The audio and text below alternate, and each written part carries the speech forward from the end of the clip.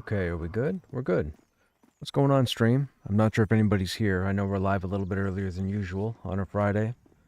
I got home a little early. I didn't have much else going on.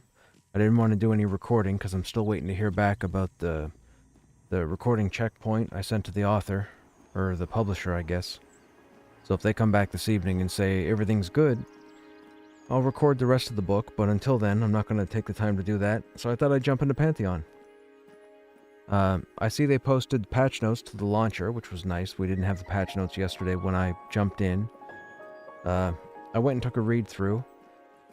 I popped back over here to AVP because I saw the patch note where it said the weaponsmith over here had the appropriate recipes.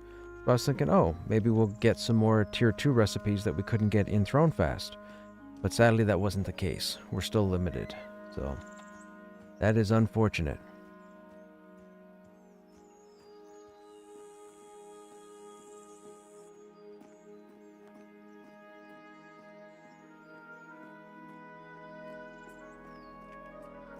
I don't know what the game plan is at the moment. I gotta spend some time and level up climbing. That can take a while, so I think I might do that until something else comes up. Maybe if somebody wants to go into Halnir's, we'll go into Halnir's. Maybe the Manor.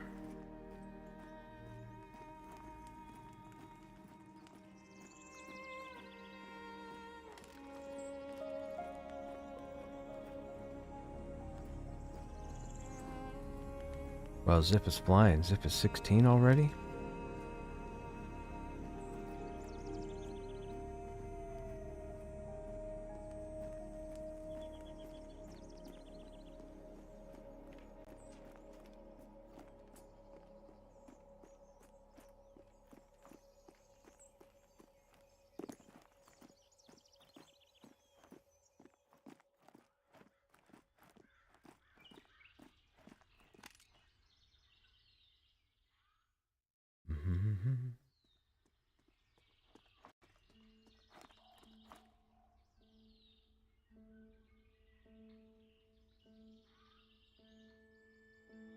Guess we can leave that there.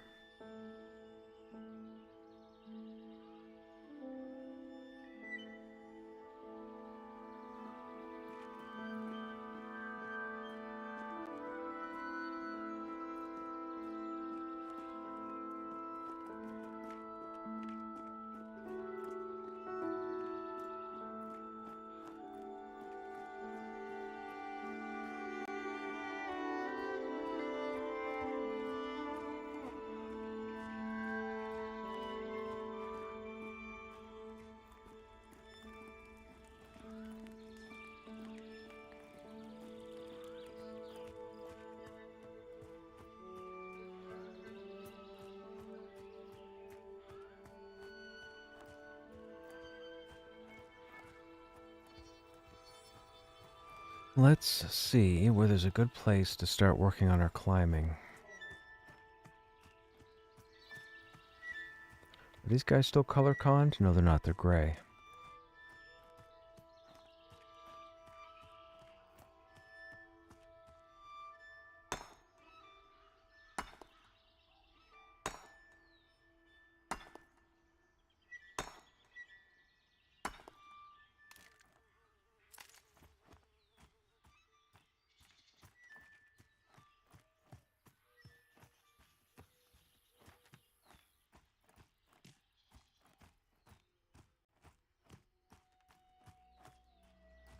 That's gray.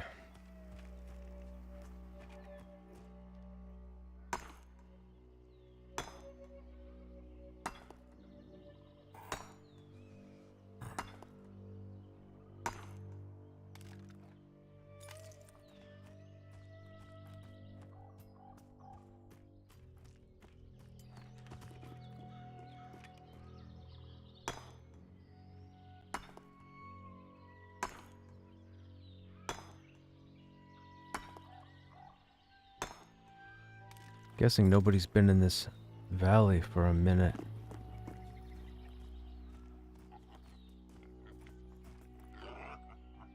That guy's still green. You know what? Let's get our weapon ups. Dagger needs one more, right? Dagger needs one more. Come on, dagger. These weapons are so fast.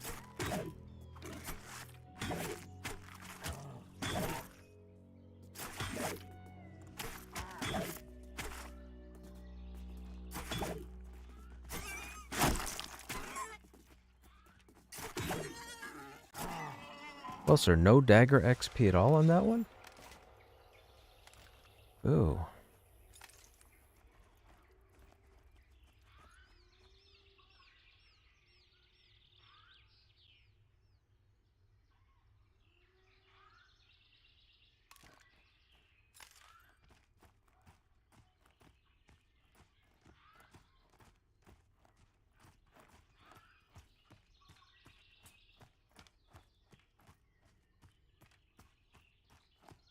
We'll grab these apples, just in case. I don't seem to get to see too many apple trees.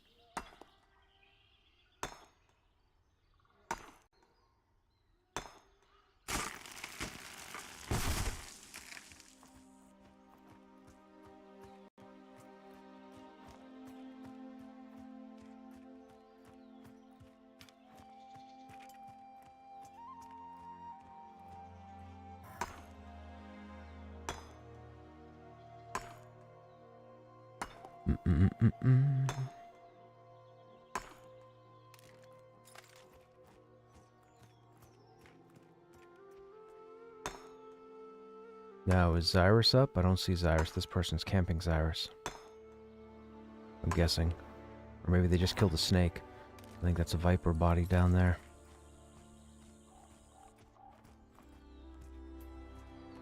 Yeah, I think they're camping Xyrus.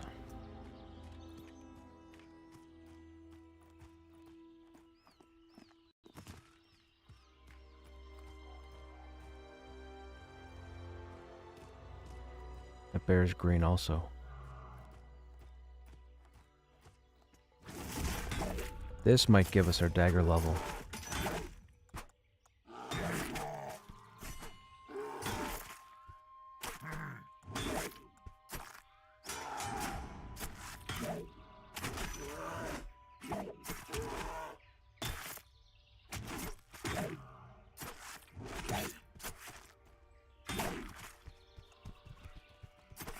Oh shoot, he's gonna have a friend.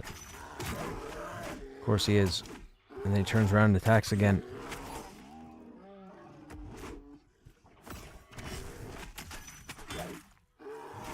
If this guy walks up towards his buddy up the hill, we're gonna have to run him off.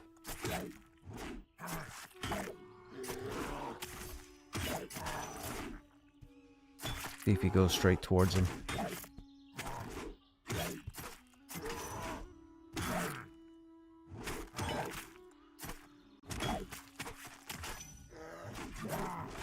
Nope. Well, that's good. What is a barrow dark bear? Is that a named? Oh, dagger went to 42. Fantastic.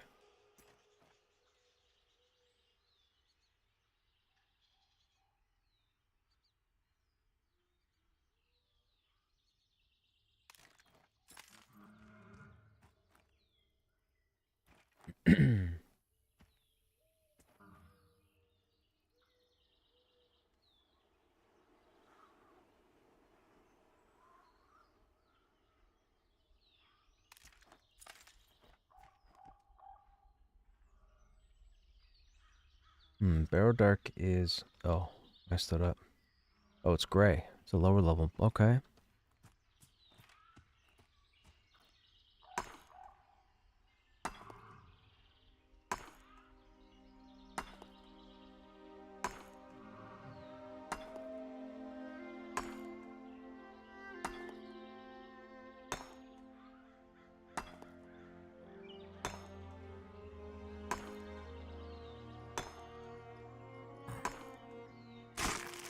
Ooh, 11. Wow, that's... I've never seen a number that high when it comes to harvesting. 11. That was fantastic. I guess they fixed huge nodes.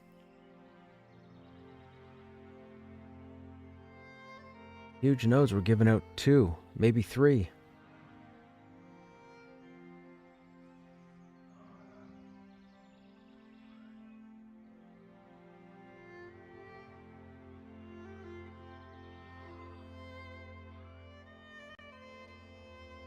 I'd like to get that cotton and that other walnut tree.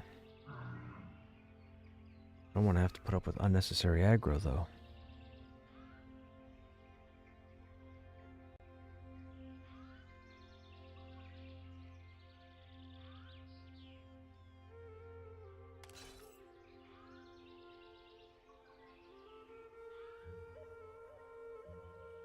$65 to $74 is 9.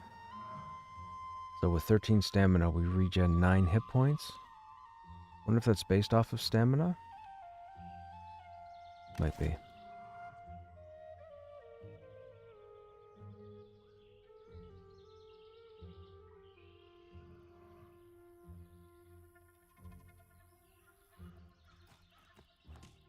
Okay, do we want to stick with dagger hammer? Or do we want to go hammer shield? Let's go hammer shield and see how that works. I know we're going to get aggro.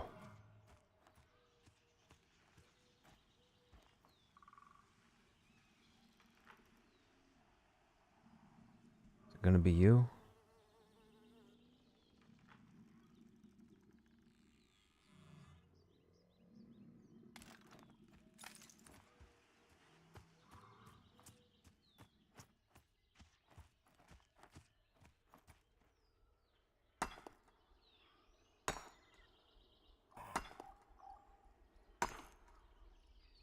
Come on, 3. Hey, 3.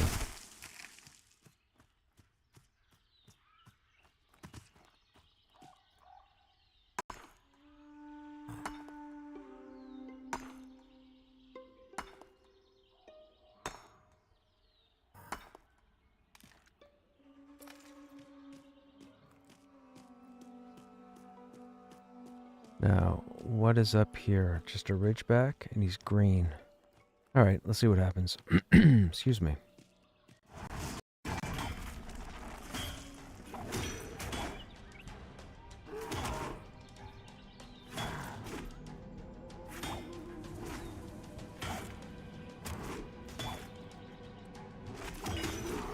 I take my finger off the skill, and he uses the skill.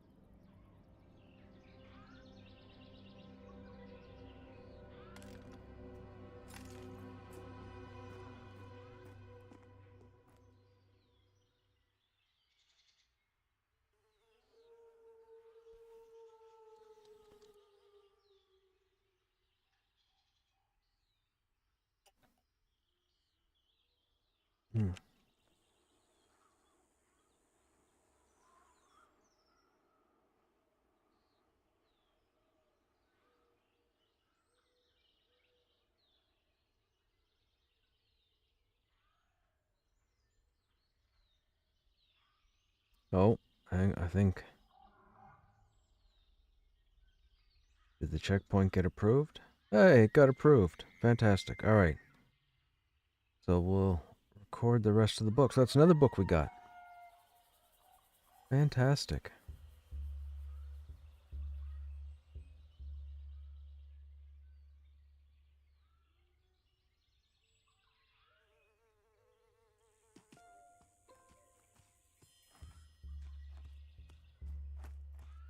There's Zyrus. We want to stay away from that dude. He is a problem, Solo.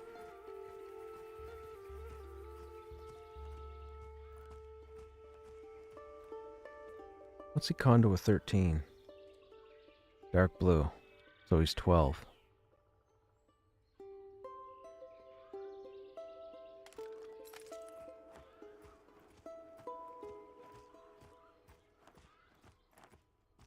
Don't aggro me, wolf. Just keep going. You're a gray mob.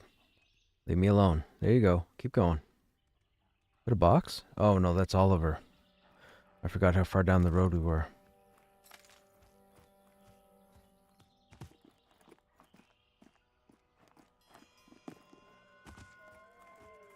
Oh, we managed to complete the fox fur paintbrush. I forgot about that. We have to turn that in. I think that goes back to the harvesting dude by the well. We got it right here. Fox fur paintbrush.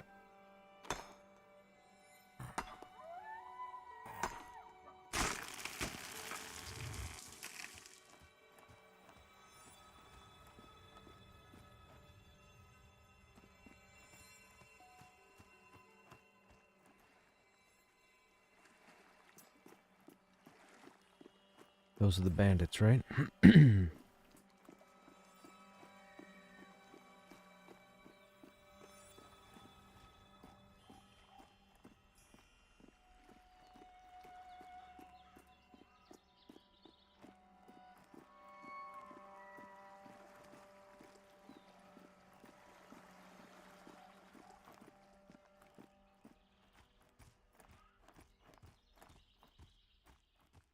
Let's check here first. I don't want to go up on that hill because that's where the thug village is.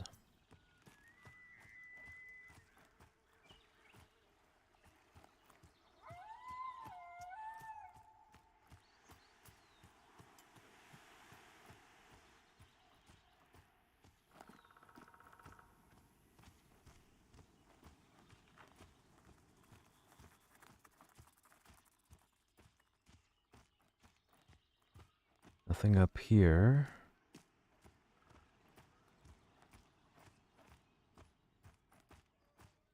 That's too far.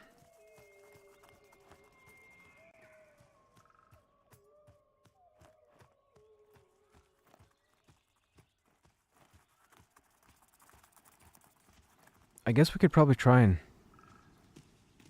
climb. Can we climb here? That's not a ledge. That's not a ledge. That's not a ledge.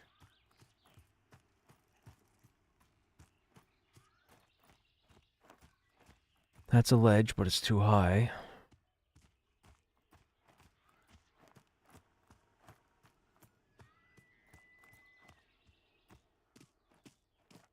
This is all too high.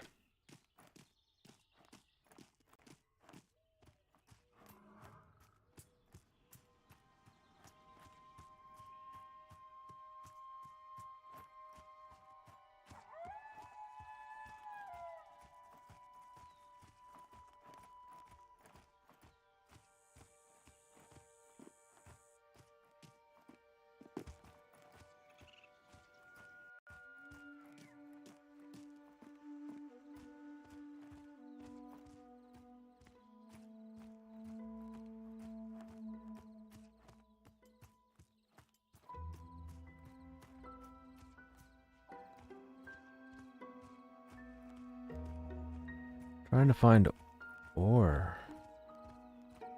Not having much luck.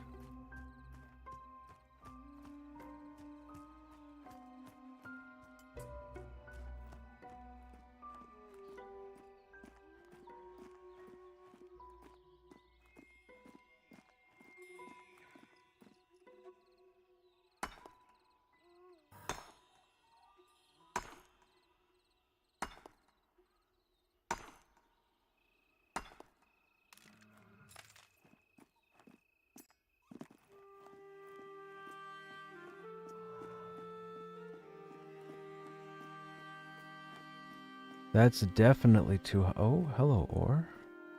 These wolves are going to aggro, aren't they? Yeah, I think they are.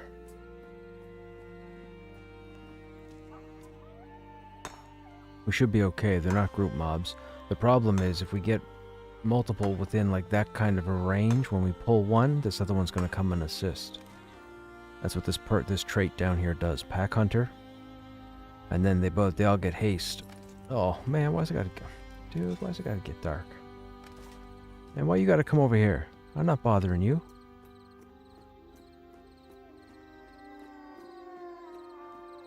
Alright, I'm risking the cotton harvest. Wolf is coming back. He's walking in a straight line. Someone just said Nightfall is crazy. Nightfall is crazy. It's one of the cool things about this game.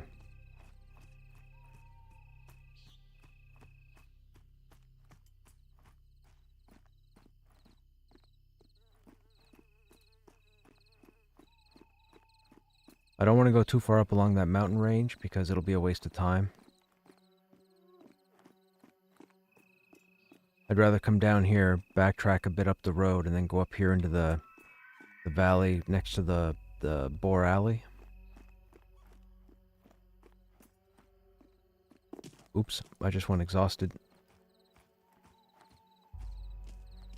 Like, the fact that you can see the street lamp, or the lantern, all the way over there. Like, come on, that's impressive. That could be the window of a house. It's not, it's a street lamp, but that could be a window of a house. Look, if you look, you can see it right here.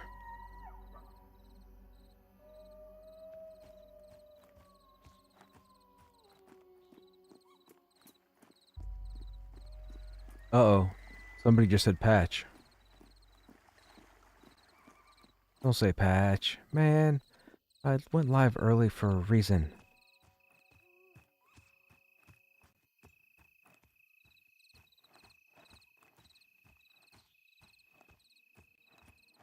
Actually, I'm okay with a patch if they come back and put in more tier 2 weapons. I need a sword. I need to be able to craft a sword. That's Iris? That's Iris. You gotta be careful. This person's gonna fall. Oh, no, that's a ledge. Huh, that's an interesting place for them to crawl.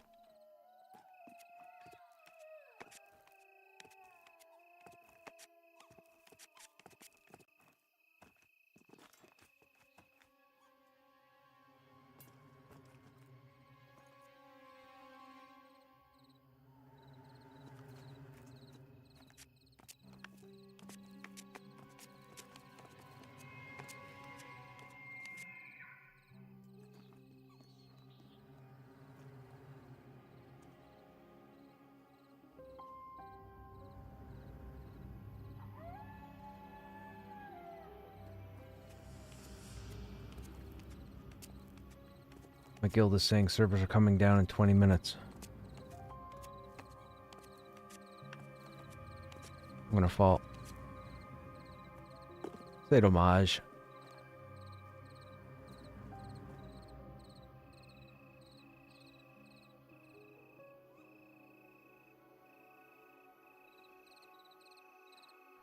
Well, what are we gonna do if they patch?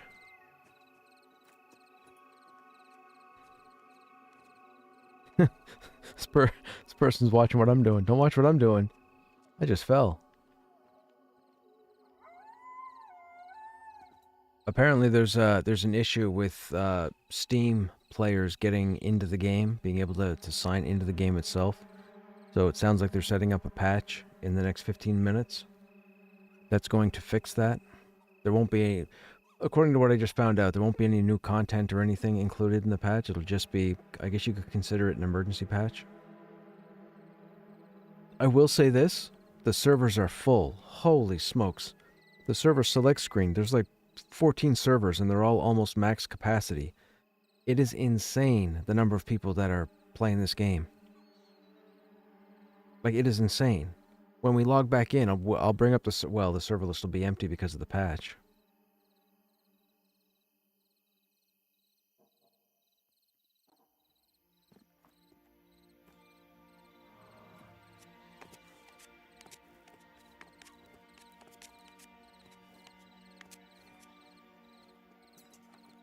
Maybe we still need to get back into Halnir's and get the rest of this armor. I need the set. I need all of it. I know there's got to be at least 3 more pieces. There's got to be shoulders, there's got to be wrists, there's got to be a helm. I need them all.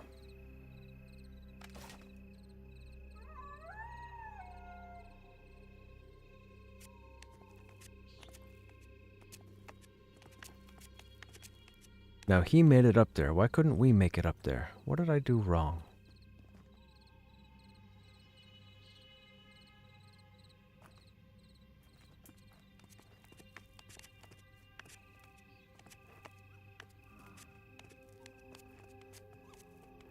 Did he just fall? Okay. Sit here and met up, and that gets us to the top. Perfect. Perfect, perfect, perfect. What's our climbing at? I didn't see it when it just came up. 15. Not bad. Not bad. It's got to be higher. It's going to take a long time. Swimming took hours. I'm assuming climbing is going to be the same. Well, climbing could probably take weeks. Days, anyways.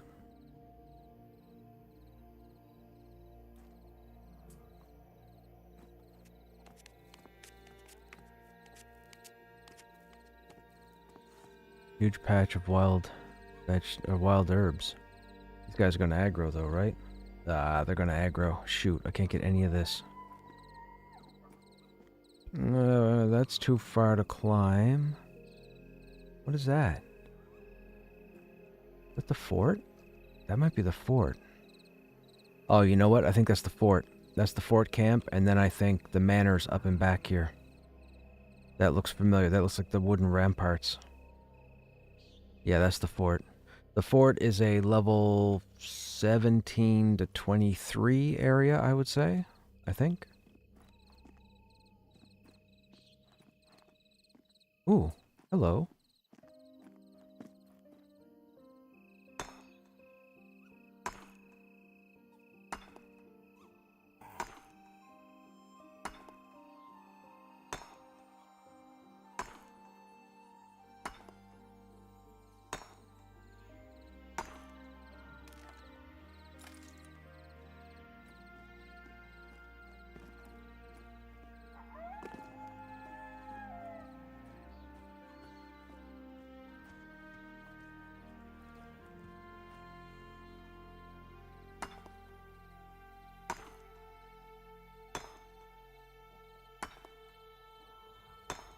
We're still going to have that giveaway on Christmas Eve.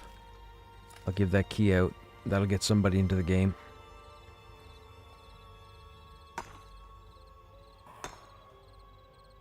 They need to patch this sound, man. I need the woodcutting sound back. It's on every other race except Ogre and Dwarf.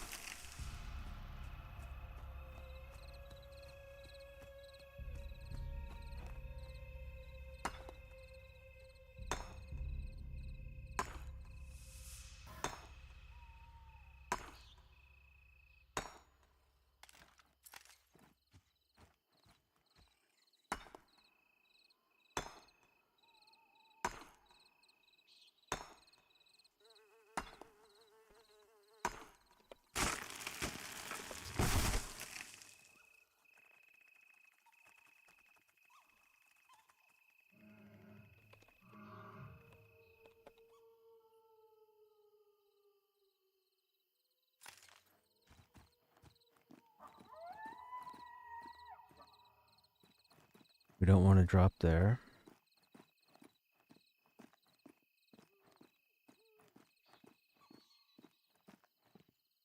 Yeah, that's too high. We can get up there. We'd have to go down there and take the ramp up. Go up the side of the mountain. I've been up here. This is actually pretty cool. There's a chair and a table up here with a alcohol bottle, a wine bottle, or whiskey bottle. I don't know what it's for. It's just there. It's like a landmark. It's very difficult to get to as far as climbing, but we got to it on the Human Warrior during Season 6.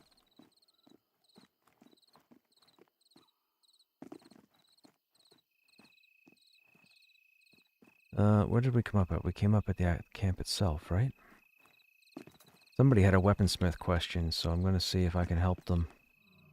They haven't responded. I assume somebody got to them.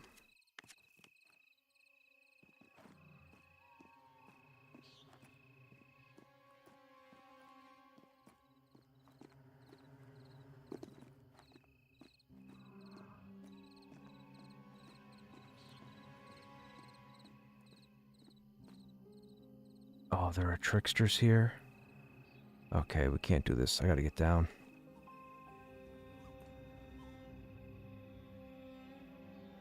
Oh, we got the bugged animation. That's alright.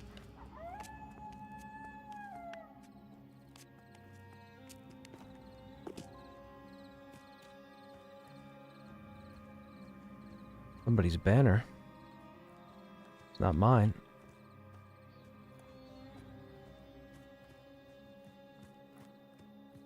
Well, I sent that person a tell, but they didn't respond, so I guess somebody's helping them.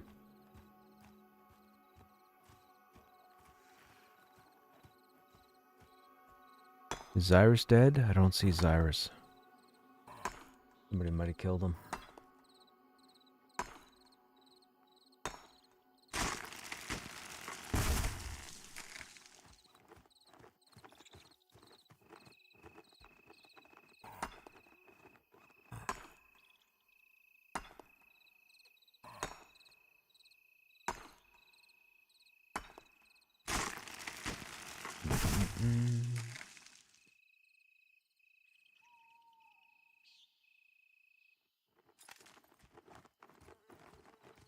That's pretty cool. They want to try and put a rush on getting out a PvP server. I don't have any interest in it, but the fact that they're considering doing a PvP server is pretty cool. I heard a friend of mine told me to earlier this evening, or this afternoon, I guess Ashes had a play test, but I guess apparently it was kind of busted. I think they only had it up for 2 hours and they had to take it down. That is unfortunate. Is that aggro? It's gray. Shouldn't aggro.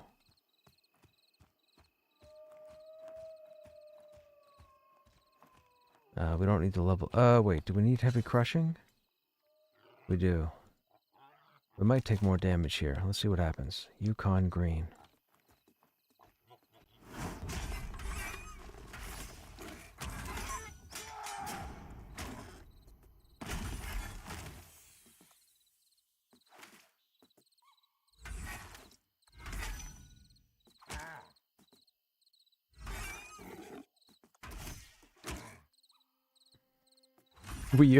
We used Furious Howl last night in the Goblin Caves. It scared half the group. I mean, truth be told, it kind of caught me weird too, because it's a new sound and it's... I said last night it was violent.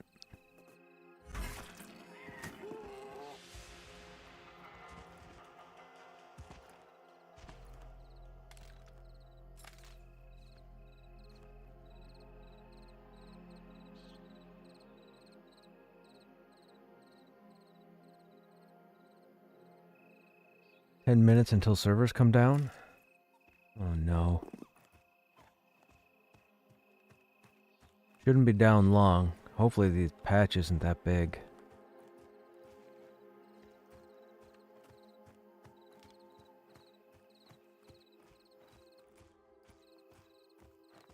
Dustbat cons green. Hopefully there's no rabid bat.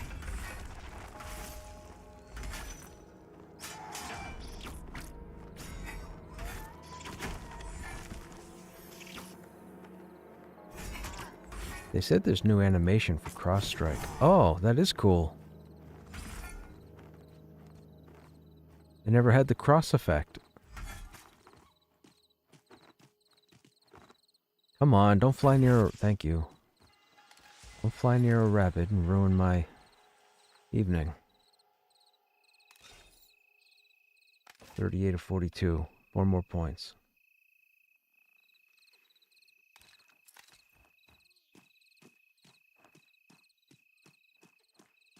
We need to get back into Halnirs.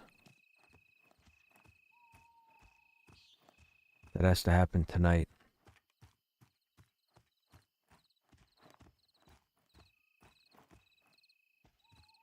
The deer's gray.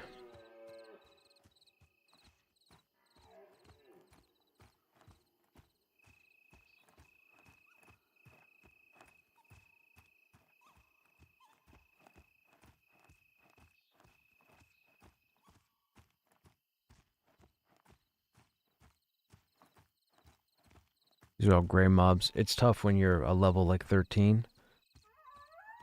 Most of the stuff on the ground, I guess you would consider it ground level. Most of the stuff on ground level caps out at around 9. These boars are green, which means I believe they can spawn 9 or 10.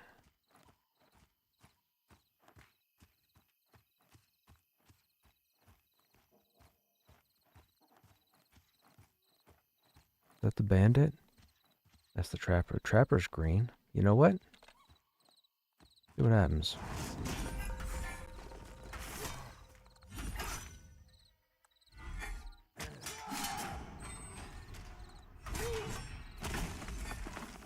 Oh, he's doing a lot of damage. This might have been a bad idea.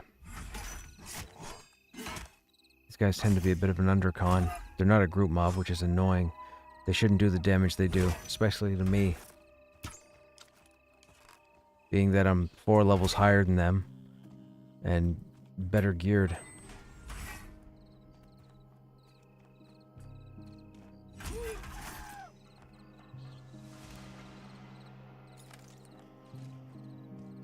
They had a simple stone. That's good. Man, you take... How many faction hits? 1, 2, 3, 4, 5, 6, 7. The Godai bandits are tied to 7 different factions in the game.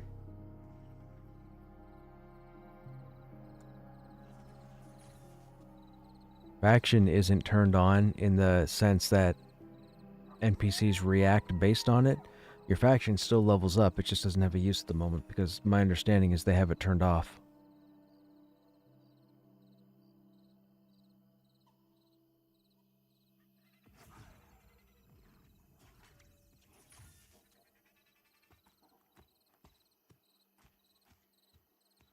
What are they saying here? What I found in chests are not tier 2, they're tier 1. Cotton and both, no tier 2. Oh, they're saying tier 2 can drop in any chest, and players are saying no they can't. You have to be in a certain area of content. I don't know. I haven't seen a single schematic drop anywheres. It's been 3 days now. It exists because people are getting it, but I've just been unlucky.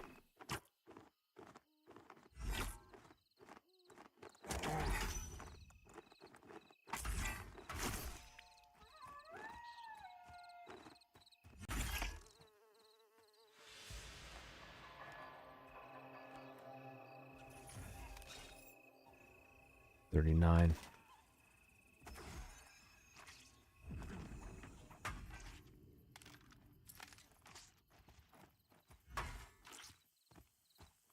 Okay, this guy's lower level. He just pulled a young ghost viper. Those come in around level 8, 7. Dusk bat is green. For those who might be curious, we're not killing these for XP. We're just killing them to get weapon skill ups. I'm trying to keep my weapons at max. As a warrior, you want all your weapon types as maxed out as you can get them. I also need to get a staff. We don't have a bow staff yet to level that up. That's like the only weapon I'm missing. I mean, we don't have unarmed either. Not that I'm looking to do unarmed. I can't see a warrior being viable with unarmed. That's solely a monk thing.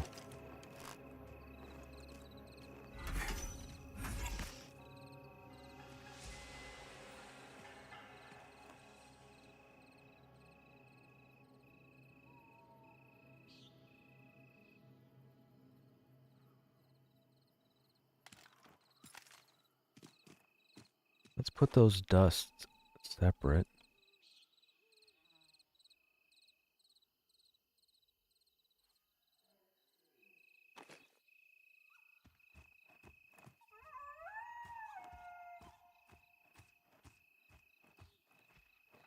No, it's gray. It should be daytime momentarily.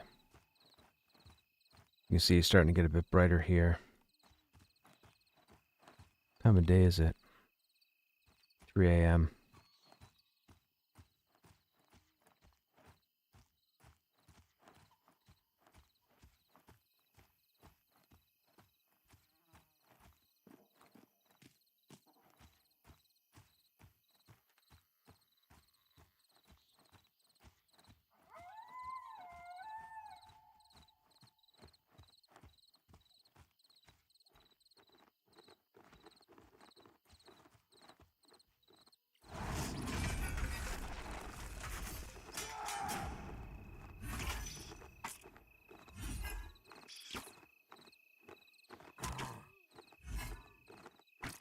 So bats have an annoying skill called blurred vision. Every time it wears off, they have like 4 seconds and then they cast it again. It's arguably the most annoying skill in the game. Oh, they might have fixed it. Longer than 4 seconds and he hasn't recast it. There it goes. There's blurred vision. Causes us to miss like 99% of the time. It is awful. I can fight a green mob, and 2 months ago, when it used to cast it like every 4 seconds, a green mob would utterly decimate me because I couldn't hit it at all. With maxed out weapon skill, high quality weapon, and the green would just annihilate me because it kept landing blurred vision over and over again.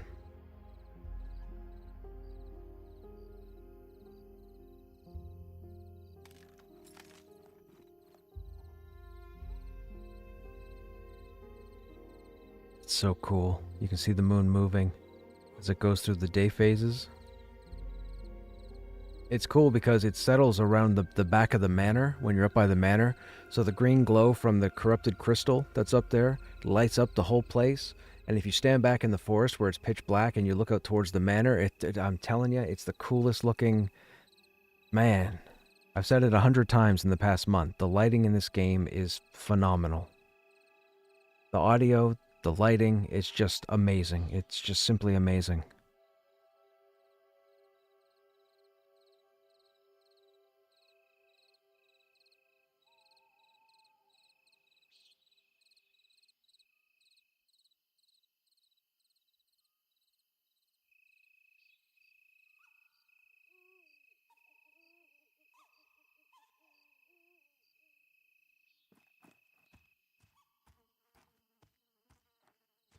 What bat is that? That's a small. That's gray. And a snake is that? That's not a snake. Boar, that's green. Okay. Come on, heavy crushing. I don't want to use too many abilities because I don't want to beat him up too bad that we don't get many swings in. But I'm going to use Strike of Breaking because Strike of Breaking takes away from his AC.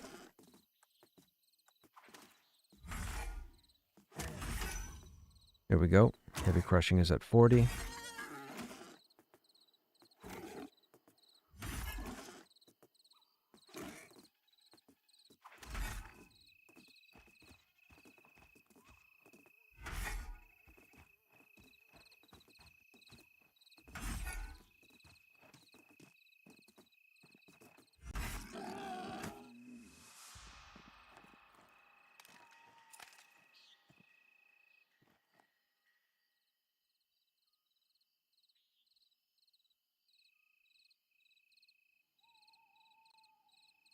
I'm sure we'll have more people on in about an hour's time.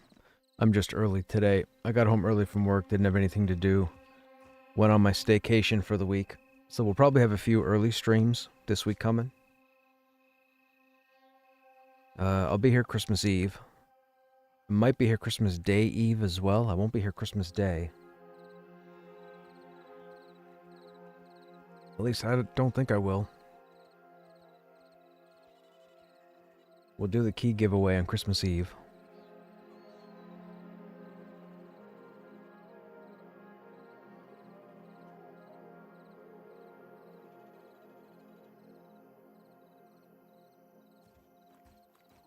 That pup is gray.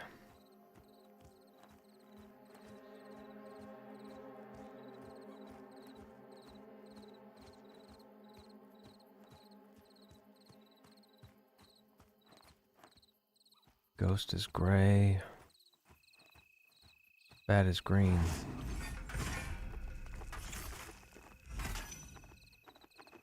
Now, we've got blurred vision, so I'm not going to use any of my skills because blurred vision is going to cause me to miss, and they'll go on cooldown, which means we won't be able to optimize our debuffs.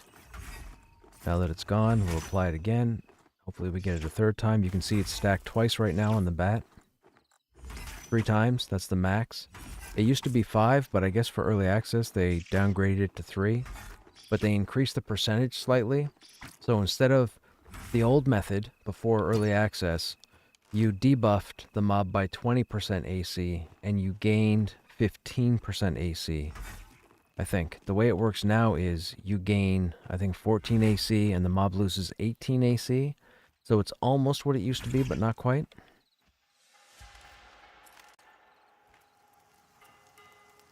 I was going to have a big issue with it last night, but when I did the math in my head, it's not so bad. I get it. The interesting thing is it's determined on strength, and we have one of the highest strength stats. When I got my best gear on, I think we have 14 strength, and then when the shaman buffs me, we have 16 strength. Look at the fog, man, the mist. Look at the light, like, dude, the environment. They are doing so much right with this game. Look at that. That rolling fog effect. That is amazing.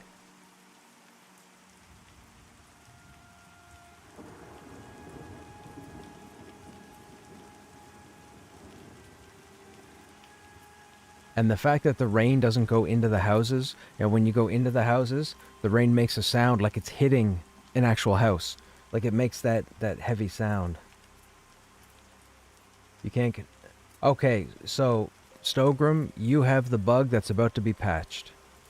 Apparently there is an issue where players are having difficulty logging in through the client. So I think there's a patch coming in the next 10 minutes. And I think they're patching that fix. It says here it might take 30 minutes to get back in. And I just got kicked. So that happened. So the servers are down. So now we have to figure out what to do. What am I doing? Let's go into Path of Exile. We'll do Path of Exile for a little bit, and then we'll check back for the patch. Or somebody will give me a heads up and let me know. We're still in Act 3 of Path of Exile, so I think I'm almost done. I think we're almost done through Act 3. I haven't played this in a week. I might forget what I'm doing.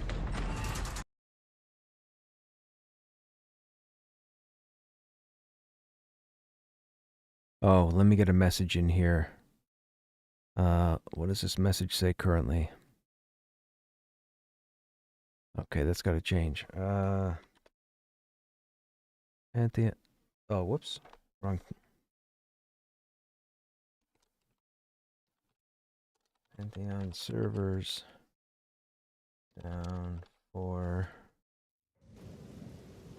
emergency patch.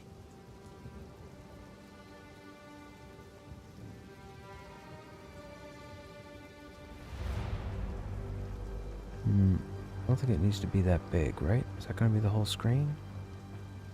I don't even know. Oh, that's good. There.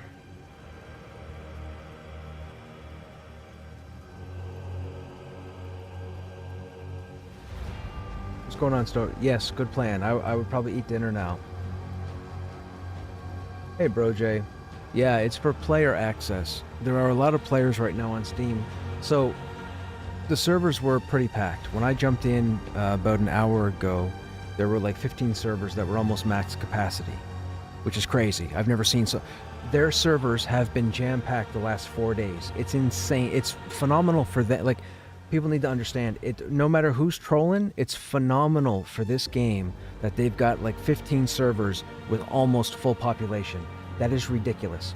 Anyways, there are a number of Steam users who can't log into the game. For whatever reason, they try to log into the client tells them that there are no realms available. So they're doing an emergency patch to address that. So there should be, I'm thinking it's a small patch, and it should be up in a few minutes, and then it's going to take time to download, I think. But there's no new content or anything coming at the moment. They're still working on what would be their content patch. This is more or less just to fix the login. So we'll see what happens. I love the only stake in this game that I have is that I need this game to come out. I need this game to come out. I need it to have a retail launch. We jump in day one and we go. My thing is, The fact that I log in every day and see all this, like, the server population is growing for this game. That means there are more people picking it up right now, which is phenomenal. And it says something about the game because it means more and more people are giving it a shot, which means they're probably watching streamers play it, they've got friends that are playing it, they're not just doing it on a whim. Someone's informing them about the game. They're making an educated decision, which is fantastic. Absolutely fantastic. I absolutely love it.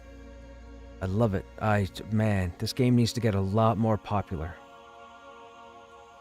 It doesn't need to be popular to come out. The game's coming out regardless. They have their player base.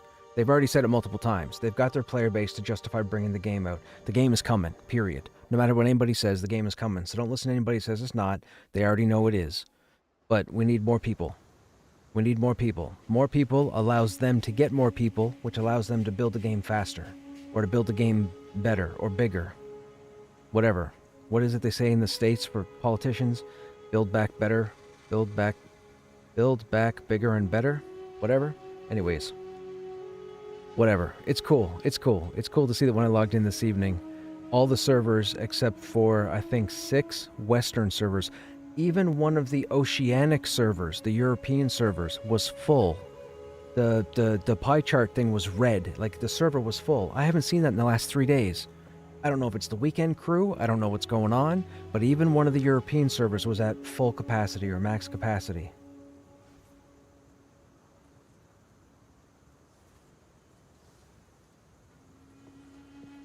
That looks wrong? What looks wrong?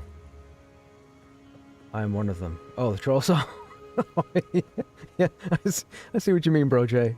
I see what you mean. Man, I am so happy for these guys, and I am so happy for this game. I have been I mean, you guys have seen over the last 3 days how excited I've got with the group crawls, the dungeon crawls, just everything. Dude. I don't even know where I left off here.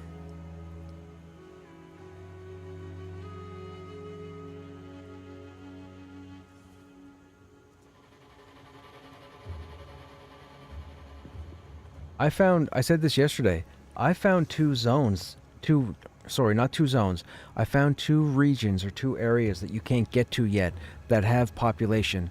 I saw creatures that you will not see anywhere else in the zones that are available right now. And I'm not going to say where I found them, because I don't know how many people know about the 2 regions the 2 areas that I found. But I found 2 areas that nobody can get to right now. What are my skills? QWER. Where am I? Are we back in time? I think we're back in time, right? Oh no, we're in... Okay. We haven't gone back yet. This is the town from current. Travel to the Black Chambers, so we have to go through here. And this takes us back in time.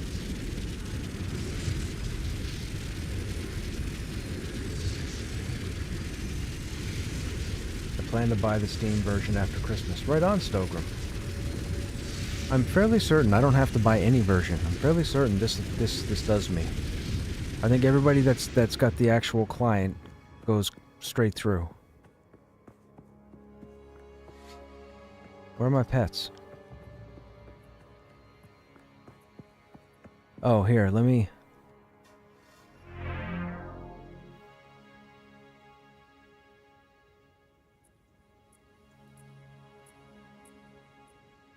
Let me get that in the middle. There. They are doing everything. They're doing a whole underwater thing. It's not going to be just swimming. They're going to have combat, fights, zones, dungeons. Dude, they got so many plans for this game. Not this game, Pantheon. I am excited. I can't say it enough. I can't wait. You have your copy and a friend copy. I figure Christmas money is expendable, so you get a second account with Steam. Yeah. Hey, fantastic, Stogram. Fantastic. I will say thank you for doing that, because I have no stake in this game, but you doing that will help them, so thank you for doing that.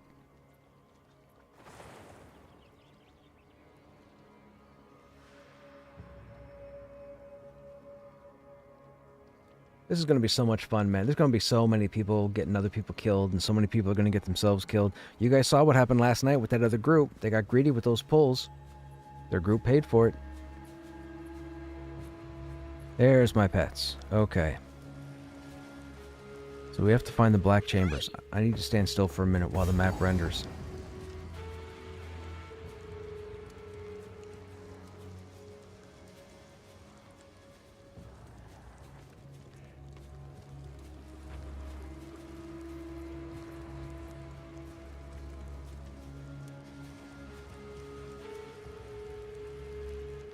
All mage big bags. Your ogre bank tune.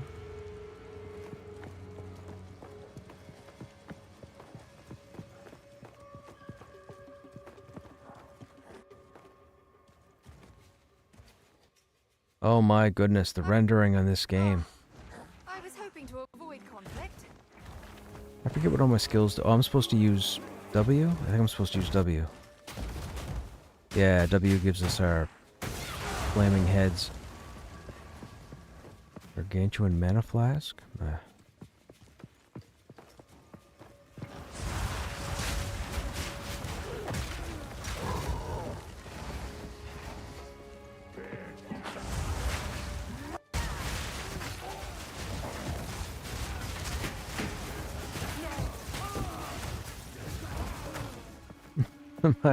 My pets are so strong. This isn't even the hard difficulty. I'm sure in the hard difficulty, my army's gonna get owned. Wait, why is Alva right there? Oh, Alva joins us, right. That's a boss. Look at him, look, he's melting.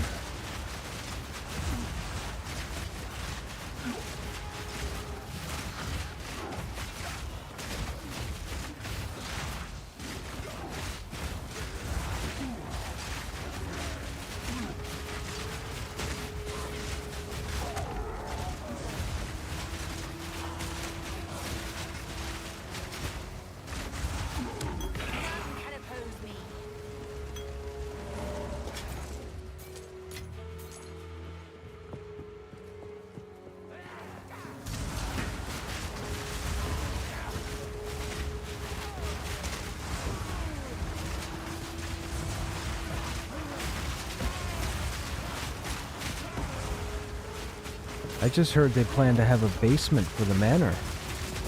Interesting.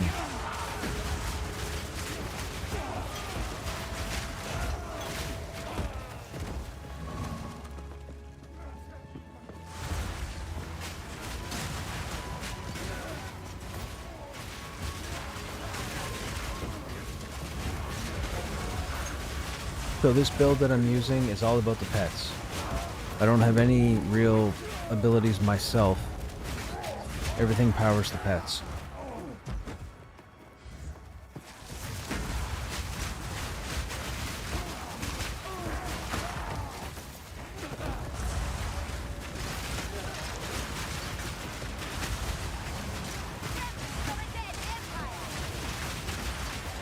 Someone feel free to let me know if they managed to get the patch download started.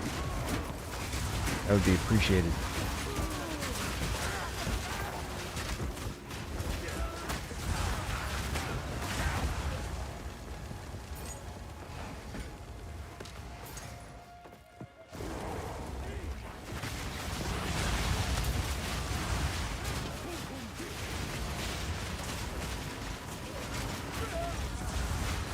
Yo, he's giving away the secrets.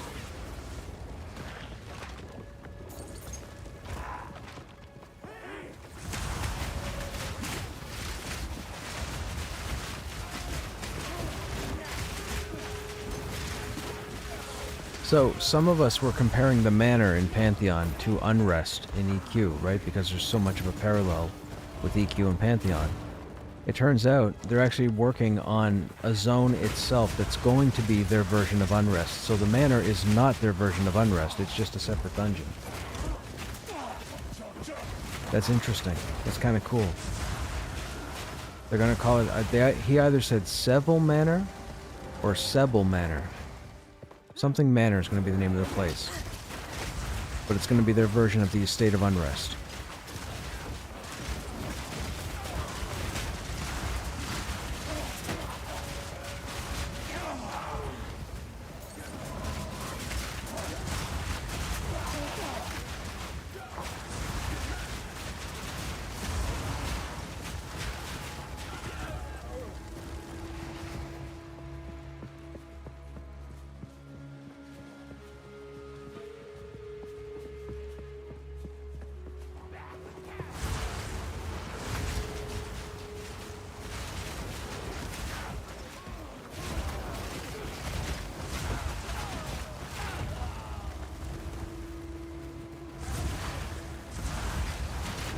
Oh, interesting. I just learned something else. You guys might remember my beginning time in Pantheon. Every time we went to the Mage Island, I was always complaining or whining about the ore nodes that were locked behind the zone wall. I just got my justification as to why they're still locked behind the zone wall. Apparently that zone wall is protecting a large portion of the game that's designed for expansion at a later date. They don't want players to be able to climb down over the side. That's why it's walled off like it is. So at least I know that, so I can stop whining about it.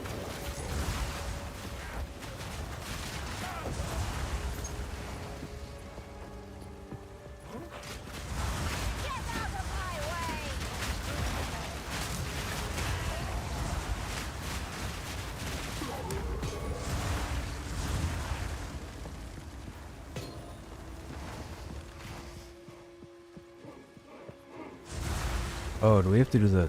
Oh, we have to do the boss fight again. Okay. We should be okay. He's gonna yell at us. Your rampage ends here. Oh, some of my pets just got locked out. Don't worry. I can solve this.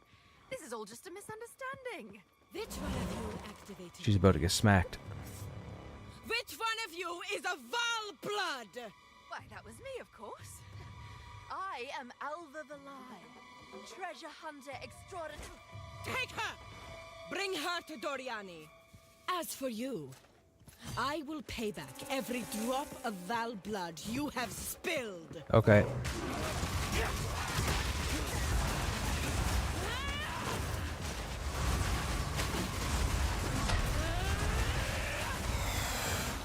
You will fall before us.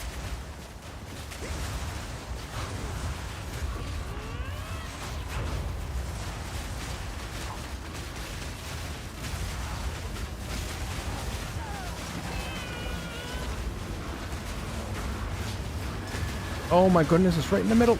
Blah, I'm gonna die. The Kelly's web!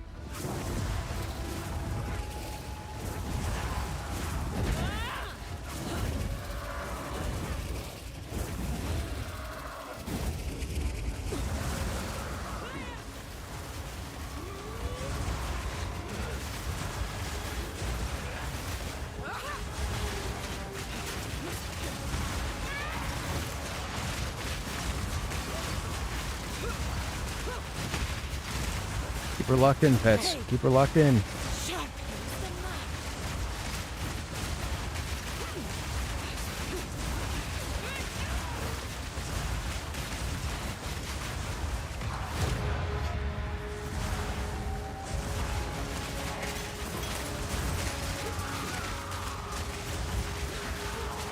Get out of my way.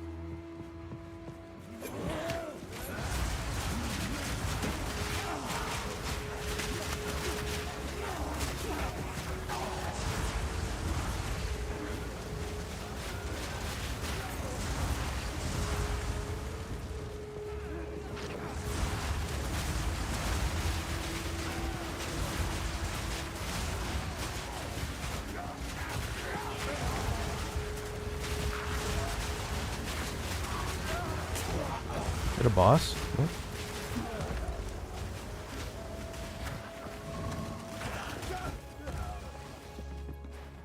Oh, I forgot. We can still summon zombies. We can make the army even bigger. I forgot. We can have like... We got this built to have like 30 pets.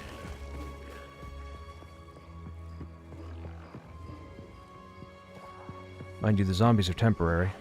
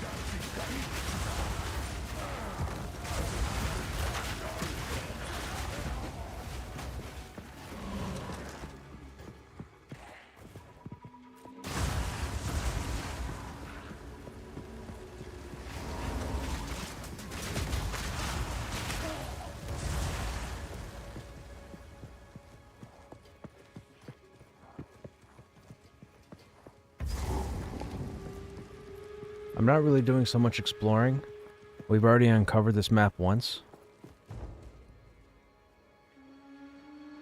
Servers are still down. They don't have an ETA as to when they're going to be up.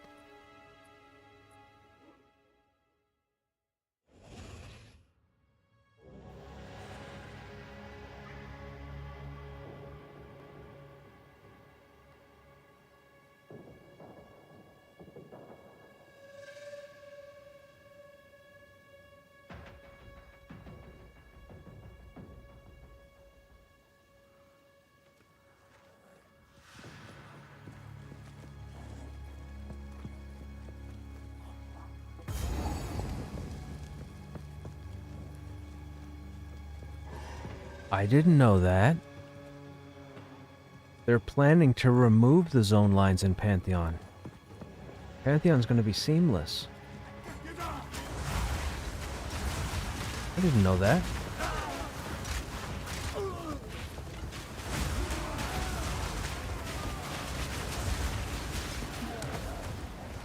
That's very Vanguard of them. Get out of my way!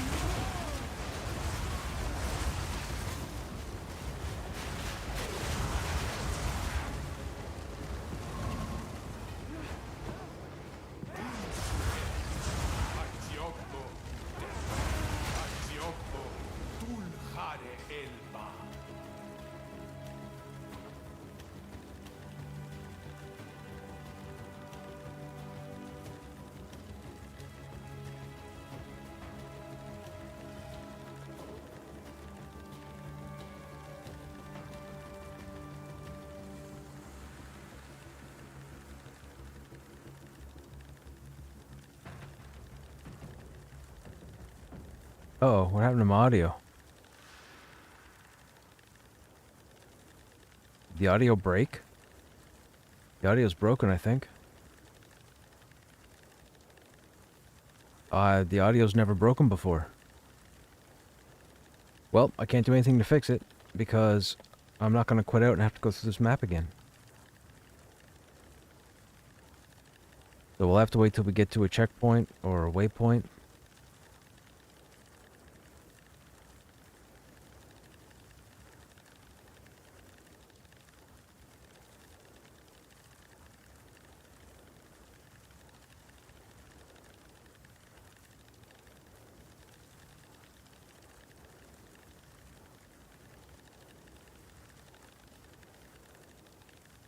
Oh, there was a named. Here we go.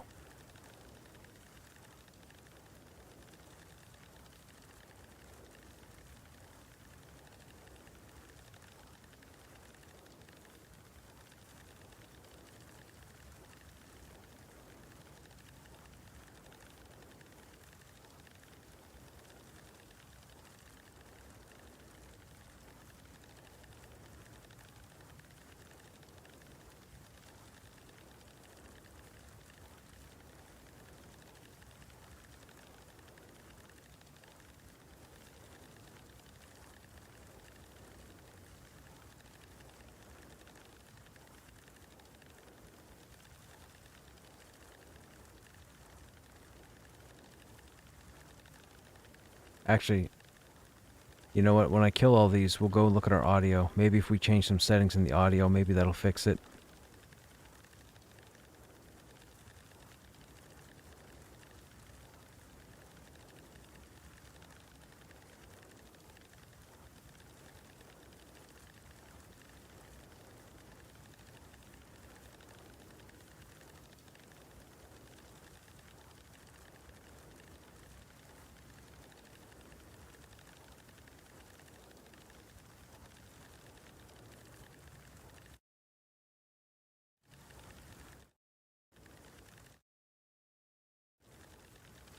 I'm gonna have to exit out. I don't want to do it until we find out where we're going.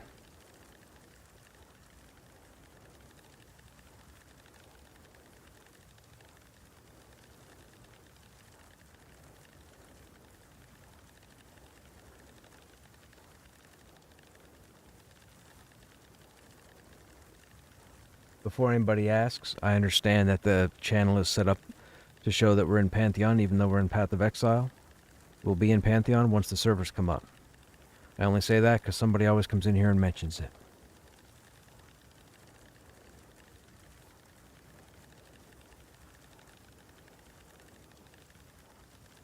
Chaos Orb, nice. I don't have any room. What if we call back to town?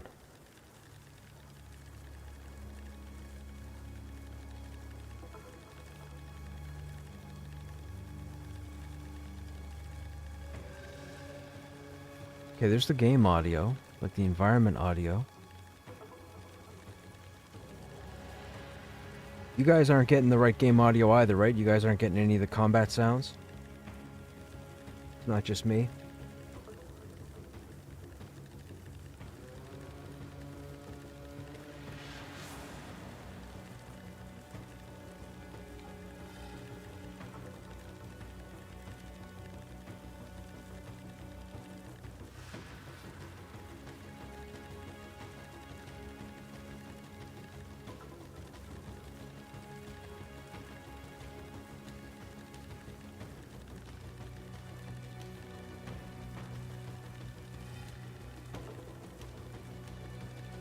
Nope, we gotta quit out. Alright, we'll quit out after this, and then reload it. I don't understand what happened. I don't know if this is normal.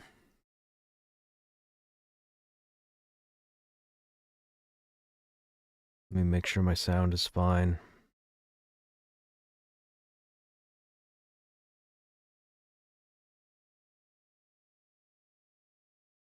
Yep. Works fine. Okay, it was the game.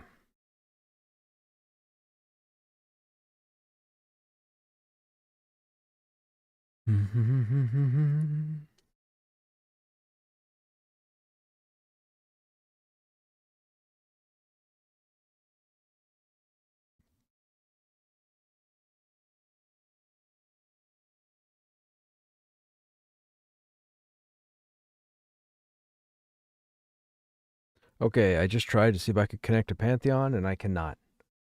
So, not only is the patch not available, but the... Oh, someone just said the servers were up.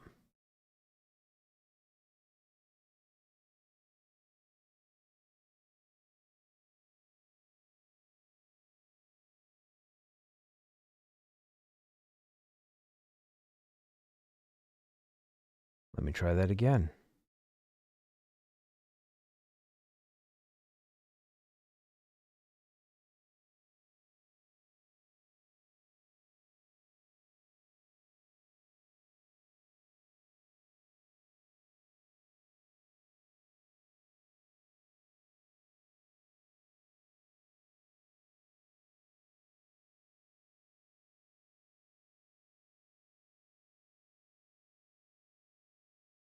Well, I can't connect, so if the servers are up, I cannot connect to the client.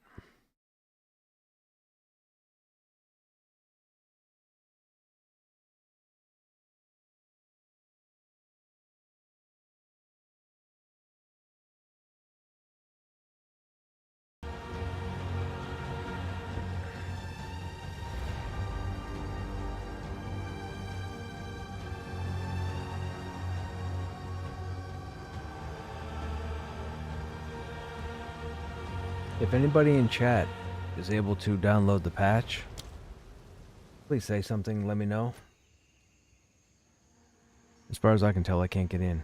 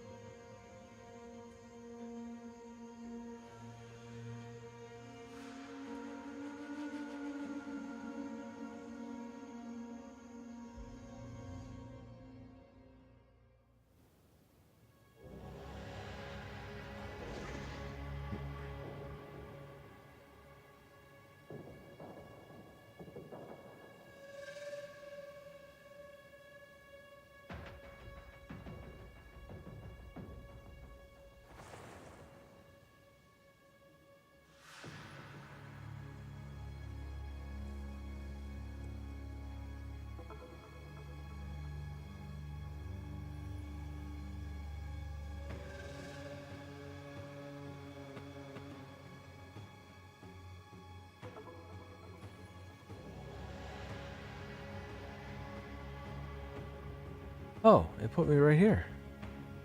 Interesting.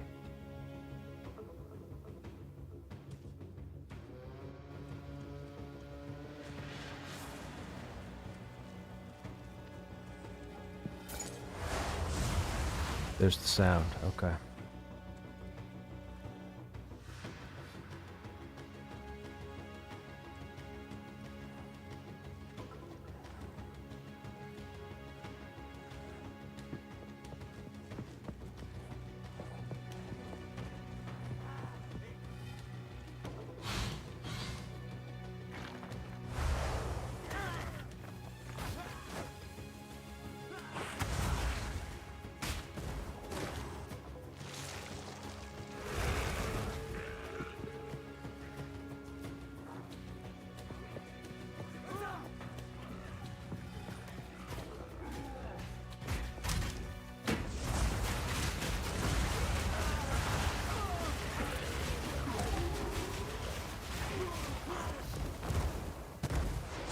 Yeah, okay.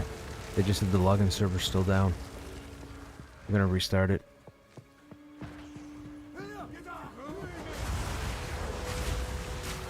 The login server got hit so hard, players crashed it.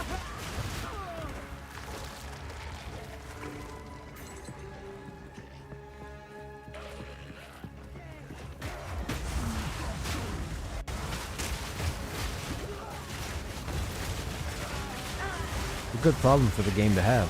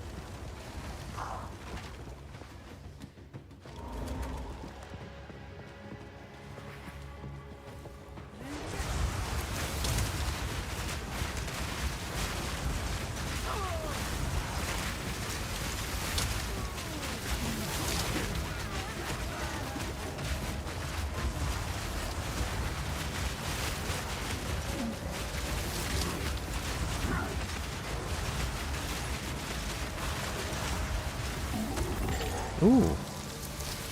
Advanced firm bracer. Oh, dexterity. Damn it.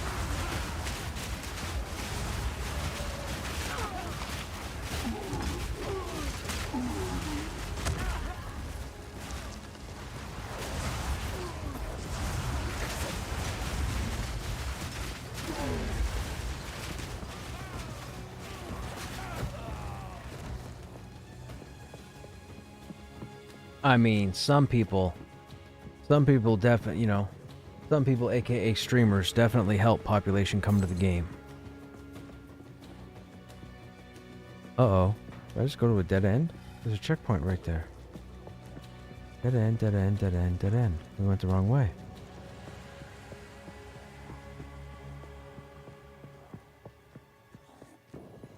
Oh, there's a bridge there.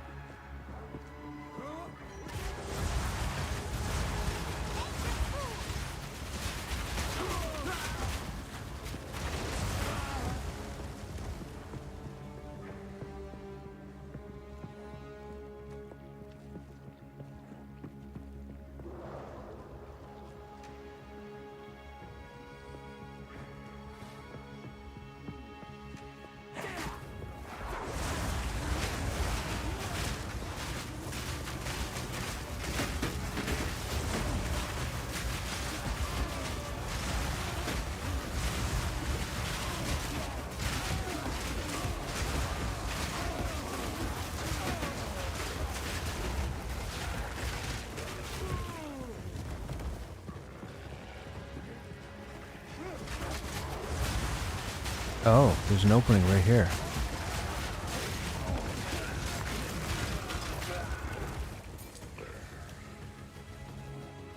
Another checkpoint. Trail of Sacrifice. Trail or trial? Trail, I guess.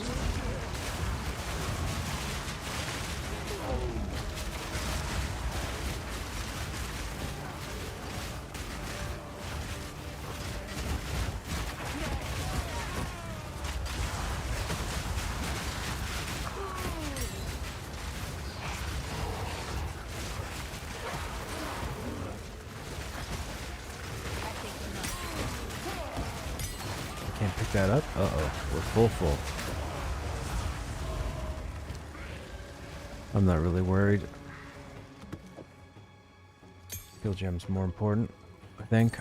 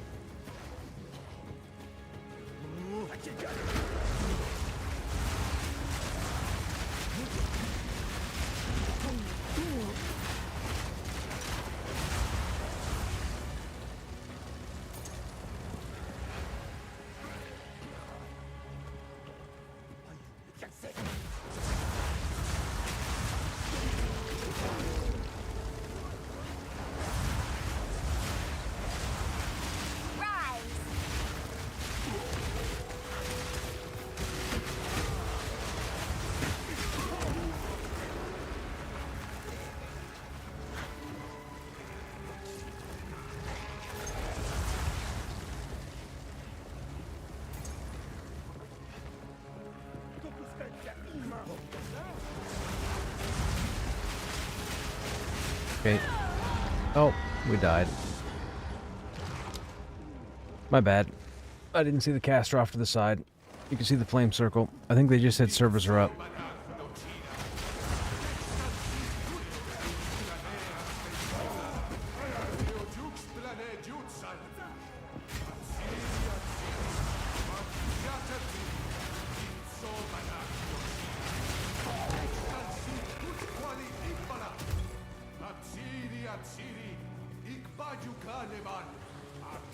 I don't know who's talking.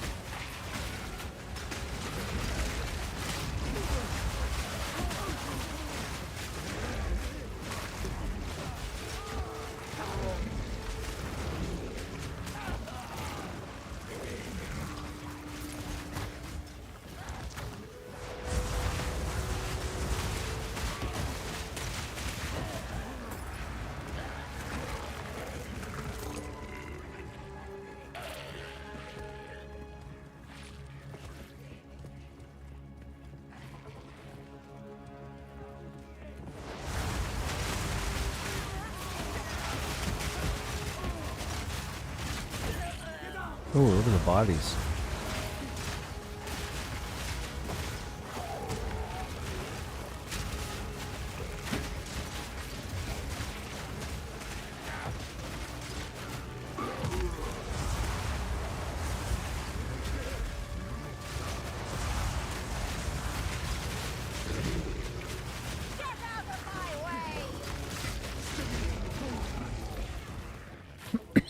Excuse me.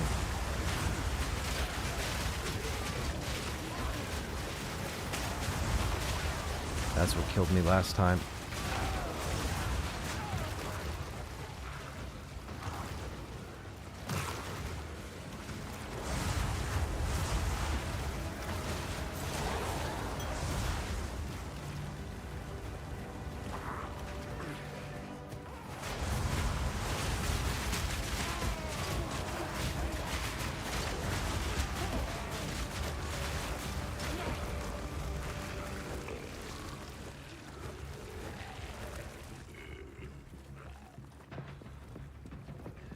Checkpoint.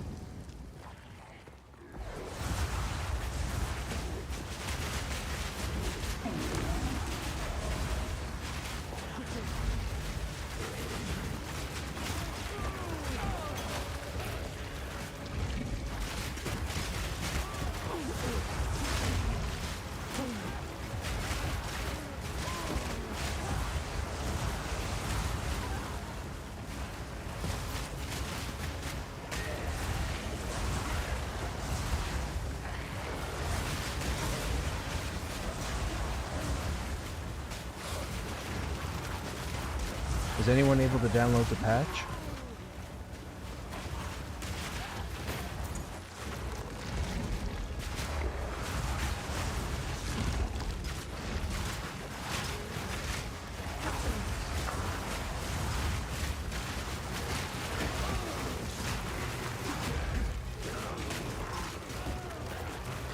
Oh, nope, I just got my answer. Login server's down again.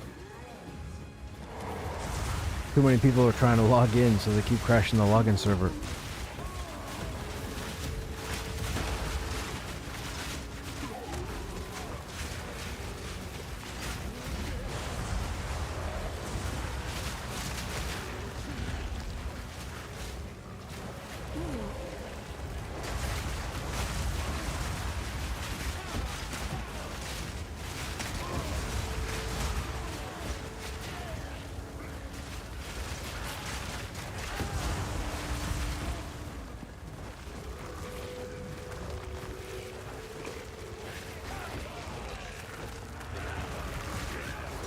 Joppa just said there are still areas in the game, in the zones that are available, thrown fast and AVP included, that haven't even been found yet.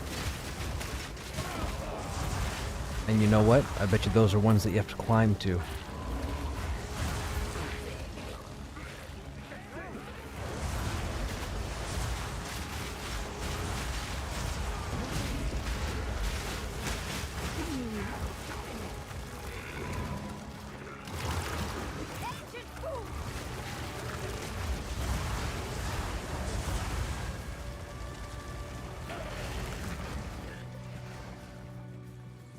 Oh no, dead end.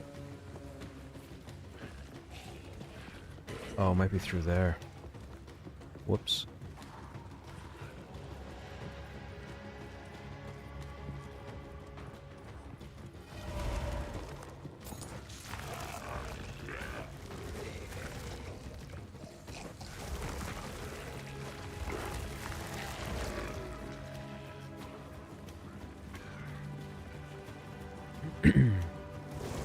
Oh, stairs right here. Oh, the Black Chambers. I found it.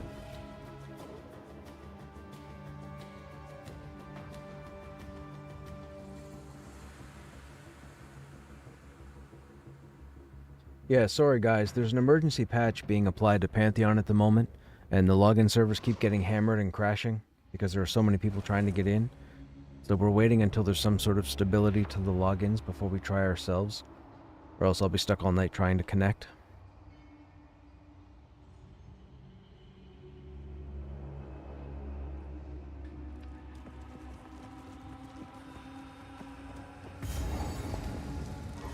Okay, there's the waypoint. Perfect. Now we have that. So if anything happens, we can get back here.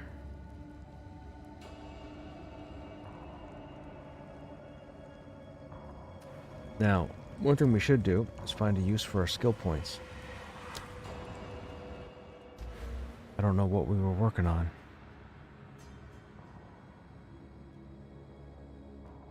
We were up here, but I think we were going to move somewhere else, right?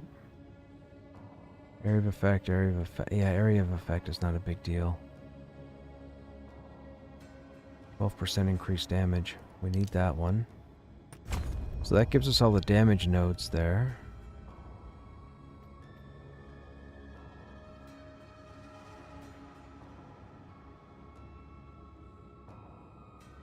%, fire resistance, lightning. Oh, resistances. That's what we were going to give them.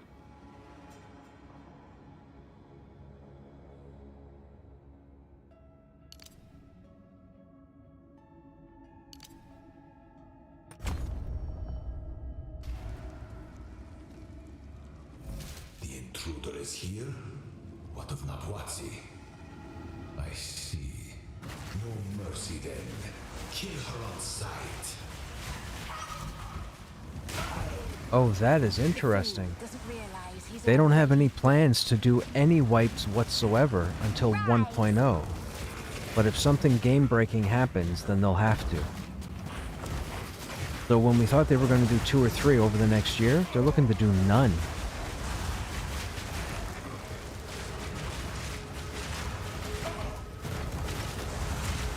Well, that's going to get some popularity. That's going to get more population to the game.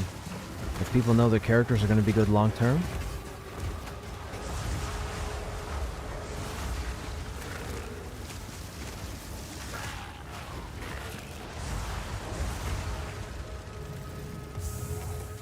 What is that? Cadavers? Oh, it's a chest.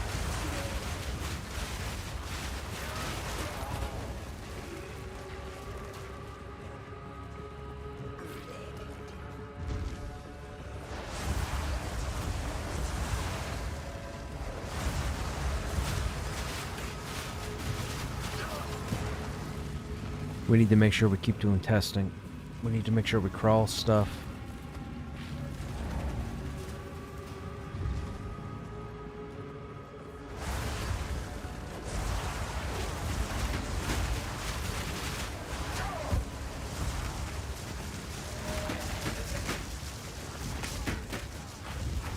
I just gave these guys fire and physical resistance, and they get hit with lightning.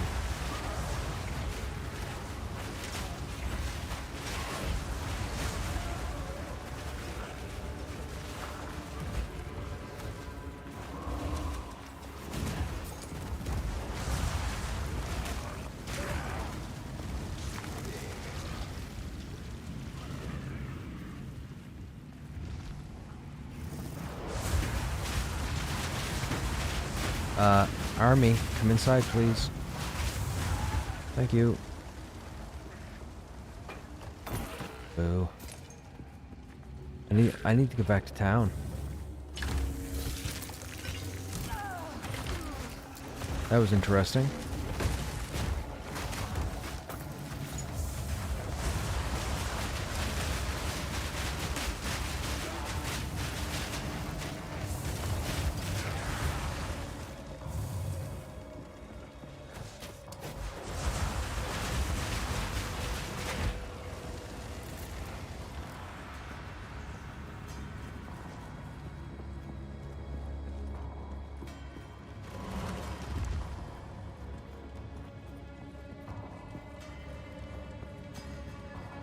Oh my goodness, they want to have rafts and ships in the game? Dude, how big is this game gonna be? I didn't know they wanted to have watercraft. What a clever trick. Fool! There is no time for this. Atziri will soon commune with the beast. Cease your assault. The summoner is gonna be able to summon a raft? Okay, that's cool.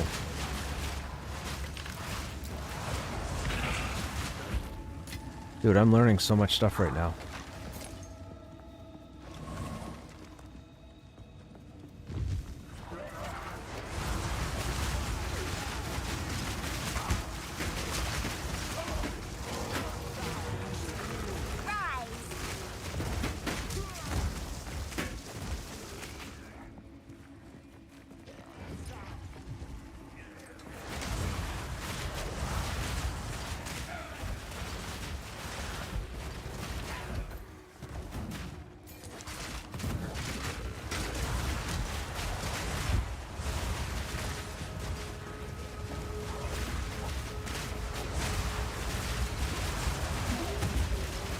Their plan, apparently, is to have their water ecosystem set up like Subnautica meets EQ. I don't know if you guys ever played Subnautica, but that game gets freaky when you get further down into the ocean.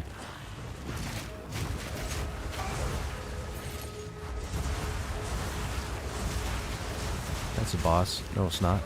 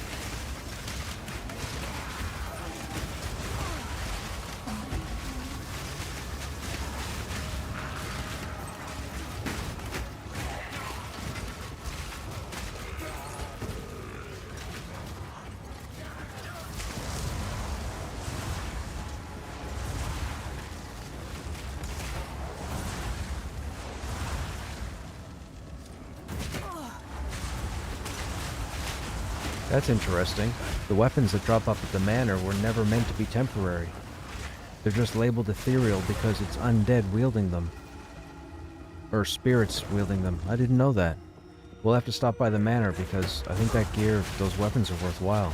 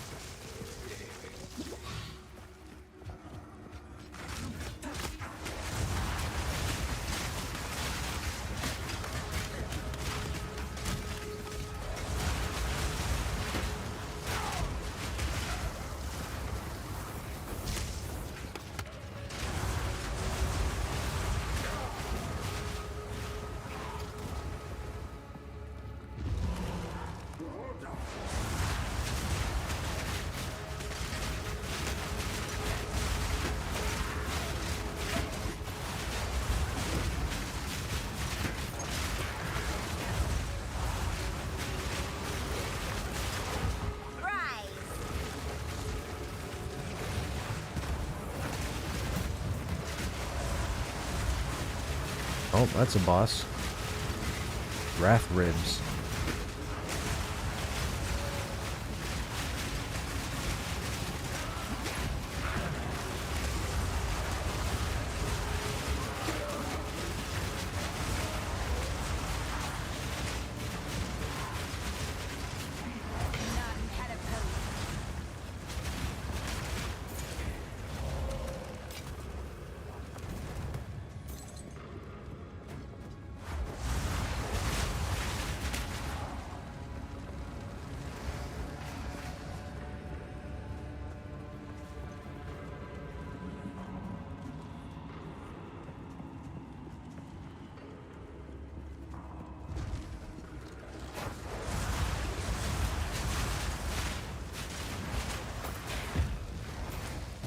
Checkpoint. Perfect. Boss fight?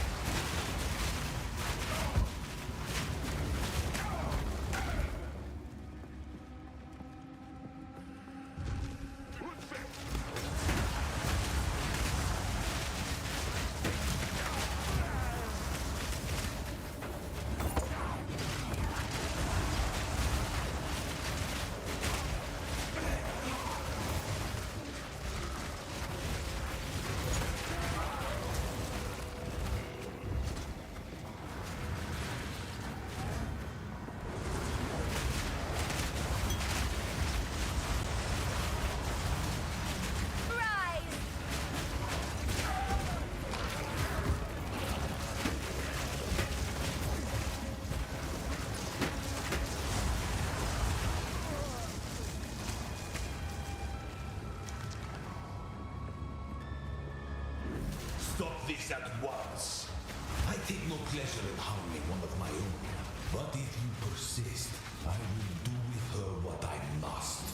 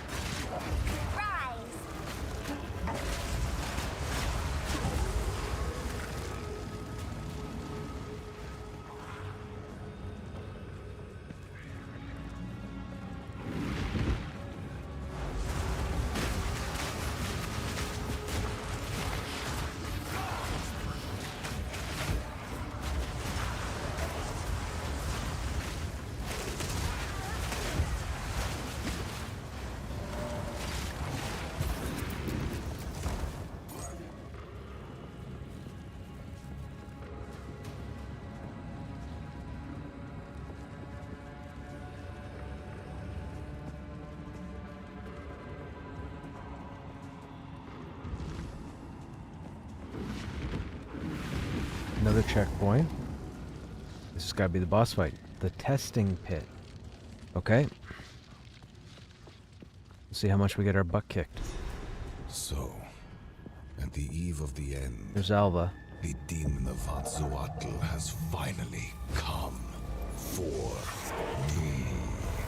Yes, yes. Resist all you like. This ends now. Progress comes with a heavy price. Putrefy.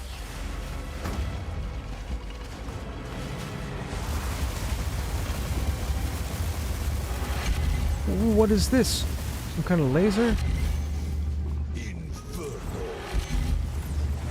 The best laid plans. Give in. You will burn. I don't know about that. You could do it. I can't give up. You can. Save my people. No, don't save your people. We're here. It happened. What is this nonsense? We stopped. Transformers?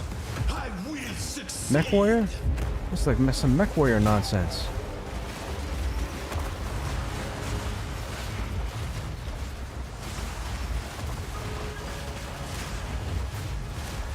I cannot let my efforts be in vain. Keep taunting, pets. Keep taunting, pets. Keep taunting, pets. One death is nothing for the greater good. Good roll. Keep it up, pets.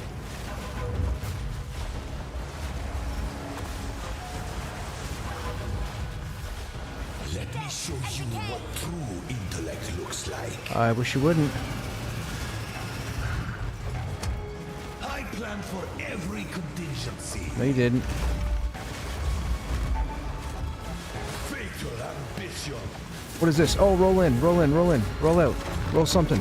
What is happening? This is not over yet. I'm pretty sure it's close to it. Burn to ash, demon of Atzoatl. Rather not, thanks.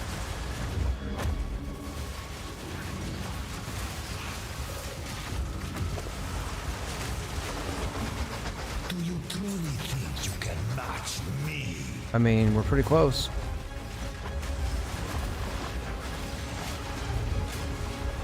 You think you can run? Not trying to. Self-destruction. Don't do that.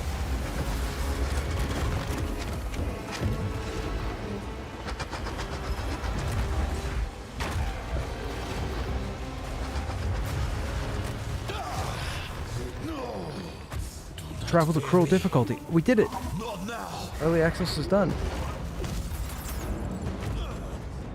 How could this happen? All I've done. All that I sacrificed. Your people cannot be saved. History is already written. You can stay here and die, or come with us and help save the future.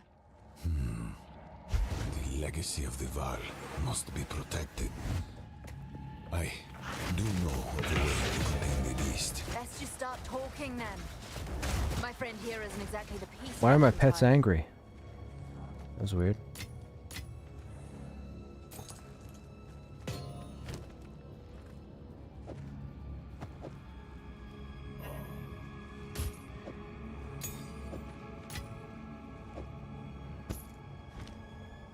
If only I had more time. There is an ancient weapon. A weapon that was used against corruption from a civilization lost to the ages. I have one piece of it. 3 others were scattered. I have been searching for them, but the Karui have interfered at every turn. So will you help us? I suppose I must. It is too late for us here. This era is over. I pleaded with Atziri for her patience, but she would not abide me. She will attempt her communion with the beast, and utter devastation will ravage our people.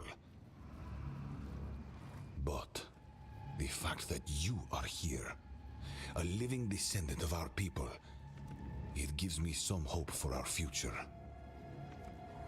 I will come to your era. Perhaps there is still time.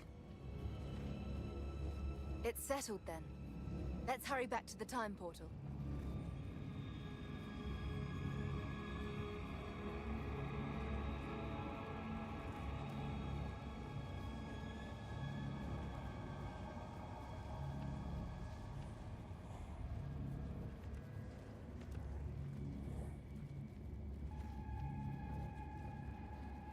Oh, that's unfortunate.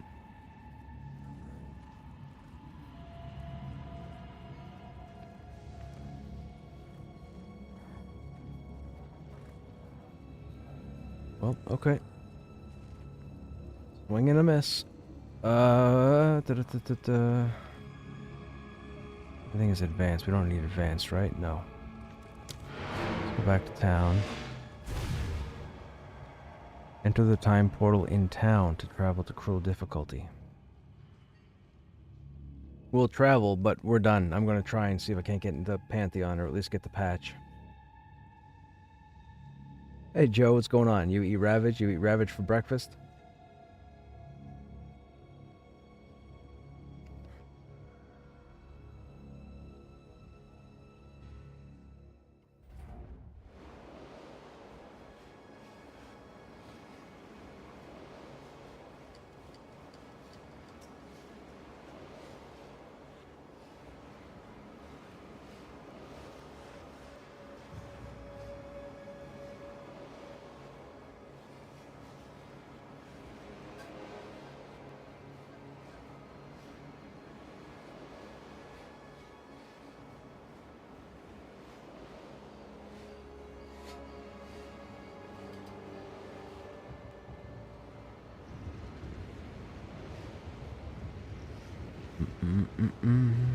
Enter the time portal.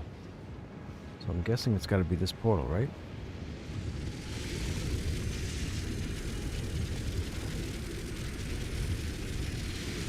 The riverbank. So this is the beginning, I think.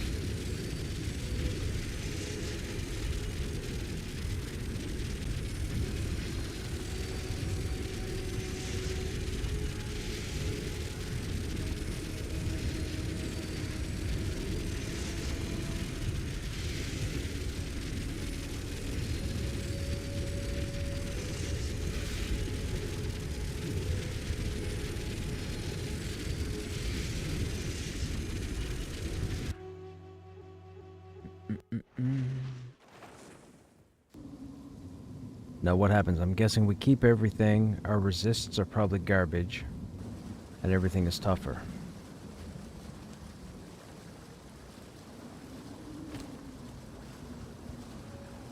Okay, we kept our stuff. Yeah, resists are garbage. Okay.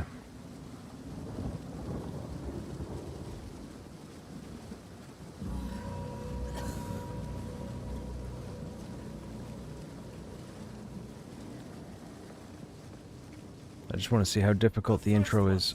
You're alive! I'm glad to see another little Miller. Now, I would appreciate it if you could...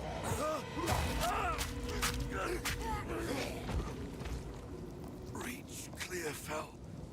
Find the Miller. The dead rise again.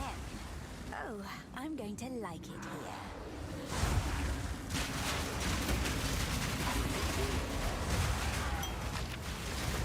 Okay, the intro of the game's already dropping gargantuan life flasks.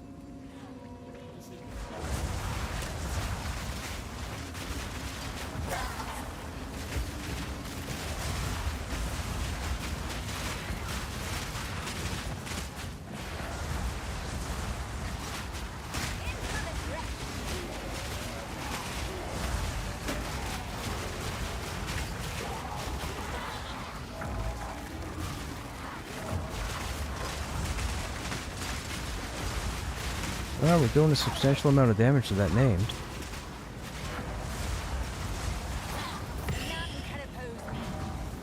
Orb of Alchemy is nice. We don't have room for it. What we do now Oops. Okay, anyways, let's exit that. Let's see if we can get into Pantheon. Before we do that, though, I do have to look at something real quick. Guys, I gotta go make a phone call. I might be 5 or 6 minutes. Feel free to get up and stretch, do whatever it is you gotta do. I'm gonna flip over to the be right back screen, and I'll be right back, and we'll try and see if we can progress into the Pantheon situation. Anyhow, be back shortly.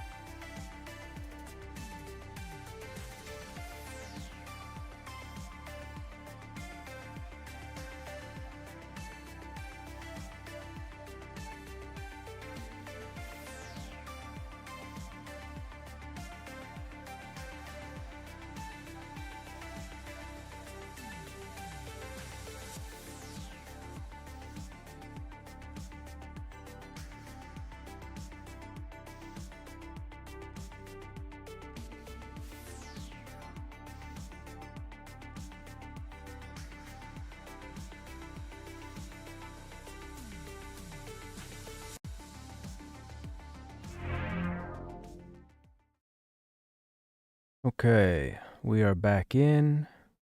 We are patching. We'll see what happens.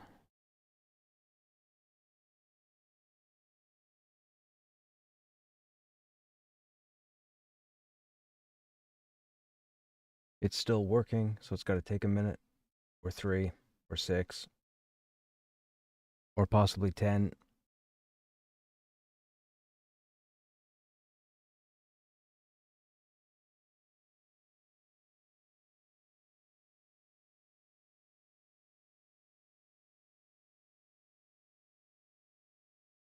I hope when it's done updating, we can get back in.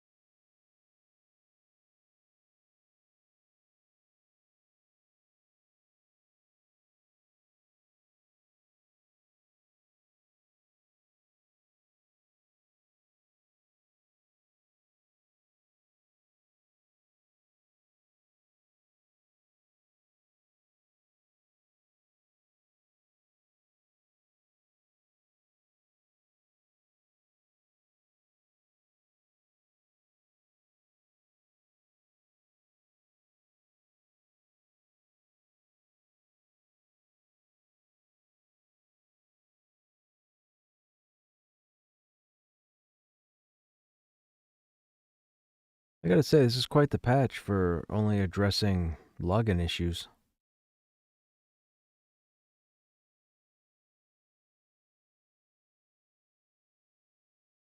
Like, the unpacking has been happening for a while. I was following it through the processes in the task manager.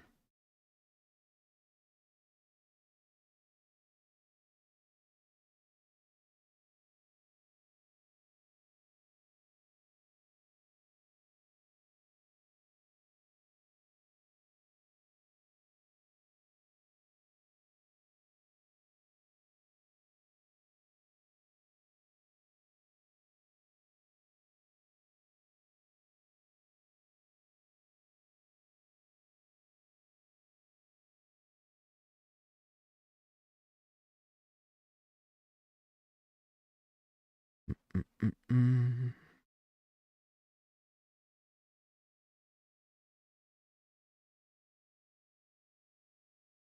Hey, Vec, what's going on? Updates? And people were having login issues through the Steam client, so they had patched the server, I believe, to address that. I was fine because I don't use the Steam client. I use the standalone. Oh, now it's extracting. I forgot about this part. Hopefully it flies through again.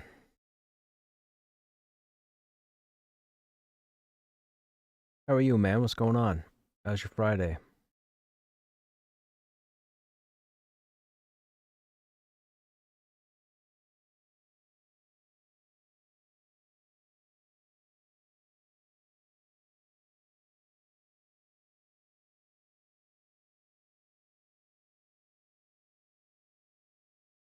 Another day in paradise. I feel you, man. We're supposed to get our first somewhat yucky snowfall tomorrow. There's a storm. They say it's supposed to go above us, like we're supposed to dodge it, but I've been checking the weather patterns and I don't think we're going to dodge it. So I might have snow when I wake up in the morning. Boo.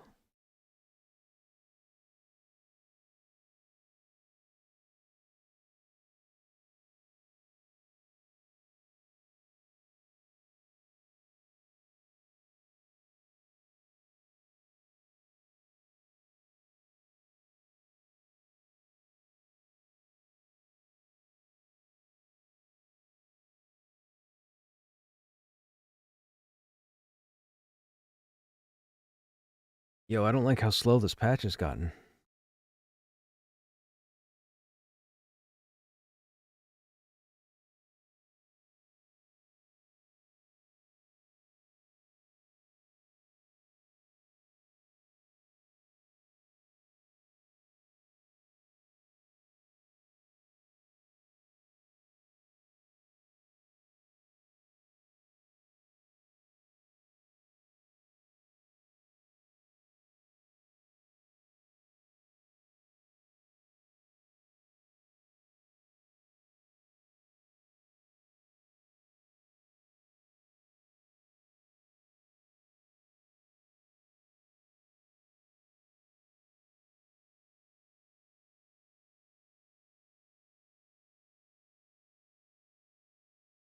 Stogrim, did the patch go like this for you?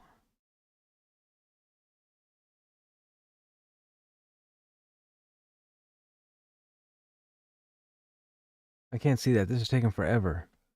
You said you had the patch downloaded long before this.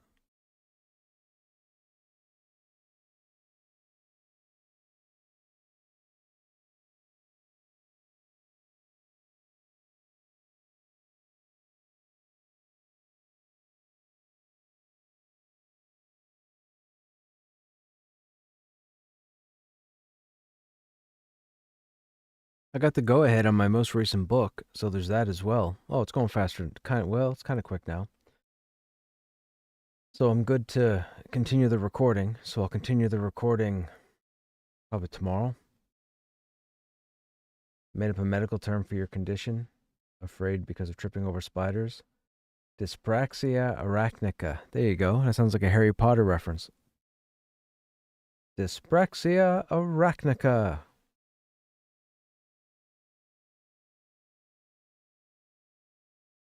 What do they say? Something like holy scoliosis? Holy scoliosis.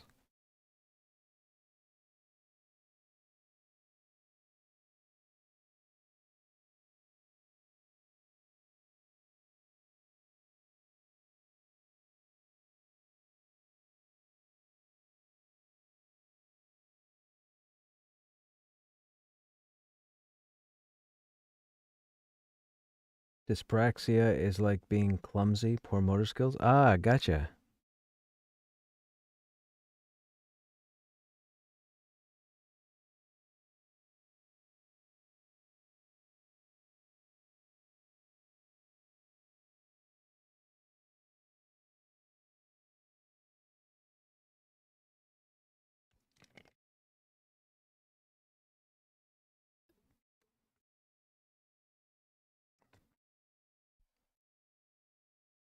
It's pretty cool, man. It's pretty cool. Dyspraxia arachnica.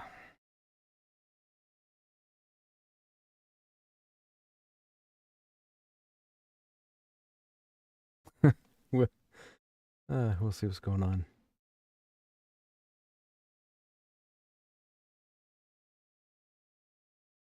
I'm hoping it speeds up. What are you guys doing this weekend? You guys got plans?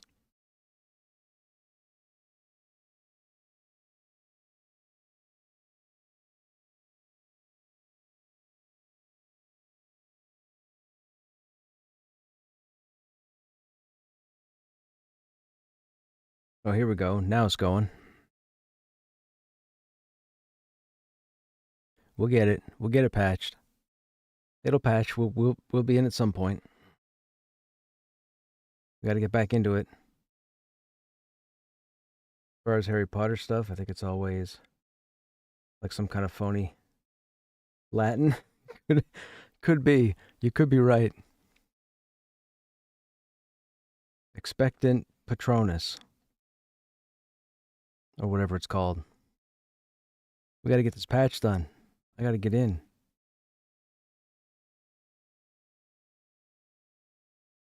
E pluribus unum. It's funny.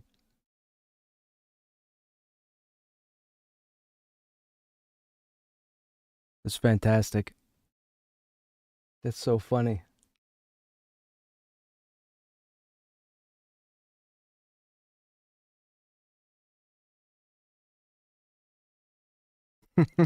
That's. Could you imagine? Arachnia. Dyspraxia arachnica.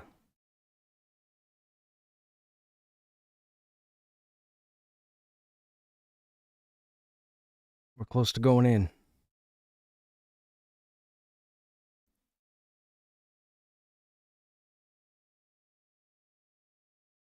I don't want to shovel snow, man. I gotta shovel snow tomorrow morning.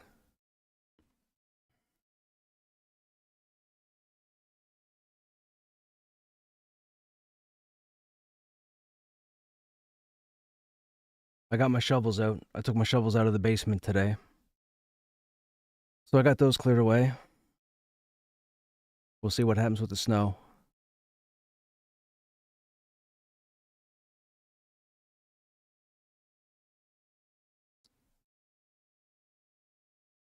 That is wild. Can you imagine? Can you absolutely imagine? That'd be funny. What server am I on? I am on Lucent Tree. Oh, look at that. Patch note's not available. Are we getting in? Let's see what happens. I think we're getting in. Let's hope we get in. Yeah, I'm on Lucent Tree Derte. If I'm pronouncing that right.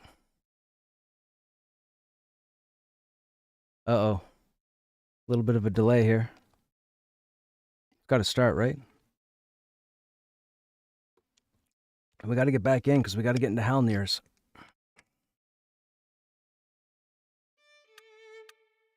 There, we'll do this and get in. What is happening? Oh my god, Joppa, yo! Mr. Visionary Realms himself. What's going on? Thank you very much for the raid, appreciated. I try to catch your streams, man, but you end your streams when I get home and sit down for the evening. I hope you're well. I'm guessing the game is progressing. Fixing bugs. Not feeding the trolls. Hey, viewers.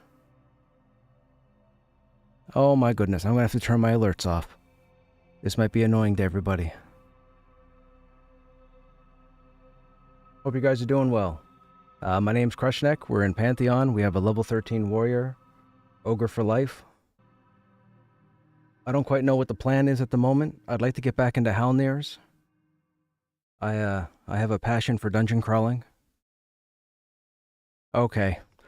Let me see if I gotta turn these. This is gonna annoy everybody. Let me see if I can turn these alerts off.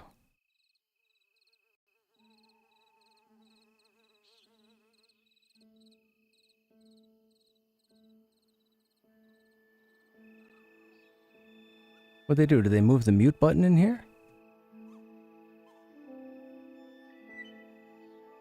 That doesn't work. There's gotta be a volume. You guys are gonna drive me nuts here in a second, or I'm gonna drive you guys nuts.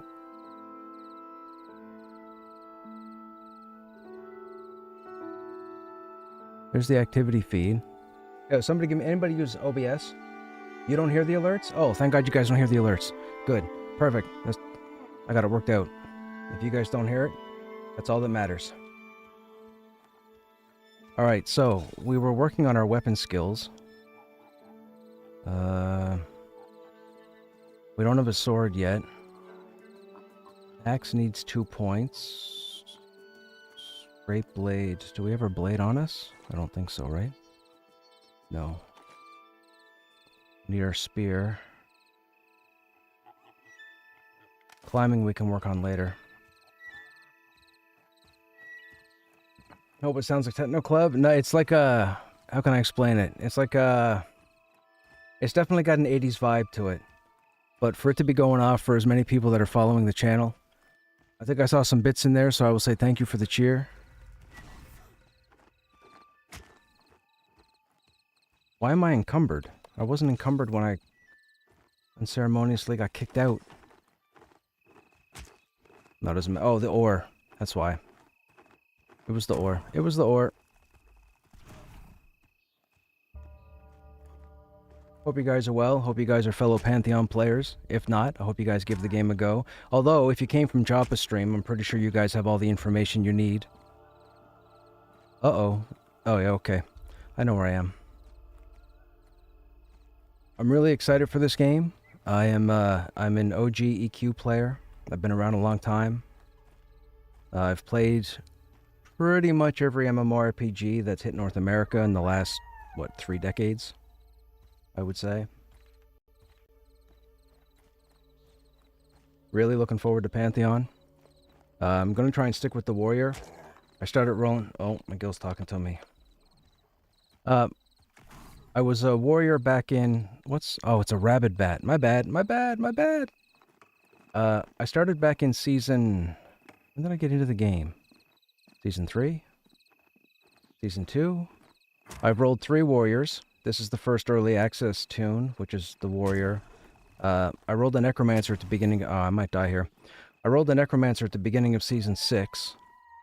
I didn't want to roll another warrior until release... Oh, hello, blind. What's happening?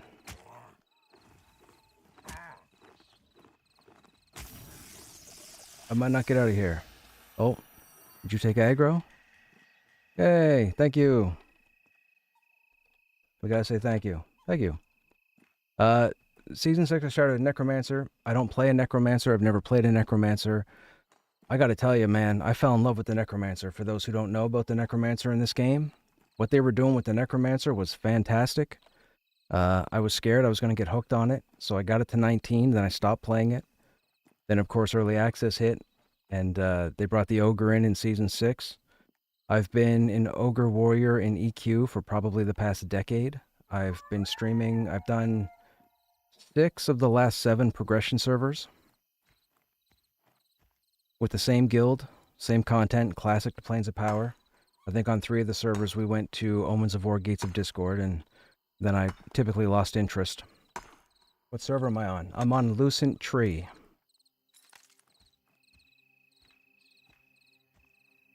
We've been currently focused on the Goblin Caves and Halnirs.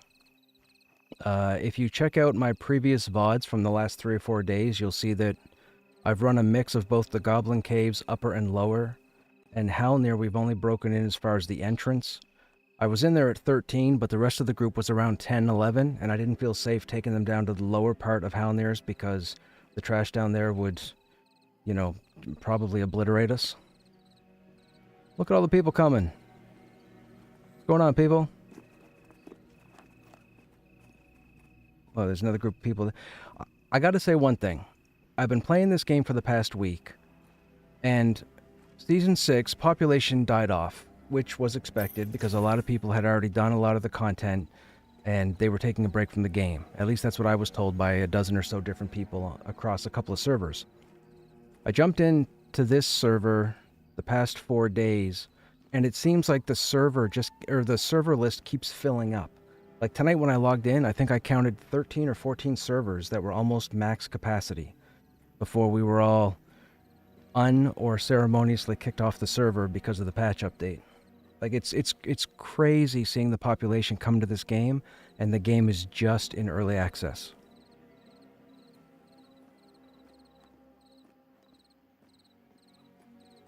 Bought the early access the other day. The link create your characters, not played yet. 2 years of alpha, no rush. I hear you. Keep the necro a secret.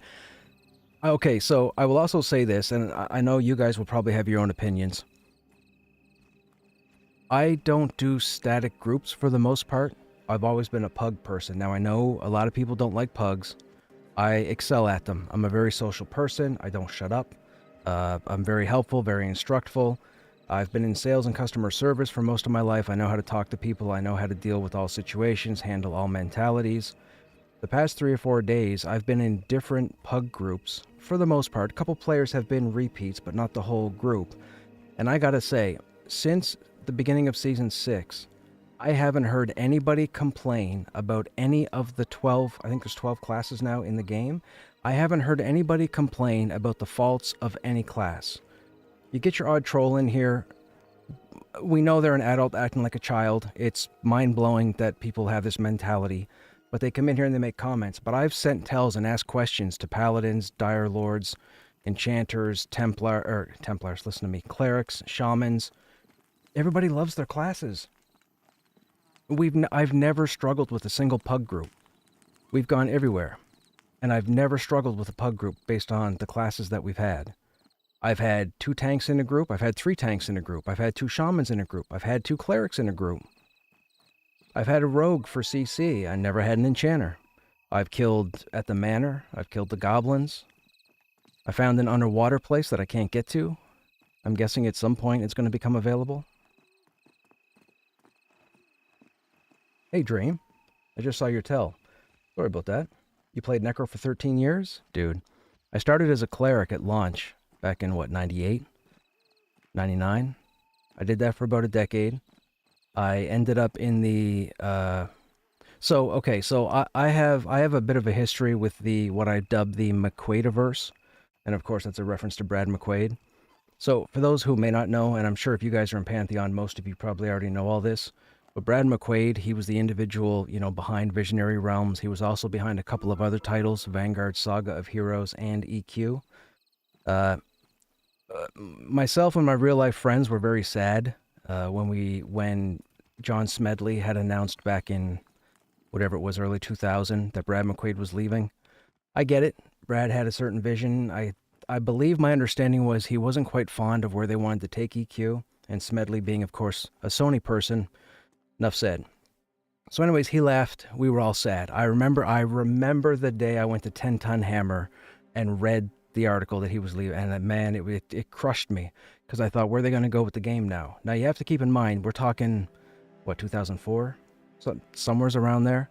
Anyhow, I got word through, I want to say a PC Gamer magazine, about a game that was being worked on called Vanguard Saga of Heroes. And I read a small little article. I'm pretty sure it was in a magazine, and it referenced Brad McQuaid. And I thought, from EQ? This is crazy. All right, I got to try this. So I applied for the beta. Okay, so here's the thing. This is what brought me to Pantheon.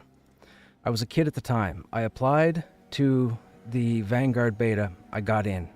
I had the CD mailed to me. I remember going upstairs to my room, installing Vanguard Saga of Heroes, logging in.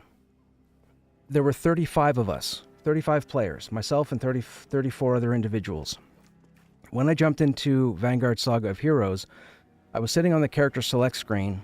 Now, if you're familiar with EQ, back in Classic, you know that there was always the argument in the group. It was either the healer's fault or the tank's fault, never anybody else's fault. I had spent almost a decade as a cleric, and I said to myself, I don't want to do a cleric for another decade. So I'm going to play the other side of the fence, no pun intended, and I rolled a warrior. So I rolled a warrior and I jumped in. This is the first tank I ever rolled, period. So I jumped into Vanguard. The game was empty. Now, this was day 1 of development. They had the cities, they had the zone. It was the first game that was touted to have no zone lines, and it didn't. When I first jumped into the game, I saw a mountain peak, and I said, I'm going to run to that mountain peak, and I ran to that mountain peak. I used to get in conversations in MSN Messenger with some of the Vanguard people, Brad, the warrior class lead.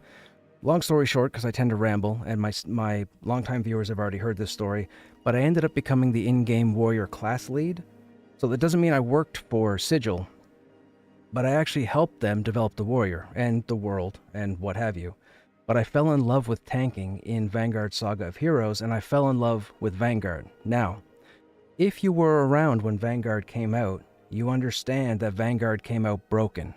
There was a lot of stuff that was broken in the game.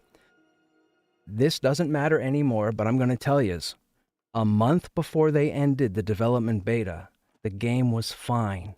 Everything was flawless. And yes, I have a sour point with this, and I'm going to whine about it again. They implemented an update to the game towards the end of the beta, the beta development, and it was supposed to beef up the warehouse district. For those who don't know, the warehouse district was going to be the end game for groups and whatnot in Vanguard. They applied this update, and it broke the game. Diplomacy broke, crafting broke, mobs weren't spawning correctly, people were getting aggro for no reason whatsoever. Quests were broken, they wouldn't update. We don't know what happened. There were about a dozen of us that begged, pleaded, and almost started arguments with Sigil to say, listen, you need to roll back whatever update you just did. You need to roll it back. You need to push the game out without it. You need to give the population 3-4 months. If it's going to take you that long to fix it, give us time to get to the level and then get the content in. But don't release it broken. Because I knew I needed this game to come out. Because yes, we had World of Warcraft, and yes, we had the Final Fantasy franchise, and yes, we had Guild Wars. I've already played all those, and I didn't want those. I wanted Vanguard. I wanted everything Vanguard was. The trilogy, the diplomacy, the class interdependency with the skills, the combo system, which I pretty much equate to the technique system in Pantheon. I don't know if that's where it came from, but that's what it reminds me of. Anyhow, the game came out. It was broken. It took them, almost a year, I think, before they applied a patch to fix most of what was wrong. But by then, they had lost, I don't even know, 85% of their player population. And then, unfortunately, the game came to an end. The blood-based class, that was the Blood Mage. Okay, so you guys jumped in at the wrong or right time. I got another story about the Blood Mage. So, during beta, there was myself and another warrior, and his name was Venge. And we traded a lot of information, and we would log in every evening, and we would see how many of the 30-some-odd of us were in the game, and we would try and mix up groups. So we would have, warriors with the healers and the DPS and so on. And I remember grouping with this one Blood Mage, and we went out into this part of the world, whatever the world was called, and there was a world boss that spawned up in a mountain. You had to scale, and I can't remember, you had to climb all the way up this mountain or traverse all the way up this mountain almost to the top, and at the peak there was a giant cave type area, and he would spawn in there. On the way up there, we decided to stop to get one of my friends a level, one of the people that we had met in beta. So while we were fighting, the Blood Mage aggroed extra mobs, and I thought for sure we were going to die. And the Blood Mage ended up killing the ads. And I'm like, wait a minute, this doesn't make sense. How did the Blood Mage just solo that mob? That's a group, that should have been a group thing. So they told me that the Blood Mage seems to be OP, overpowered. Now, for those who don't know what the Blood Mage was supposed to be, the Blood Mage was kind of a melee class, but their skills involved using the life force of themselves and the enemy. So they would actually use their life force to damage to an enemy and then draw their life force. Almost like the infinity symbol, the snake eating its tail, or the circle, whatever you want to call it. I got in an argument on MSN Messenger with the Blood Mage class lead, and I'll never forget this. And it was such a heated discussion on my part, and I'm a very patient person, but I rolled a Blood Mage, and I went out and I started fighting stuff that I'm not supposed to be able to solo. And I could solo with the Blood Mage, and I'm like, okay, this needs to be toned down. There is no way this class is going to come out this powerful.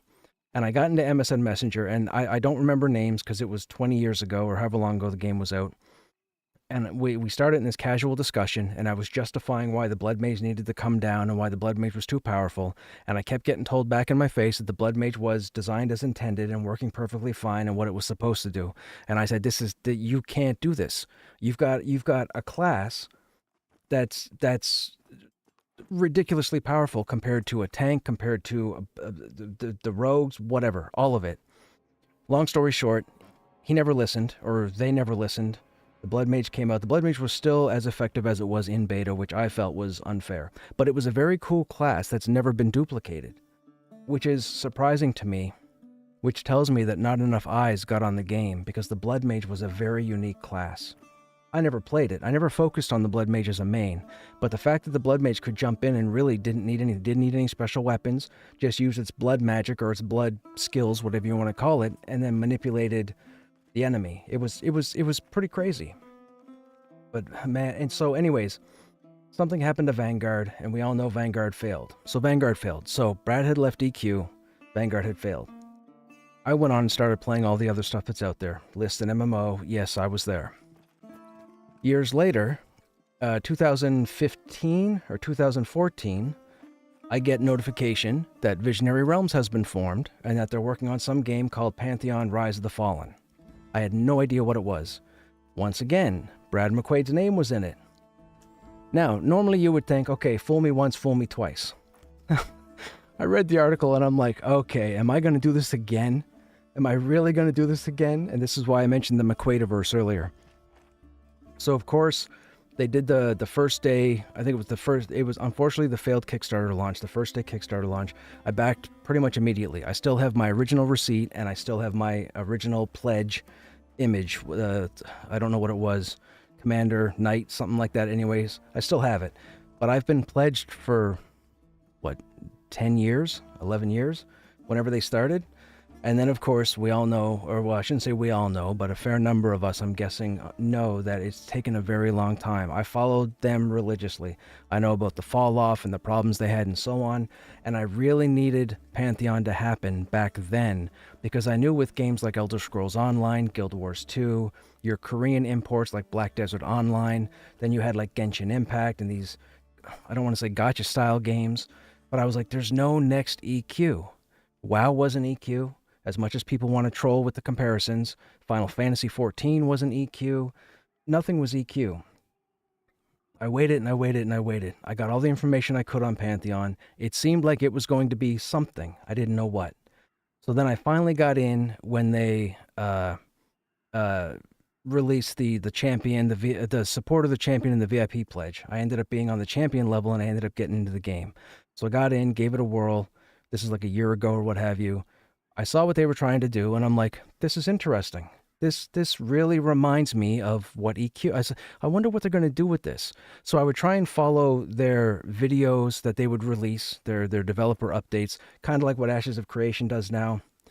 I didn't get a whole lot of information because, of course, my understanding was they had testers, they had the VIPs, the 24/7s, but even they had limited access at the time to the servers.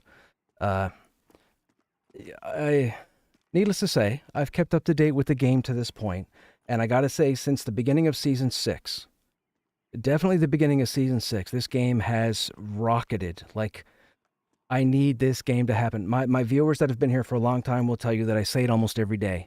I need people to get interested in this game. If you like what you're seeing when I jump in and make groups and start communication, like my whole friends list, I have a friends list here. All these people added me as friends over the last 3 days. 3 days.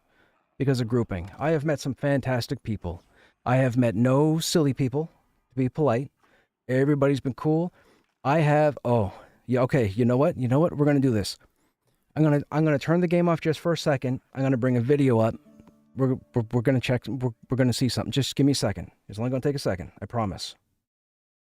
Let me get this video.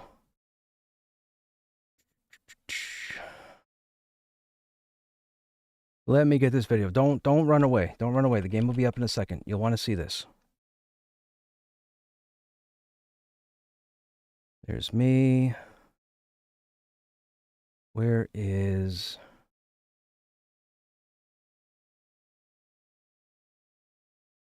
This was yesterday. That was that. Was it this one? I think it was this stream. Let me go to the mark. This is it. Okay. All right. I want you guys, we got an 8-minute video. I'm going to give some precursor to this. All right. So 2 nights ago, we were in the Goblin Caves. This is in the Goblin Caves.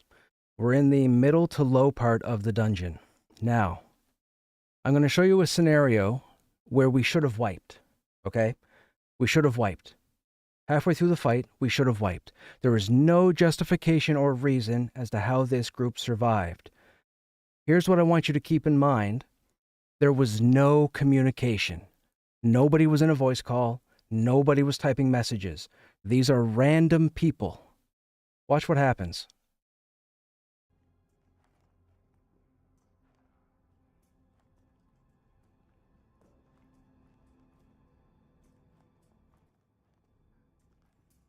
Now, I'm going to start... I might start acting a little giddy in the video. So bear with me. Let's go fishing. Okay, we're pulling this guy, thinking that we're going to get 2. Okay? We're thinking we're going to get 2. These are even con and dark blue mobs. We ended up with 3. 3? To start. So I'm trying to give time for the enchanter. Hopefully I know that the enchanter knows to mez the targets. The enchanter's got them mezzed. You can see them back here, which is perfect. Again, no communication. 4? Everybody's on the fly. Where'd that guy come from? We just had a 4th guy aggro from off here to the side. One of the DPS backed up and aggro to spawn. So now we have 4. Long story short, we get 6 mobs in this fight. I want you to watch what happens. This is how fantastic this game is. About 2 minutes in, I start to white knuckle. I haven't had this kind of excitement in a long time with a video game. Somebody stood over there, and I bet you that guy in the left spawned. I'm almost positive that's what happened. I want you to watch the mana of the healers, too, because they go empty.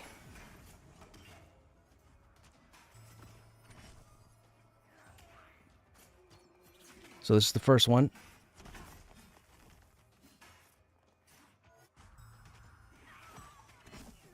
Okay. Enchanter just got knocked out because of aggro from the Mezzing. We got the Enchanter back up because I pulled the mob off. I let the mob hit the Enchanter because I needed time to kill the first mob, because trust me, there's a thought process here. So they were able to get the Enchanter up because I knew the mob would come to me. Okay, so that was the first save. So now we're on the second mob. The Cleric is already almost out of it. The Cleric's got one basic heal, and the Shaman's got one basic heal. They have, like, no mana, okay? We're on the second mob.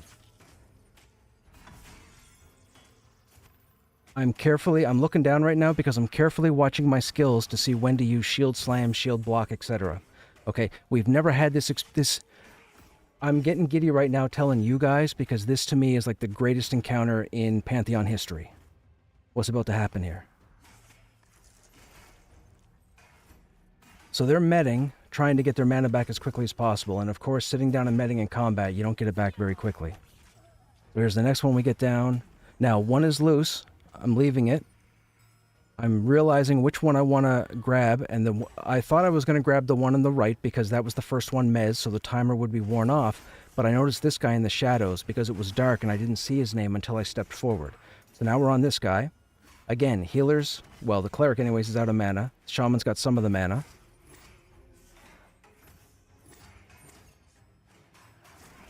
I'm showing calm in my face, but I'm thinking of everything. If we pull this off, this is going to be the greatest fight this game has seen. This was 2 nights ago. Shaman's out of mana again. Cleric hasn't gotten their mana back. Look at the mana. Out of mana. Oh, we're gonna die. I have to be very careful with my defensive skills to make sure I block at the right time. There's no winging it here. There's no willy-nilly. But everybody in this group is doing what you would think they were supposed to do. We should have probably died by now. This will be the single greatest encounter.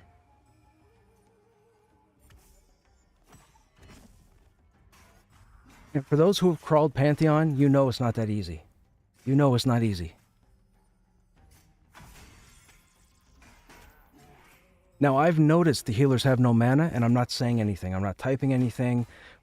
I'm focused on trying to do the best I can and try and keep the group up.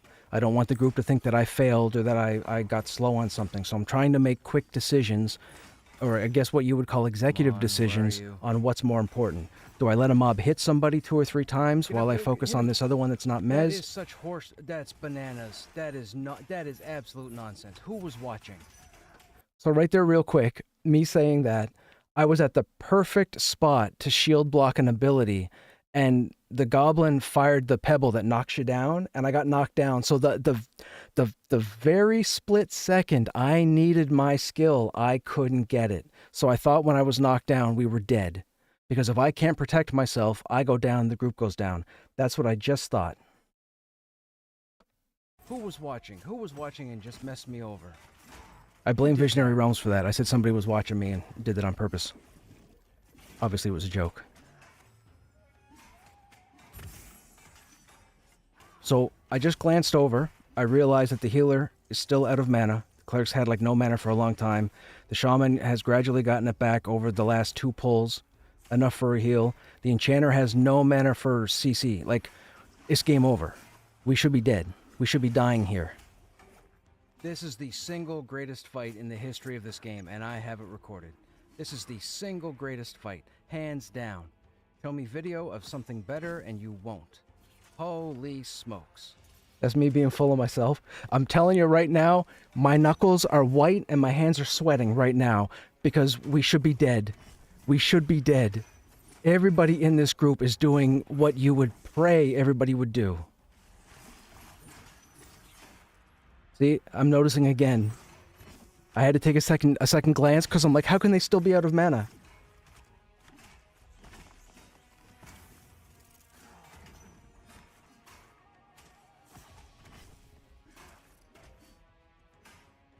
Now, I'm trusting that the enchanter is getting enough mana back to keep the CCs on whatever I can't see right now, because my focus is this guy.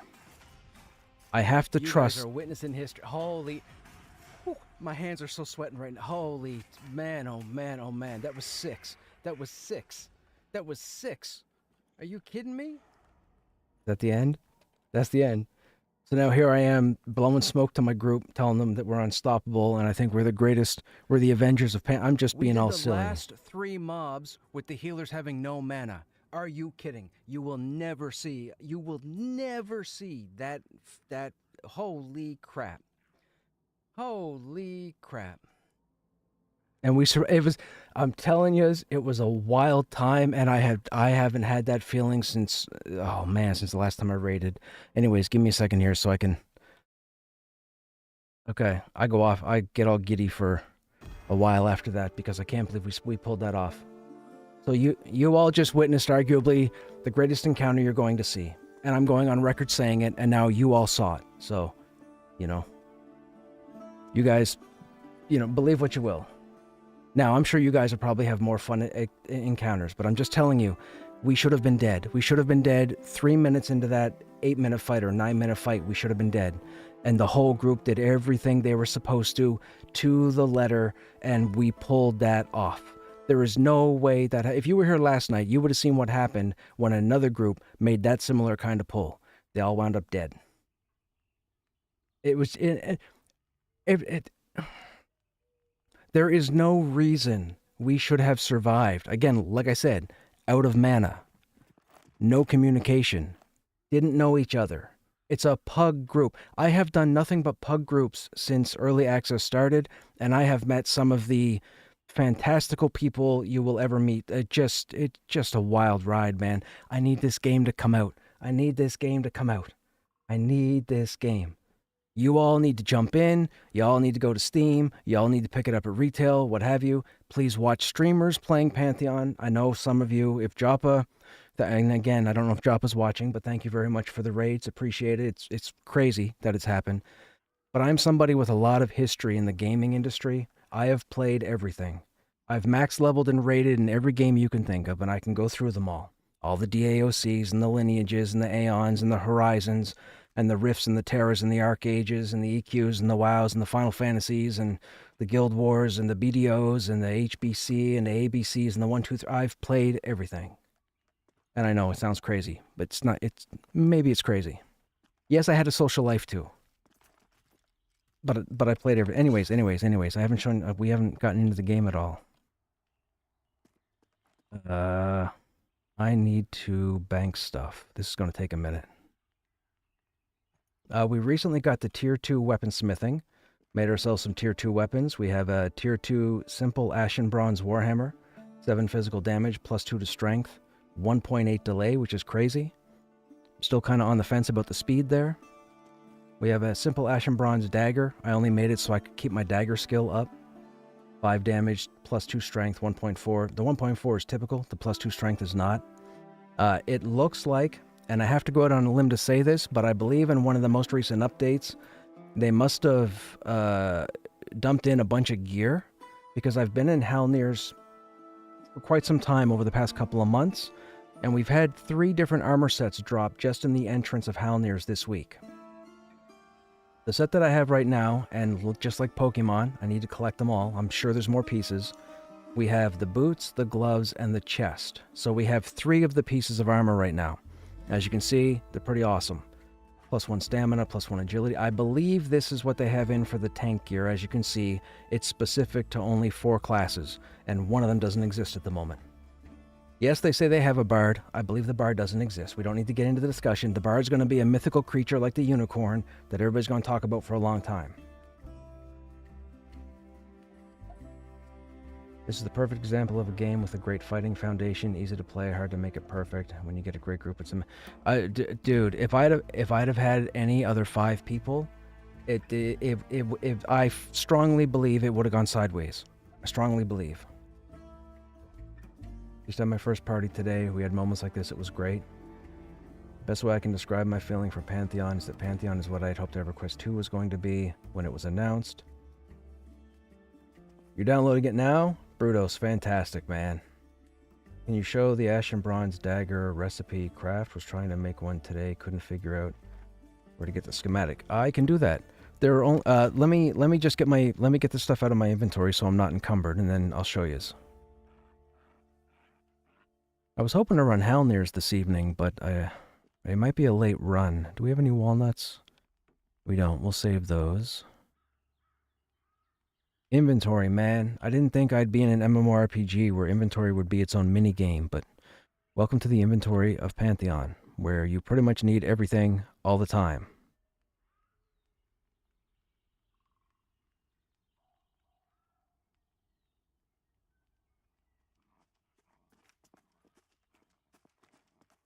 Insight. Where's Insight? Up here?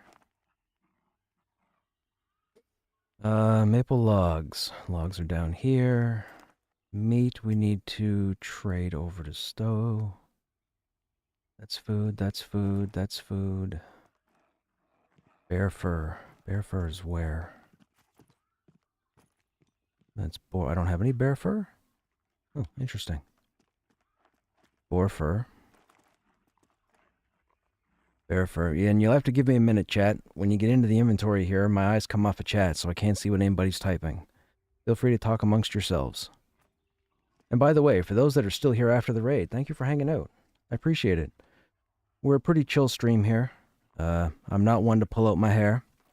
I'm not one to start, you know, freaking out and acting a fool. You're not going to see that here. I try to think and talk out everything just so viewers can get an understanding of why I do things that I do, because a lot of times I'll do stuff and it turns out really well and people be like, what'd you do? And I have to keep saying it, and I'd rather just say it all at once. I might do stuff that you might not do. That's fair. I take constructive criticism. We're a pretty chill place here. Boar blood. I just saw that. Mind you, we might not be everybody's cup of tea. We might not be energy all the time like people are expecting. So, if that's what you're expecting, this is not the place for that. But if you want conversation, you want to learn some stuff. Is that a second torch? No, that's our main torch. Oh, we gotta turn in that. I finally made that paintbrush. It took me 2 months to make that paintbrush, but we finally made it. Bear hide, bear hide. Bat blood. I don't have any bat blood?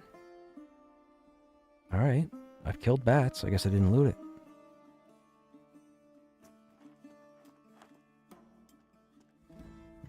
Simple. Simple. Jute would be over here. Bear claw. Wolf claws. Us general. That's vendor fodder. Okay, that's our food. We're going to hold on to that for now. That's the brush that's got to get turned in. That's the torch that's going to stay with our inventory. Those are recipes we don't need out at the moment, so I guess we can bank those. We currently have weaponsmithing and alchemy as our trade skills, for anybody who might be wondering. I took alchemy because I was told that I might need alchemy for weaponsmithing at some point, and it looks like that is the case. Although I'm starting to feel like I should have probably done armor smithing. But as a warrior, I chose weapons. Okay, that should be good. What was I doing? Oh, I was going to show you guys the dagger. So, the dagger you want for tier 2 is the simple dagger recipe. So if you come over here to the weaponsmith, and you go to tier 2, and you scroll down to the bottom, or sorry, I guess it might be the halfway point. There's the skinning knife. Where's the dagger? I know it's here because I've been whining about a sword. Hatchet blade. Okay, there's the knife blade. The ashen bronze knife blade. That's for the dagger. And then where is the dagger?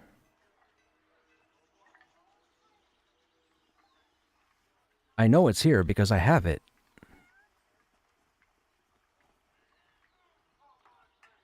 What? Hang on. I made it yesterday.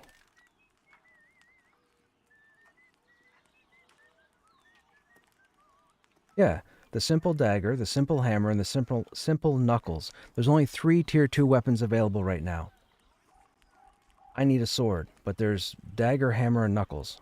I've already checked Demeth in AVP, same recipes. So there's no sword, there's no mace. Did you say first on the left?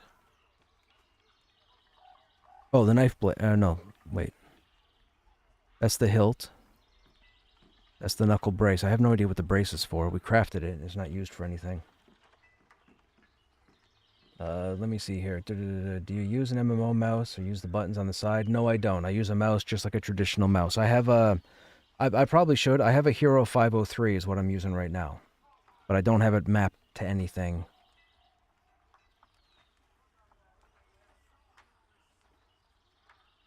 First one on the left is the blade hilt. That's for swords. It was here. Skinning knife. Yeah, it's the knife. It's this one. The knife mold. The Ashen Bronze knife blade. It says Ashen Bronze knife blade, but it becomes the simple blade in your crafting. Because that's the skinning knife there. Simple skinning. There's the hatchet, the skinning knife, the pickaxe. Oh, we have that too. We have our tier 2 harvesting tools made also. So we have the tool effectiveness up to 21 currently. But you're right, I'm not seeing the simple... Did they take it out? Simple knuckle, simple weapon haft, simple the pommel weight, the sickle blade, the sickle itself, the pickaxe, the skinning knife.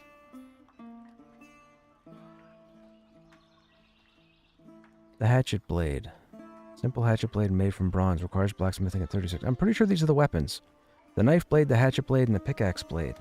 I'm pretty sure make the hammer, the knuckles, and the dagger. Would have to. Because I have the recipe. Yeah, see, we have the simple harvesting tools. And then we come down here.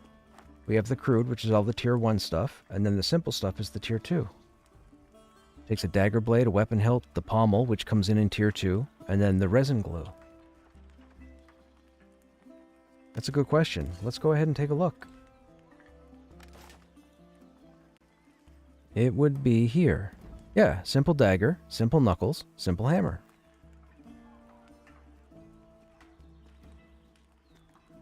Maybe I'm not supposed to have them. Maybe I made them before. Maybe they went and took them out of the game after I had made them. They're supposed to be on her. They're supposed to be on her. I did not pick them up as part of a quest line. I picked them up from her. I bought everything here. And they were here. But they're not here now. Are they here for iron? Blade, pickaxe. They're not here either. They took them out. Okay, they either took them out or they moved them to Demeth.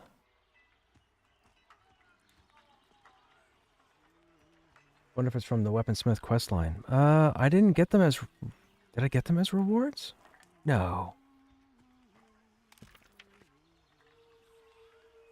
Yeah, we still have to do Ashirium knives with the Weaponsmith. We haven't even gotten to tier 2 with the quest line.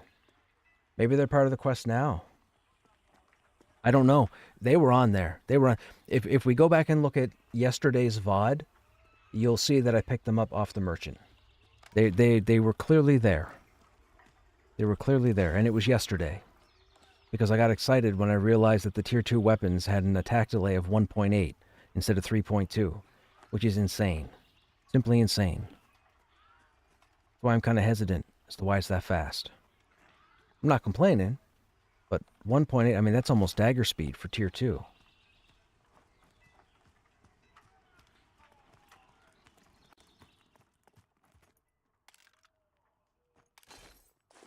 We don't have any weapon pieces here. Oh, yeah. Yeah. So I did something dumb. Let me explain something about trade skills to people, because I had a brain fart. I don't like trade skills. I can't stand trade skills. I have a story about trade skills that goes back 30 years to EQ1, but we're not going to go into it. Not today. Maybe another time. Through the decades and all the other MMORPGs, I have begrudgingly gone into trade skills when it was needed. EQ1, EQ2, Wildstar, etc., Horizon, so on and so forth. I got to Pantheon, and I was like, uh-oh, what if they do crafting like EQ? And I loved the crafting of EQ, but again, it gets into the story that I don't want to bore you guys with this evening. Long story short, I went and got a recipe that I picked up off a merchant in Demeth for these infused legs. Now, my brain should have realized that legs are not a weapon. So I spent the majority of yesterday tracking down everything I needed to make these legs. I got the dust off of a player. I've learned the flame seed oil recipe. I found the chain links and the rivets. Went out and harvested. Whatever. I go back to the forge to make the legs, and my brain finally kicks in and goes, "What are you doing, dummy? Legs are armor, not a weapon." So now I have these magical legs in my schematics bag, and I have the components for them, but I'm not a tier 2 armor smith, so I can't make them. The point of this whole story being, when you pick your trade skills, all the other schematics in the game don't tell you that, you can't use it because you've already picked your trade skills. I didn't think about that. Now, do they put that in the game? I don't know. But I went and bought a recipe that was in the blue. Like, when you have a recipe already, it says in red, already have one. This was blue, so I took it as, I can study it. No, it just goes in your bag, dummy. So anyways, I made a goof. That was that. Now, let me see if I can find a group. I don't know, because with everybody reconnecting to the game and patching, some people might still be patching. Weight allowance is kind of high. Let's go hammer and shield, and we'll put the rest in the bank. Hey, Jayla, what's going on? Hope you've been well. Haven't seen you in a while. Thanks for subscribing to the channel with your Prime Gaming. Good job dodging those ads. I know they can be a nuisance. Yeah, we don't need the dagger for the time being. Whoops. Yeah, VR, please fix the auto-stacking. Whatever you guys have done with the auto-stacking, man, it worked. It worked in Season 6. You busted it in Season 6 with whatever update you did. Please fix it. Please. Please. Pretty please. Can you make it a priority? Oh, actually, you know what? Since we're done here for now, I'm bound just outside Demeth, so let's go to Demeth and check the merchants there. Because technically, AVP would be considered a Tier 2 zone, I would think. I mean, there is some low-level trash here, but, stuff picks up level 12 and higher. Man, I love the look of this game. I love the light. The lighting is fantastic. We had PVL in here last weekend, the organization, the company behind the audio, and man, I greased the wheels something fierce with that company, because the sound in this game has just been fantastic. Absolutely fantastic. It's mind-blowing how awesome the audio is. I love it. I love it. All the echoes, the sounds, the nighttime. The fact that at night you can be sitting down in the middle of nowheres with a sword and shield and no light, and you know what's around you because you can hear goblins mumbling to each other, or beetles traipsing across the ground, or wolves howling a little louder than normal. Like, dude. Hey, Atakan. I see you managed to get off work early, being on early, which is awesome. You're all ready for Christmas? I mean, as ready as I'm gonna be. It's not a very exciting Christmas this year. I'll go see the folks, I think Christmas Day. They're gonna have company over. That's about it, really. I'll be here Christmas Eve. I hope there's people here Christmas Eve to run something. That'd be nice. I'm trying to run... I don't want to rush the game. And I know using the word rush is weird, because if you're familiar with this game at all, you know that nothing about this game is about rushing. But there is what I would consider a rush mode that people put on this game versus enjoying and fleshing out everything. I want to try and flesh out as much as possible, because for anybody who's watching the stream, I want them to be as informed as possible, because I want more people to play this game. And no, I'm not being paid by Visionary Realms, and I'm not sponsored, and I'm not a partner with Twitch. I'm none of that. I'm enjoying this game so much that I would love like-minded individuals to play the game as well. So I try to explain everything I do, how I think, and maybe you sit there and go, oh yeah, I've done that before, or oh, I never thought to do that. Oh, what's that? As opposed to, there are people who will jump in and automatically start killing stuff. And I get it. That's what you're into. But, this game isn't retail. We're still a ways from retail. So I'd like people to get as much information as possible in the time that I'm here. Now, let's go to the 2 tab. No, same recipes. Maybe they took them out. Uh-oh, does that mean they're going to remove my schematics?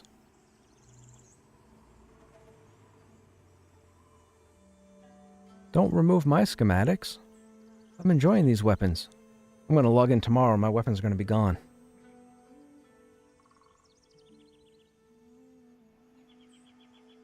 Ashen Bronze Hatchet Blade.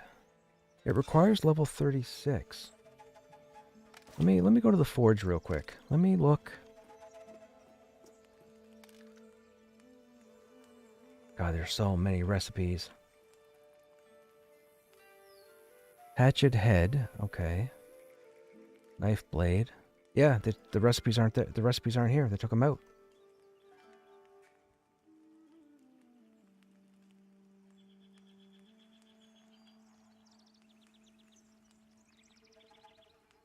Well, I mean, I can still make everything else.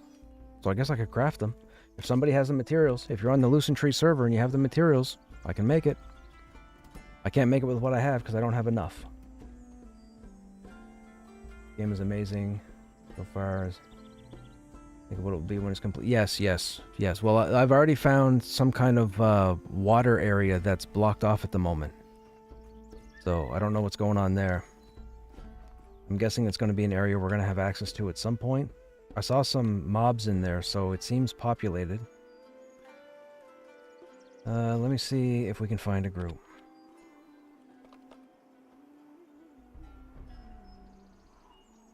Level 13, so HC Manor.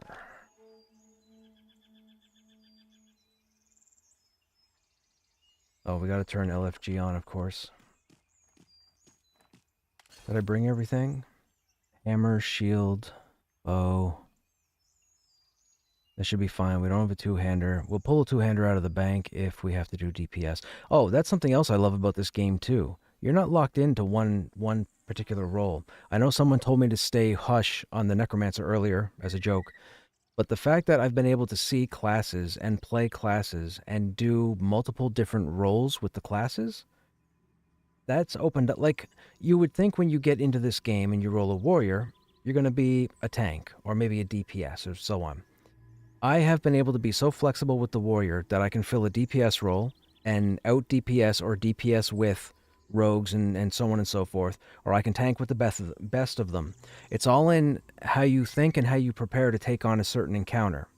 Now, with that said, when I was on the Necromancer to me, you go in, as someone who doesn't play a Necromancer normally, you think, okay, well, the Necromancer is going to be magical DPS, has a lower level pet, more of like a minion that's going to help them do a bit more damage. They're going to have a life drain, a life leech, whatever. The fact that the Necromancer, up to level 19, has as many skills available to do different things as it does, and I'm not going to tell you what it is, because you're all going to have to figure it out on your own if you plan on playing a Necromancer. But the Necromancer up to level 19 alone is just spectacular. Whatever they've done with the Necromancer is just don't change the Necromancer for Necromancers out there. The Necromancer is just fantastic. Fantastic. The Rogue is fantastic. The fact that the Rogue can do DPS with the best of them and also do crowd control with traps and caltrops, which unfortunately tends to get groups in trouble. Was I correct? Did I hear something about zoneless open world? Yes. My understanding is they have plans in the long term to have no zone lines, which I'm guessing they obviously got that from Vanguard as well, because that's what Vanguard was, no zone lines. That would be phenomenal if they can pull that off. I mean, it's no big deal. A zone line is 30 seconds, So you wait 30 seconds to go into a zone. Big deal. People are going to turn around and say, oh, zone line, that's so 30 years ago. Like, come on, man. Don't be silly. Zone lines are a thing. Helps with resources. It's easier on people's computers, especially if people don't have quote-unquote 10K PCs, because, they don't have to worry about rendering everything they can see off in the distance. Although, you can't tell me that looks awesome you can actually see the tree moving that far out. You see the fading of it to show how far away it is on a sunny day, but you can still see the leaves move if you look close enough. Like right there. Like, I mean, come on. This is fantastic. I understand the struggles they've had, but they are hitting this out of the park as far as I'm concerned. And again, it's just my... Oh, I need the flame lily. We gotta get that. Need that for our oil.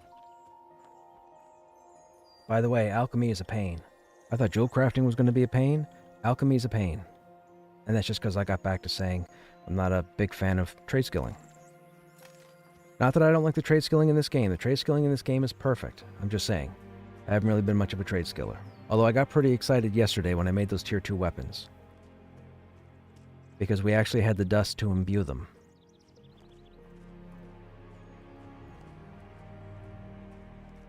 Now, they might have taken those schematics out. If they tied them into a quest, that's one thing. I can't see that being a thing, but maybe it is. But the other thing is, I know they changed crafting yesterday. For those who don't know, go back over the schematics that you didn't think you could use at your current crafting level, because I was able to pick up a number of schematics yesterday that I couldn't pick up 2 days ago because of my skill level. So they did some modifications to the skill level required for certain schematics, so feel free to revisit your trainer. You may find some schematics you can now pick up and use, if you didn't know.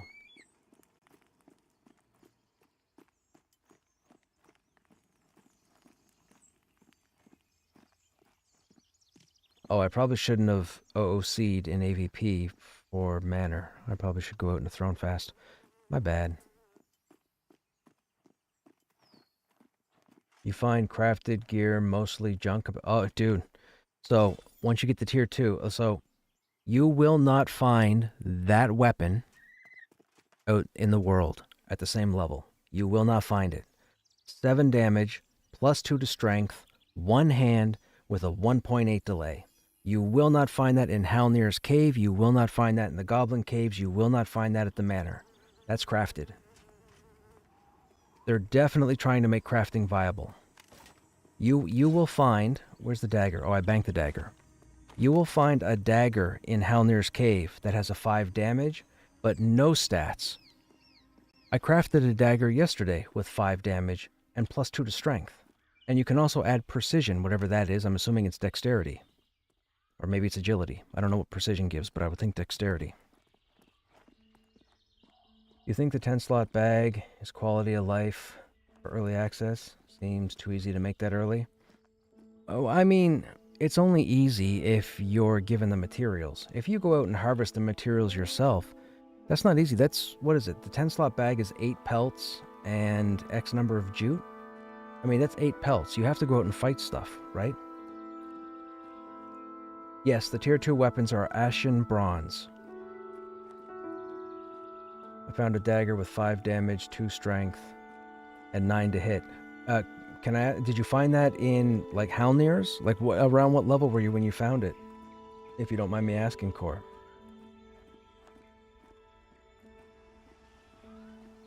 Nice. Crafting in basically every game is trash to your max level. Not necessarily. You have to understand, tier 2 would take you up to level 20. I'm level 13. I made these weapons right off the get. I have these weapons for another 7 levels. I made these weapons at 12. Crafting is not junk, but it is something you have to work for. And it's not going to be cheap. When you guys jump in the game, say later in early access or closer to retail, it's going to be pricey for people to sell you their wares. I can tell you that right now. You're going to want to get into my mentality, which is to go out, find a group, kill stuff, put stuff on, kill stronger stuff, put stuff on, rinse and repeat. That's my mentality typically. But crafting is definitely going to be viable in this game. And if you think you're going to get through here without food, you're crazy. Crazy. Provisioning is where it's at. I have 26 recipes written in a notepad on my streaming PC that we experimented and found through provisioning that gives all sorts of different stats. It's wild. If you get up to any dungeons tonight, hold a spot. Yeah, I'm not sure, man. There's not much activity happening here.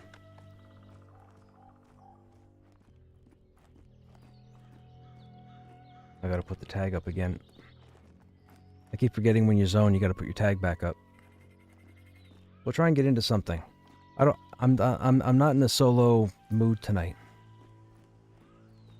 Plus, there's nothing wrong with a good crawl.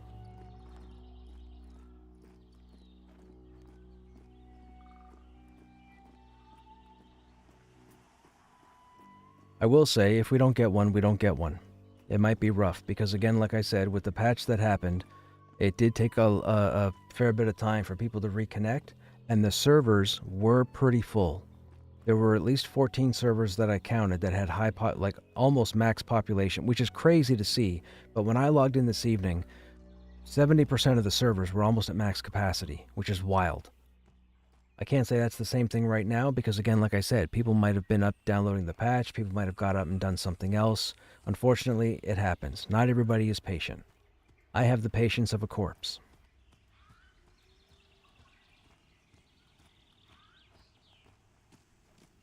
I love to be self-sufficient in games. I'd like to say I like to be self-sufficient. I learn enough about the class that I'm playing, but I'm a social, silly person. I need people. I need that group mentality. I need dungeon crawls. I don't want the solo. That's why I play warrior, and that's why I stream as a warrior. A lot of other streamers are streaming classes that don't necessarily need to have a front-looking focus when in game. You could be a necromancer, an enchanter, a cleric, even a shaman. Just a warrior. And the warrior's fantastic.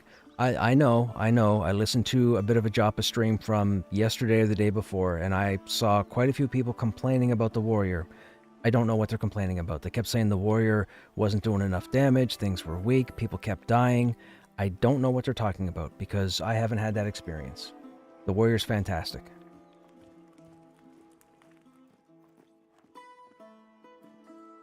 I find that if I get shaman buffs, I get way more XP soloing than in a group. The buffs do matter in this game. Buffs can make a difference.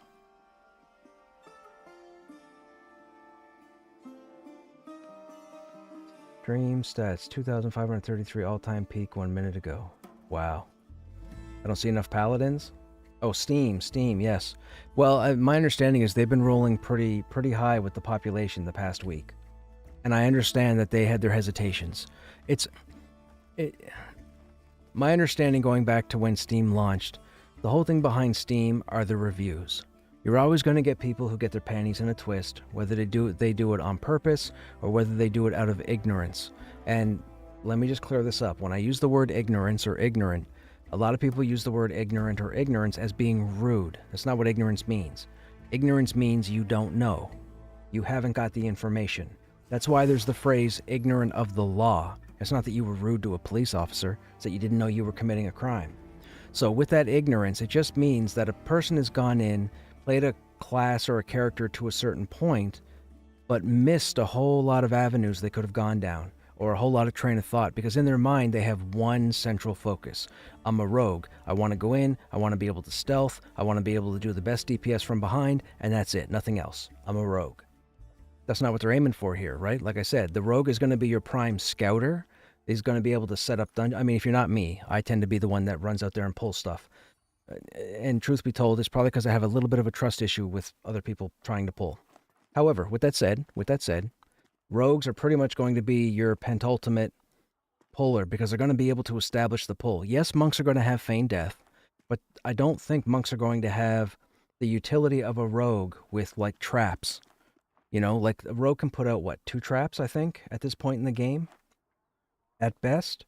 So you could have a bad pull, but as long as you get 2 mobs into those traps, your fight's a whole lot easier for 30 seconds or however long the traps last, which gives you enough time to pay attention to the non-CC target and get that killed, right? It also gives rogues time to possibly put down other traps, or your enchanter to be able to fire off a mez, or even your necromancer. The fact that they gave necromancers a sentient root and an undead root is fantastic. That's phenomenal. You don't need both up at the same time, but if you're fighting at the manor and you're fighting undead, you can use your undead route, and if you go into Halnir's or the Goblin Caves and you're fighting sentient beings, you can switch to your regular route. what they've done with the classes is, some people would say chef's kiss, right? I think that's the phrase that would best fit in here. So regardless of people who have their issues with classes, from my perspective, let me tell you that I have grouped with every class in this game, and everybody has been fine. Everybody's been fine. I've been in different voice servers with different guilds, different people. I've talked with them. I've listened to them talk. Everybody's fine. Everybody loves their classes. Never mind people that are... sorry, I got off topic because we were talking about Steam. The one thing about Steam are the reviews, and I could understand Visionary Realms' hesitation, if any, to put the game on Steam, because you know, if you're familiar with Steam and the review process, a lot of unfinished, early access in-development games, they start out with somewhat positive, but then maybe another streamer or a content creator gets a hold of it and says a couple of things in an ignorant fashion, and I'm not going to name names or point fingers, and all of a sudden the reviews start to change. And people are saying, oh, because this person said this, and I trust what this person says, this is... But now, Jekyll and Hyde on the other side, I could talk nothing but good about the game, and you guys could be influenced about the good, and then get in the game and realize the game is garbage, not broken, not what you want. I get it, I understand. It's all in how it's presented. But as the player, you should do the homework. You need to do the research. Don't just listen to somebody. And this is coming from somebody who has been in sales and customer service for a very long time. So, but I do try to give you as much information as possible. If my panties are in a bunch about something, I'll let you know what it is, or what they are, or what the situation might be. And now that you all are in here, for those of you that are being possibly turned off because I talk a lot, that's what happens. That's what happens. When you talk to me, I talk to you. I can talk to you, I can play the game, I can focus on a group dungeon. I might get a little slow on the delays, but there's not many people that can multitask like I can when it comes to streaming. I've been doing this a long time. I've been streaming for, I think 12 years, 11 years. I started in 2013, just after Justin TV, or just at the time Justin TV morphed into Twitch. However, I was in EverQuest for the last decade. So unfortunately, EverQuest is not one of the most popular games out there. So I didn't really build a really big following, just the faithful to EQ. And I didn't really try for it. I didn't try to be the next insert 50,000 viewer streamer here. I just love playing games. I've played a bunch of stuff since I started streaming. And when I found out that I could actually stream, that I could actually play video games and talk to people, oh, I was in heaven. What a motor mouth like me does. We talk. And I do tell a lot of stories, and I have a lot of history. So if you hang out here on a regular basis or a semi-regular basis, you might hear something that's funny, you might get some education, you might teach me something. Who knows? We're all just here to have fun. I'm not here to listen to people whine and complain and give ignorant opinions about stuff, even though I whine and complain a lot. Like I whined about trade skilling earlier, right?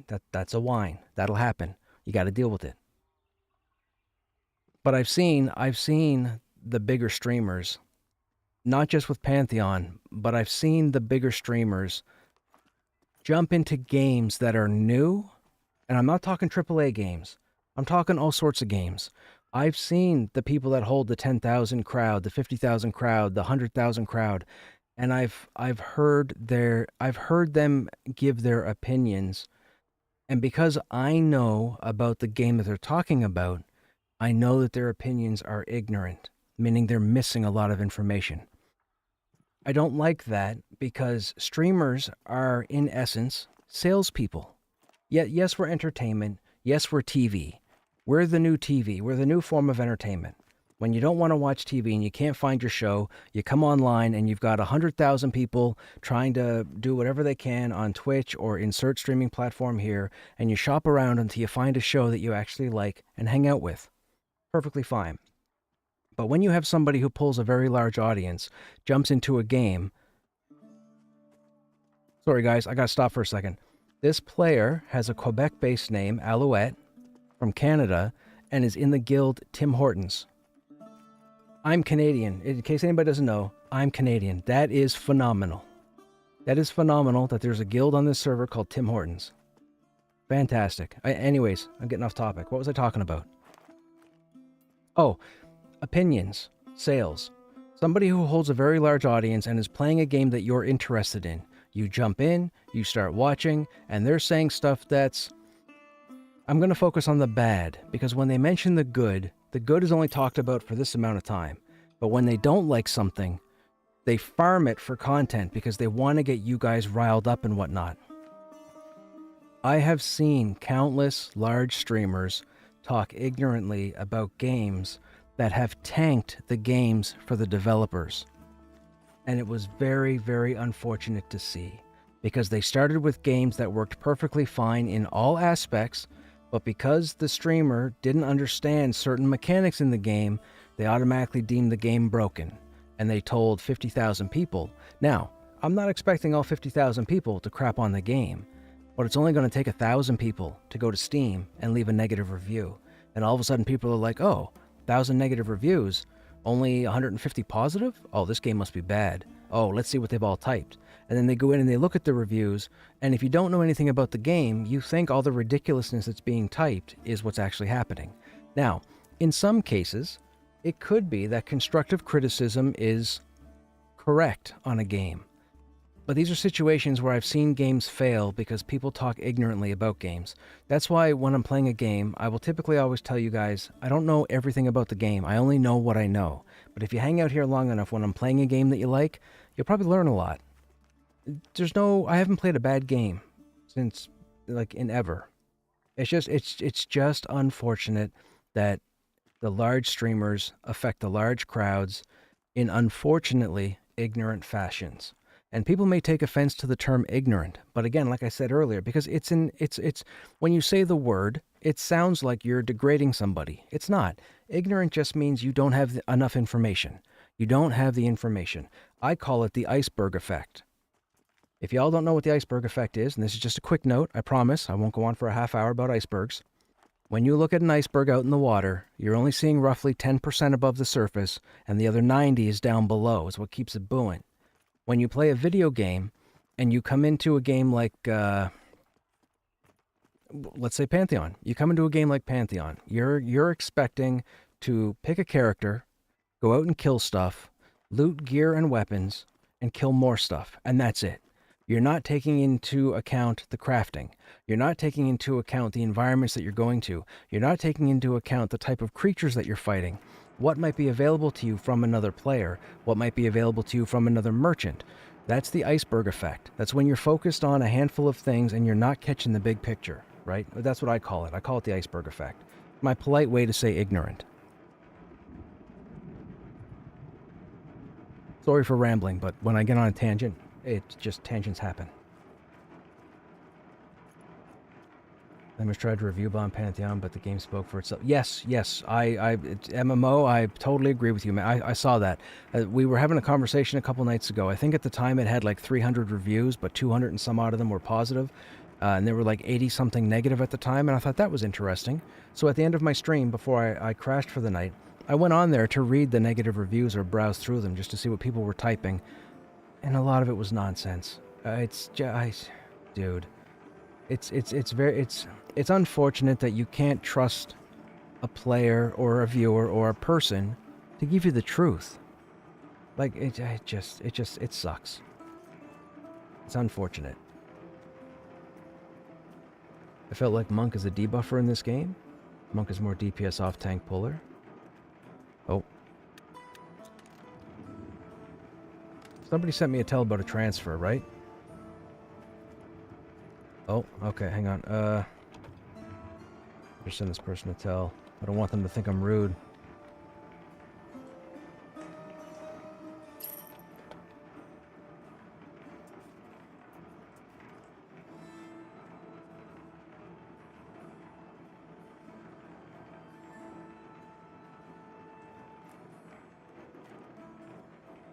I try to help out when I can, you know, like in-game. Like somebody sent me a tell and asked if I would do a transfer with them. They might have already had somebody help them. I didn't see the tell. People who watch those big streamers would never be a good fit for social and MMO. You kind of have a point there. That's what I love about this game. The fact that they're not backing away from the word social. It's everywhere. And I get it. Ashes of Creation looks perfectly fine. I follow that game too. but this is going to be what I consider an EQ WoW situation. You're not going to be able to compare Ashes to Pantheon, even though they're both MMORPGs. It's going to be the same thing people try to do for years with EQ and World of Warcraft. And some of you might only know the WoW was the first MMO meme as a meme, but it was an actual debated thing 20 years ago. People actually kicked up huge discussions about EQ and World of Warcraft, and they're not the same thing. If you're going to compare World of Warcraft to anything, you have to compare it to EverQuest 2, because they were designed around the same time and built with the same kind of mechanic. They were going to be smaller, more intimate experiences, but challenging, because at the time, the internet was splintering, right? Everybody was coming out of EverQuest and Ultima Online and going to a dozen other different types of games and half a dozen different genres. You had your Counter-Strike, your Team Fortress, your Tribes. You had role-playing games coming out. You had StarCraft, Warcraft. You had all these different types of games that people were getting into on the internet. And Blizzard and SOE were realizing that they can't put together a game anymore where you can put 70 people together. Now, I say that now. In the last 10 years, I have streamed for almost 9 of them in EverQuest with the same guild with 70 people, up to 80 people. I have seen half a dozen other guilds do the exact same thing I did with hundreds of players. So there does exist a population of thousands of people that want the EverQuest 1 experience and keep going to the progression servers to get that.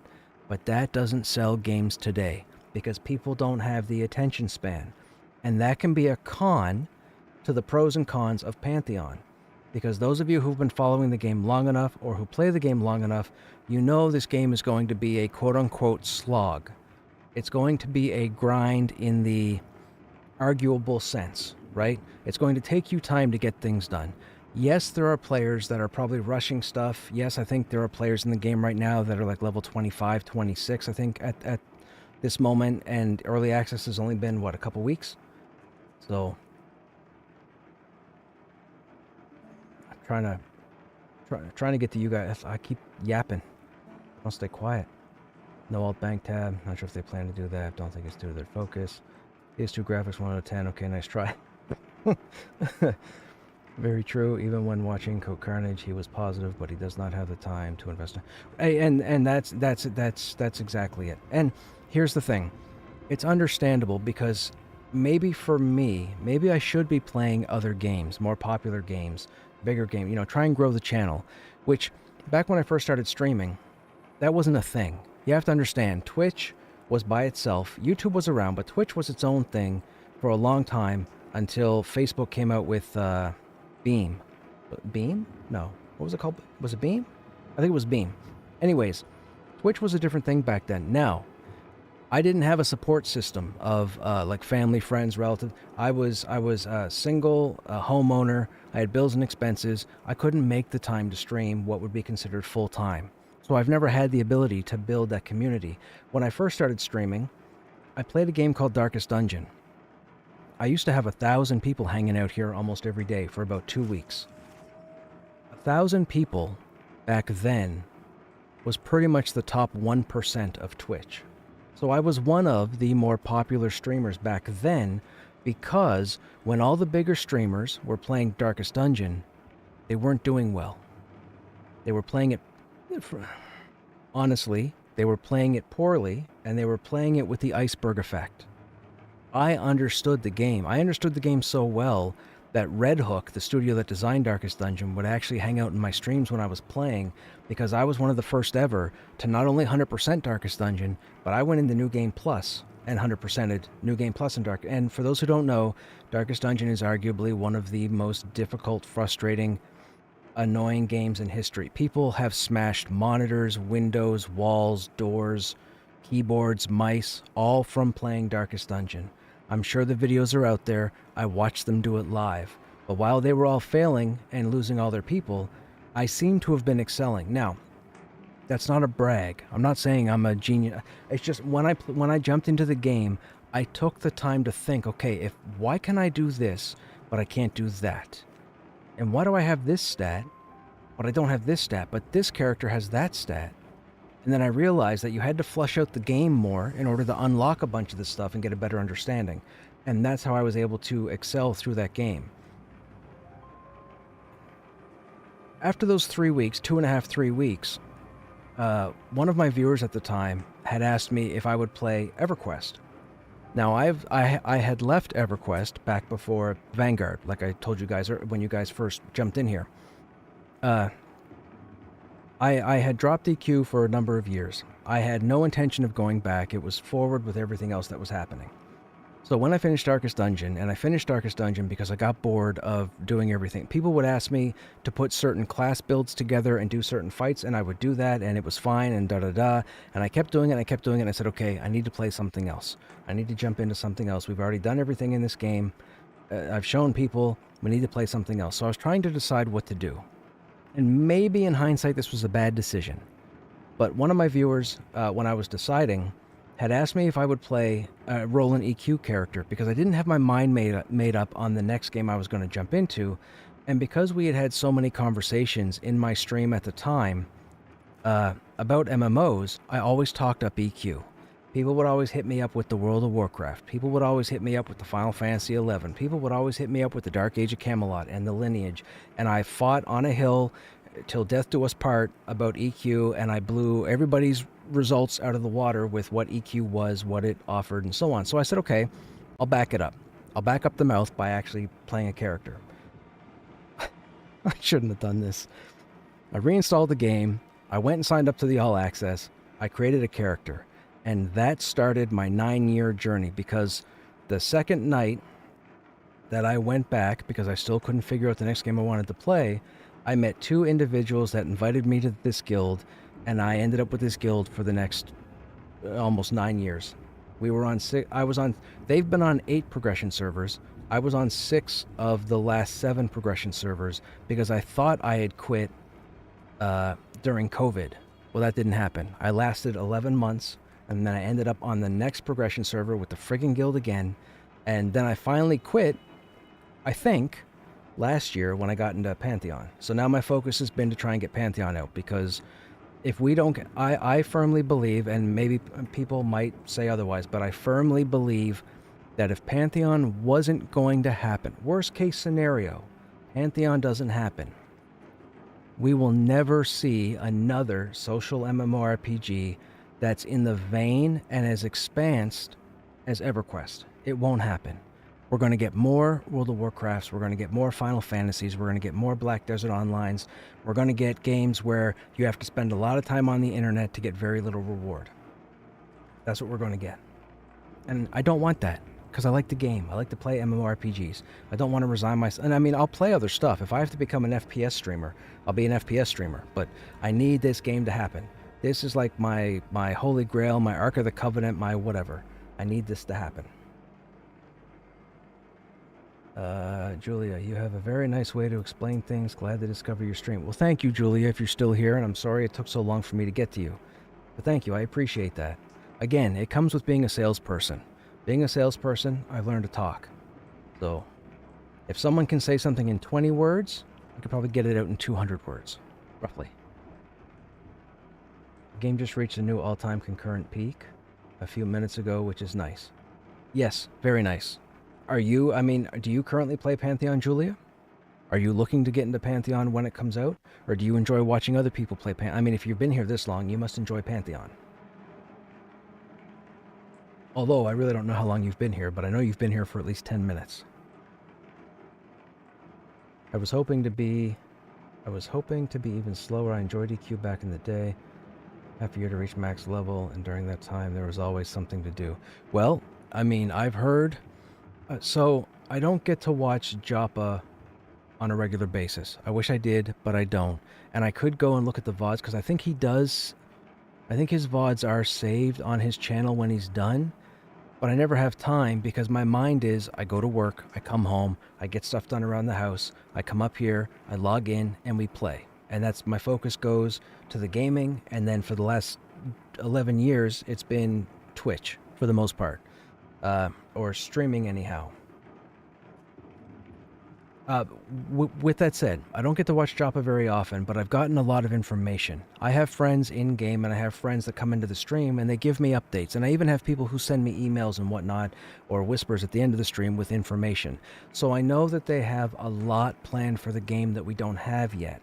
So to say that you were hoping it would be a slower progression, we don't know what the final product is going to look like.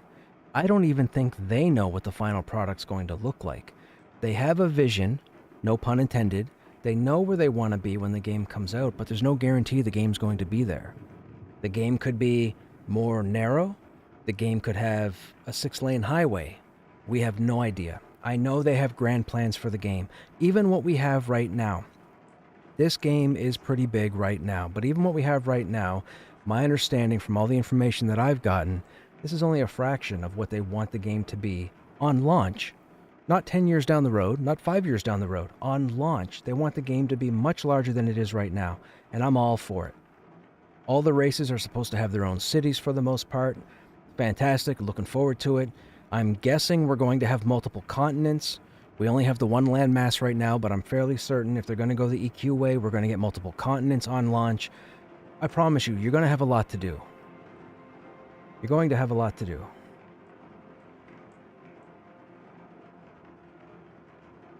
We're just looking for healer now, Crush, I think. Root bug, we got 5. Okay, I'll make my way. Where are you? Are you in Halnirs?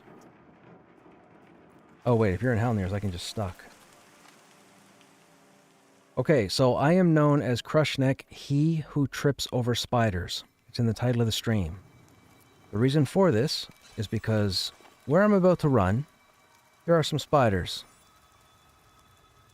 Krushnek tends to trip over spiders inadvertently and get himself killed. Krushnek is hoping that talking in the third person will not get him to trip over spiders.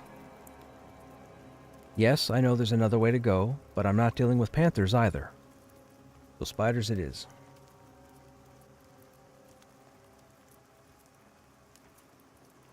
It's like we just discovered Terminus and have to discover everything first. Yes. Look, okay, so here's something else I will say about the game right now, and I'm not going to give you guys specific information. During Season 6, I did a lot of exploring. I maxed out my climbing.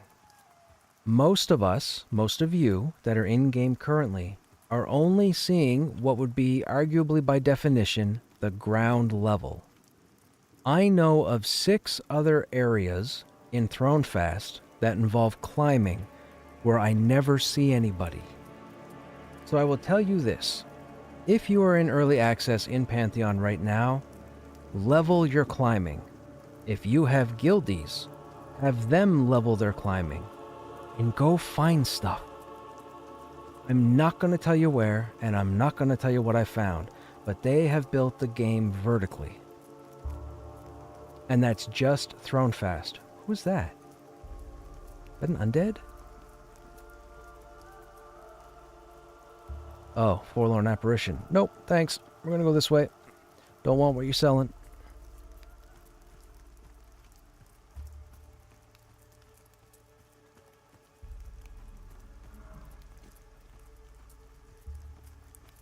Okay, now, here's where it gets a little tricky.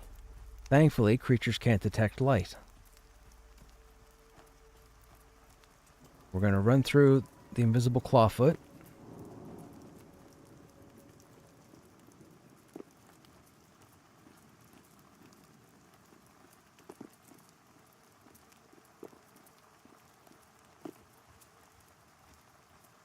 And now we may die, because I can't see the spiders. The field of orbs should be around this turn.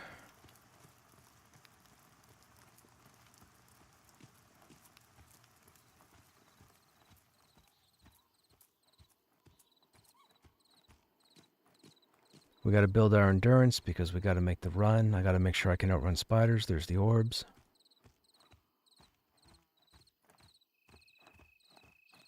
Oh, there's people already here. A person.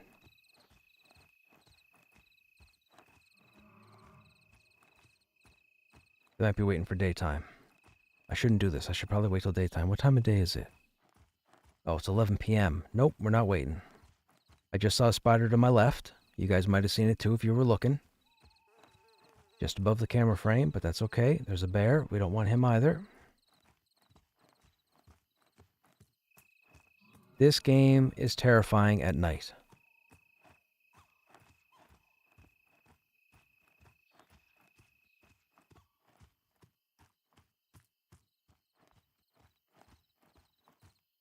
My mouse will be everywhere in front of me looking for the sword.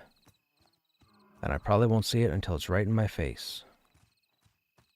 Now I know there are two spiders here.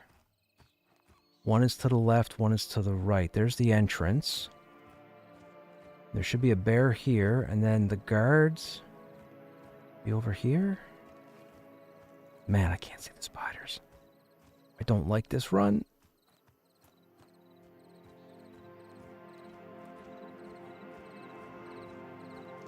Now, there's a spider out here somewhere. So I'm watching the border of my screen right now to start flashing red. Because they put a spider, I'm pretty sure there's a spider somewhere right out here.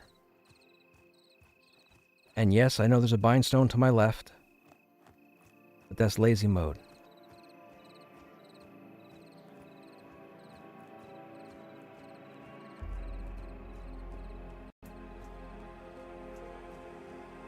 Okay, we made it. We made it, we made it, we made it. There's a guildie.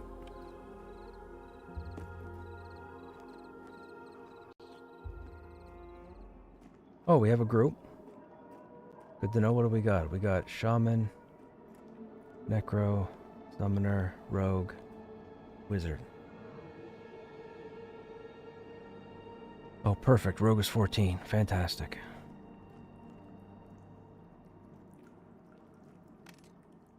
Okay, so for those who might not know, we're entering Halnir's Caves, or Caverns. This is a level 11 to, I want to say level 30, I believe. I've only been about a third of the way through here in Season 6. What's the level of the group? This will tell me... Oh, I can't see everybody else till they zone in. If everybody else is around 13... we might be able to get down to the safe room. It's going to be tricky. It might happen. We might be able to get to the safe room. The safe room can be difficult because the way you come in, I believe the content is around 15. The way you go out, the content goes up to like 17.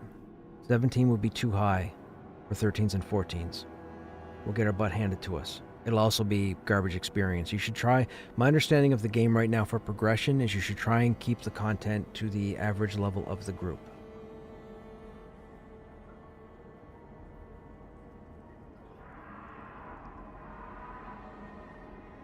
And I'll figure that out when everybody zones in.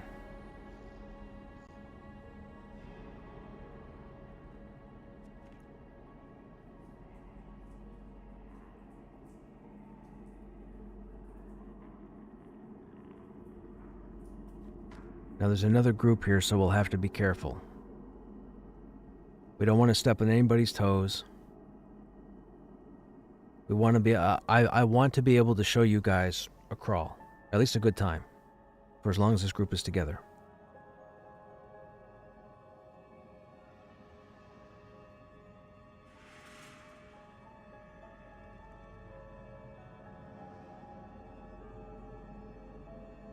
Is training a thing in this game? Not training in a traditional sense. So, what we've come to understand, let's say there's two groups here. And let's say we move in and we start fighting in this front room. Let's say this group wants to pull a mob off to the left out here. So they come out here and they pull this mob and the mob runs back to them. Let's say they can't handle the mob and something happens and their healer dies and then everybody else follows in suit. The mob will stop for a moment, and then when there's no active aggro, the mob will turn around and either run back or walk back. We haven't figured out what the logic behind that is. It doesn't seem to be buff related, so it could be random. If we're still here on the right-hand side and the mob walks down here, there is a very good chance the mob is going to automatically cut over to us. So a lot of times when you're in this game, if you're fighting in one area and you see another group come by or pull a mob, You're going to want to try and reposition your group as far away as you can in that chamber or the hallway or whatever than the other group. And unfortunately, you may take a few unnecessary extra attacks to do so, because it's not just as simple as grabbing the mob you're fighting and moving. The second you turn, the second you do a 180, that mob's going to be able to stun you, knock you down, crit you, whatever. So you have to... I don't want to use head on a swivel because it's going to make people seem like it's a paranoid thing to do. But realistically, as someone like myself who plays a tank, you have to have your head in a swivel. I watch every... You guys saw the video earlier, that 9-minute epic fight. My head was on a swivel the whole time. It had to be. If my head wasn't on a swivel, we would have wiped. And we still pulled off the greatest pull, the greatest encounter in this game's history. I'm still saying it. I will say that until the cows come home. You guys saw it yourselves. Or those of you that were here. So if they pull 3 things, they'll all run through your... They won't necessarily run through the group, but if you're standing in the path of them resetting, yes.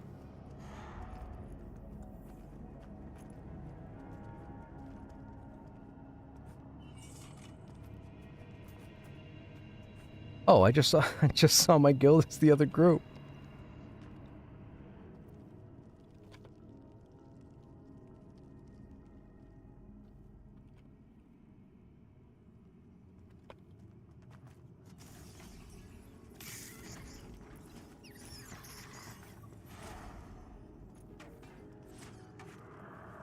Okay, so these guys have all their people and they're starting to clear in. We're going to let them clear in because we're still waiting for people to zone over.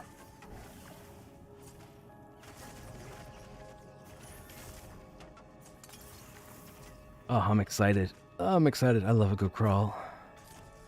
I didn't know the guild was coming here.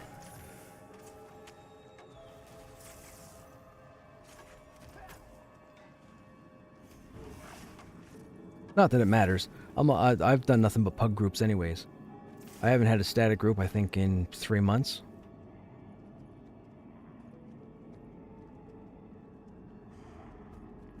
I do everything pug. That's what I grew up with, man. I don't have a good title. Something with pug in it.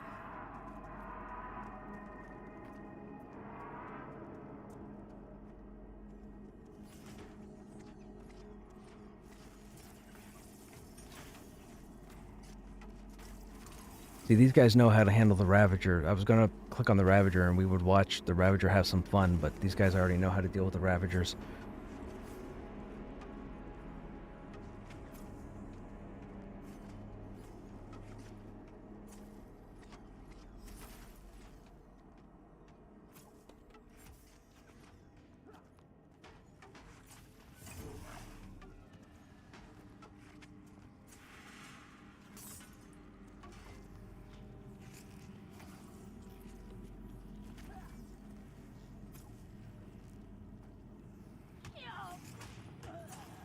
Whoa, whoa, whoa, whoa, whoa, whoa. Maybe they don't know how to handle a Ravager. Whoa, whoa, whoa.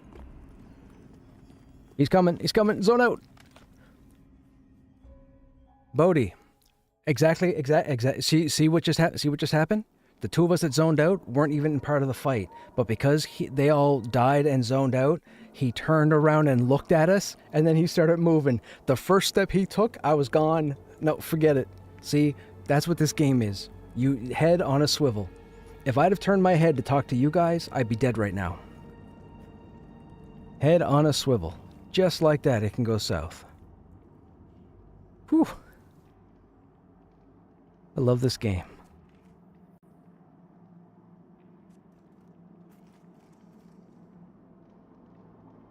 They all zoned in? I'll zone in. I have my shield on, right? I hope so.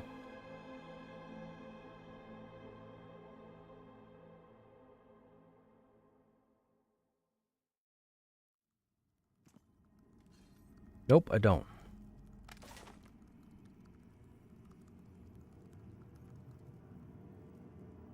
Oh, I didn't turn in the paintbrush.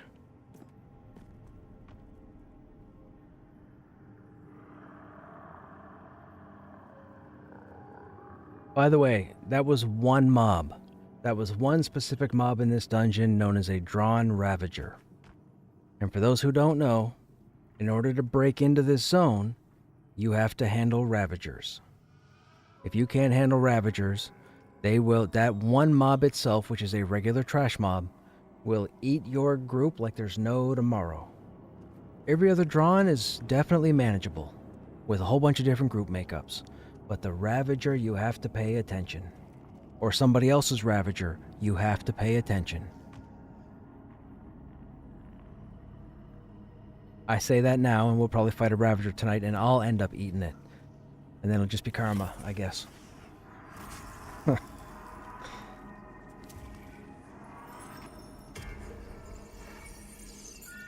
I'm just going to say this. Those of you that are still here, and you're picking my brain, jumping in the conversation, thank you for doing so. I love the lurkers. I hope you guys get all the information you guys are looking for the game. But I appreciate the conversation. I have a handful of faithfuls who've been here for a while, but they're not necessarily here all the time. So the fact that you guys are here this evening on a Friday evening, thank you.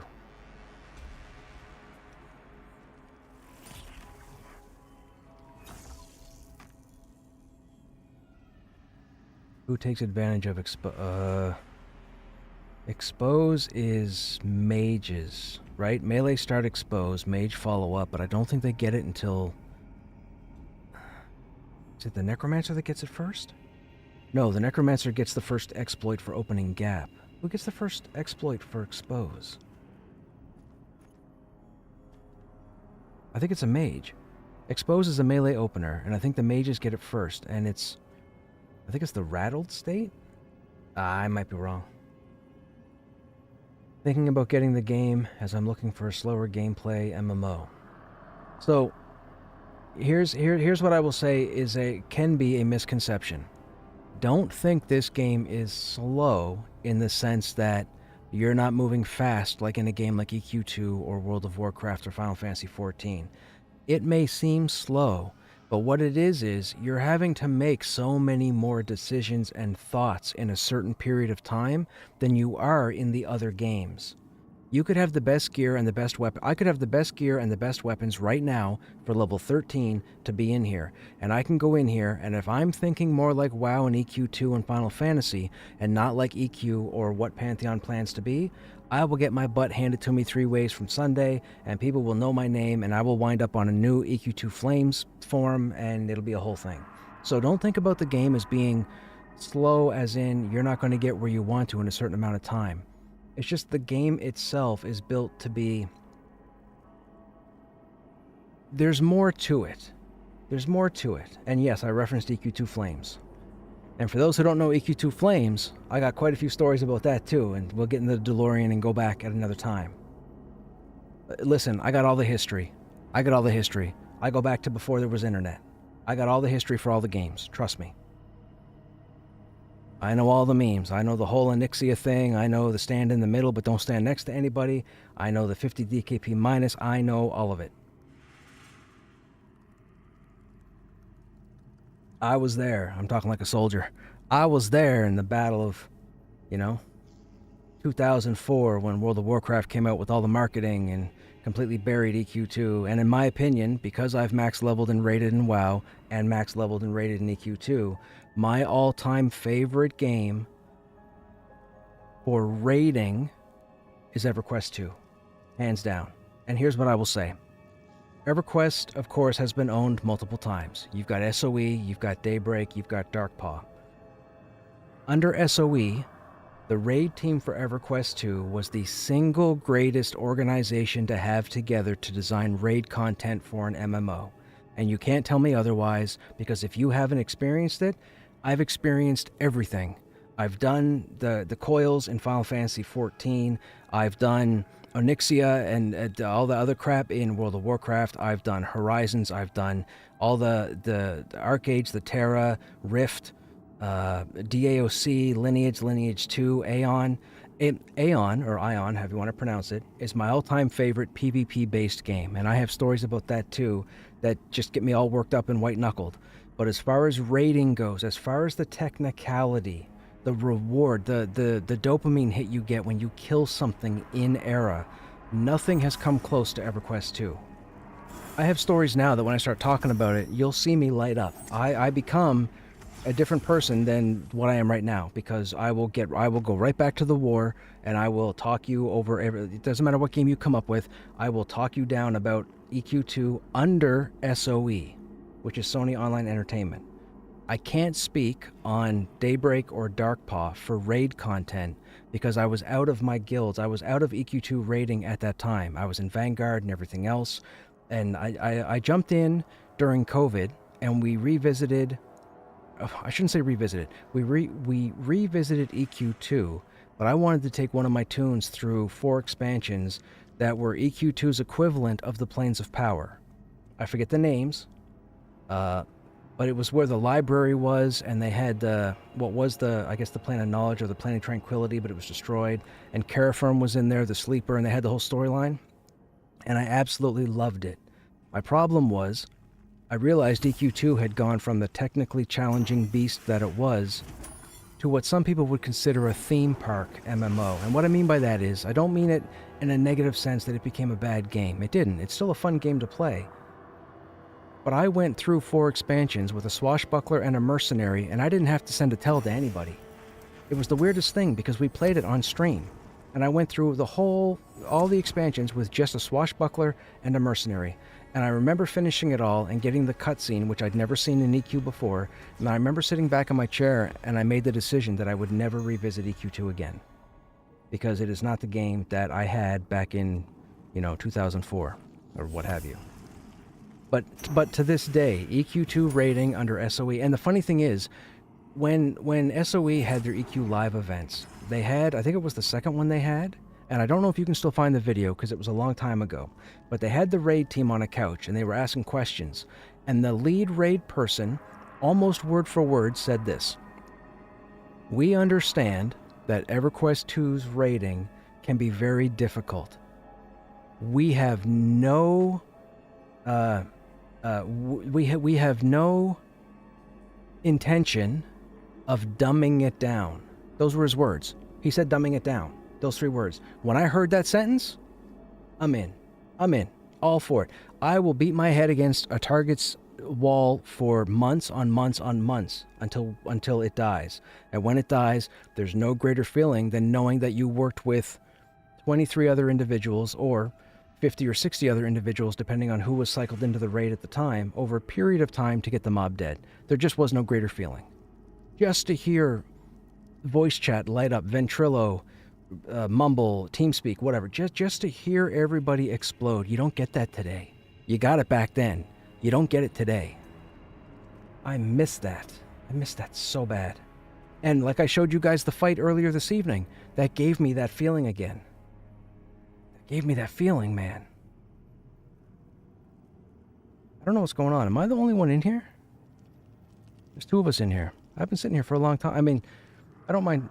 I love talking to you guys, but I want to show you guys a crawl, but the group's not here. I don't know if they're dying outside or what's happening.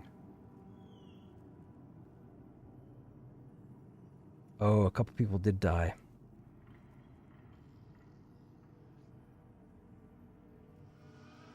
Well, sadly I don't have a heal, so I can't go out and help.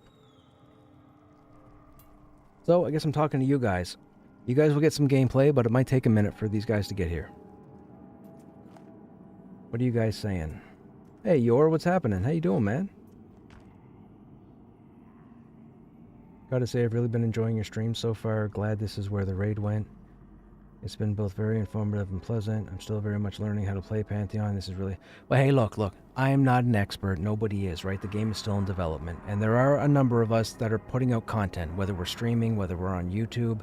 I highly recommend, hitting YouTube up, typing in Pantheon, Rise of the Fallen, and see what you come up with. Fall down those rabbit holes. Try and get the information that you can. I try to be as informative as possible, but there's no guarantee I'm going to give you exactly what you're looking for when you're here. Now, here's the thing. Playing a warrior, I still try to understand the other classes. I talk to the other people on this server that I group with about their class. I ask them questions all the time because I want those answers for when you guys happen to pop in here and ask the question. I need you guys to be as informed as possible because I want you guys to play the game. We need, and I get it. I know we're at least a year away. I understand. Who knows? Maybe they come into a windfall. Maybe they hire a whole bunch more people. Maybe the game gets worked on and out faster. We can cross our fingers and hope. I don't have the knowledge, or I would offer myself. All I can do is stream and try and be as informative as possible. I don't crap on anything, but I will give you any cons to the pros if there's something that I see.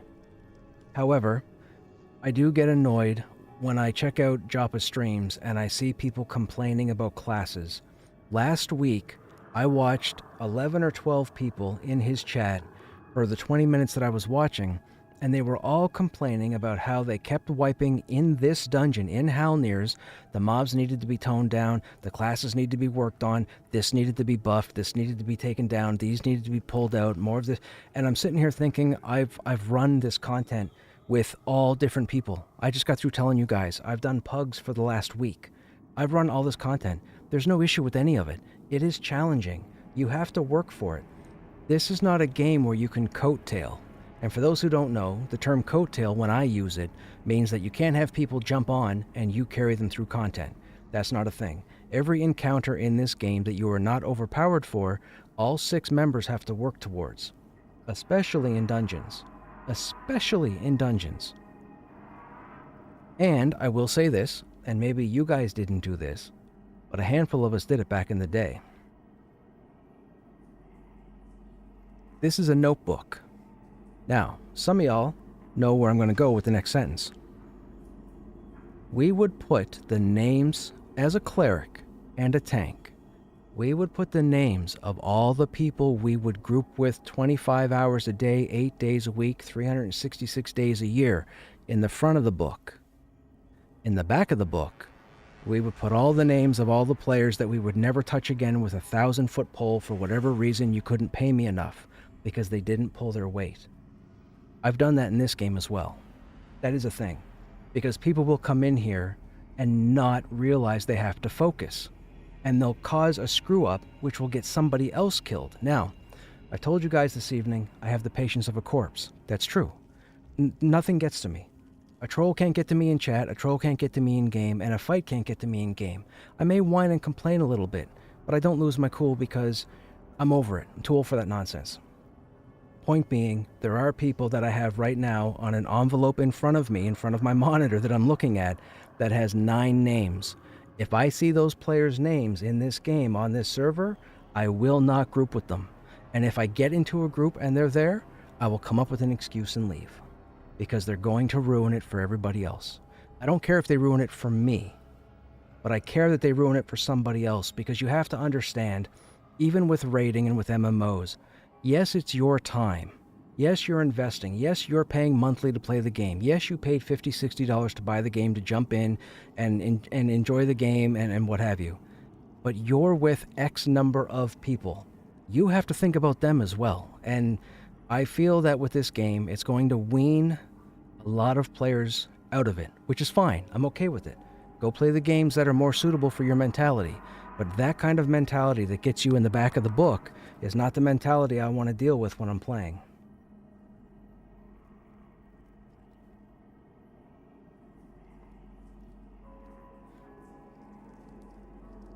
I'm listening to many voices and trying it out myself, asking tons of questions while playing as well. Best way to learn is to fail and figure out why. You said it. You said it. Reputation matters. So, as a salesman, like I told you guys, I spent my life in sales. First impressions do matter. People throw around the term first impressions matter whimsically. I don't. I take it to heart. If you jump in my stream and you type a comment that I read, and I fully understand that it's a troll type comment, my opinion of you drops. And chances are I just ignore you. There are other streamers out there that ignore people all the time because they see the comment they type, they know what they meant. There's no LOL, there's no smiley face. It's the same thing in game. We read the comment, we understand the intention, we don't want anything to do with you. Period. Gotta say, I've really been enjoying your stream. Oh yeah, I already read that. Craziest raid I've ever done was the raid in EQ1, the last fight in... Oh, Tax V. Yeah. TAC V. Yes. That's the Gates of Discord, Omens of War story. Yes. You happen to know the target group member macro? Isn't that broken? I think it's /TGM, but I don't think it's working. I think they broke it recently, didn't they? /TGM3. Group member could not be found. Oh, because they're not in zone. Try /TGM, but I'm pretty sure it doesn't work. Or I think it's broken. Should be the F1 keys. Ah, it's only going to get me because I'm the only one in here. Okay, hang on. I got to see what... Oh, no, Edict is here. What's Edict? F5? F5. Group member could not be found. F4? F6. Group member could not be found. F2. F3. Okay, so F3 got Warmina. F1 got me. F2 got Finn. F4 got Tau. Oh, that's weird. Edict wouldn't come up when I hit 5 earlier. Oh, maybe they were just zoning in, maybe. I thought they were in... No, they've been in here for a bit. They're right there. Huh. Okay, yeah, the F keys work. It works if I use your name. Oh, yeah, yes, that's... You could always... That's another thing. TGM or assist. You can use /assist and then the person's name and then make a macro key as well. And I believe with the way they have the offensive and defensive targets, you could still have yourself as the defensive target, but you could still assist me whenever it came to fighting something. So, you know, a lot of the commands that you would use in EQ, I believe, have carried into Pantheon. I don't know all of them. I only know a couple of them. The only ones I'm using currently are Find My Arse, which is LOC, L-O-C. For those who don't know, write this down. Memorize it. Post-it note to the top of your monitor. Not even if. When you die in this game, the second you hit the ground, you should be typing /LOC or hitting a macro for /LOC because you're going to need the coordinates just like in EQ1 to find yourself. So that's probably the most important tip I can give you about this game, is when you die, the first thing you do above all else, you don't type a group message, you don't type a guild message, you don't equip anything. You type /LOC, look at your location, and then do whatever it is you got to do and get back to that location. Or be a necro, right, of course. As a person who backed this game since 2017, I'm so happy to see people enjoying. I played with so many people recently. It's been so refreshing and enjoyable, just like reliving 1999. Right on, right on. We need a challenge. We need a challenge. We don't have one. I thought we were going to get it with Vanguard back in the day, but I told you guys my Vanguard story earlier this evening, and that's what happened. And we haven't had a game like that since. They started bringing over the imports, your Black Desert Online, your Rift, Arcade, that sort of stuff. Not the same thing. Not the same thing, not even remotely close. And yes, I played and max leveled in those two. It's not a brag, I'm just telling you. A lot of people will tell you, or maybe they haven't played a game. I've played all of them. I've played all of them. We're about ready? Okay, so let me, so I gotta type some stuff here, people, so just give me a moment.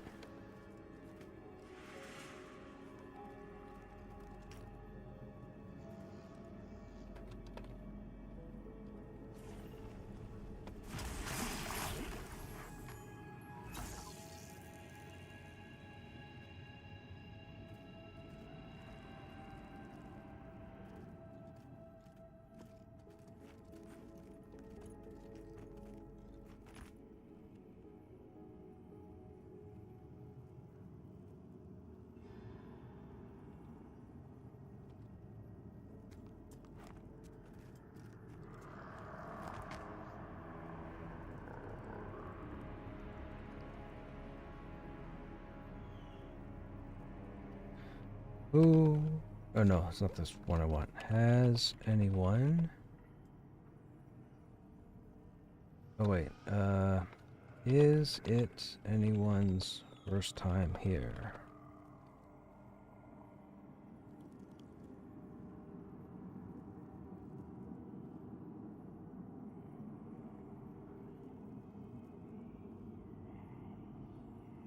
Okay, okay.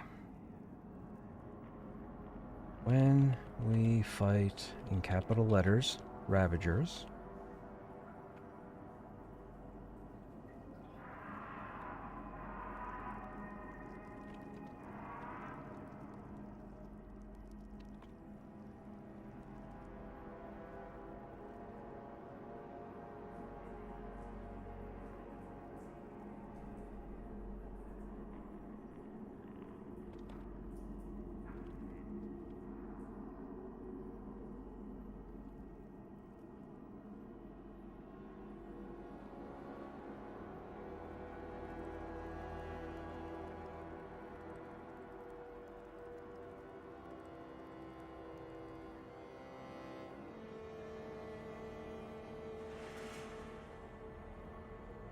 Okay, so chat, fair warning. I'm still going to be able to look over every now and then and interact with you guys, but once I get this group up and running, I'm going to be the one leading the group, so most of my focus is going to be on the game.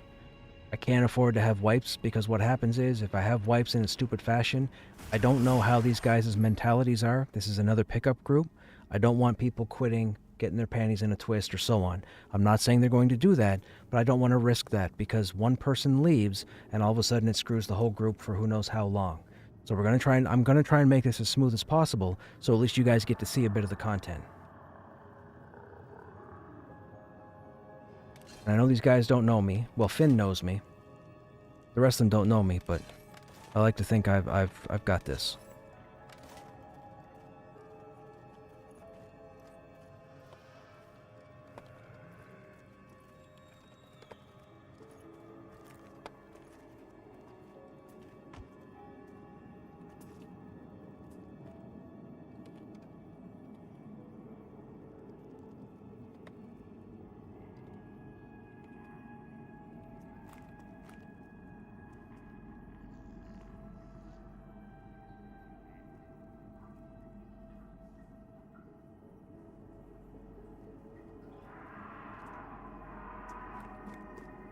Okay, here we go. So there's a spawn here. Oh, of course it's a Ravager. Thankfully, we have a macro for the Ravager. That's how bad the Ravager is. Now, he's going to come to us, and then what we're going to do is we're going to step to the side to turn him away from the group. He's got an ability called Ravage that he's going to use momentarily, and it's going to hurt immensely. There it is. We're going to sidestep. He's locked facing forward. It's over. We're going to get back in front. We took a bit of damage. Nothing serious. Healer should be able to get us back up.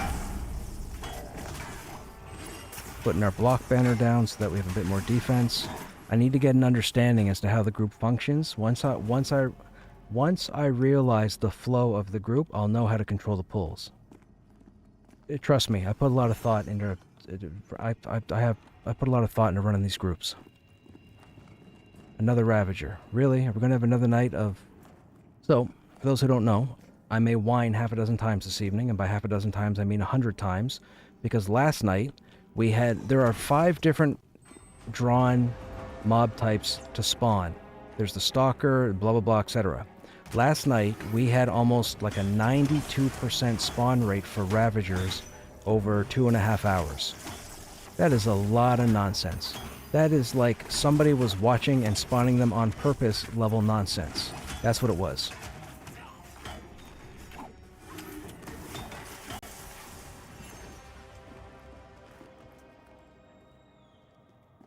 And it's not just a matter of watching how we do DPS and kill stuff. I'm also watching the group window because I'm paying attention to the healer and their mana.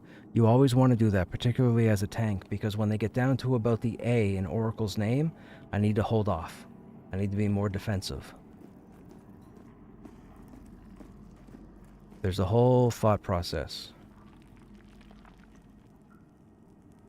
There's a longsword. What are stats on longsword?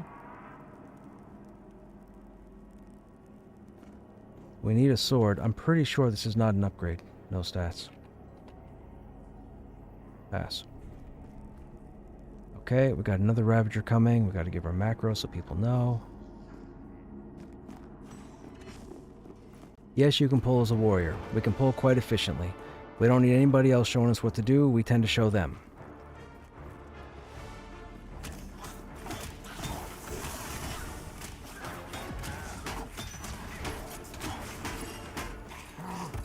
I needed a heal. I didn't get it. That's a problem.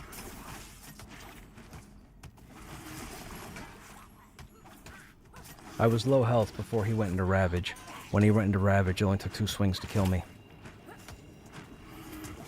We're doing a tremendous amount of DPS though, so that's good. Hey, there's Ogok.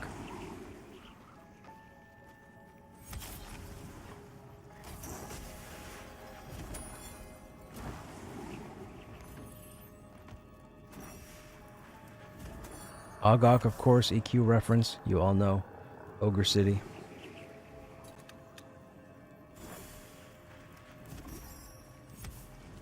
So we just queued for a resurrect. You can see the priest is casting right now. As long as they don't move, the res will go off.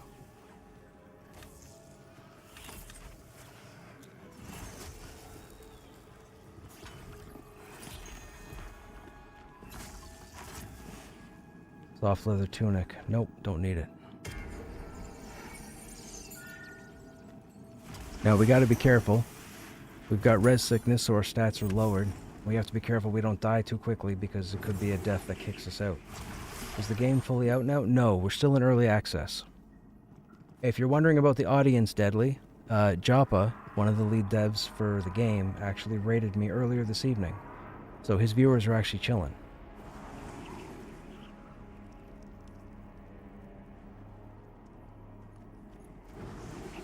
Have fun with it. It'll stay a while longer, but need some sleep. Soonish as well. Been great. Oh, yeah, for sure, for sure. I appreciate you guys hanging out.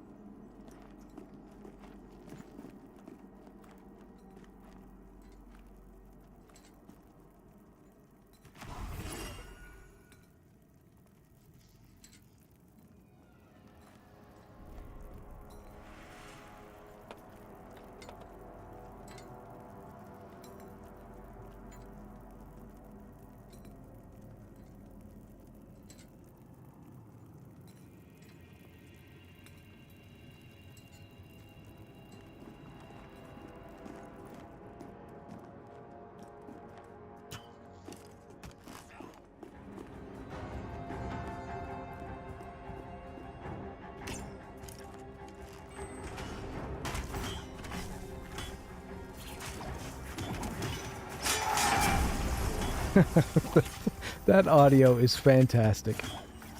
I love that audio. That audio scares the crap out of just about everybody.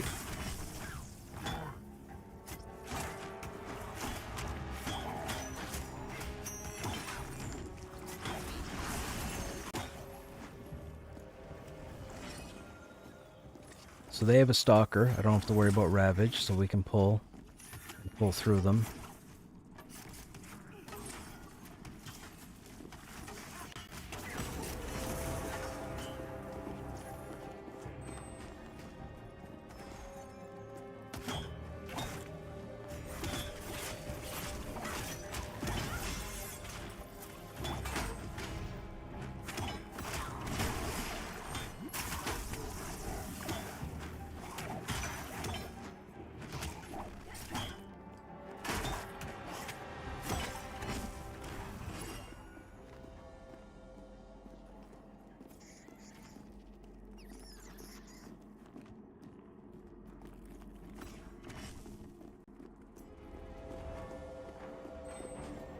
Now, these little spiders we just pulled, you gotta be careful because they're glass cannons. They have very few hit points, but they do a whole lot of damage, and if you don't kill them fast enough, they will destroy you. Even though they have like 50 hit points.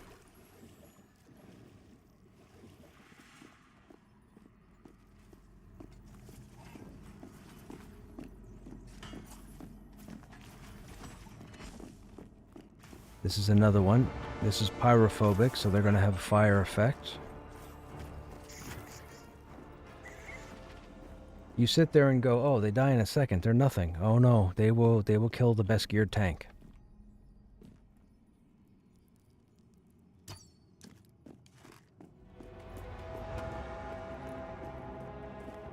Okay, here we go.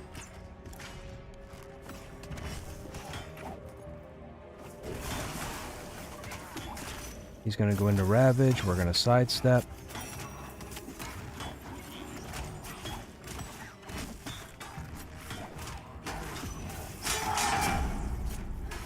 We have to kill him quickly, because if you don't kill him, I believe within a minute, he'll Ravage again. Or at least get him to run. Oh, our DPS is fine. I might be able to take us down to the jails. I shouldn't really call it a jail. I've called it prison. All through Season 6 I called it a prison, but I guess it's not a prison.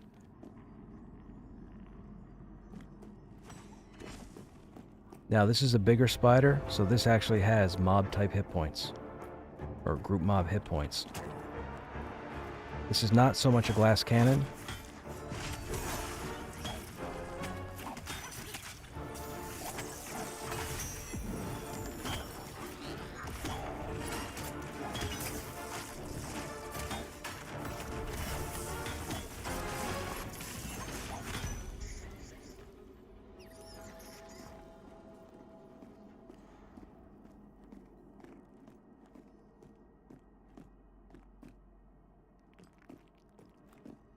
Okay, they're going to be clearing the hallway. We have to be careful. I don't want to get them killed. We're going to go into the stairwell.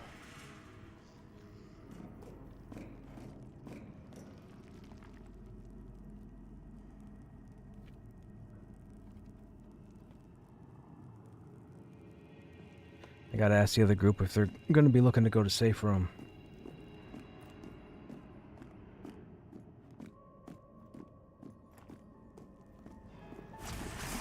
We need respawns now because of the other group clearing through. We don't have enough stamina to go further in, pull, and come out here. And we don't want to move down with them because we don't want to cause any problems while they get to their camp.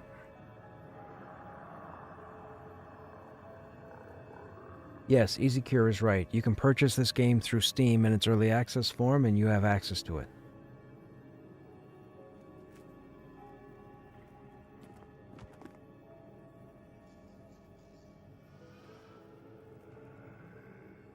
Oh, I didn't check levels. 11, 13, 14, 13, 15. Okay, we're not going to go to the prison. That's a bad idea. The 11 won't do any damage and we'll probably get killed. We'll have to stay up here until they level. So the question is, they haven't cleared this yet, right? Yeah, I don't want to step on their toes. Did they just kill the spot? Oh no, they just killed the Ravager. So they killed the Ravager from the doorway, so they're going to move through the door in a minute. We have time.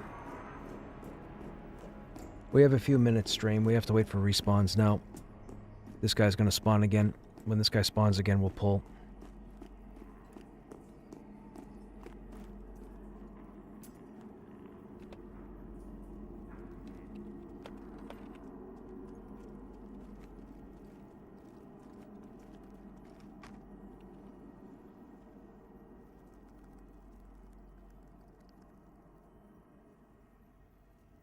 So we have a few minutes.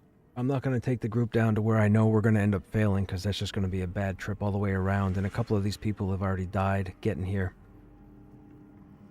That definitely affects a person's morale. You have to be okay with dying and losing XP in this game. I will say that now. If you are not comfortable with dying and losing XP, you probably shouldn't jump into this game. It will be bad for your mental health. I will tell you now. Not every day will be perfect, not every session will be perfect, not every crawl will be perfect. It doesn't matter if you're with 5 friends, it doesn't matter if you're with 5 pros. This game can go sideways at any moment, for the silliest of reasons. You click the wrong skill by accident, and then the ability you need to use the skill on is down when the ability goes off and you or somebody else gets killed and the group wipes, and every death in this game will affect everybody's psyche. I consider the group. I never think about myself when it comes to people are looting all the stuff in here. I could care less unless my armor drops. If my armor drops, I'm going to get my armor. But as far as running groups and dungeon crawls, I always think about the other 5 members or everybody else in the group. I'm not worried about myself.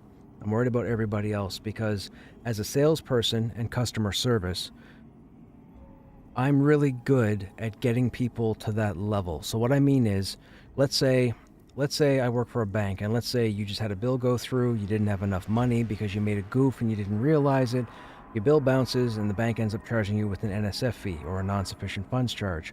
All of a sudden, now you've got to pay your bill. Again, you've got to pay the NSF charge, and chances are the bill you were trying to pay might charge you something extra as well. You're not going to be happy. You call the bank thinking it's the bank's fault, or you call the bank thinking that the angrier you're going to get, the more you're going to get in, like as far as we're going to fix everything, which never happens. I'm that person that brings you from here to here. I have a bunch of nonsense in a nightstand, whatever, for being able to talk to these people and bring them here. That's what I do in these games. I don't say anything and I don't call somebody out, but I will do things subliminally to influence what somebody does. Thanks for the stream. Gonna get back to the game myself. Have a great night. Okay, Oak, have a good night. Yeah, I can't say how all the classes operate, right? I would never tell a wizard what to do as a warrior. However, if there's something in the ethos of the group mechanic that a wizard is not doing correctly, I will get them to do the correct thing without them thinking I got them to do the correct thing. It's what I excel at. It's like I said earlier, it's why I'm a chatty person. It's why I do pug groups. Pug groups don't bother me. I understand pug groups give most of you nightmares. I thrive in a pug group. My whole extra raid, my whole extra dungeon crawl is keeping a group together. I'll never tell you how I do it, but that's what I do.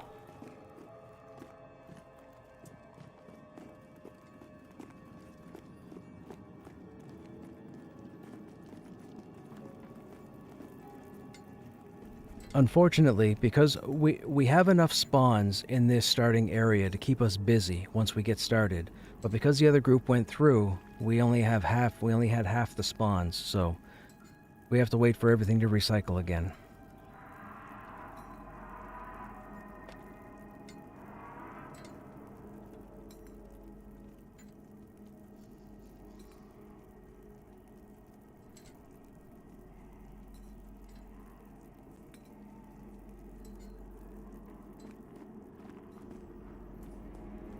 But this will be the first spawn. This is always the first spawn when pulled in sequence.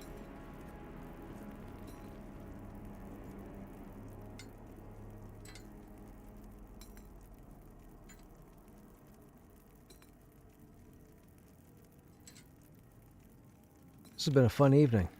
Thanks for hanging out, people.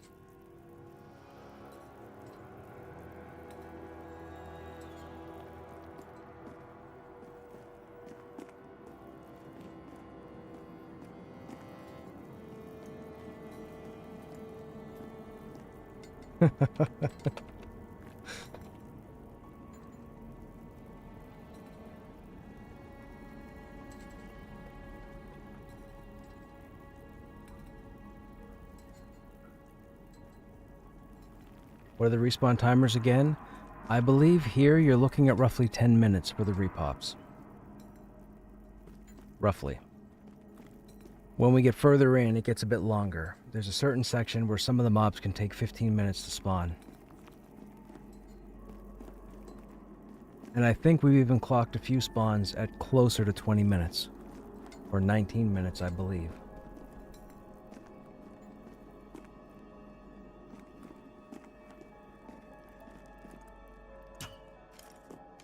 So the Kabbalist, or Kabbalist, I say Kabbalist, people say Kabbalist, is a caster, so we're using line of sight right now. So that way he doesn't stop 50 yards away and start nuking me. And I told the group ahead of time when we first got in here, I explained everything. I explained how to deal with the Ravagers, and I told them that when I pull casters, I will line of sight them. I also told them to not touch a creature until I stop and start swinging. Food for thought for anybody who plans on tanking in this game. Educate your group ahead of time. Don't assume they know everything. They might tell you they know everything. They don't.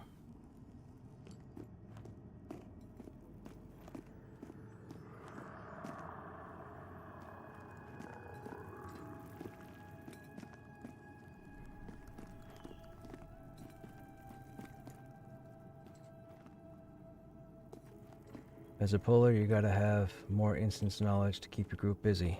Yes. Now, mind you, I only know a portion of this dungeon. So, there's this level here. This is the entry chamber. Then there's this, a tunnel here that's a stairwell, or I guess a ramp. It descends down into a larger open area with a rope bridge. When you cross the rope bridge, you get over to a new section of the zone where you fight the last of the ratkins. That's what these guys are. And then once you clear the last of the ratkins, you move into a room called the safe room. I'm sure it's not officially called that, but that's what we call it, the safe room. And it's a room where you can park a group or players and not have to worry about getting aggro from anything. You can go AFK, do whatever. There are no roamers there. From that safe room, when you exit the safe room, you go into or you get introduced to the Black Rose faction. That's where things get a little trickier. That's where the zone opens up a lot more. They intermix an ethereal species known as the Ulterians, and it can get tricky. It can definitely get tricky.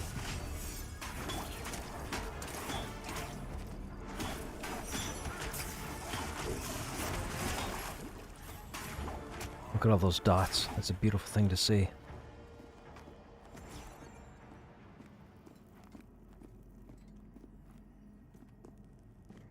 So that was this one. I didn't realize this one was pulled first, or this one was pulled first.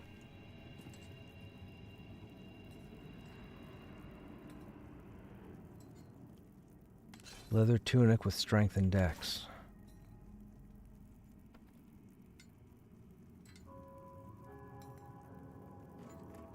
Yes, Green. That mob did that.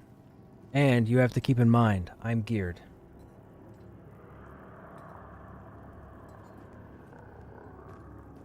This game has its challenge. This game is challenging. This game will keep everybody on their toes. Period.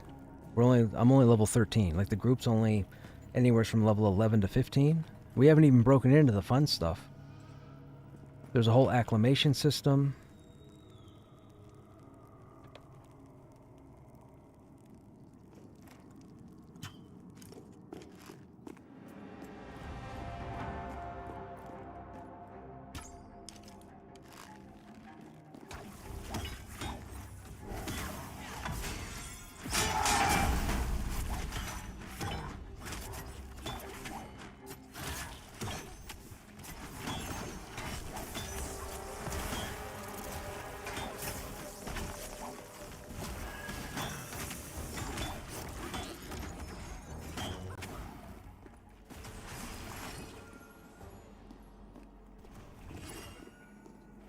So thankfully, the room is pretty broken. Not broken as in not working, broken as in the spawns are broken up, so we should have no problem just doing straight pulls.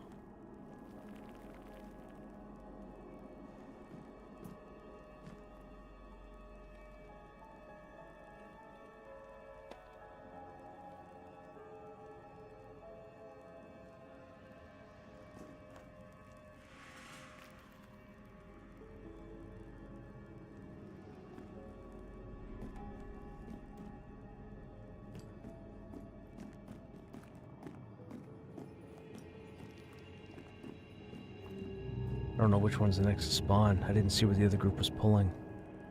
We pulled this one. We just pulled this one. I'm guessing this is the next one to spawn? It'll either be this one or this one here.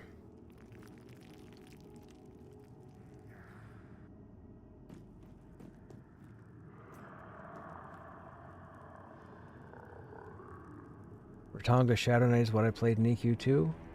Right on. I think we had a swashbuckler Rotanga. I believe. Or one of them was a No, our brigand was a Rotanga.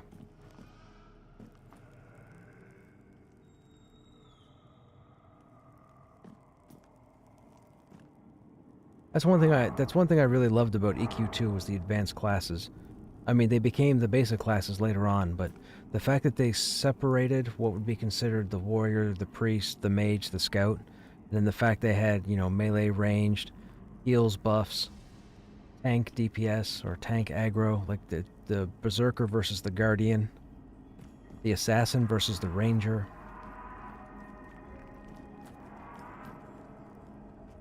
The cool thing was with EQ2 is you had a lot of skills and abilities as you leveled up.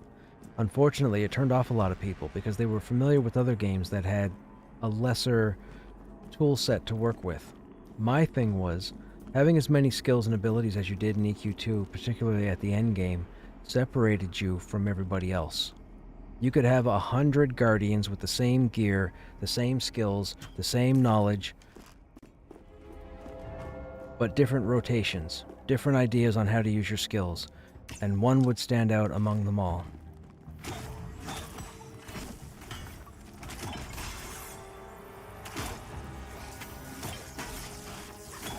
Why is he turning? Do they turn now? They never used to turn before. Maybe they turn now.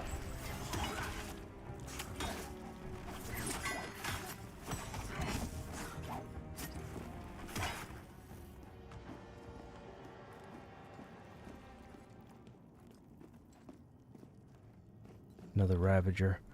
We want the Stalker first. I want the Stalker before the Spiders spawn.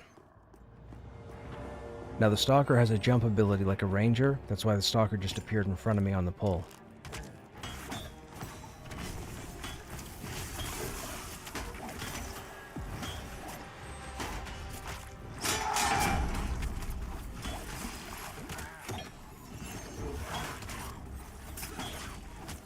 Someone might have interrupted it. But it looked like he was still casting it, though. I'll watch. I'll watch and see what happened.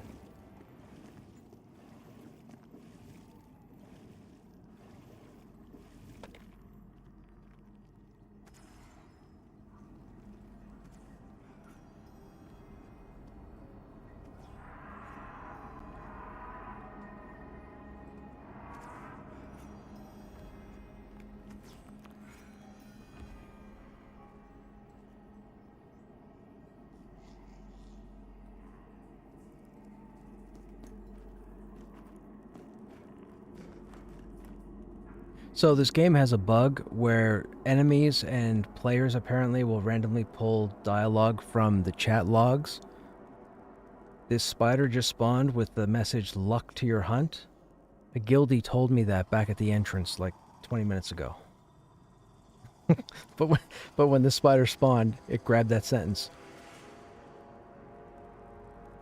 That happens all over the place. That's why you see random messages over random things' heads. It's because it pulled it from the chat log.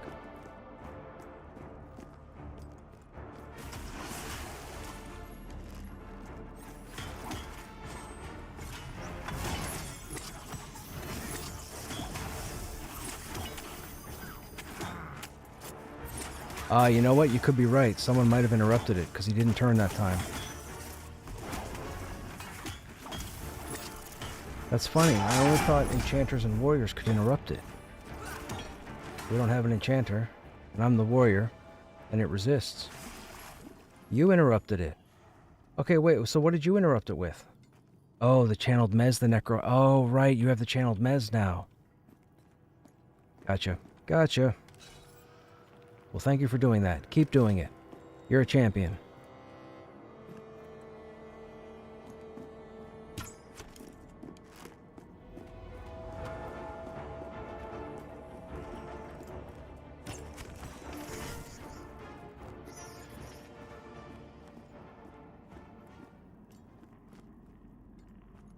Are all the tanks equally viable? Yes, all the tanks are equally viable. They are all designed in their own unique way. They are all feasible. Don't listen to anybody. This goes for anybody listening to the stream. Officially, on my word, don't listen to anybody that tells you the tanks aren't balanced or the tanks aren't comparable. I've been with Dire Lords, Paladins, and Warriors. I spent the first 7 months of my time in Pantheon with everybody telling me that I shouldn't have rolled a warrior because a warrior's no good, a warrior's garbage, a warrior's not a tank, everybody's going to go with the Dire Lord, blah blah blah, so on and so forth. Those people were ignorant, if you were here earlier, and didn't have the information. I have the information. Warriors, Paladins, and Dire Lords are phenomenal in how they operate and what they do. It's who's driving, it's who's behind the wheel that makes the difference. This game is not going to be everybody can get behind a class and all of a sudden you're that class at its best. That's not going to happen. That's not going to be a thing. You have to understand how your class plays. But yes, all the tanks are viable. And they're designed to be unique on purpose. You're not supposed to play them the same. I'm a little jealous that they said Paladins are supposed to be the better of the three with shield use. That's what they've said.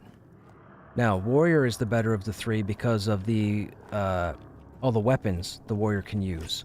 The Warrior is great on the field because the Warrior can attack pretty much from any position. Flank, behind, up front. The Paladin and the Dialord don't necessarily, or don't for that matter, have that same kind of mentality or moveset. The Dialord is pretty much your AoE aggro. Now, I said this earlier. I've spent a couple of streams, I've spent probably a half hour across 2 streams jumping into Joppa's streams when he's streaming. I haven't gotten to watch him regularly. By the time I get home, get situated, sit down, get ready to stream, he's logged out or he's done for the evening or what have you. However, 2 nights this week, I had to listen to users complain to him in chat about how the warriors were this, that, and the other thing, and they weren't where they should be, and people kept dying with them, and blah, blah, blah. They were pretty much garbage, using more words to describe it. I haven't had that experience. The warriors are fantastic. I absolutely love my warrior. I'm not changing for another class. I will be a warrior on launch. I will be a tank. If the warrior is designed not to be a tank in a year from now, I will still tank as a warrior, and I will show people that warriors are viable tanks. They're not the greatest, but I'm an ogre warrior for life. Period. Full stop.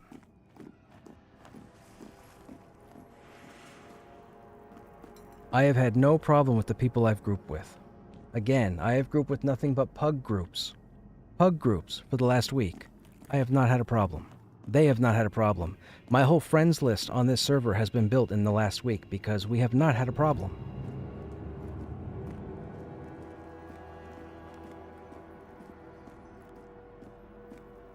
And it's not that I'm special, and I don't mean to make it sound like I'm bragging, I'm not. But I've taken the time to understand what the warrior does, how it does, what it operates on. I may not do exactly what you do, but what I do it pretty well. And I've got probably 60 people on this server that will attest to that. That I don't know personally.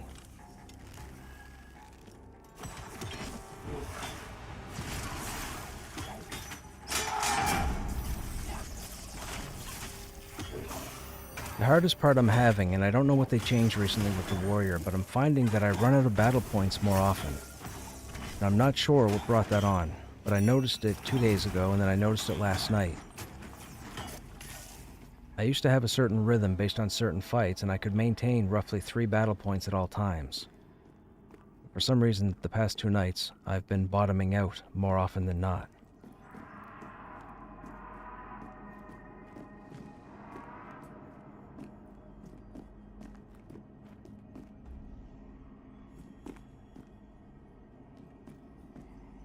There's mushrooms here too. I guess we can loot these. Nothing has spawned.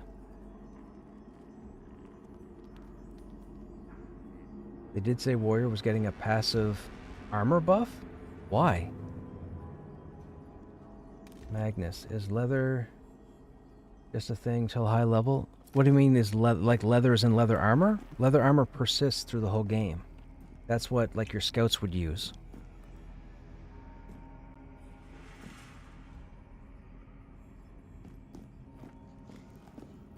Leather doesn't change. A leather-wearing class isn't going to wear something else later on. It's going to be some form of leather. Professions, that is to train. Oh, how many different trainers are there? Oh, trade skills? Oh, I don't even have them all. There are a lot. There's alchemy, blacksmithing, armor smithing, tailoring, leatherworking, weaponsmithing. I said tailoring, I meant to say outfitting, jewel crafting, salvaging, scavenging,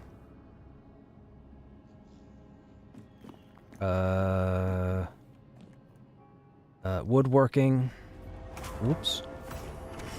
There's a lot. There's a lot. There's like 16 different trade skill classes or something.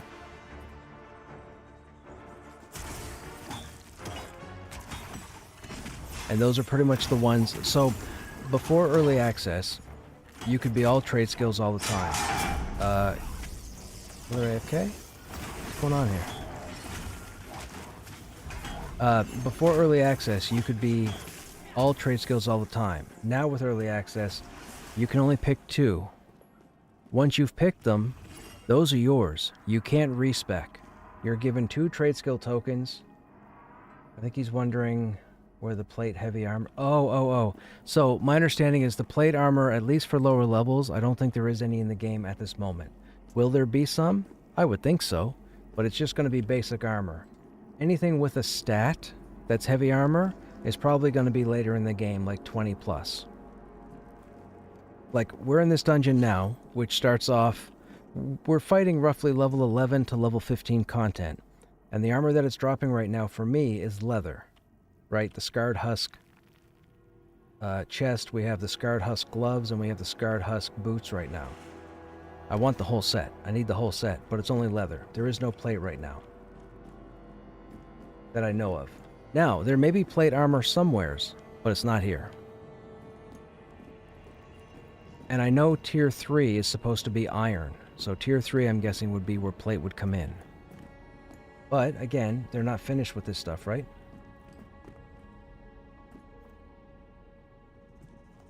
Wondering why tanks were never in metal armor.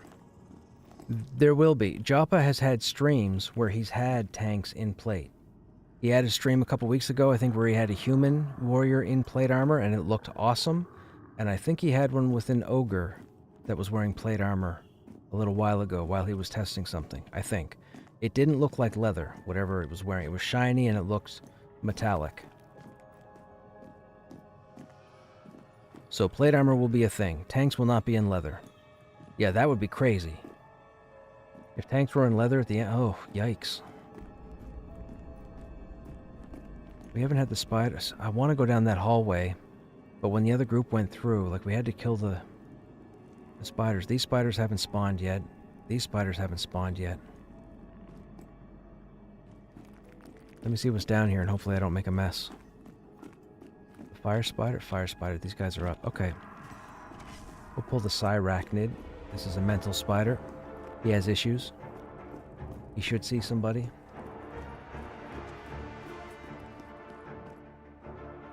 What happened there? Oh, minion. I forgot about the pet. They probably have taunt turned on their pet.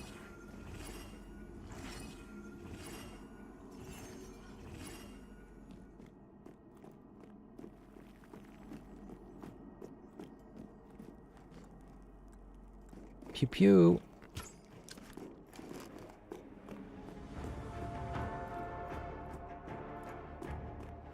And for anybody who might be curious, these long poles are on purpose, not just because of respawns in that cavern, but the longer you stay in that cavern, those green crystals have a negative effect on you. You'll see if I stay in there too long, my screen will start to get a little hazy, and you'll see some debuffs pop up over here on the top right. It's part of the whole acclimation type system, or it introduces you into what the acclimation system is supposed to do. I don't think I can die from it, but I do believe it drastically negatively debuffs you. I'm not going to stand in it to find out, because I have 5 other people here who want to crawl. Oh, yikes. I didn't see him until he aggroed.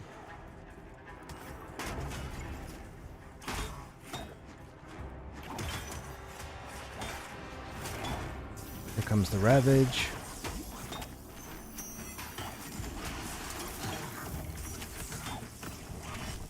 Or not. There it is. Interrupted, thank you.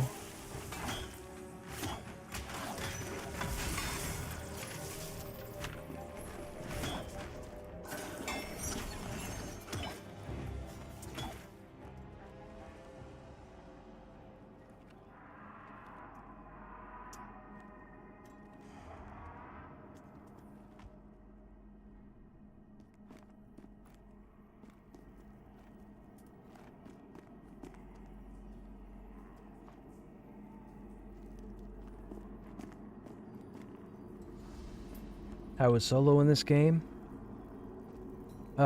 Solo is viable. My understanding is they want it to be a thing. They want it to be a little bit more accessible than it is right now, but they do not want it to be a main focus. I will put it this way. If you jump in game and you're leveling and you can't find anybody to group with, you can find things to do. If you get a few levels and you end up in an area and maybe a group is broken up, but you're still on for an hour or two, you could probably find something to do. You're not going to make a lot of progress, but you'll find something to do. You'll be able to do that through the game. However, if you want all the loot, all the exciting moments, and all the fun, you do not want to be a soloer, because you will not get it. This game is not being designed to facilitate soloing the same way it does group content. This game will be, and it's going to sound corny saying it, but this game is going to be a serious situation. Now, are you going to be able to jump in with, say, a spouse or a partner or a real-life friend and duo stuff? Probably. You still won't get the same kind of experience as if you were in a group. And you'll have a lot of the game limited to you, so you'll never experience it. Now, I'm not saying you're going to stay solo all the time, but if you are going to solo, you'll get stuff done. You just won't like how long it's going to take you. That's what I will say. This game is not being designed for soloing, although soloing will be an option.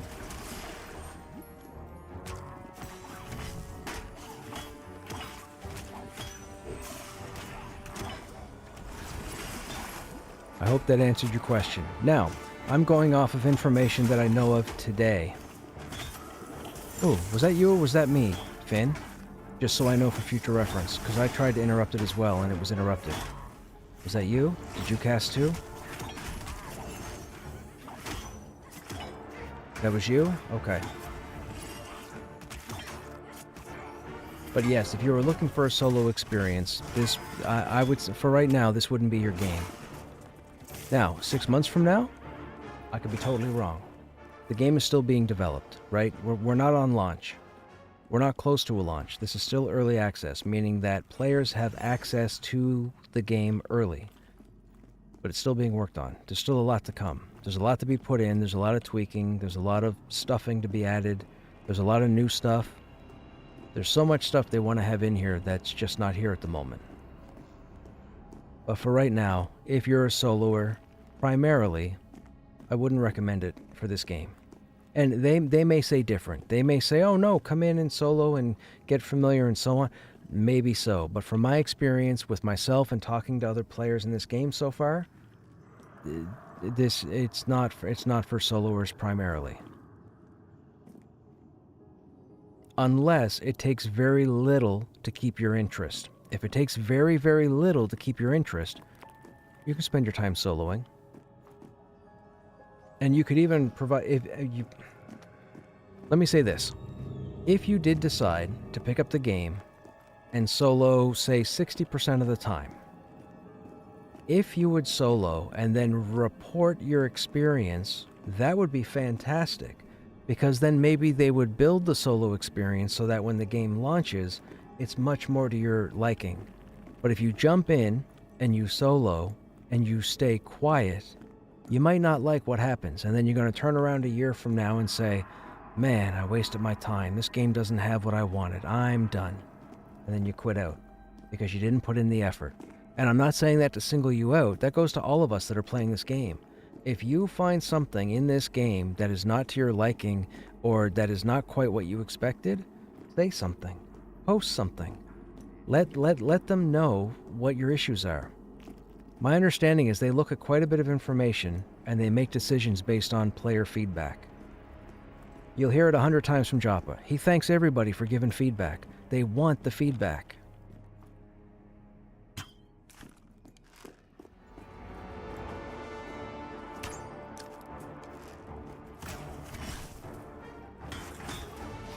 My interrupts down.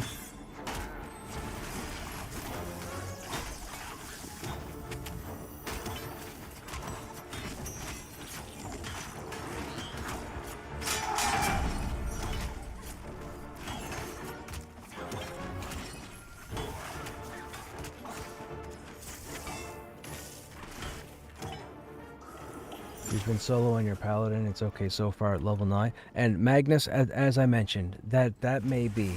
But soloing, you will miss out on so much fun this game has to offer.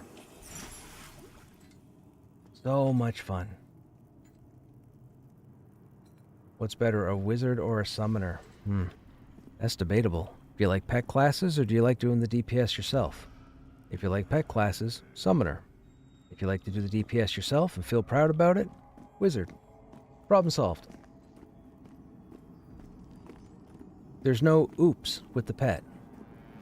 And there's 100% responsibility with the Wizard, because you definitely hit the button that caused the wipe.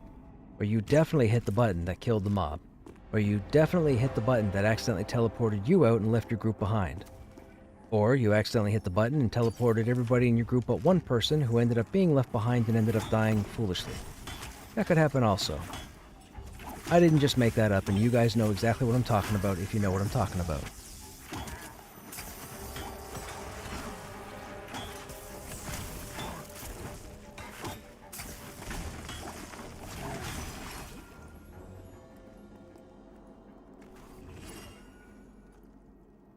The Rogue is just amazing. The Rogue is amazing. What they've done with the Rogue is fantastic.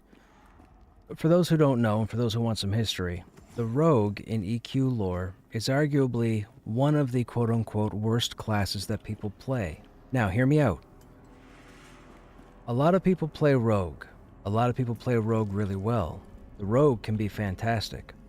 A lot of people go ahead and say the Rogue is not as good as a Berserker, or a Ranger, or a whatever insert class here. But if I need a door picked, I'll bring a Rogue along just to pick the lock. Again, it gets back to what I said about it's who's behind the wheel. I have played with tanks that have been, unfortunately, garbage. I have played with tanks that have been phenomenal. I have played with healers who have been garbage. I have played, or uneducated. I've played with healers who have been phenomenal. It's all in who's behind the wheel. What I can tell you is this. In the last year, I have yet to see a class, not a class of people, but a class of players crap all over that class. It hasn't happened. Paladins are enjoying Paladins, Dire Lords are enjoying Dire Lords, Warriors are enjoying Warriors, except for the dozen whiners from the other day that I was talking about. My whole time here in Early Access alone with all the content they put in, nobody's complained about their class. Nobody's re-rolled. People are enjoying this game for what it is. Now, maybe it's because there are players that understand the game. Maybe it's players that have that EQ group grind mentality, and that makes it easy on everybody. That could be it as well. Maybe they end up doing a solo thing. Maybe they jump in tomorrow, get in a different group, and it becomes a nightmare. Maybe that influences their decision. I don't know. But what I can tell you is what I've experienced myself, and I have yet to see a class of players crap on a class. I have yet to see it. And that's the truth.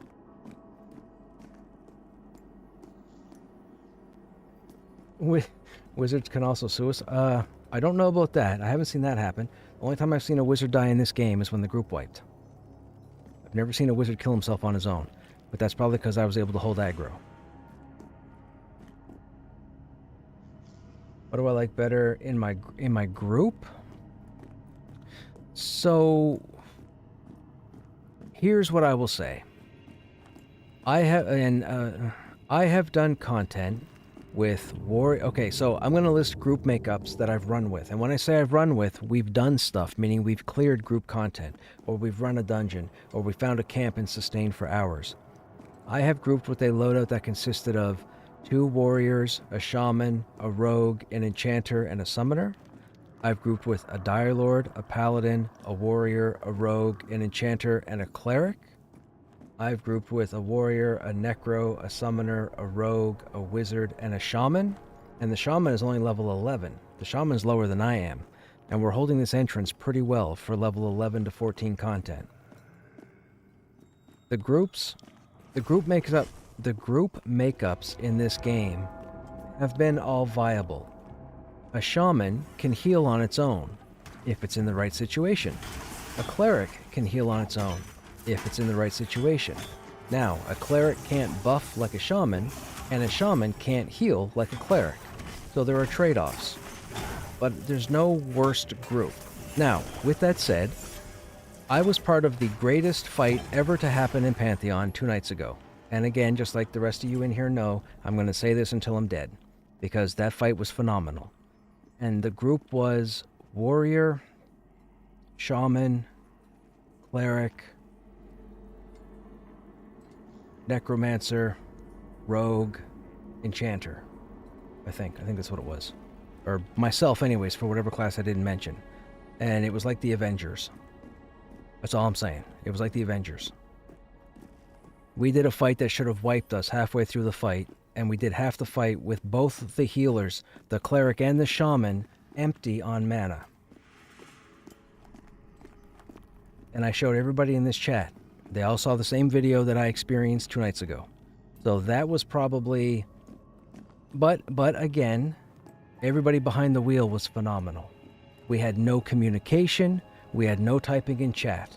All 6 people in that fight did exactly what you would hope all 6 people in those classes would do.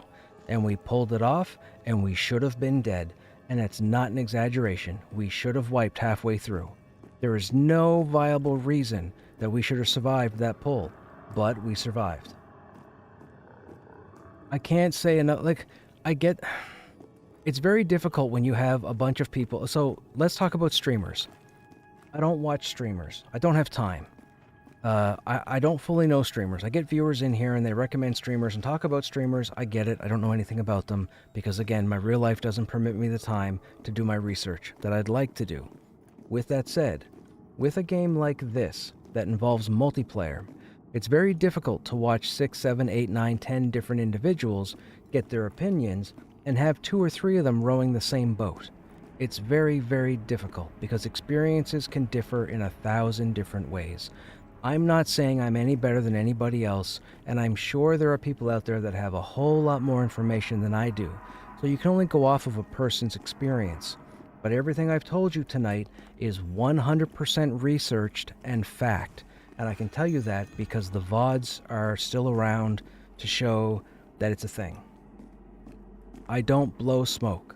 I'm a salesman. I know what happens when you blow smoke. You get fired. That's what happens. I've seen people get fired for blowing smoke. You don't blow smoke. I don't want people to be ill-informed with this game. If you ask me a question and I don't know the answer, I will tell you I don't know the answer. But that's not to say somebody else watching the stream doesn't have the answer for you.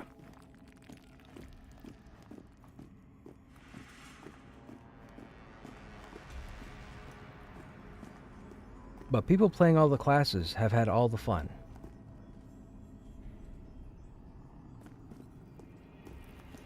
The only 2 times I have been aware of re-rolls were people rolling other classes because of how much fun they heard they could be. Not because they were bad or didn't like the class they were playing, but they didn't want to lock themselves into one class when there are 11 other classes to pick from. I'm not that person.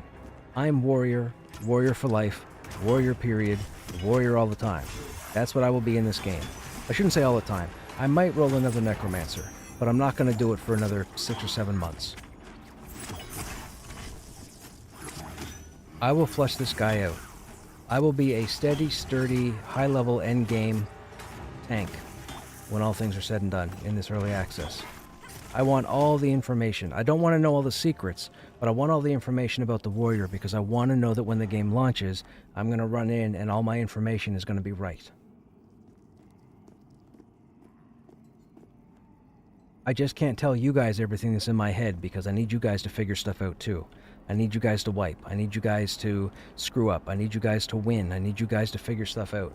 I know a lot of people watch streamers for tips and hints and tricks, and I can't be that person. Now, my longtime viewers will laugh a little bit because I tend to start talking and then stuff slips out because my tongue can't control itself. But I try to keep a lot of stuff to myself because I don't want to take the fun away from you guys. I tell you and show you too much stuff, you guys might not be interested in the game. I can't have that. I need the population.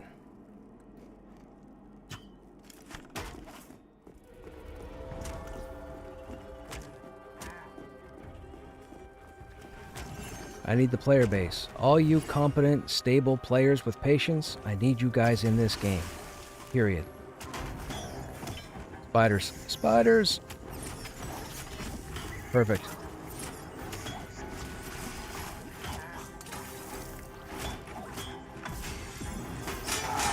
You don't have to be on whatever server I'm on, but you need to be in the game. This game needs to get the press that it deserves. They have done phenomenal things with this game in the last 2 years.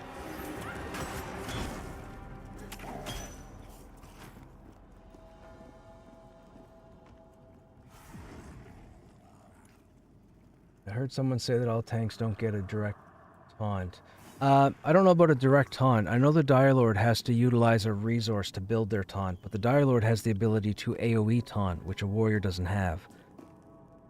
Well, I shouldn't say that. A warrior has the ability to taunt multiple targets, but they have to use a couple of skills in combination to do so. The Dire Lord doesn't have to. But I believe the Dire Lord excels without a shield, but the Dire Lord isn't as mitigated as someone who carries a shield like a paladin. It's one of the trade-offs between the 3 tanks. Any suggestions on getting a group as a tank?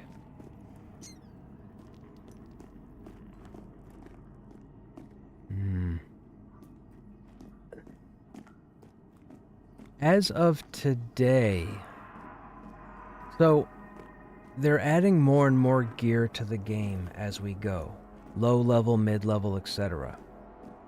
The best thing I can tell you about finding a group as a tank, every day when you log in, the first thing you do is put LFG on, /LFG.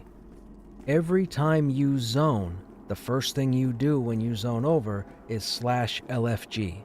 You will live, breathe, crap, /LFG.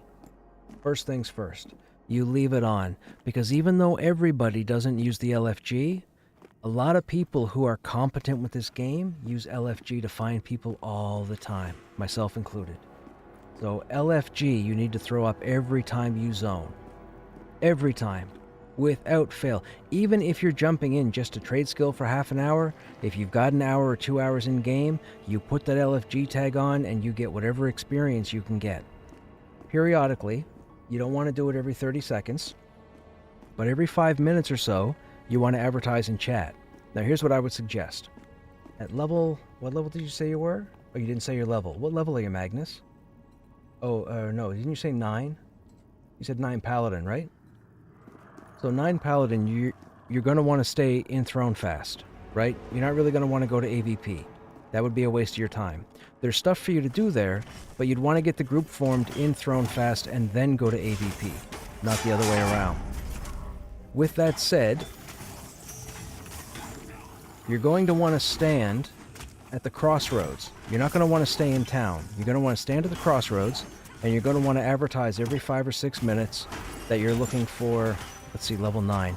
Goblins, spiders, AVP bandits. That's what you're going to advertise. And you're going to do that every 5 or 6 minutes. Now, you may struggle and it may take you days. Not everybody's going to latch on to every group. Not everybody's going to have a group every day.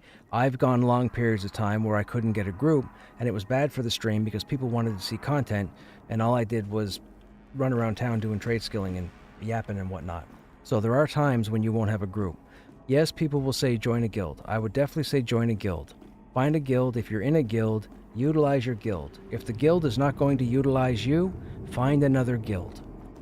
Whatever server you're on, find out, go to town in the evening, say on a Friday or a Sunday. Go to town and look at all the guild tags and find out which guild you see the most tags on. Send somebody a tell and say, hey, are you guys recruiting? And get into that guild, because if you see the most people in that guild, there's a good chance that when you join that guild, you'll have stuff to do.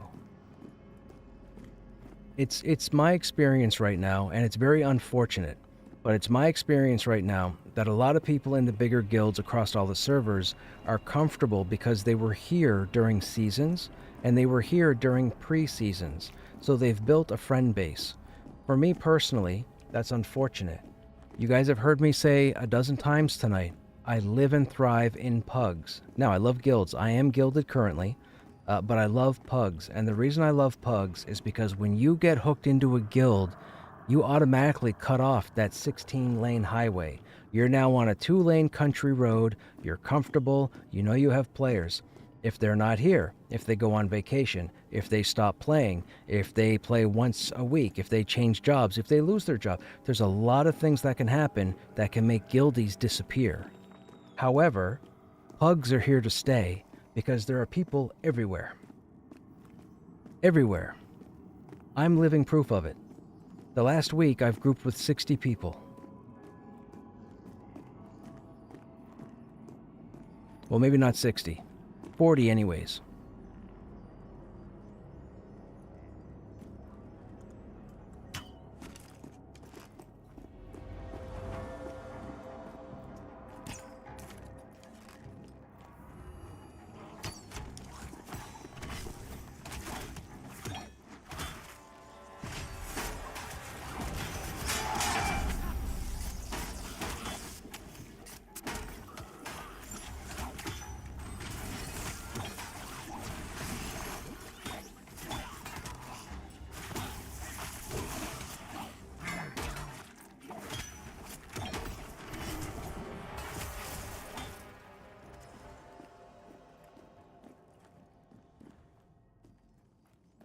Something else popped, right?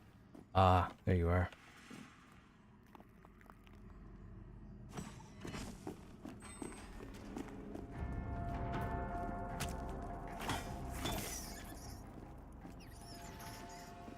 Now, I think the other roamer popped here, right? Nope. Oh, the spider? Yeah.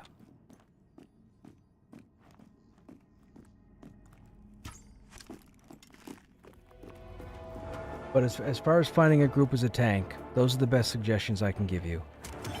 The other thing is, pick up crafting, and if you have to, pick up armor smithing. Take some time to go out and harvest ore.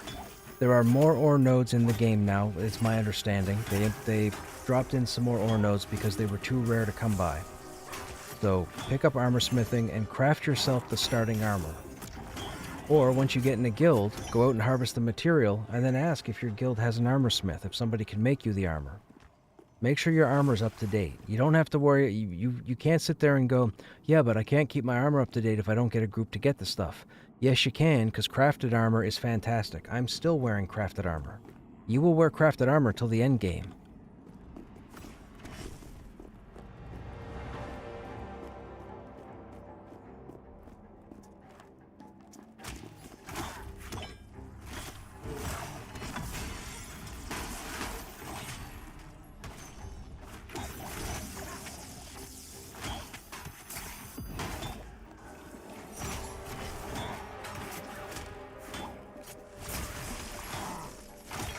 I know you're doing a fantastic job with those interrupts, Finn, but I'm still gonna sidestep, just so you know.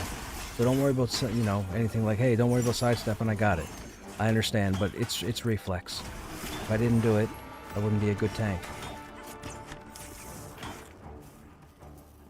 And I know you probably don't think that, but I'm just getting it out there so that I got ahead of it. So far, the game is trending the right way. Yeah, dude, the game is... Don't listen to... I talked about this earlier. Don't pay attention to the negative comments on Steam. Well, I shouldn't say that. There's a handful of comments where they try and justify their dislike to the game, but read the majority of the negative comments and you'll see it's just nonsense.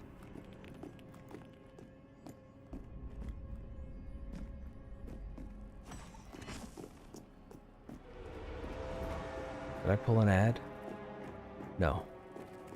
I thought somebody spawned against the wall.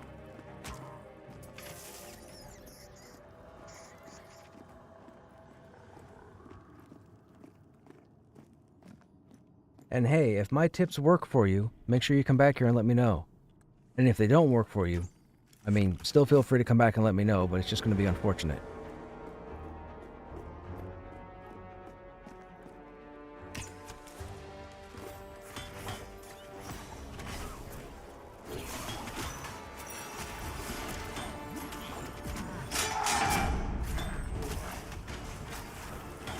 I hope I've answered a lot of your guys' questions tonight. I'm trying to use my knowledge the best I can to give you guys the proper answers. I don't think I've been stumped on any question, have I? I don't think so.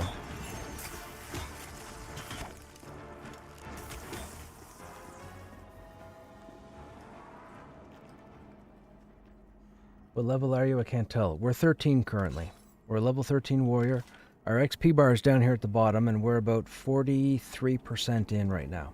This isn't the best experience for us. I should be lower in the dungeon, but a couple of the members in the group are lower than I am, and we shouldn't go further into the dungeon because the mobs that we'd encounter will make breakfast out of 2 of the people in our group.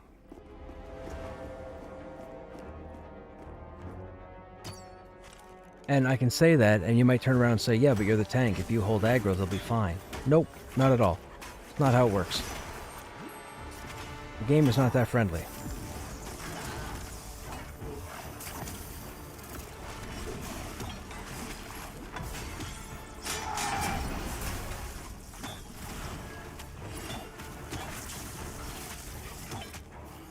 It's nice to see someone who likes the game. My buddy is the programmer for the game. Dude, been working his butt off for years on it now. A lot of negativity early. I like seeing more positive. Hey, look, man. Yeah. I agree, man. I try and stay as positive as possible. I mentioned earlier, I'm not going to blow smoke. I'm not going to lead you guys astray because I need this game to come out. I'm not getting paid to say that. I don't have any ties to Visionary Realms whatsoever. I've been a backer of this game for more than a decade. Well, since day one, I've been a backer to this game because I've had faith that this game is going to come out. I need this game to come out because if it doesn't, we won't get another one. Oh, I almost hit the zone in. That would have sucked. Why did he not come all the way to the back when I turned the corner? Oh, I wasn't far enough against the rock. Never mind. That was my bad. Won't happen again.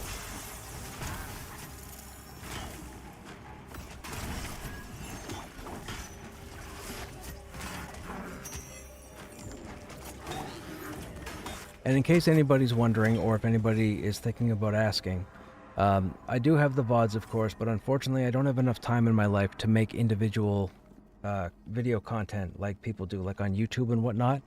So as far as like if somebody were to say, man, you should do a video on this, I would love to, but my real life situation doesn't afford me the time to do that. I would have to be a full-time streamer, and I am not. So that won't happen. So you guys will have to get it from my VODs or hang out here.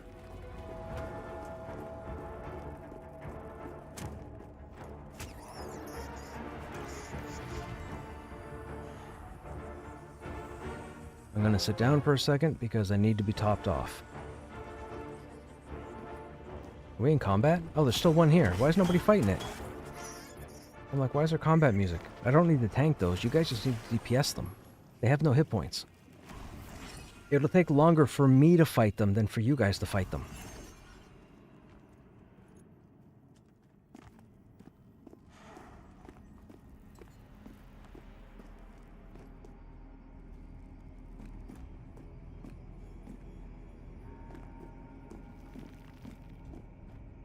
Wait a minute, you can jump on the spiders? I didn't know that.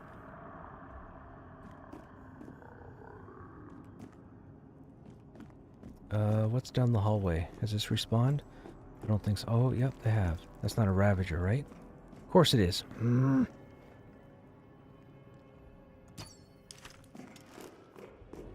gonna have Ravager nightmares, man. We were here all last night. We're gonna be here tonight. Thankfully, we haven't had as many Ravagers tonight as it was last night.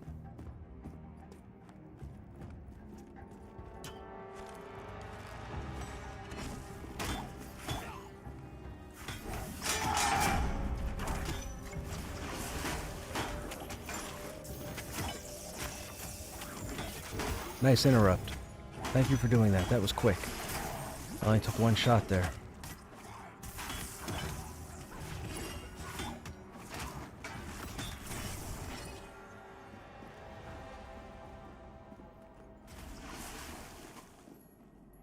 And see, here's the thing. You guys might be watching the group and you're like, man, you guys are melting these guys. Why don't you guys move in further? It's not the point of moving in further because of DPS. It's because I don't want any environmental event to kill the lower level people in the group. That's the truth. It's not that I don't want to be down here. I want to get back into the prison. I want to be able to level up and kill the Ulterians and explore the Ulterians. But I'm not going to take an ill-prepared group down there on the chance of success and have somebody die in a foolish nature. I can't do that. That wouldn't sit right with me.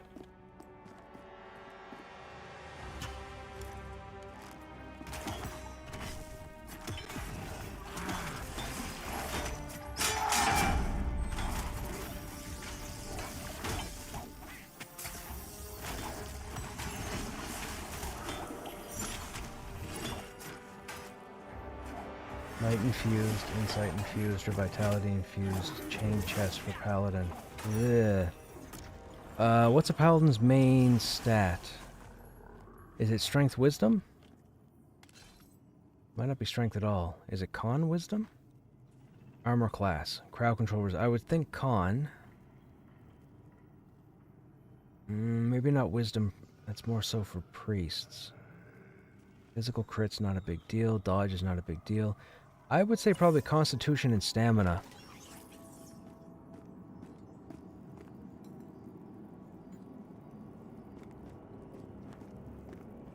You want my understanding is the paladin is supposed to be a bastion with a shield.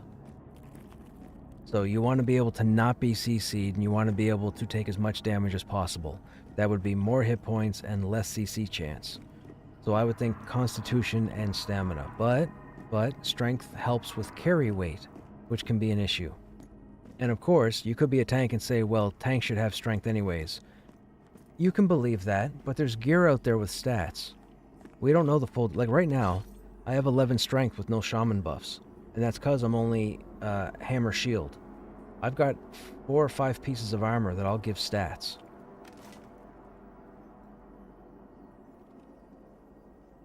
I think I just rubbed my eye the wrong way. Oh, yikes.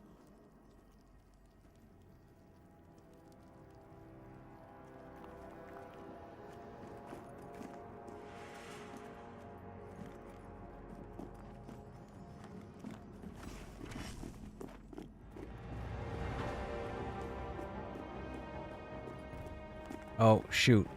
Want to mez this? We don't have a mez. They called the AFK and I didn't see it.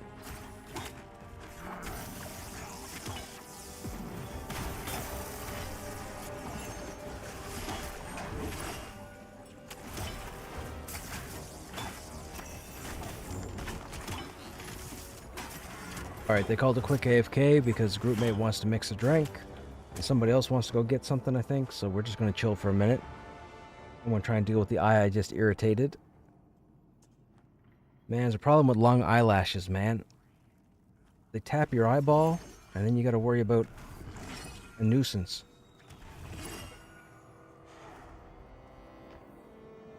I just don't know what all those 3 words mean. Except might is probably strength. Constitution. So constitution would be resists. Constitution increases armor class and crowd control damage resilience. That means that you take less damage from being crowd controlled. As a tank, that's important. You need to be able to move. A necro doesn't need to be able to move. A wizard doesn't need to be able to move. A rogue, once behind the enemy, doesn't need to be able to move. A tank always needs to be able to move. They may not move when they're tanking, but if something aggroes, or if something is mezzed and it comes off of mez and gets resisted, the tank has to be able to go get it, because nobody else is going to do it. So if you can lessen the chance of you being crowd controlled, that's a win-win. So in my opinion, for a paladin, I would say constitution and stamina, because you want to be that tank. You don't want to be the strongest. You're not worried about doing all the melee damage. You're worried about staying alive. The warrior is more leaning towards the DPS. That's why we have all the weapons available to us. So the warrior's main thing would be, in my opinion, probably strength and constitution, or strength and stamina. I prefer hit points over crowd control resist. That works for me. I can work with that personally. I've done that in every other game. So as far as a paladin goes, I would say stamina constitution, or constitution stamina. For a warrior, I would say strength and stamina, or you could go stamina and constitution as well if you get other gear or whatever gear shows up. And I wouldn't necessarily go with the auto alignment or the auto allotment on the character select screen. You know how when you're making your character over on the right, it has that little button down at the bottom that you can click to auto put those 2 points? They could be best guesses, but I probably wouldn't do that. I didn't do it with this guy.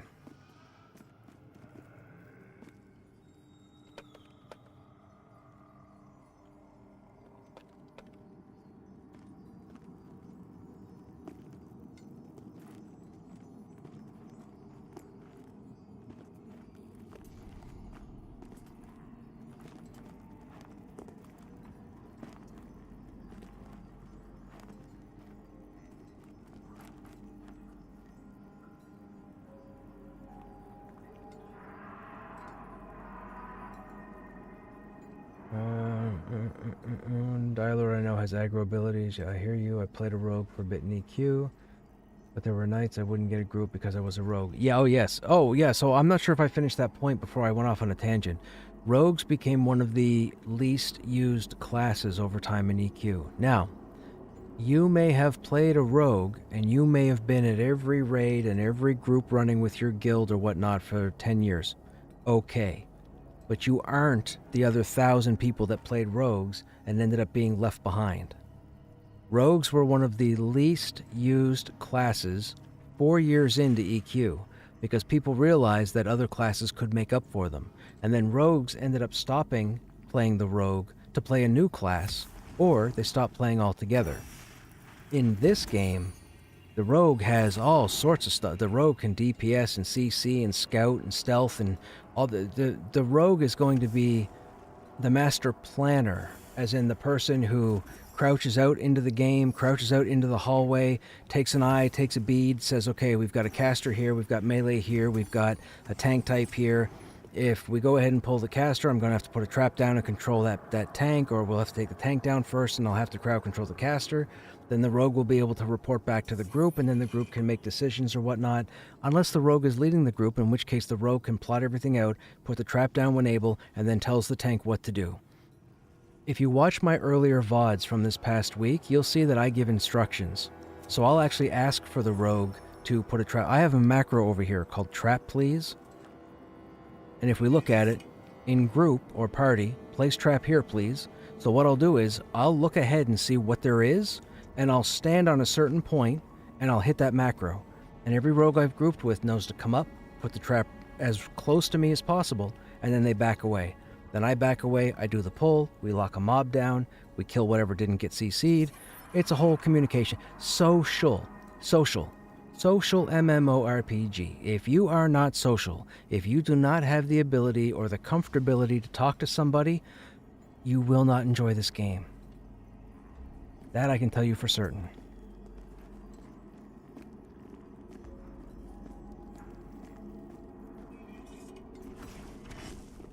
See, there's a trap there on the floor. It's almost like the rogue is listening. Hey Toad, what's going on? How you doing, man?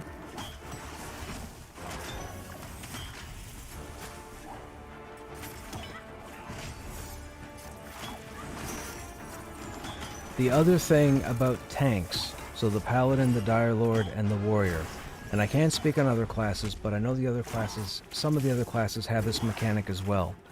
You have to balance your resources up here, right? For a Warrior, we have our readiness, which is the white bar here, and we have our battle points. We have skills that burn readiness, we have skills that bring readiness back. We have skills that burn battle points, we have skills that bring battle points back. It's not just a matter of coming into this game with your knowledge of tanking from other games. You have to understand how to juggle this, or you will be this. And that goes for all the tanks in the game. Now, Warriors were going to use Resilience, a third juggling act. However, I believe they're doing without it. I believe they're removing it or getting rid of it. I don't think they're going to implement the Resilience like they had plans to. But you still have to juggle your resources efficiently, and that is what will set you apart from every other Paladin, or every other Dire Lord, or every other Warrior on your server.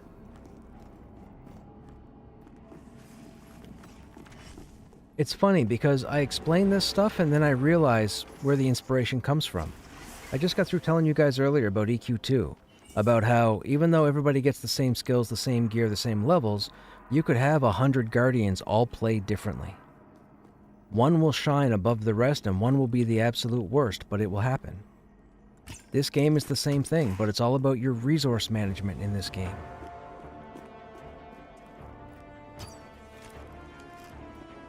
That jumped in there.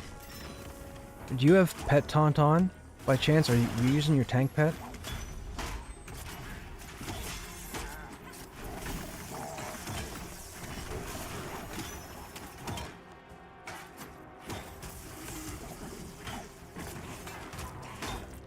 Oh, you mezzed. Okay, gotcha. Perfect. I was just wondering. I was just saying to myself, there shouldn't be any reason that guy jumped on your pet. I'm good, how are you? I'm okay, man, I'm okay. I'm really digging Pantheon, man. I'm really digging Pantheon.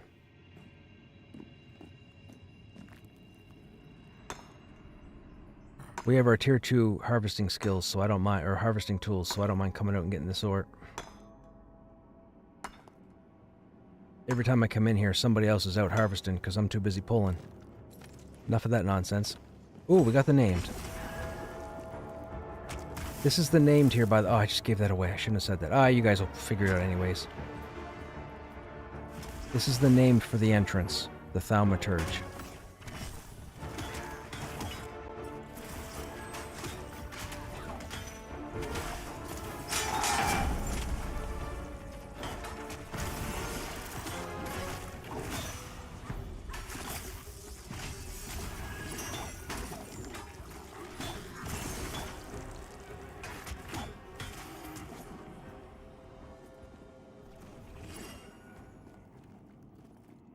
Probably has something on it, I would think. I think only once last night it didn't.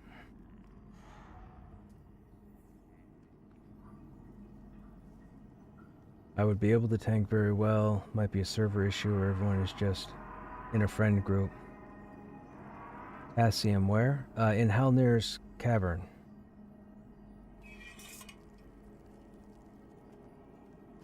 I like that you have a macro called Find My Arse. Yes, that would be the location. So I am known as Krushnek, he who trips over spiders, and there's a reason for that. So I use the location ability, and that's what Find My Arse is.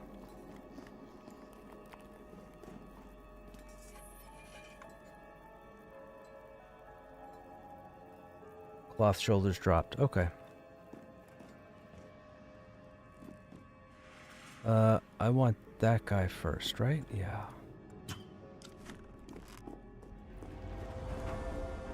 So this is another caster, so we're going to go ahead and line of sight. If you're a tank, please practice these mechanics right here. These are very important. This will save you a lot of grief. Unless somebody else jumps in and aggroes it. Line of sight your casters.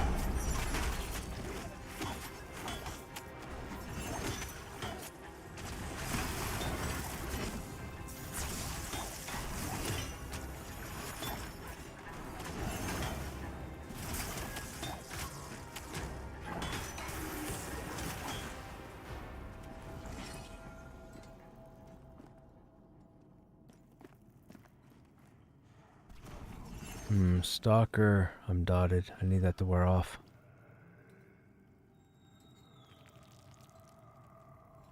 Three, come on, we're off for the spider spawn.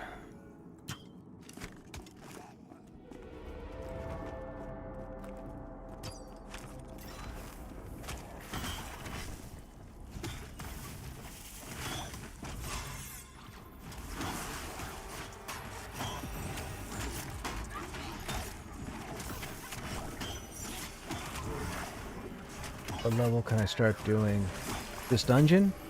What class? Oh, you're a paladin. If you have a good group, if you believe you have a good solid group, and your healer is the same level as you, I would come in here around level 11. I would not come in here before then. This stuff spawns between 11 and 13, and down that hallway and in the next area spawns up to 15. You don't want to be here at 10 or below. Even in a phenomenal group, you will more than likely get your butt handed to you, because what will happen is you could do everything in the world, but your healer won't be able to keep you up. They won't be able to sustain or maintain the heal versus DPS. So I would safely say 11. At level 9 right now, I can tell you with 100% certainty, you want the Goblin Caves. You want the Goblin Caves at level 9. You don't want spiders. People may advertise for a spiders group. Spiders are going to eat through you for breakfast. Spiders are a real pain in the butt at level 9. You want the Goblin Caves.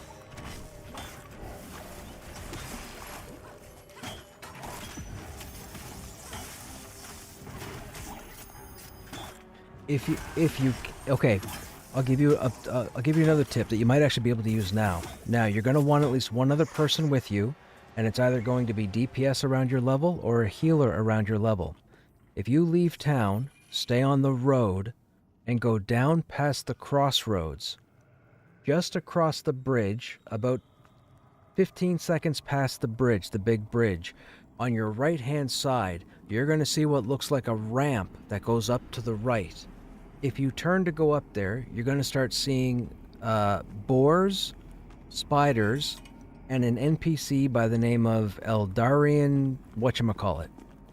That area is known as Boar Alley, or that's what we called it in Season 6, or, well, the seasons anyways. But Boar Alley, the mobs there are between level 8 and level 10. So you could actually grind there or kill there. Excuse me. But as a tank, do not go there solo. Boars are considered undercons. They have way too much hit points and they do a bit too much damage to sustain. Now you can try it solo, but don't get all butthurt if you end up dying to a boar. Even if the boar is dark blue. Boars hit hard, but if you want a place to go with 1, maybe 2 people, Boar Alley would be perfect because you can stay there and level up to 11. Or at least level 10 comfortably. That's what I did. I had to make do with what I could find.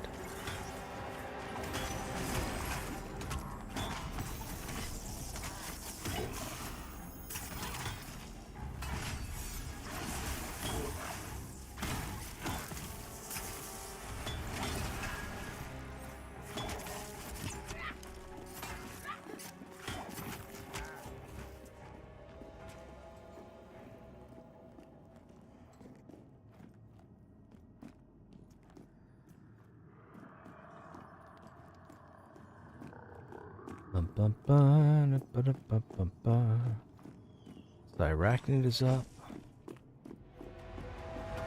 What did somebody just type? What is OMC? I don't know what OMC means.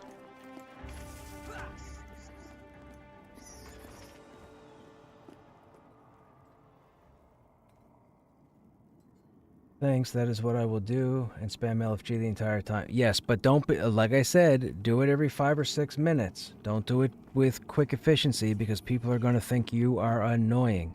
And you might be the nicest, well, you're not the nicest, I mean, that's me. No, I'm just kidding. Just don't spam it. Don't spam it.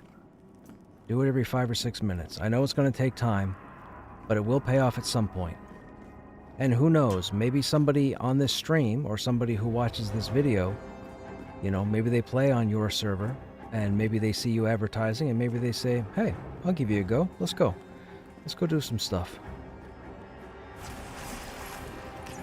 But like I said, find a guild. The best thing you can do right now is find a guild.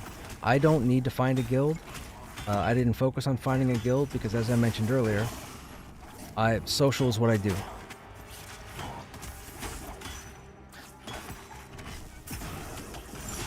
I'm in a guild. I'd like to run with the guild. The first night I ran with the guild that I'm in, it went fantastic. They asked if I wanted a guild. I said I wasn't too sure what I'm going to do with this game as far as guild goes. I didn't want to jump in too invested because I don't want people to have to rely on me being online, which always becomes a thing.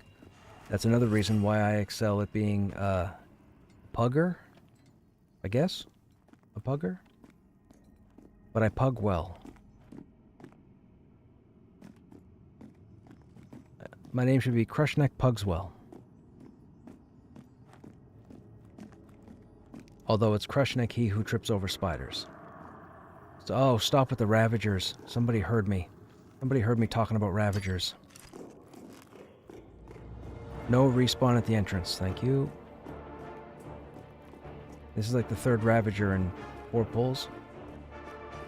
Yeah, 4 pulls? 4 drawn pulls? No, 5 pulls. We had a couple of stalkers.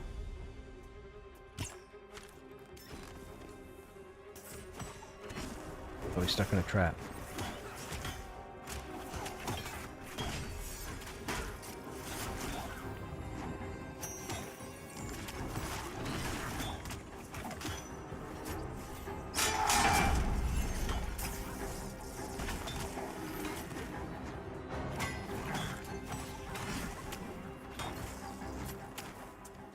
Yeah, for those of my regular viewers who might be wondering, we actually got raided earlier this evening by Joppa. Joppa's one of the lead devs behind Pantheon. I guess he saw me streaming Pantheon and said, well, actually, he probably saw me updating the client and said, hey, let's jump in and see what this guy's doing. I appreciate it.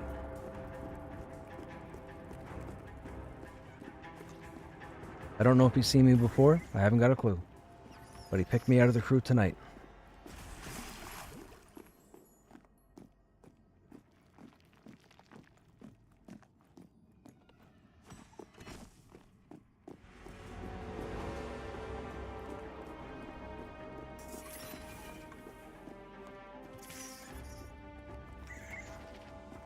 Alright, Deadly. Have a good night, man. What weapon does a paladin use? Well, they should be excelling at sword and board. So, sword or hammer, or mace, and a shield. Some will run around with a two-hander. That's not optimal. That'll actually be a hindrance to the group. It should be sword and board, if you're tanking.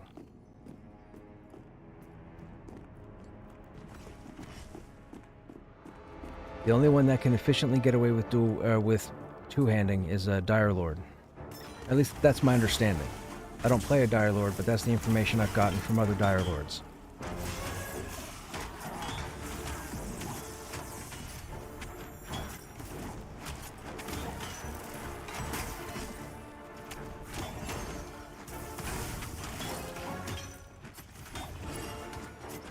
Okay, my health shouldn't be going down that fast.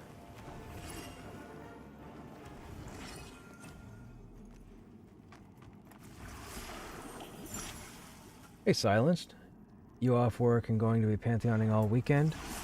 Oh, that's a good question. I did get off a little bit early today. I am on a staycation for the next week. I have to do some audiobook narration recording tomorrow, so I'm going to try and get that done during the daytime. I have to run a friend out. She needs to go to the store and she doesn't have a way around, so I'll take her and her kid out. They'll do a bit of their shopping. I'll drop them off. I've got a bit of a busy day, and we're supposed to get hammered with snow, I think. That's what they've been saying. I should be live tomorrow earlier than usual. I just don't know how early. But I am going to try and put in earlier start times throughout the next week because I really don't have any plans. And I think on the 24th, I have a key to early access. I think on the 24th, I'm just going to give it away or whatever, flash it up on the screen. So if you guys don't have access to the game and you're interested, hop back on the 24th. I think some other streamers have access to keys also, I think over the next little while. I do not. I'm not a big draw, so.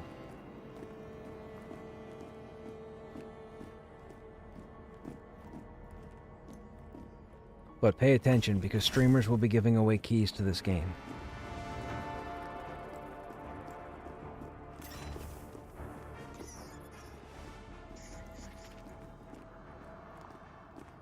It was actually pretty cool. I've been saying nothing but phenomenal things about the audio in this game for the past 3 weeks, since early access anyways, with all the new stuff that we got outside of Season 6. And last Saturday, I actually had the sound company in the stream. So I got introduced to them and we got to talking. And man, you think I was paid to grease their wheels, man. I talked them up so much on the stream. It was almost disgusting. But I absolutely love the audio, and I love what they've done with this game and the sounds. The only thing I have a problem with, and it's on Visionary Realms side, is that when they brought in the ogres and the dwarves, they didn't change the woodcutting sound. So now the mining sound happens when you woodcut, and it drives me nuts. And I have a lot of patience.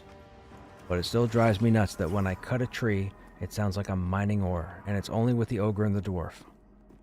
Everybody else gets the thunk, thunk, thunk, and I still get the ding, ding, ding.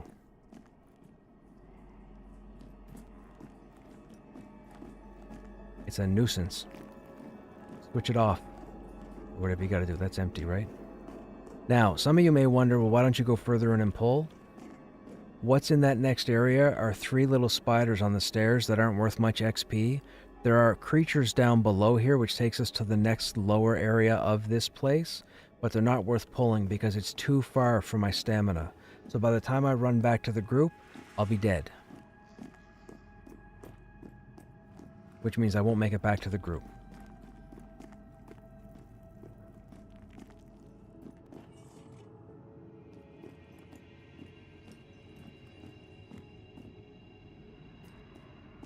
And we are killing fast up here, but again, like I said, we have a couple of low-level tunes, and I don't want to take them any further because the XP penalty on death is not what I would consider significant. I believe it's about 5% or 6%. But getting it back, it's just like old school EQ. And that's all I'm going to say. And if you weren't there, don't worry about it. You'll find out when you play the game. Ooh, who's the scavenger? Is that another named? I've never seen a drawn scavenger.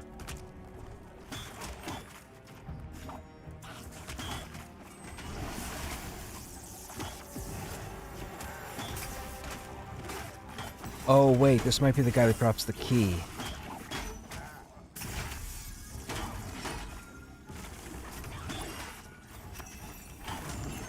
I haven't seen the key since I came in here on early access. This might be the key guy.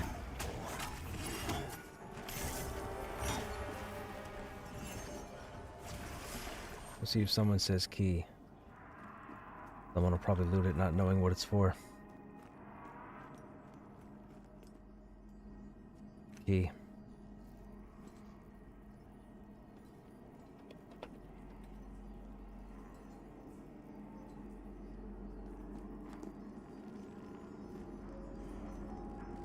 I'd like to have a key, but I'm not going to call it because I don't want to ruffle feathers.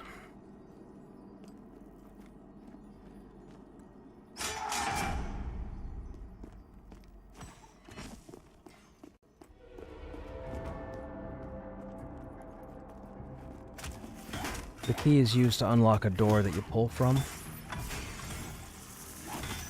But we're not a static group and I don't know these people, so I don't want to, you know, get anybody's panties in a twist over a key. I'd like to get one. It would help to be able to go in further because I can't pull in further without one. And I'm gonna die.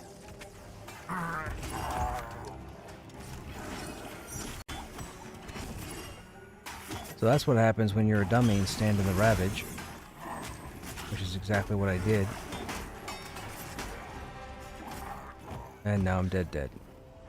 Healer was out of mana. That sucks.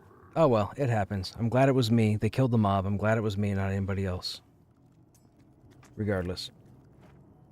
I mean, we've made progress. We came in here... I want to say we came in here at about 13% XP, and we're up 10, 20, 30, 40, 50.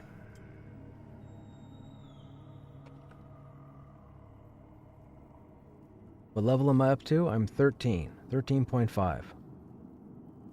I use a great sword when I solo, sword and shield if ever I find a group. Well, like I said, Magnus, be careful with the boars. You'll know what I mean when you get there. Deleveling hurts. Yes, Magnus, deleveling hurts. Your skills that you just recently learned become inactive, and it takes you 3 times as long to get the XP back. That might be a bit of an exaggeration, but it takes a bit to get back. If you're not in a superpowered group already, the XP penalty can hurt.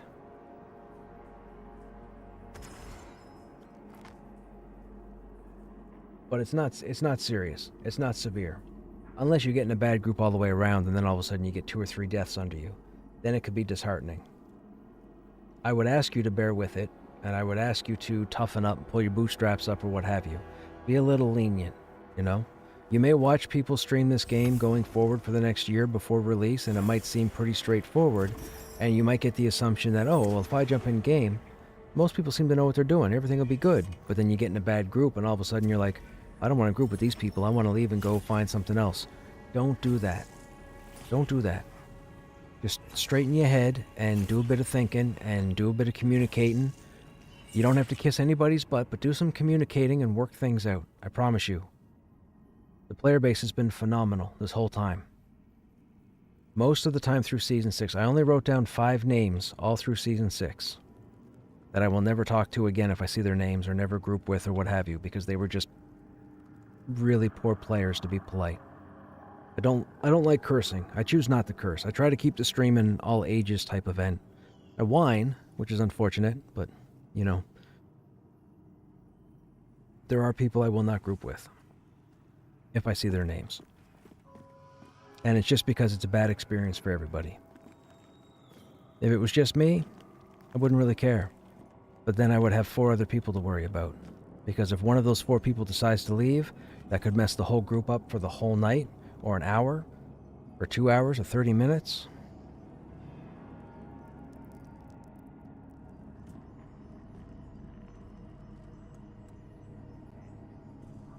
And go.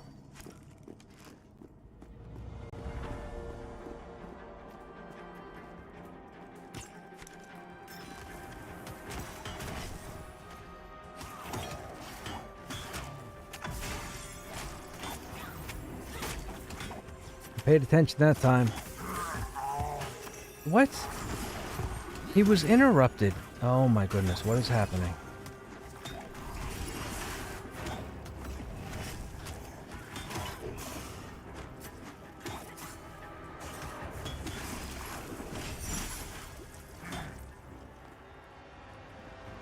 I don't know what happened there. He was interrupted, and I still went down.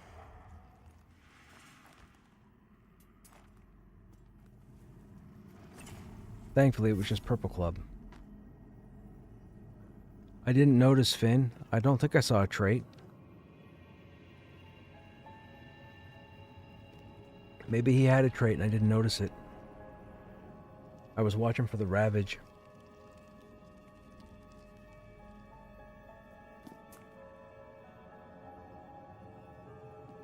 CS now Tokyo? CS snow? See snow? See snow in Tokyo? For me, the early days of the internet were much more collegial because it wasn't as easy to get online. Yes, CS, yes. It was the beginning, the birth of the internet was a phenomenal, fantastic, wonderful place. Then everybody realized they could see what everybody else was doing, and the world went to crap. That's what happened. I have 1,000 stories about the start of the internet and all the stuff that I was involved, people that I've met. I've met probably, no exaggeration, I've probably met 10,000 people in the past 3 decades. Probably more than that. Over everything, not just gaming, everywhere in the internet. Dude, the first few years of the internet was, I met people all over the world. I had offers to stay in New Zealand and Australia and Spain and Portugal and the southern states and Brazil. Man, everywhere. It was, I met so many different people, and we were all awesome because the internet was this new thing. I wasn't just talking to my neighbor on the street. I was talking to somebody 3,000 miles away. Totally different life, totally different lifestyle, ecosystem. It was fantastic. But then, you know, you got MySpace and YouTube and Facebook, and all of a sudden everybody knew what everybody was doing all the time. And everything changed.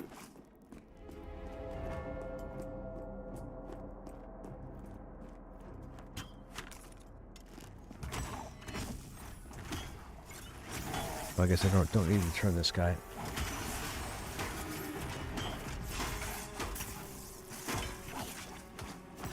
But you also had, on the gaming side, you also had games start to come out over the years where people could get everything yesterday. So if they jumped in the game to get stuff they could get yesterday and didn't get it because of, say, bad players or players who didn't know any better, all of a sudden trolls show up, right? It's the birth of the troll. And then they ruin the game experience, they ruin the player's experience. Some do it for fun, some do it because they have nothing better to do.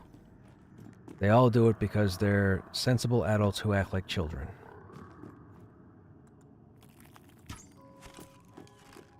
And as I mentioned earlier, first impressions are everything. So if you approach me in any context and I take your message the wrong way, 10 out of 10 chance you meant exactly what I thought, and I won't deal with you again. I don't have time. I don't have time. The internet still can't screen for stupid, as they used to say.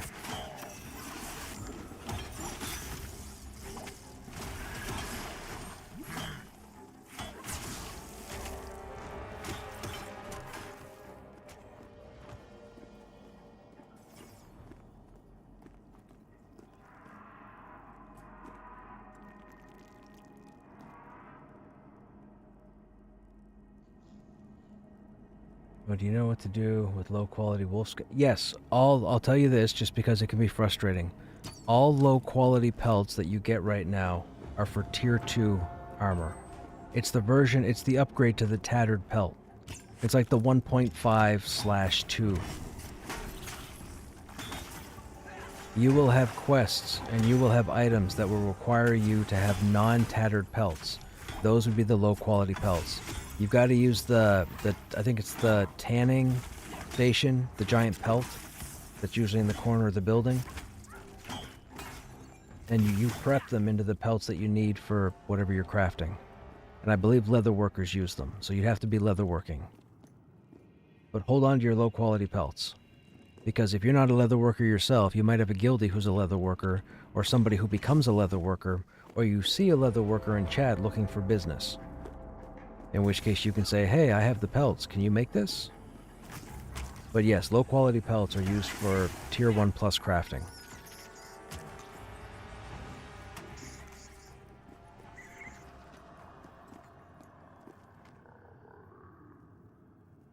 I don't have food burning. I should have food burning.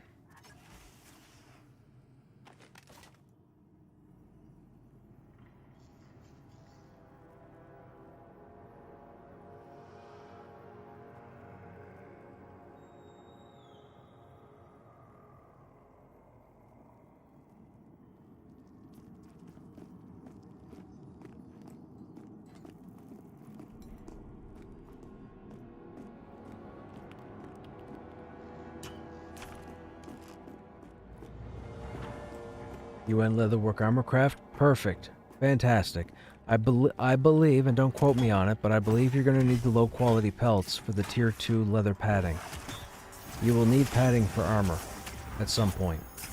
So the fact that you took leatherworking and armor smithing is fantastic. Now keep in mind, you may need another trade skill at some point as well.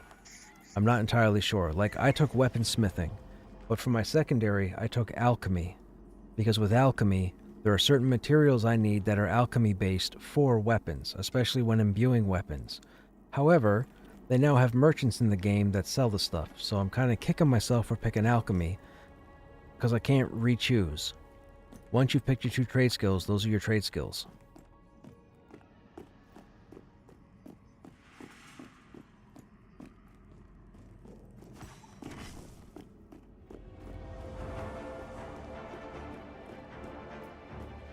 But I can make some pretty nice weapons. If you're on the Lucent Tree server and you got the material for tier 2, I can make some pretty nice weapons.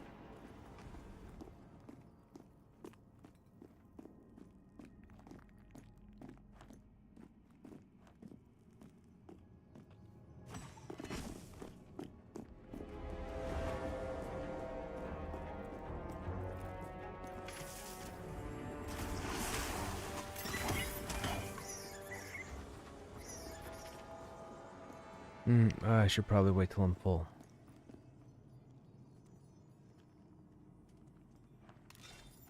Right now, shaman buffs, I have 17 strength and 16 stamina. You'll be hard pressed right now to find any tank that has 17 strength and 16 stamina.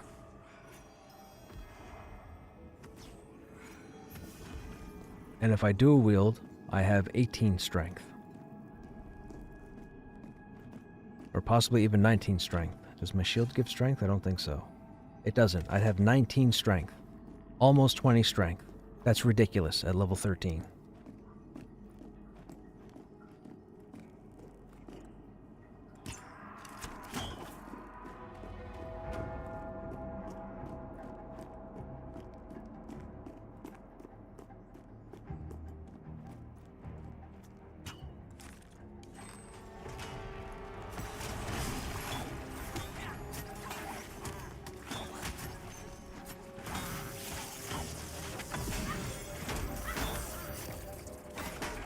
Dex seems good. If you're melee DPS, you definitely want Dex. You want Dex and Strength. And then just hope you don't take aggro.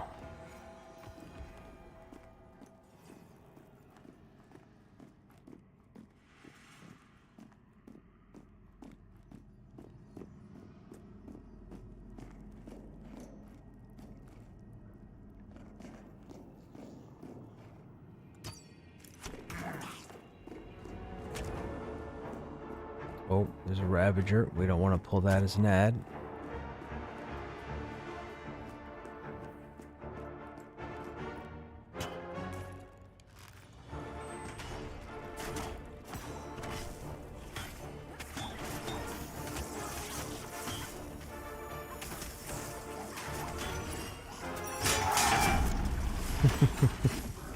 That yell is so violent.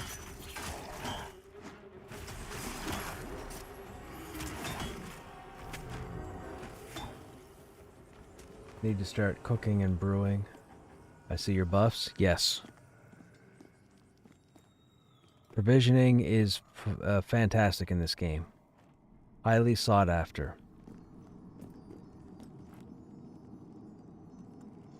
At least to those who know. And there are so many recipes. And they all do different things. I have a list of 26 recipes that we messed around with or experimented with to try and find.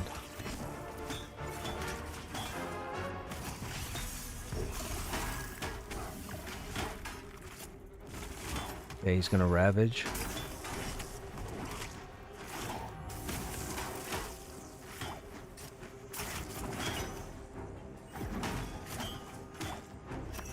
I should be getting heals. Shaman's low on strength. Or low on mana. That's not good. Okay, we might have to reevaluate this. What level's this? This guy's 13.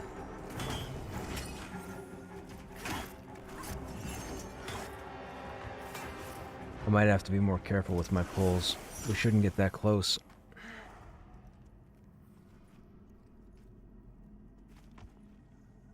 I only make food, never tried brewing yet. Oh yes, yes, yes, there's liquid too. You gotta stay hydrated. That's why you've got both a hunger and thirst meter up here in the top left. Thirst, I believe, has an effect on mana, and food has an effect on health.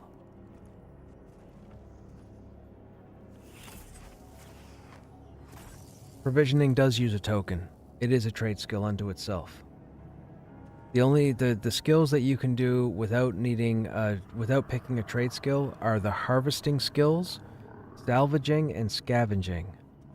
I believe every other skill is a trade skill token. So alchemy, jewel craft, armor smithing, weapon smithing. However, when you choose something like armor smithing or weapon smithing, you also take blacksmithing by default, right? Because blacksmithing is like the universal.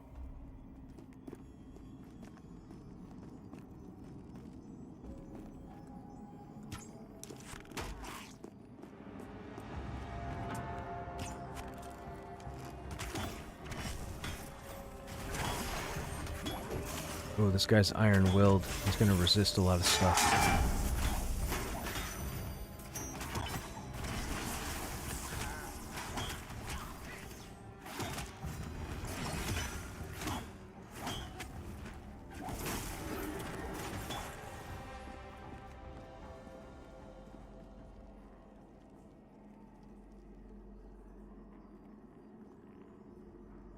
Best thing is to have multiple characters and get multiple professions. That's true. I mean, again, it's a social MMORPG, so if you're not one to reach out and contact people, yes, multiple characters would be a thing. But you would want to hope to make friends with an armorsmith, a weaponsmith, a jewel crafter, an alchemist. And that way at least you guys can, play off each other, trade off each other. That's what I plan on doing. I mean, realistically, I'm not worried about the crafted armor. Now, I say that, but in Season 6, I had people actually make armor and give it to me without me asking. And in Early Access, I had the same thing happen. So I've had, quote-unquote, a leg up. Not because of the stream, just because we synced pretty well together when we were grouped, and they wanted the tank to be as strong as we could make me so that we would survive. What is that? Oh, that's the other group.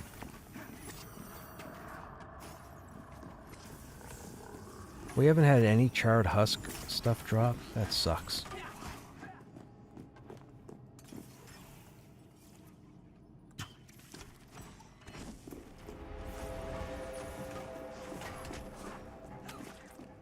He should come straight to me. Perfect. We're in a line of sight because it's a caster. Perfect.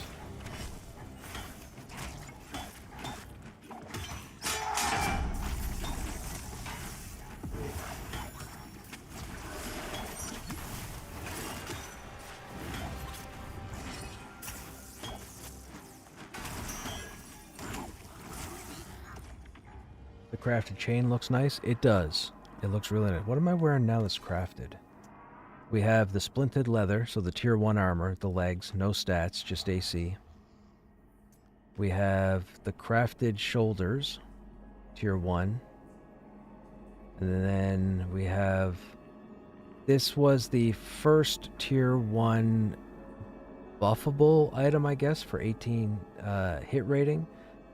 Everything else is magic. That's the stuff with stats.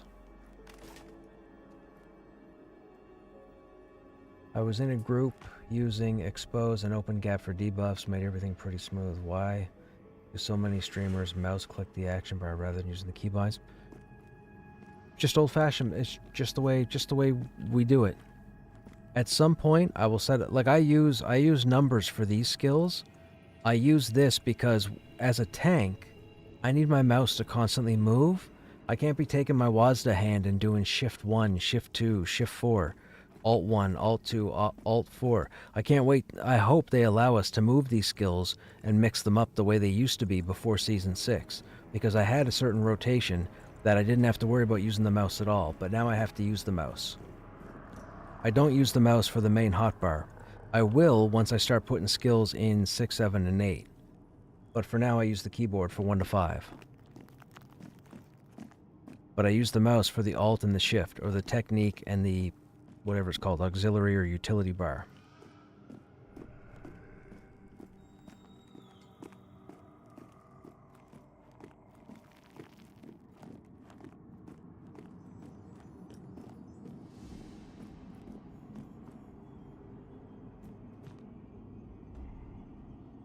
I can say one reason maybe for folks that clicked, right, for folks that clicked, yes, exactly. I will tell you one thing for those who don't know. Final Fantasy XIV is a phenomenal MMO in its own right. It can be played with a controller. You can map buttons so that you hold down a trigger and it flips your 4 buttons so you can use certain skills. Good luck as a tank using a controller for this game. Good luck. Good luck as a tank is all I'm going to say. You better record with a camera on your hands holding the controller and prove to me that you can tank with a controller, because I will not believe you if you come in here and type it.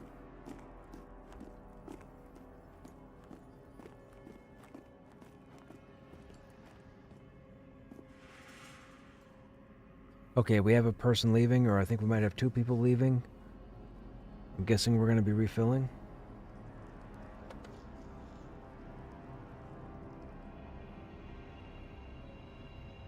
So we have a couple minutes while we wait for the reps.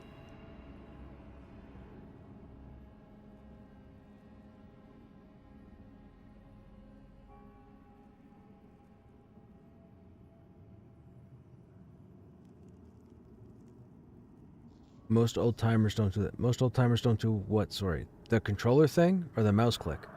Most old timers do the mouse click. You kidding? You ever played EQ1, EQ2 and tried not to mouse click? That's not a thing. I can log in my level 120 Guardian and show you 40 skills. You're not mouse clicking. Or just key binding. Like you're gonna do everything. You're gonna do all of it.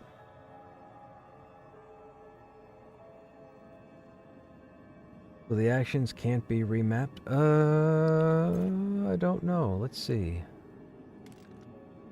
At this time, I don't think so. Well, there's your movements. Jump, auto run, your actions, which are down here. Utility, which is over here. Oh wait, what's general?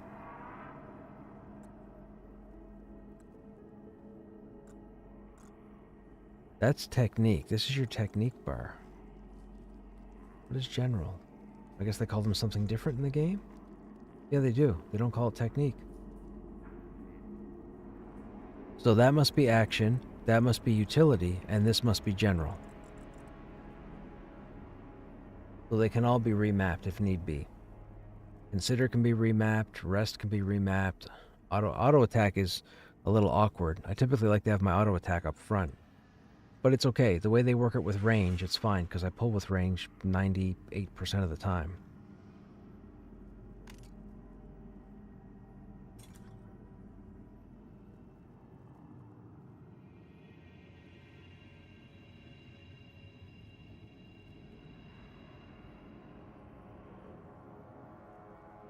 That's more a modern game. Yeah. Grabbing one of the ones that has like the 9 buttons on the side, like the phone pad, and you can map certain things to that. I can't do that. I'd have to train my brain, and I'm not about to. I have too much other information up there. I'm not about to learn how to use a mouse when I can just use a mouse. and if people can't understand that, I don't know what to tell you. But that's what we do. We use a mouse. It's like cell phones. I use a cell phone to make phone calls. I don't use a cell phone to take pictures of what I had for breakfast and post it on a website for everybody around the world to see.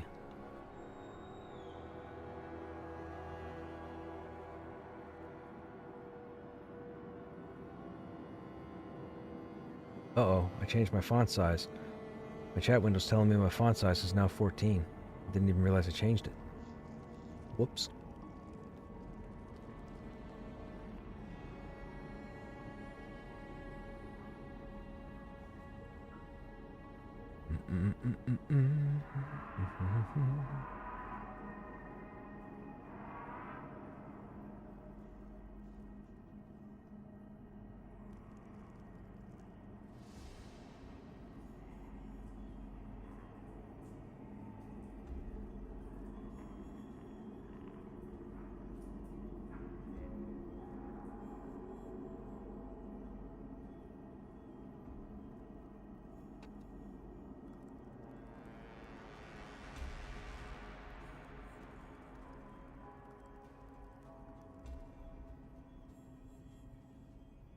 You can kill the Panther. Wait a minute.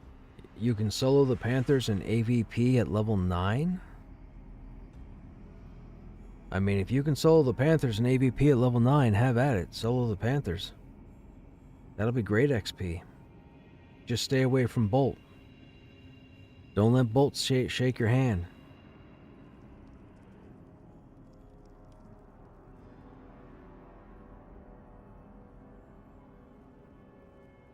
Are you familiar with Bolt? Should I spoil that for you? Or do you already know?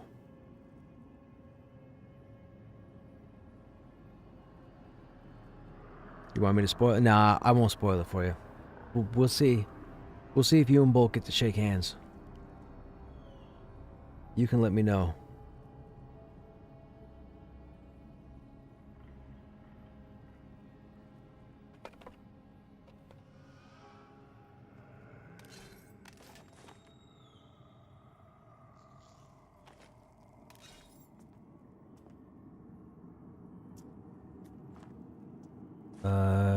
Did I loot? I did. Tassium. They want 3 Tassium. I'll be nice and you can have 3 Tassium. Where are you?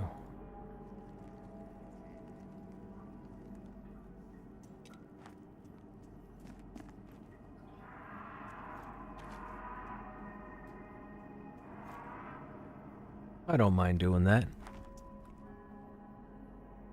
You're welcome.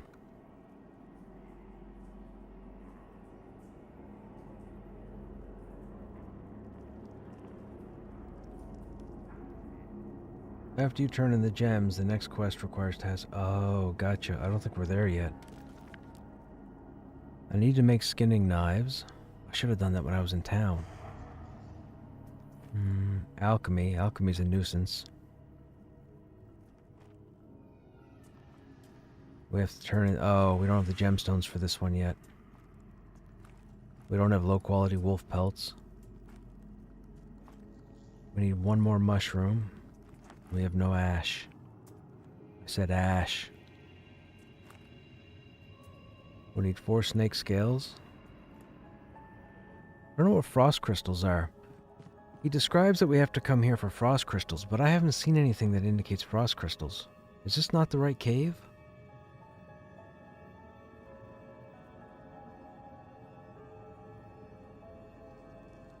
If you follow the riverbanks west and north, you'll find a cave. In this cave, there are ice-like crystals which never melt.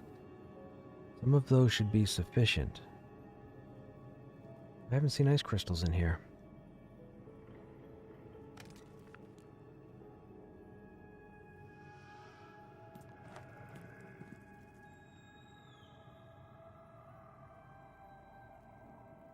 You got a 13 damage, 1 stamina greatsword, and it carries you. Right on, man.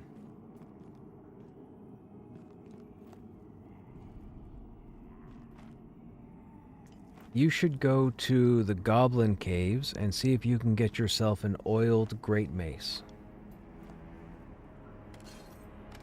I put mine in the bank because I didn't carry it out here, but it has 15 damage. Really nice graphic, too. Hey, there's Pops. We were grouped with him a couple nights ago. Yeah, I'm starting to remember, I shouldn't say start, but I'm recognizing all these names. Everybody I've grouped with.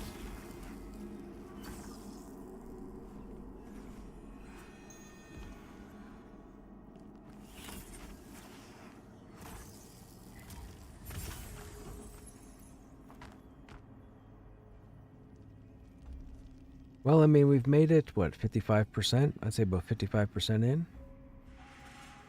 It's progress. Can't complain.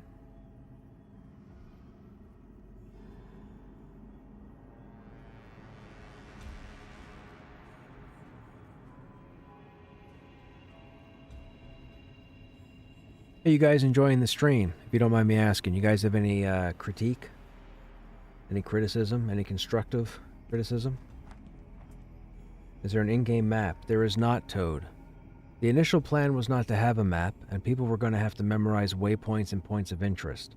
But a lot of people weren't cool with that, both older players and younger players. So I believe what they have in mind, and you have to think of Warcraft or Starcraft. I believe they plan on having a topographical map with no specific locations on it, just a layout of the area, but it's going to have a fog of war on it, meaning that you have to explore to uncover it. Once it's uncovered, it's uncovered. But I believe they plan on doing a fog of war, but it's going to be a generalized map.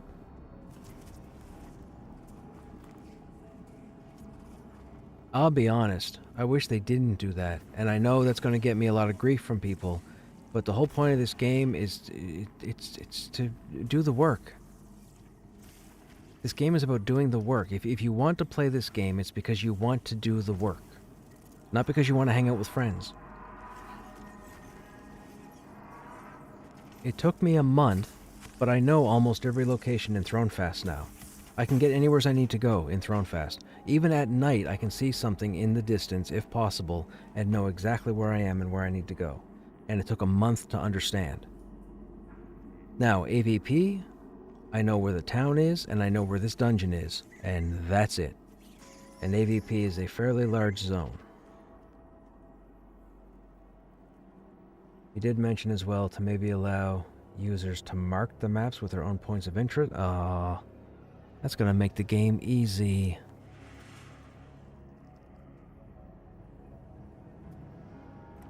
And I know, you can turn around and say, well, you don't have to use it. It's not the point. Not the point of me using it or not using it. Because porting is going to be a thing. Wizards and druids are going to be able to port to a handful of locations around the world. That's their intention, just like in EQ1. Get familiar with the maps. Once you outlevel Thronefast, you go into AVP. You spend a month or two in AVP, you get familiar with AVP. You outlevel AVP, you go to the next zone. You spend a month or two in there, 3 months in there, you get familiar with the map and move on. That's how this game is supposed to work. If people sit back and go, well, I don't want to do that, well, then you don't want to play this game. You gotta do the work. It's just a video game. I do enough work in real life. Okay. Pick up Solitaire.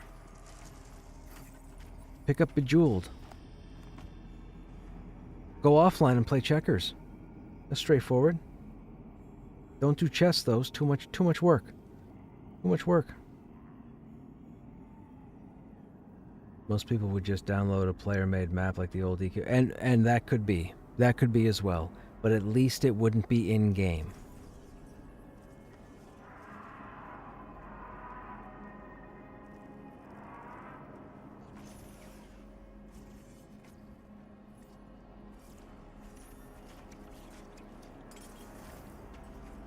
I mean, really, when I think about it, and I think about the acclimation system, which has only just been introduced to the game, I could understand having an overland map to know when I hit an acclimated area, because you can't go through it. You're going to have to backtrack and go another route.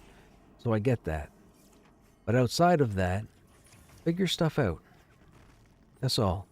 People figured out over the weekend how to get from Thronefast to Wild's End and Wild's End to Thronefast. There's no map. They figured out where to go. It took them hours to figure it out. You start throwing a map in here and you get into the mentality of everybody wants everything yesterday. And that will ruin this game. Well, at least for me. But, you know, whatever. I can't control it. I can just do my part.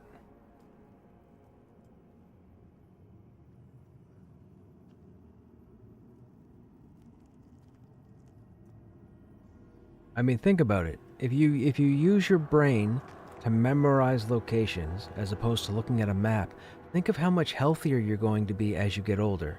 Because you know that if this game catches you, you're going to be playing it for a decade. So imagine yourself in 10 years. If you're looking at a map and knowing where to go, you're using 0.5% of your brain. If you're trying to recall locations constantly and consistently when you move around the world, your brain will stay healthy. So think of it as I'm looking out for you. I want you to live a long, healthy, sane life. There you go. I don't know you. I don't have any stake in the game with you. But I'm just looking out for your health and well-being, so you shouldn't want a map. And we'll leave it at that.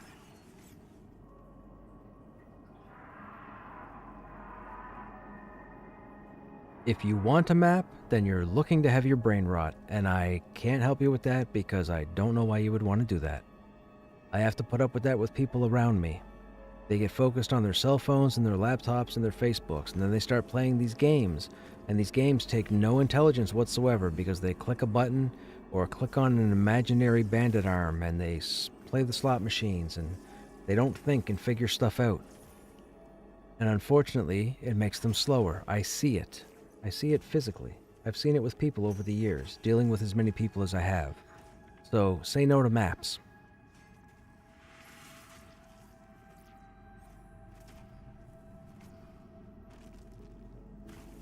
It's not going to work, and a map is still going to get in the game, but say no to maps. Having to read a map without a player cursor still takes brain power.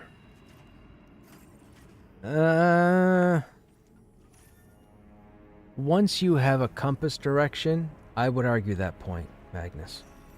Once you have a compass direction, I would argue that it's not that much thought. Like I said, it took me a month. Like, think of it this way. It took me a month to get familiar with Thronefast. It should take me months, plural, with an S on the end. It took me a month. I'm not saying that I'm a quick learner or fast remember or what have you. That's not what I'm saying. What I'm saying is, if you play the game for what the game is, you will find your way around. That's all I'm saying.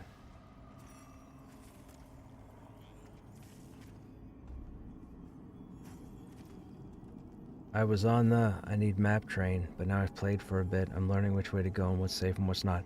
Fantastic, Rizm. Fantastic. Is it Rizm? Rizm? I'll say Rizm. Fantastic. I'm glad to hear that. It's not... It's really not complicated. It's really not complicated. In Thronefast, there are only really 7 locations you need to know, and that's it.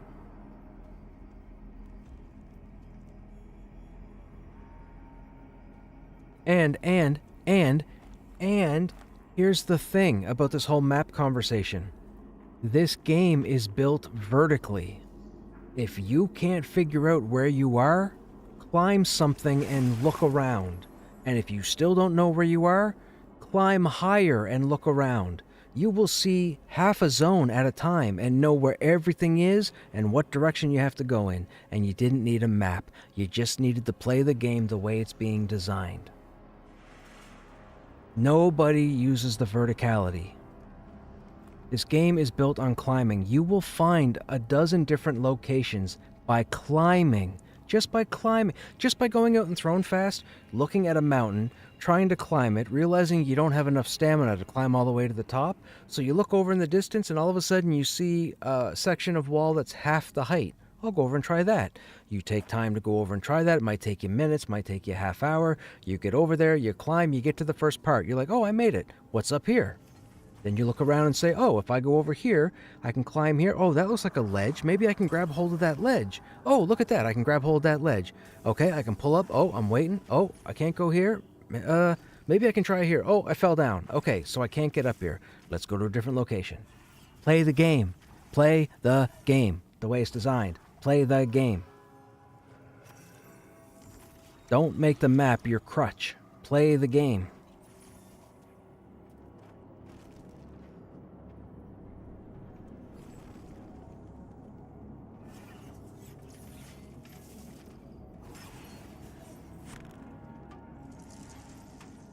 The hard part is getting lost, then losing your body.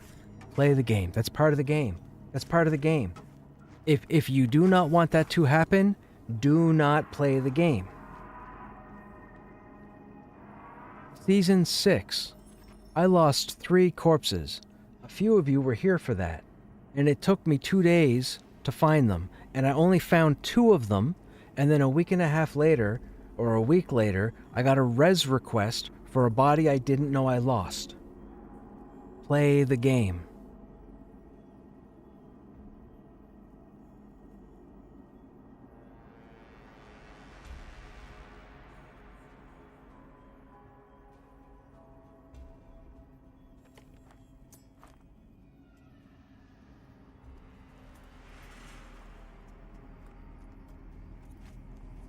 I like having my own little farming spots all alone. Trust me, you won't have your own farming spots. The nodes spawn in a wide enough berth that you will have competition the whole time. Especially on the weekends. And especially during the daytime. Most of the harvesting that I've seen has happened on the daytime.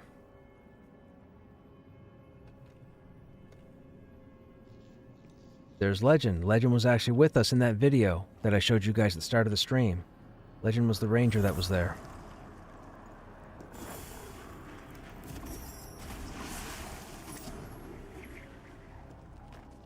Shaman's still too low. The rogue is low. Oh, well, we have 2 shamans. Yeah, they're still too low. We can't go. We have to stay here. So we'll have to compete with this other group. Well, I'm guessing this other group is clearing in.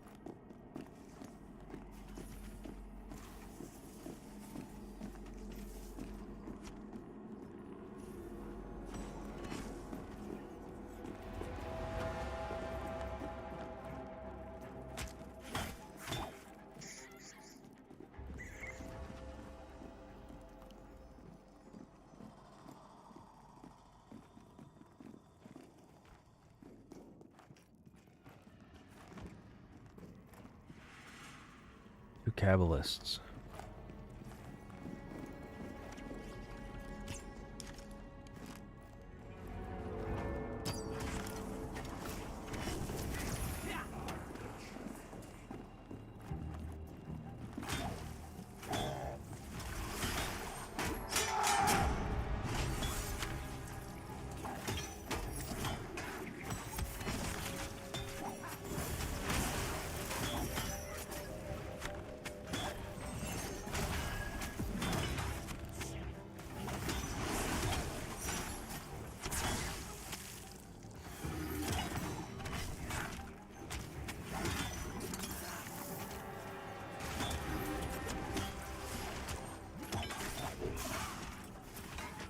Yeah, we are not going any further than this. We won't survive.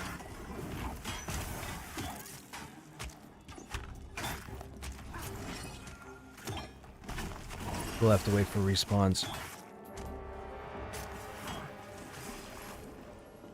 See, we're starting to get debuffs now from being in here.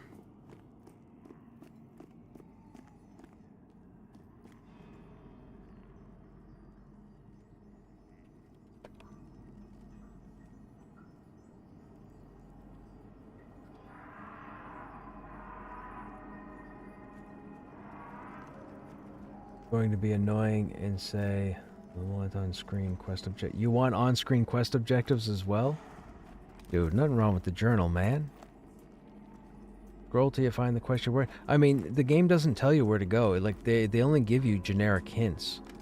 The game doesn't lead you as far as quests go. I'm supposed to go into a cave in this zone and loot ice crystals, and I've never seen ice crystals. I don't know what I'm looking for.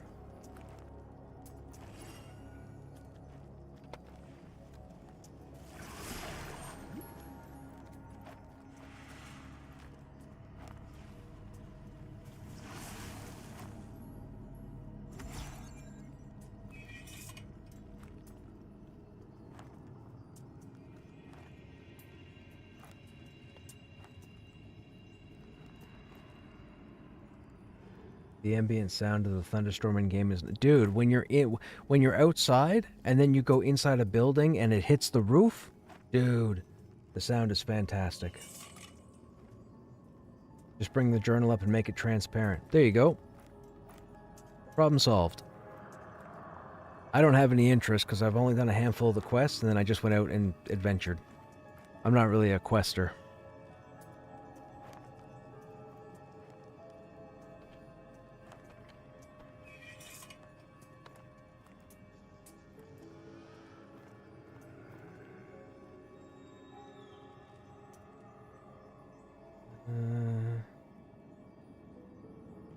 Do I have the message? I gotta retype it, don't I?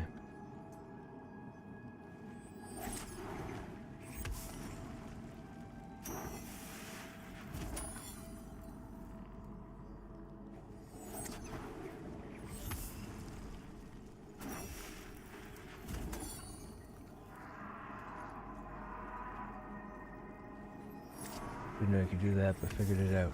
Perfect. Fantastic.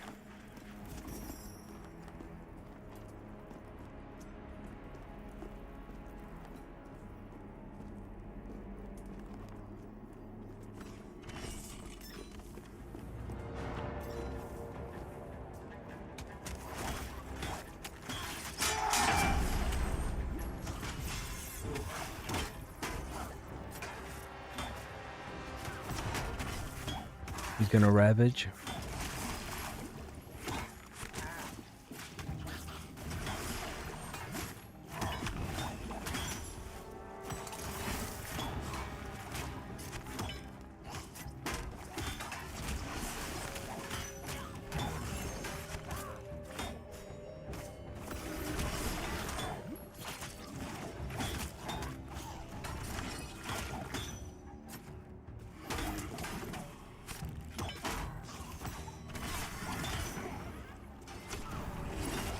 Uh-oh, is he gonna ravage again? Be ready for another ravage. He just conquested again. There it is.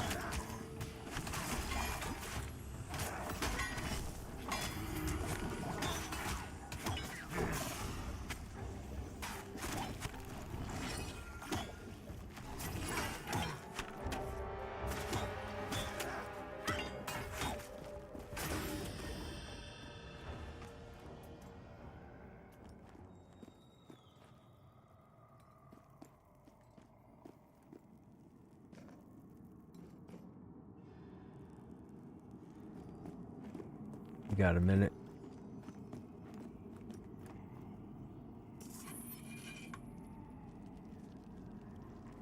These stinging bees aren't bad. They kill themselves if you use a defensive. You get pretty fast kills. Yeah, the bees used to be a problem.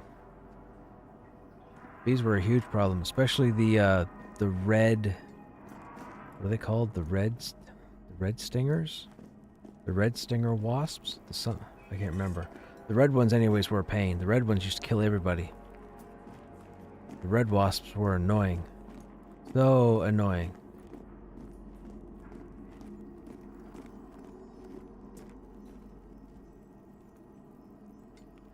What profession do I train for food buffs? That would be provisioning. To do provisioning, if you're in the starting town, if you go to the well and face south, I think, roughly south, the tavern should be on your left. If you run up from the well and a little to the left and run for about 10 seconds, you should see a little house on a small little bluff. And to the left of that, you should see what looks like a ramp that leads up to the priest area.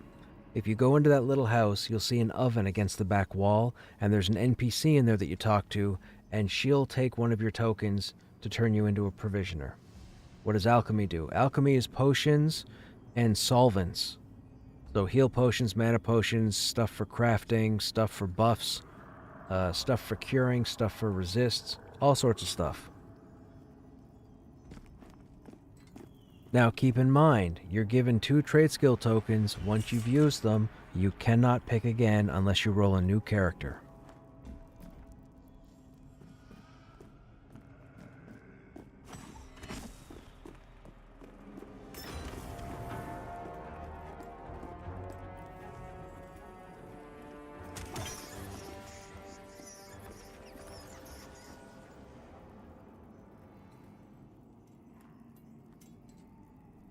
Summoner, I'm going tailor and stuck between provisioning and alchemy.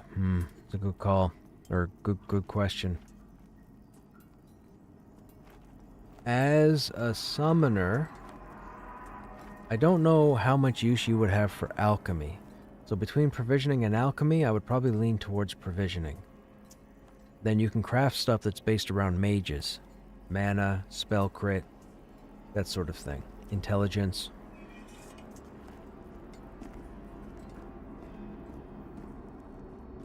I don't think there's too much with alchemy, although I've never been a tailor, so I don't know if you need alchemy for tailoring. You might. You might need some kind of polish or finish or some form of liquid. I took weaponsmithing and alchemy just because I need alchemy to make magical weapons or buffed weapons and other components like subcomponents.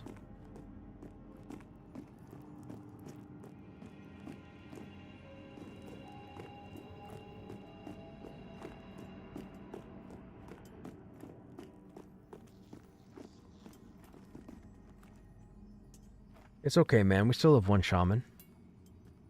I can work with 1 shaman, as long as it's not a ravager.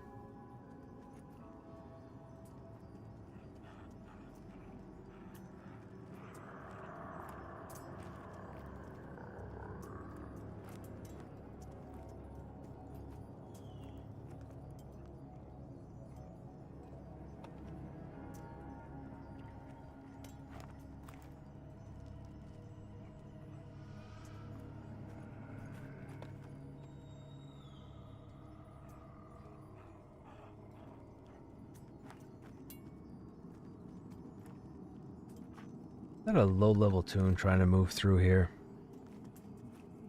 Of course it is. Level 4 halfling. They're trying to get down to the relic, I'm guessing. What is this? Level 3 halfling. Okay. Good luck, gang. Good luck, whatever you're after. Yeah, so some people call them relics. So this game will have certain items that spawn. They're like ground spawn. Think of them like ground spawns that you can actually click on. It's 1 harvest, and then it might be hours before it respawns or whatnot. To give you an idea, further down, there's a certain area you have to crawl to that if you didn't know you had to crawl to, you'd miss it. In the earlier seasons, it used to be a backpack, a rare backpack with 12 slots. You couldn't even craft 12 slots at the time, but if you didn't know about the backpack, you'd never find it. Once it's looted, it takes X amount of time before it comes back up again. It could be, I think, 30 minutes. It could be 5 hours. Somebody was here the other day camping for 6.5 hours and didn't have it spawn. So there are hidden items all over the world.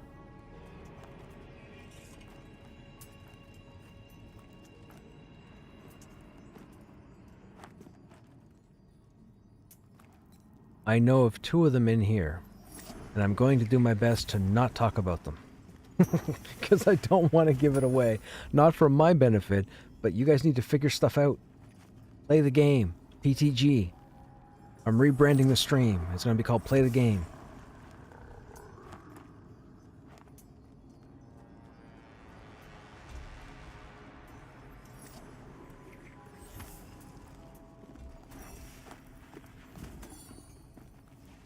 I'll say this. If you want to pay attention to a lot of the stuff that I might do or come across, you'll have to come back here. Because there's a lot of stuff I'm leaving out. And that's on purpose.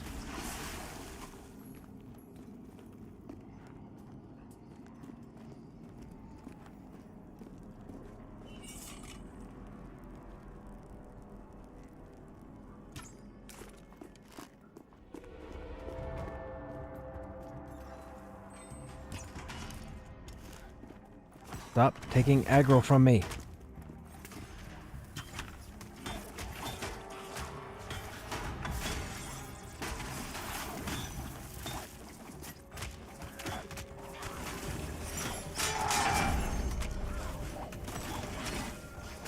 Am I gonna die?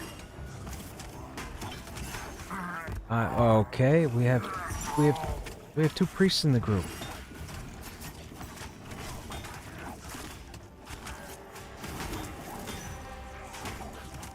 He didn't cast formation again, did he?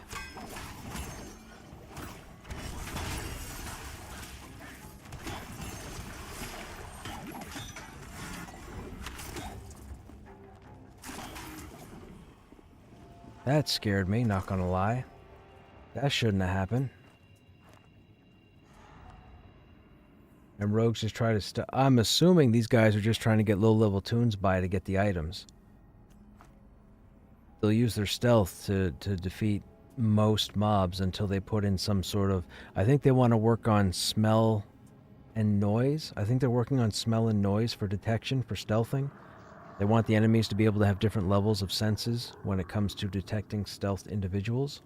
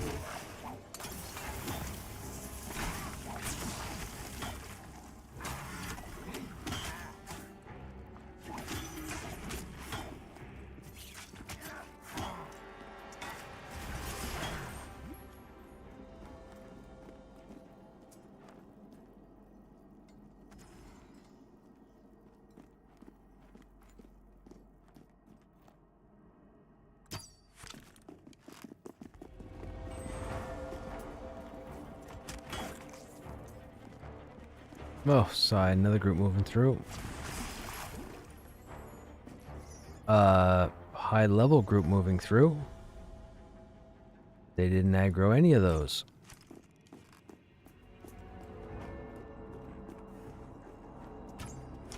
Those were high level tunes right there.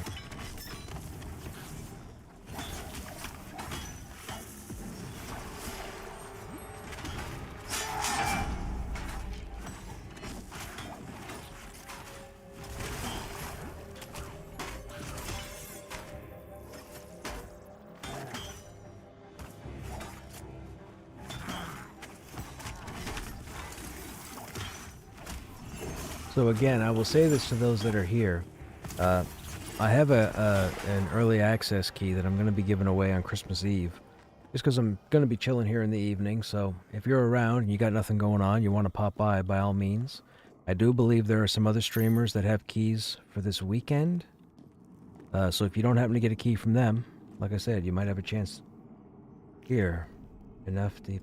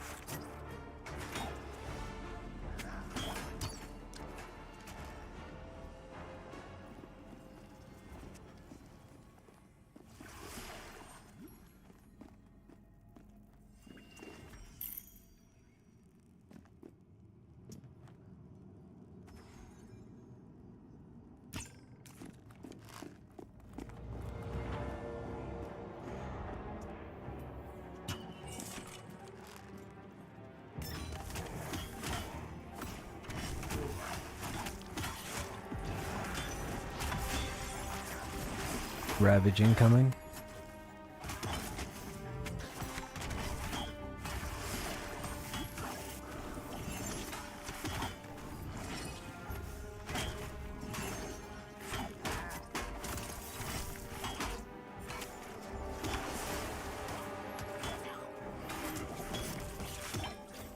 Did you interrupt the first one? That was... Oh, there's a formation.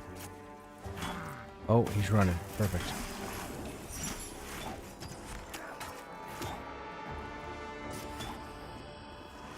Another one done? Dude, everybody's dinging but me. What?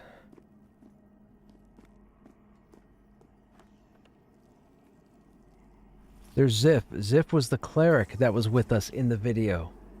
So that's the ranger and the cleric that were in the group in that video.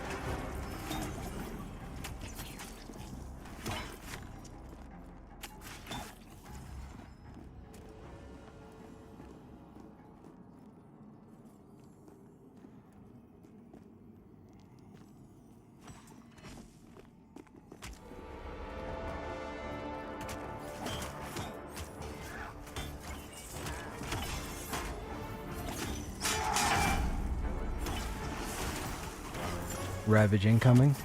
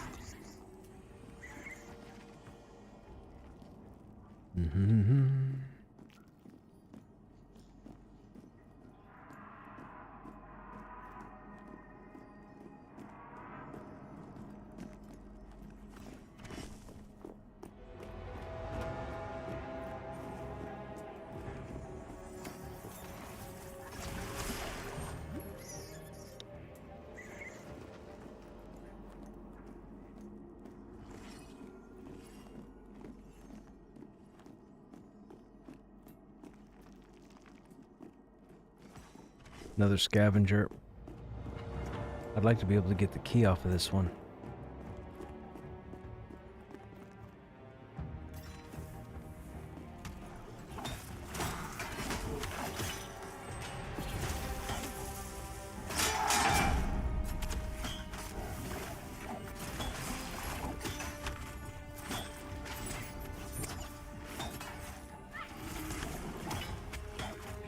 The key doesn't lead to any loot or anything. The key is used for access. And where I tend to run groups, it'd be nice to have it because, well, it would help the group. But, I mean, it's up for anybody.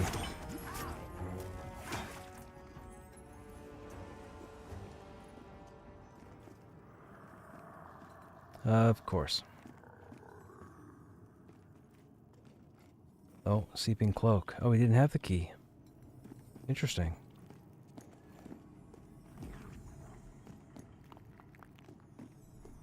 Cloth Cloak. I think Seeping is for cloth wares, if I'm not mistaken. No, he didn't get the key. There was no key looted.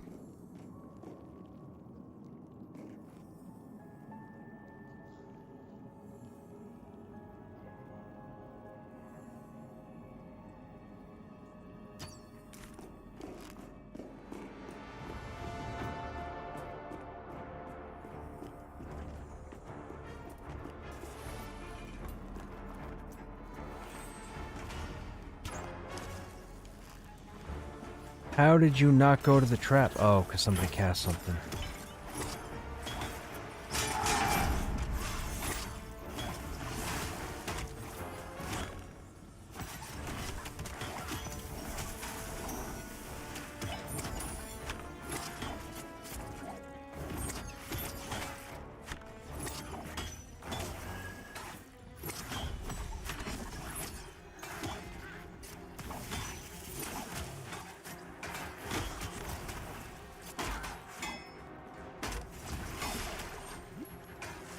Oh, they run corpse recovery for that group, I guess. Oh, that's why they brought the higher level tune, because they can run all the way through and grab the corpses. Gotcha.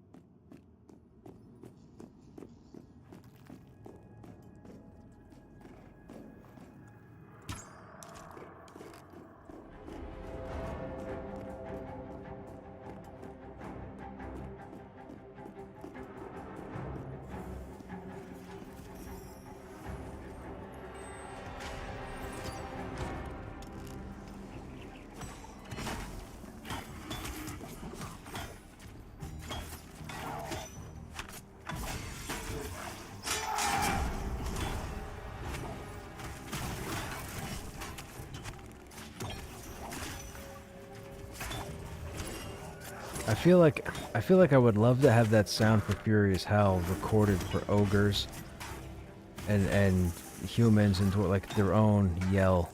That sounds like an army of humans, not ogres. And I get it, it would be complicated to put the same skill in with multiple audio sources. I mean, I guess you could just rename it. It just seems weird, an ogre using an ability that sounds like a group of humans.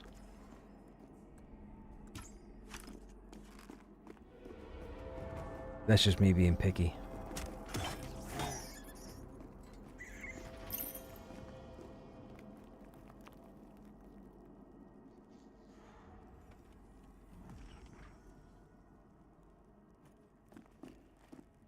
Ho ho ho ho ho ho ho ho ho.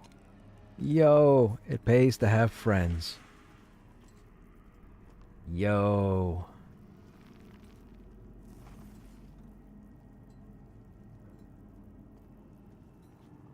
Fantastic. Let's go. New legs. A lot of wear at the knees. Might have to look into that. I don't remember those nights. Did those just drop? No, the cleric that I was grouped with the other night just gave them to me.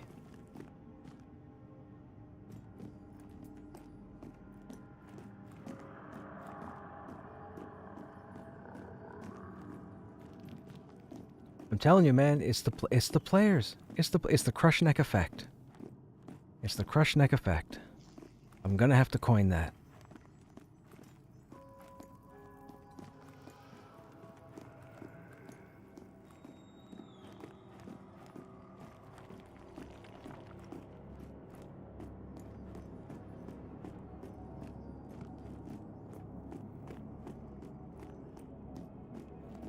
You want to leave when I go? You have to take off?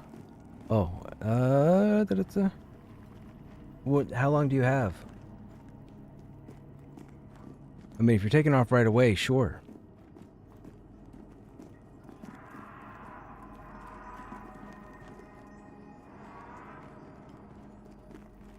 You gave it to Jambi. Okay.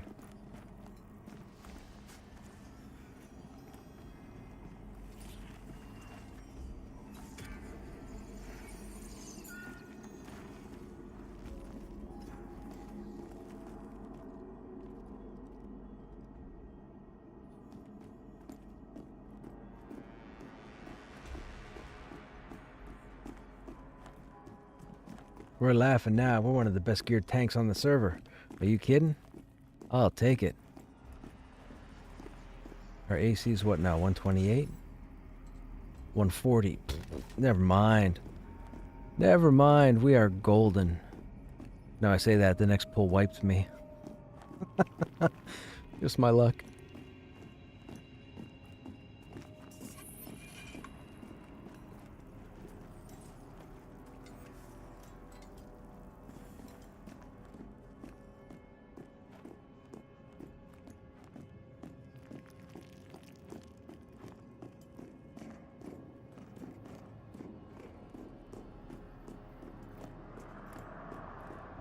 What's their stats now? 14 strength, 11 stamina. No food buff. Hey, Quanta. Are there enough players for randoms to find groups? Yes. There are a ton of players. There are probably a dozen servers right now that have high player capacity. I have done nothing but pugs. The whole time, early access has been nothing but pugs for me. It's all I ever do is pugs. No static. There may be static later, depending. Higher level content might require static. But everything since early access started has been pugs. All of it. It's what I do. It's what I excel at. I'm a people person.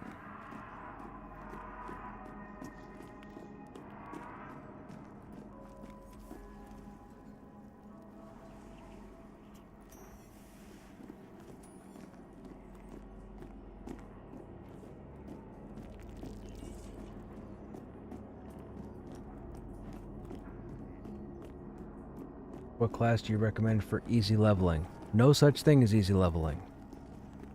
If you want to come in and enjoy the game in a solo aspect, I would recommend a necromancer or a summoner.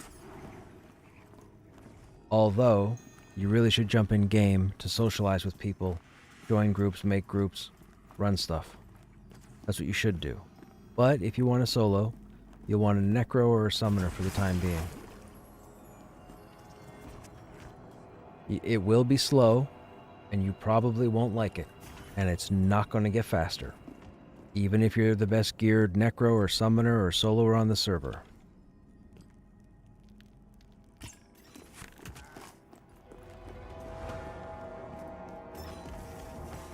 This game is not being designed or developed to have what you would consider a solid solo experience. I believe they want soloing to be a little bit better than it is right now, but it will never be easy. You will struggle without group content. You will struggle without making friends. Both in adventuring, trade skilling, exploring. You won't learn your class very well soloing, because you'll get into a group with that solo mentality, and you could be so much more effective by utilizing your class for your group. Ditzy has a valid point. Play what you have fun with. So whatever you normally play with in an MMO, jump in and roll the same thing and see what happens. Maybe you do something that other people aren't doing. Who knows? But the game is not being designed for soloing primarily, or a priority, let's say. Soloing will be a side thing. They always had it that they'd always said in the past that 85% of the game was going to be group and 15% was going to be solo or other. But 85% of the game was going to be group-based content. It's a social MMORPG. Regardless of what anybody else thinks right now, it is a go on their website and listen to them talk. And they always say social MMORPG. Social is not solo. Not even with a speech impediment. Social MMORPG. If you aren't going to be social, you won't get the most out of this game.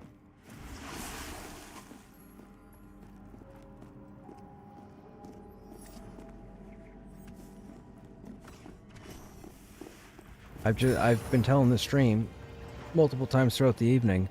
I've grouped with probably 40, if not 50 different people in the last week, and it's been fantastic. I have arguably the best encounter in the game on video from 2 nights ago.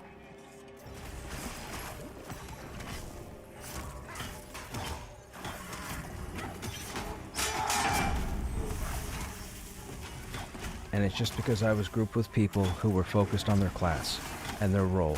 And it was fantastic, and I didn't know any of them.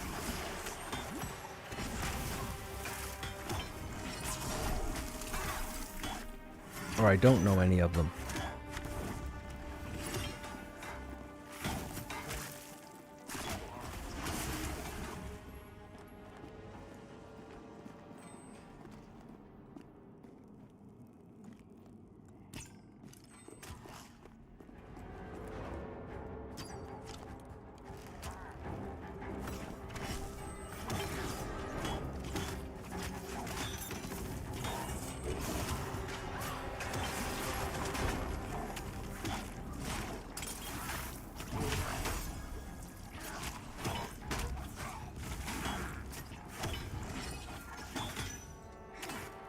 Would a group have more than one tank class, or is that redundant? Not at all. A warrior can fill a tank and a DPS role. I can probably out DPS a lot of the DPS in the game right now as a warrior, just because I've worked towards getting the gear. I've been grouped with a Dire Lord, I've been grouped with a Paladin, I've been grouped with a Dire Lord and a Paladin at the same time.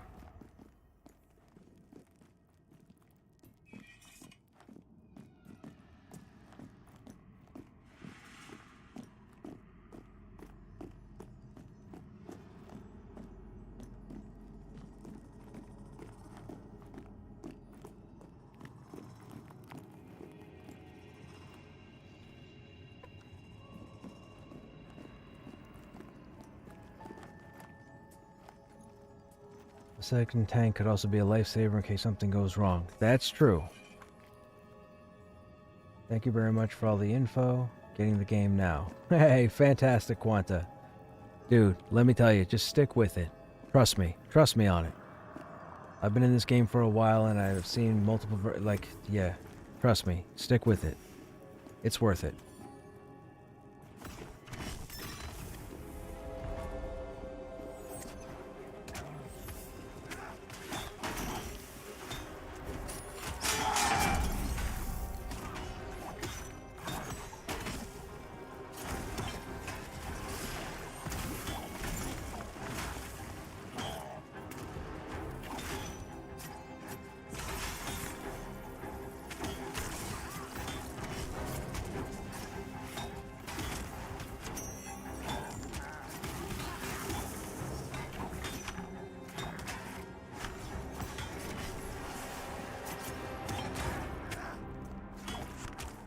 And go ahead and loot that body and watch somebody get zoned out. Wiz blows stuff up. I like the Wiz. There you go, see? Alright, man. Have a good evening.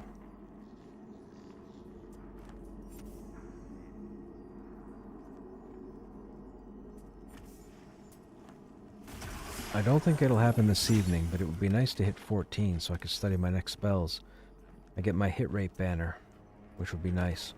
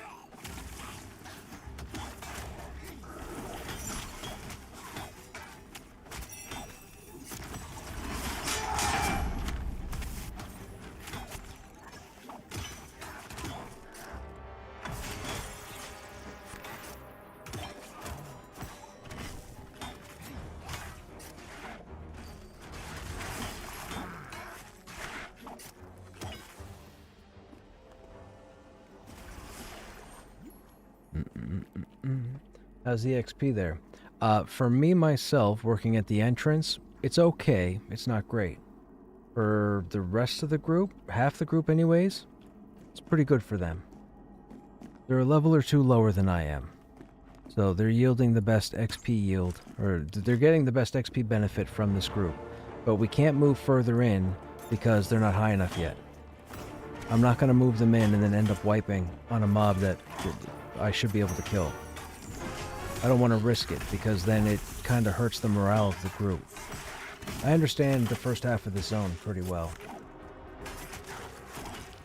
You're still up. Wow, must be off tomorrow. I am. I mean, really, ever since I've been raided, we've just been chilling. I've enjoyed this evening, man. It's nice to be able to talk. It's nice to be able to get all this information out, answer people's questions.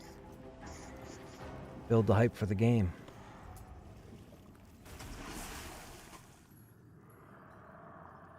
So, now when I say the XP is okay for me, I'm level 13 currently. This entryway typically spawns between levels 11 and 13. So if we can get level 13 spawns, that's fantastic. However, because members of the group are lower level than that, it's a little less effective. They don't benefit so much from the higher level mob. So you kind of have to try and find a pretty nice balance. The issue is there's a bit of a gap from going in here to going down to the next area through this passageway. The mobs will go up to about level 15. And if you're not level 13 at least, you're going to have trouble fighting, especially if you pull multiple mobs, which will happen down there. We don't have a group full of 13s. However, if I get a group of 13s sometime over the weekend, in-game, I'll be able to show you guys a new area of the dungeon. But you have to get the players at the right level. Doesn't matter how good you are, how skilled you are. Mitigation and damage and numbers are numbers, period. This game is not designed for you to take on stuff that's 5 levels above you if you're best geared. That won't happen. The mob will decimate you.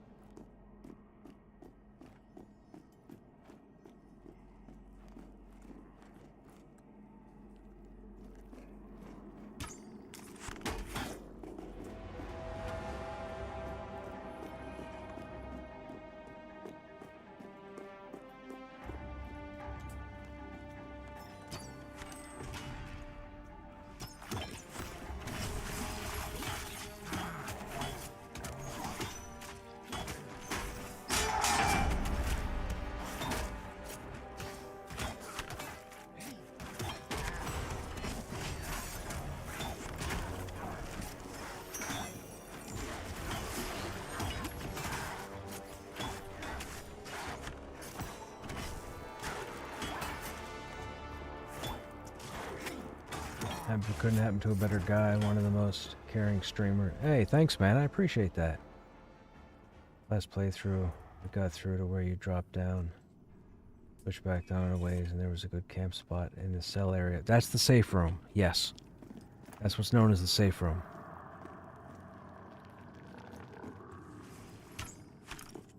The spider that spawns in that spot keeps getting that text tagged to it. Luck to your hunt. That's something that a player said to me hours ago at the entrance here. The game has an issue, for whatever reason, where random characters, enemy and friendly, will start getting random text messages over their head, and it's chat that's pulled from the chat log.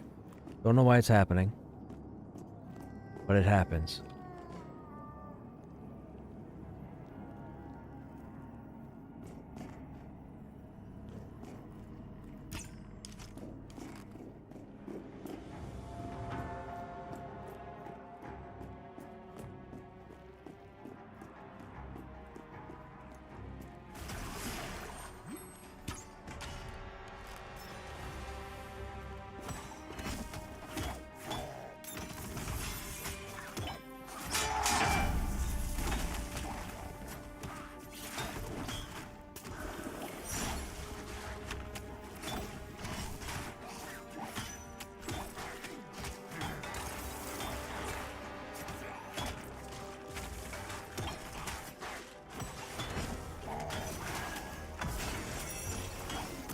Oh, is he gonna do it again?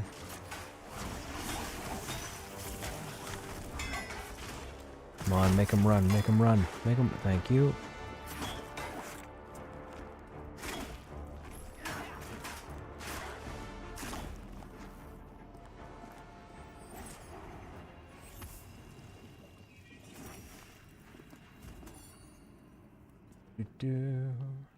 When I loot something with a full inventory, it disappears. Is it just gone? It shouldn't have let you pick it up. Yeah, it should wind up back on the body. Did the body disappear? What was it you were picking up, Toad?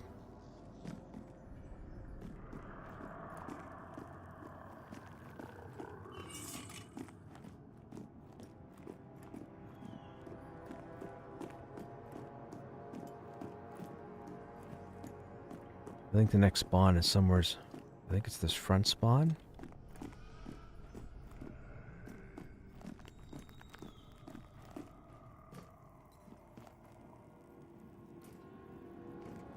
Oh, the light flickers.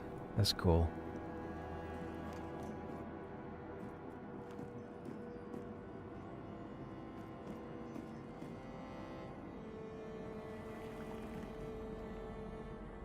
Uh, 13, 11, 13, 12. Almost. Almost. If the shamans could get a level, I'd almost entertain going further.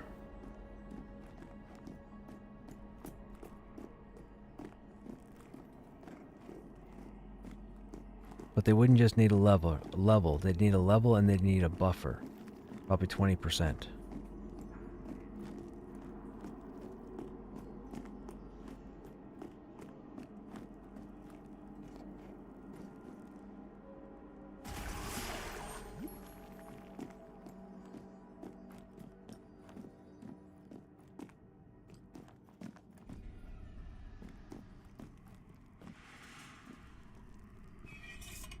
I think this one's due to spawn. I don't think I've pulled this one in a while.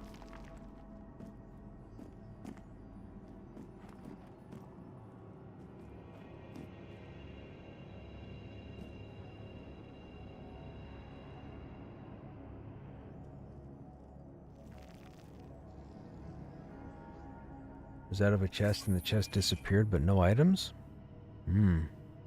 That's weird. That's not as intended. Because there's no overflow in the game. Yeah, I would say it's a bug.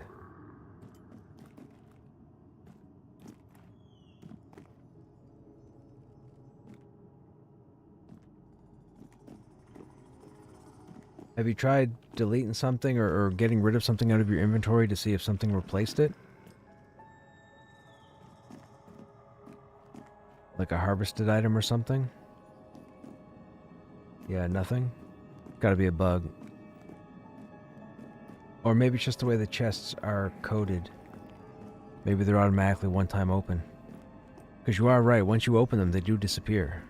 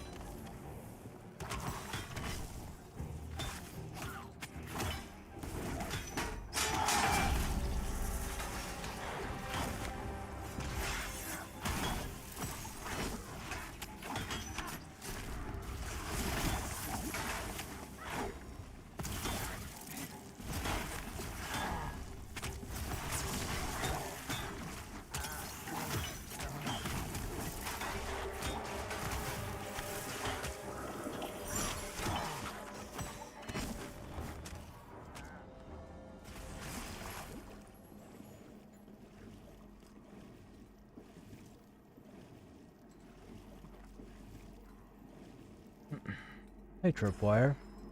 You're also playing a warrior as well. You're having a blast. Love the game. Fantastic. Glad to hear it.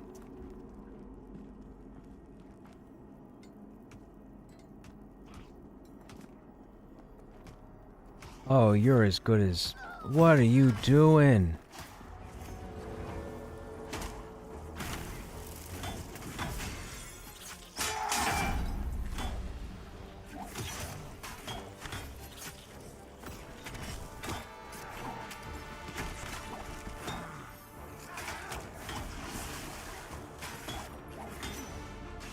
Why would you run out there?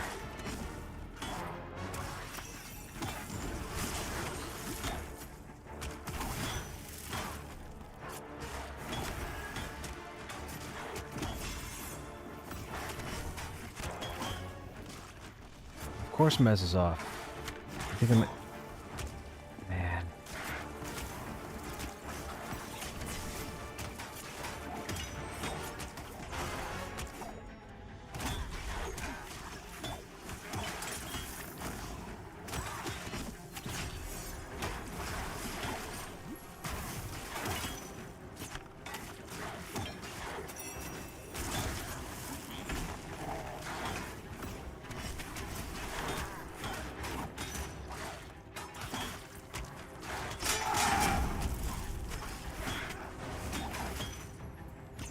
Thank goodness we got him to run.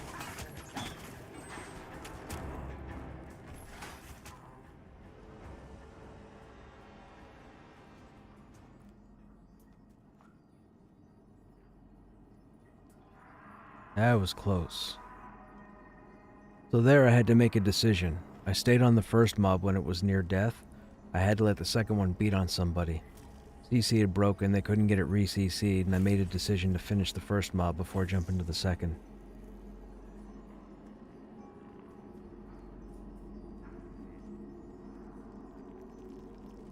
If somebody else would have died, that would have been on the person's fault for running out in the room in the first place.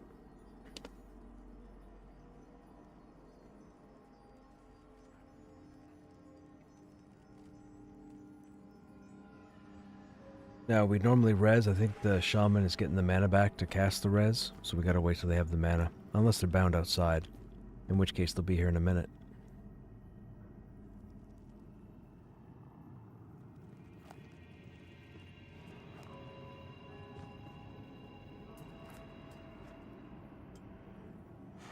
Let me ask you guys a question, those of you that are still hanging out in chat with me after all this time.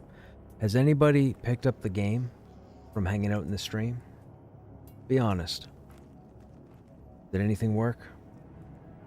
Did I sell you on it? Are you still on the fence?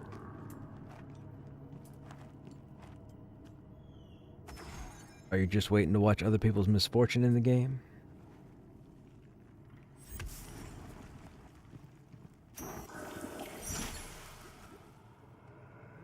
Trying to sell your wife on it?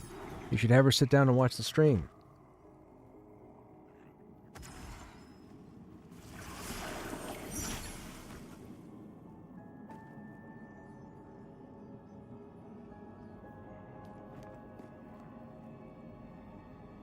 Probably a good idea. I think so. I think I'm a comfortable watch. I think she could sit in the couch and put her feet up on the coffee table and get a bunch of information about the game.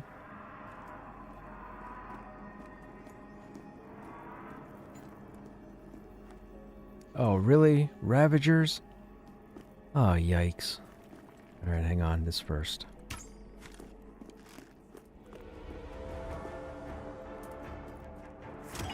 Game's doing that thing again where it's just gonna spawn Ravagers.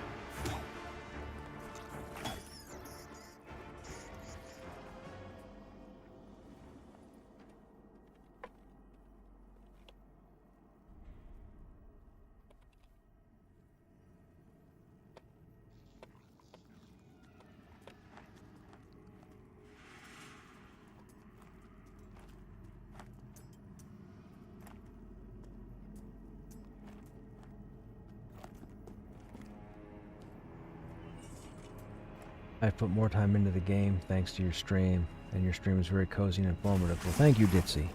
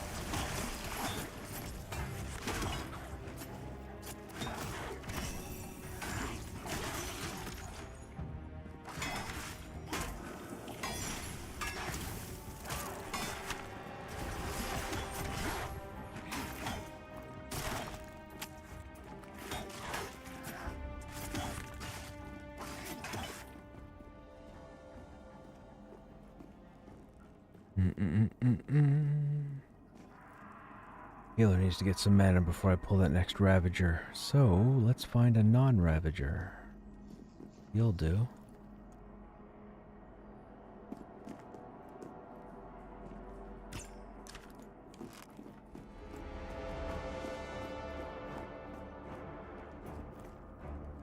Oh, never mind. Hello, Cabalus.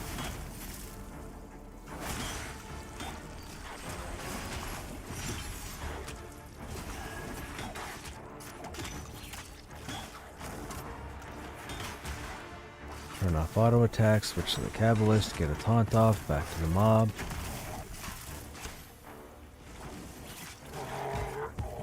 I'm near death. Someone needs to click me. Nobody clicked me, so I died. So, for those who don't know, when you get down to 0 health, you go into an unconscious state where you lay on the ground for a certain amount of time. You'll notice a player's hit points go into the purple. When that happens, they have a certain amount of time as far as movement or damage before they die indefinitely. While they're purple, somebody can approach you, click to apply first aid, and actually bring you back up into the fight.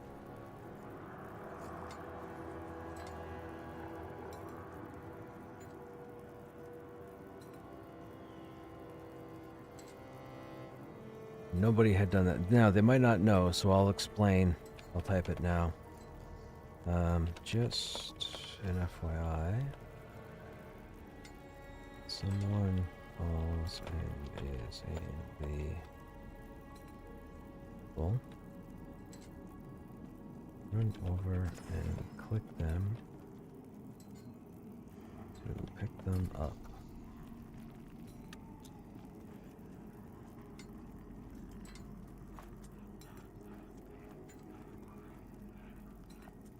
You just learned that yesterday, and I've been playing off and on since season 1. Yeah, not many people know, man. Not many people know. That's their twist on the Purple Club, to try and keep the fight going and make it interesting.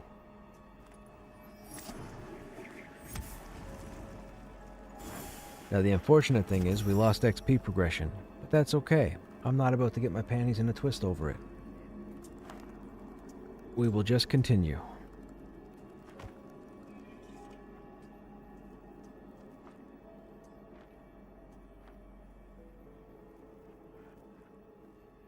Dying in this game happens.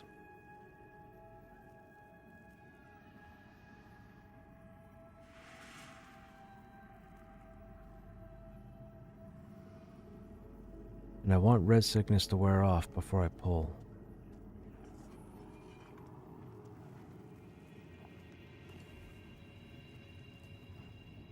Okay.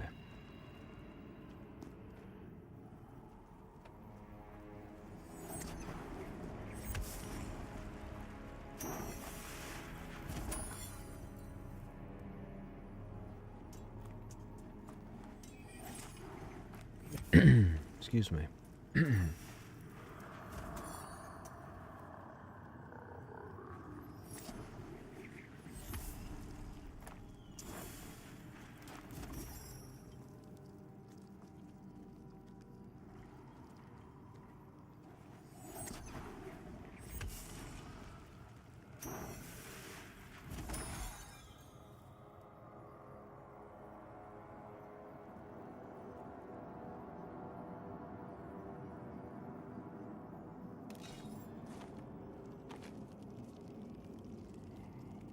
(18 strength, 16 stamina. Oh, I feel so good.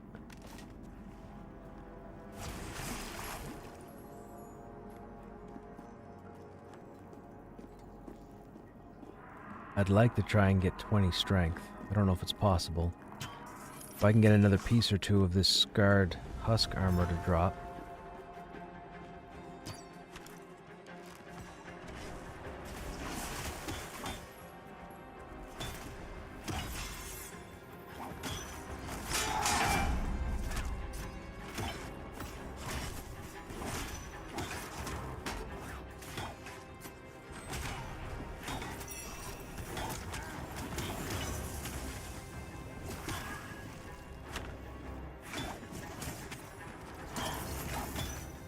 Now, something else you'll want to do, and again, I probably shouldn't give this away to you guys, but I will. When you're using melee, and specifically melee, you want to get familiar with parsing. So parsing is like min-maxing, or timing. You want to factor in whenever you start a fight, so whenever you level, or whenever you get new gear, you want to go out and pull a trash mob. Just melee it and nothing else. Pay attention to the timing of your swings, and then work your skills in between those swings. Don't have any sort of delay. It's a huge help, and it helps with the rhythm of DPS. So learn to fit your abilities between swings.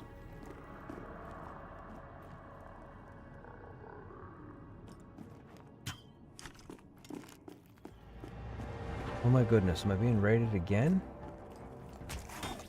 Windy, what's going on? Thanks for the raid. Welcome to the channel. I may die here. Really may die here. Thank you.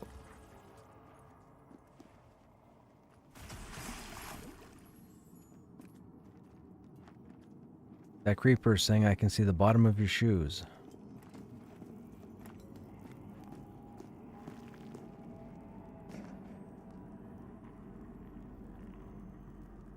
Oh, they were focused on the loot? Oh, soft leather dropped. Yeah.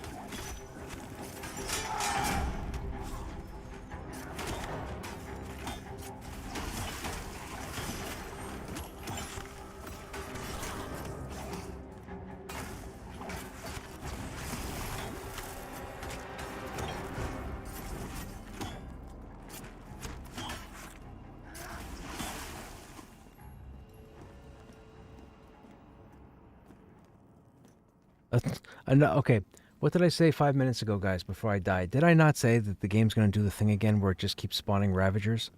I said that. That's the third Ravager. I just pulled 2 Ravagers from here. I pulled a Ravager from here. This is the 4th Ravager I'm about to pull.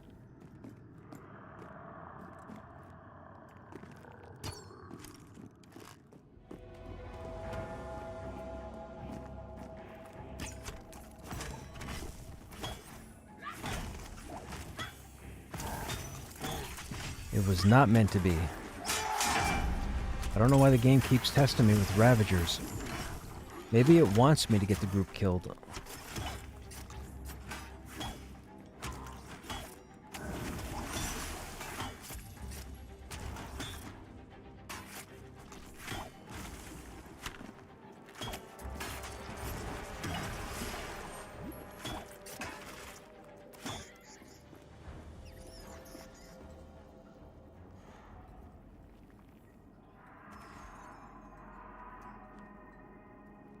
Oracle's low on mana. I don't want to pull until they got a bit more, just to be safe. You're on the fence, Moldren? What's keeping you from jumping into the game? I get if you say money, I get it. But if not money, what's keeping you on the fence?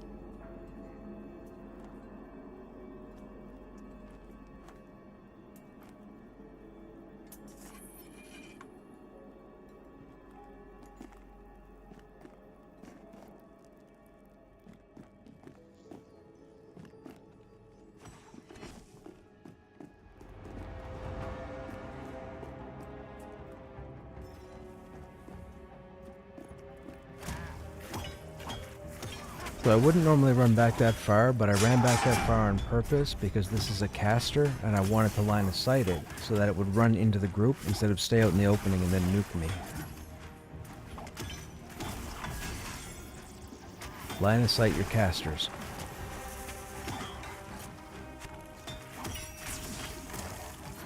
These legs have ethereal in the name, so I'm wondering if they don't come up from the manor. They might come from the manor. I'm pretty sure that's the manor, because I believe the weapons, the temporary weapons, were called ethereal.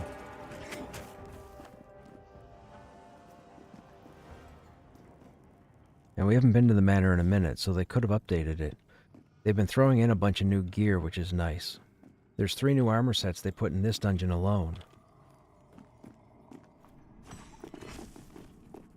There's a cloth set, a leather set, and then a heavy leather set, or I guess arguably you could call it leather. Come on, guys. Come on, guys. Yep, thank you.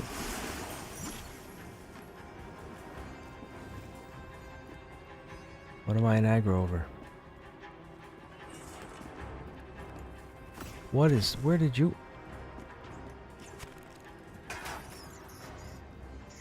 thought the spider was under the world. That was weird. Oh, the forced grouping design? I see that. I see that, yeah. The game is cruel and doesn't want to go easy on you. It wants to forge your tanking abilities with pain. Yes, it does, Ditzy. Look, look, look! I can't make this up. Another one. That's the 5th one that's here. My word. There's 5 different types of drawn. 5 different types. Actually, 6 different types if you count the 2 named, or the named and the key dude. And they're giving us 5 Ravagers.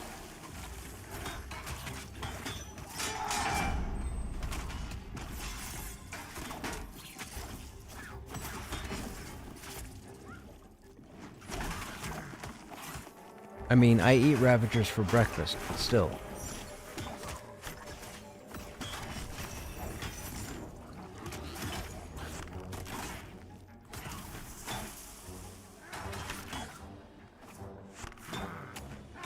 Where's formation? Come on now. Oh, you're running.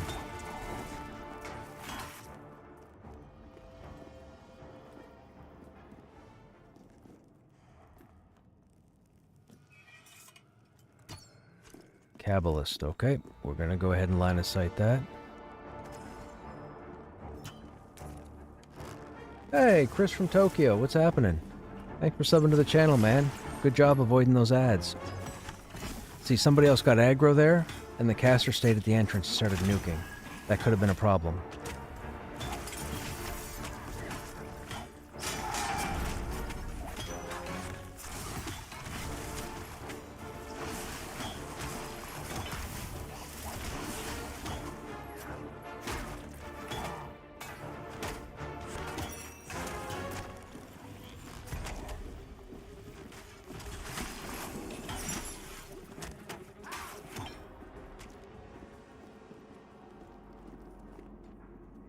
Healers need mana. We're gonna wait a minute while they get their mana.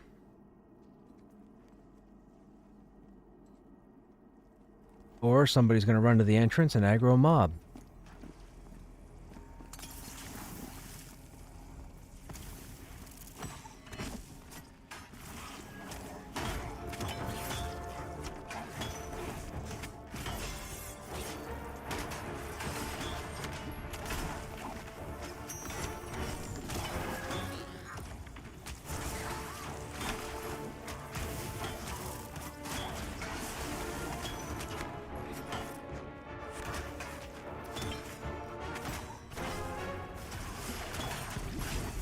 We're getting a little low. Oh, healers are out of mana.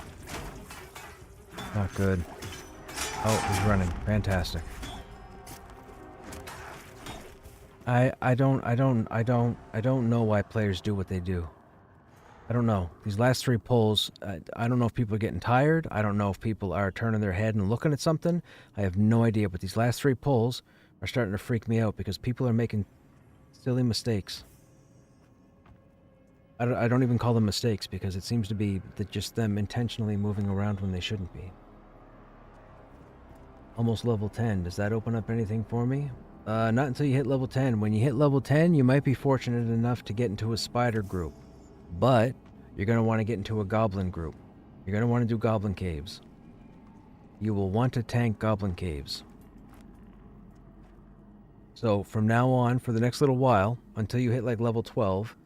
every time you log in, you're going to advertise for Goblin Caves, you're going to advertise for Spider Group, and if you can't get either one of those groups, you're going to go to the Boar Alley and keep killing those boars until you hit 11. Or Panthers, whatever you're killing now. Well, Panthers are 11 to 13. So if you said earlier you were pulling Panthers and killing them fine, keep killing Panthers. Don't leave that spot. There's like 12 spawns there that you can pull from. Just be careful of their levels and watch out for Bolt.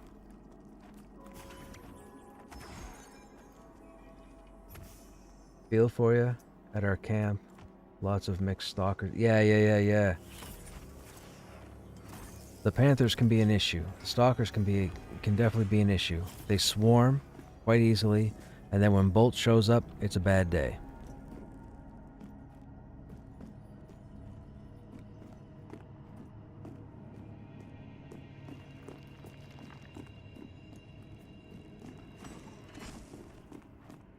Well, Bolt is pretty much instant death.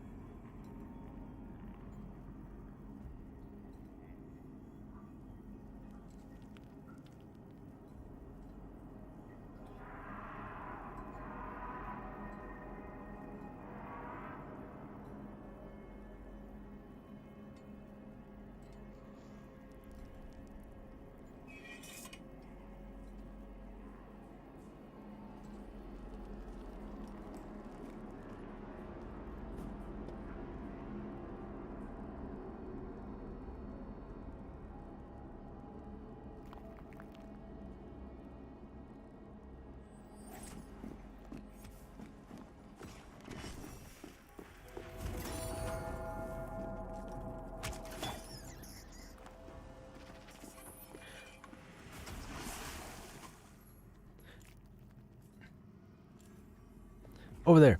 Over there. Over there. Over there. That's 7. That's 7. That's number 7. That's number 7. You're not dyslexic. That says Ravager. That's number 7. And 9 spawns. Not even. Those were little spiders. I'm gonna have nightmares. I'm gonna have nightmares. Where'd Oracle go?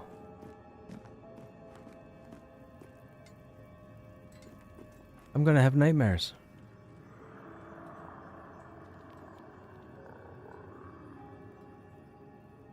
Hey JB, what's going on? What's the consensus on this game so far? It's fantastic. It's still being worked on. A lot of stuff works. They keep adding new stuff to the game. I'm loving it. All the classes are loved by all the players that are playing them.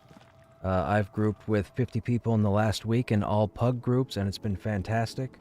I arguably have the greatest encounter in Pantheon on record from 2 nights ago, which was hectic. Yeah, it's going well. It's going well.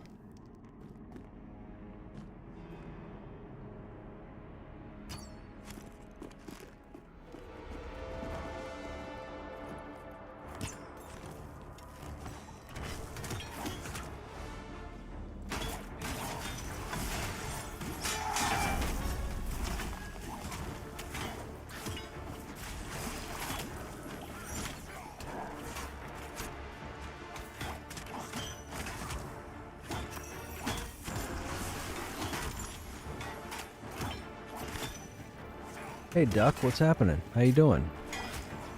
How'd you guys run tonight? Or what were you guys running tonight? We down the safe room?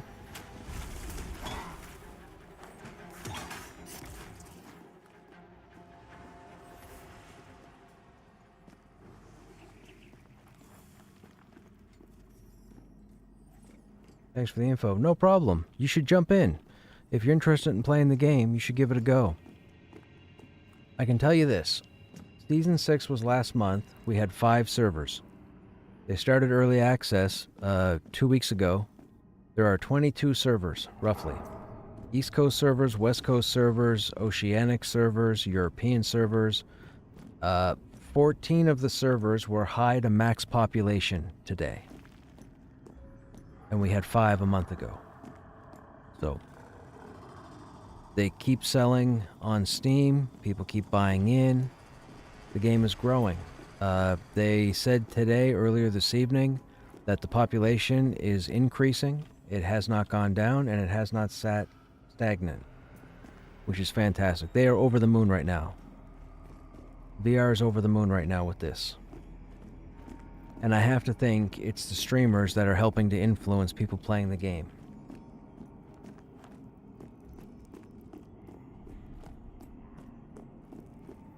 Or content creators, let's say, because some people don't stream and they make videos, so we'll say content creators.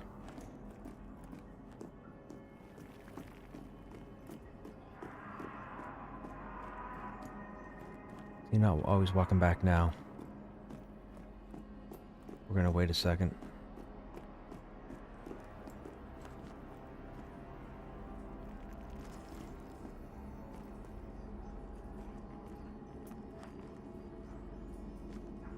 Oh, well that was a... Really? That was a crappy move.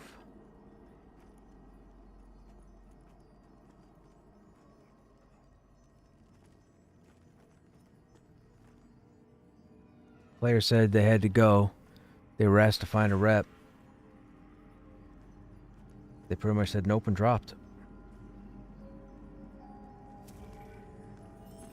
Oh, players. Remember what I was saying earlier about, you know, how it's been a fantastic... I mean, it's still a fantastic evening. Don't let this instant influence anything. It happens. You're going to meet players that are just disappointing.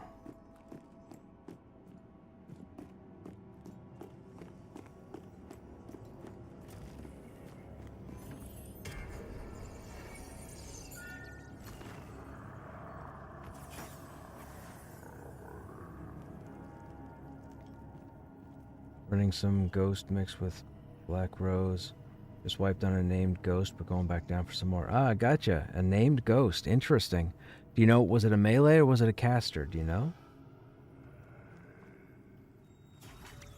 Great, I wasn't sure what to think when they changed the look of the game. They decided not to change the look of the game. The appearance, if you're talking about the graphics change they were going to do last year, that they scrapped that. This is the way the game has looked for quite some time. Now, the game will look a little more polished at the beginning of next year, because I believe they said they're moving to the new Unity engine. So the game should have a bit more polish to it, which will be pretty cool. I'm digging it. I love the way it looks. It's fantastic. It's fantastic.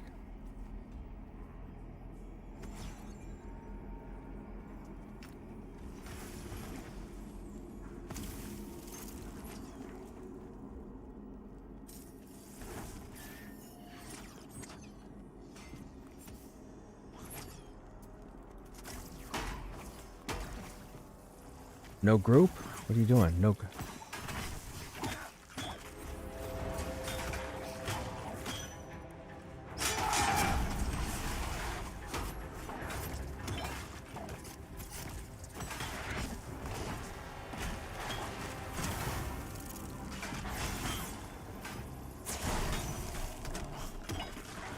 Hope my heels got me.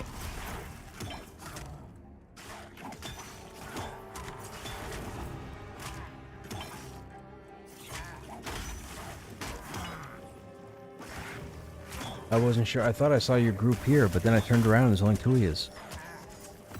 I wasn't going to let you die. I mean, I guess you probably would have zoned out.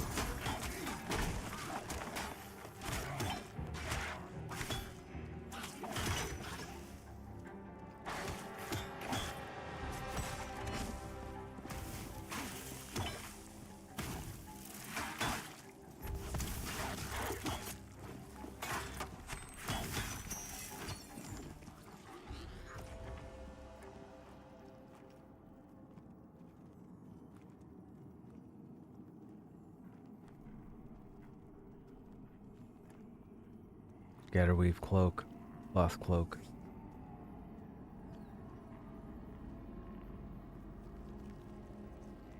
I have 5 gift cards going out on Christmas for family and friends. Can only imagine how many more players Christmas will bring. You never know, man. I know I believe there are a couple of streamers.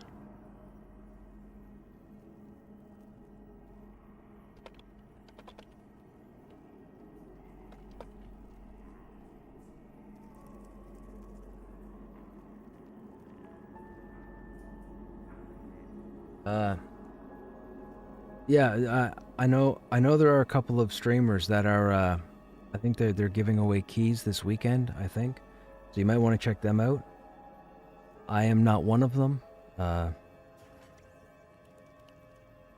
I do believe some keys are being given out this weekend, so pay attention to the streamers that are streaming Pantheon. Watch their chat, watch the title of their streams.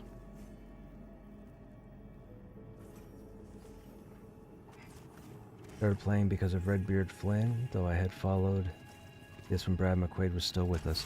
I've been a religious zealot for Pantheon for about 12 years now, since it launched. Since the first unfortunate failed Kickstarter.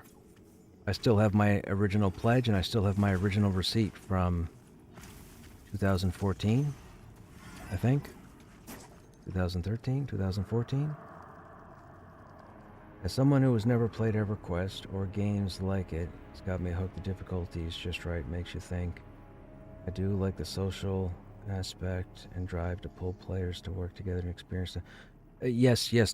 So for those who might be unaware, you're going to hear a lot of people say social MMORPG. EverQuest was a social MMORPG. Now, don't get ahead of yourself and don't get ahead of me.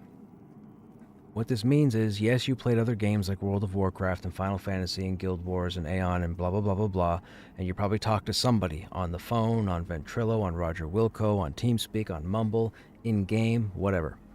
In EQ, you legitimately could not do anything unless you made friends. That was a social MMO, and I don't want to hear from the necromancers and bards that soloed because you didn't do shit until you were 20 or 30 levels in. So, EQ was a social MMORPG where you had to talk, make friends, communicate in order to get stuff done. It dropped you in the game, it gave you no help whatsoever. This game is giving players more help than EverQuest did. Now, this game, they are taking what they believe are the best social aspects from EverQuest and World of Warcraft to make Pantheon. They've already been on record to say this. This is where they're getting their inspiration. They're pulling from other stuff as well because I see Vanguard inspiration in this game. So, with that said, you have all the other games that have come out in between. You've got your World of Warcraft, your Final Fantasy, your Guild Wars 2, the games that people are playing today. You don't need communication to do anything in those games. You can jump in and auto queue, you can queue for a group, you can queue for a team in PvP, PvE, whatever. In this game, they want to get back to the olden ways of talking, hanging out, making friends. Just as an example, for anybody who might have joined in the last hour or so, I've been grouped for the past week with pickup groups, pugs. I've been grouped with pugs for the last 4 or 5 days. I've probably been grouped with 40 different people. It's been great. Everybody listens, everybody has some knowledge, everybody comes from different gaming backgrounds. Not everybody here is an EQ head. However, someone might say, yeah, but you've got Pantheon being worked on here, and then you've got Ashes of Creation. Now, before these two, you also had Chronicles of Illyria, Camelot Unchained, and the other one I can't think of, and all three of them unfortunately have fallen by the wayside. Ashes came out because Stephen Sharif undertook the project himself and didn't rely on a council of people working for some big company to determine Ashes of Creation's outcome. He did it himself. He self-financed, blah, blah, blah, whatever. If you don't know, you can go do your homework there if you feel like you want to understand Ashes of Creation. That is still not this game. Nobody in their right mind, if these two games were to come out in the same day, nobody on their right mind can justifiably compare Pantheon to Ash. Oh, hang on a second.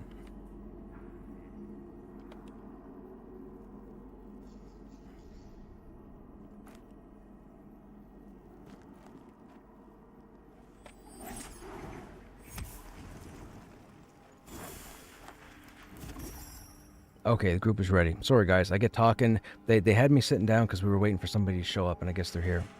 Anyhow, you're not going to be able to compare Pantheon and Ashes of Creation justifiably, except to say that they're both MMORPGs.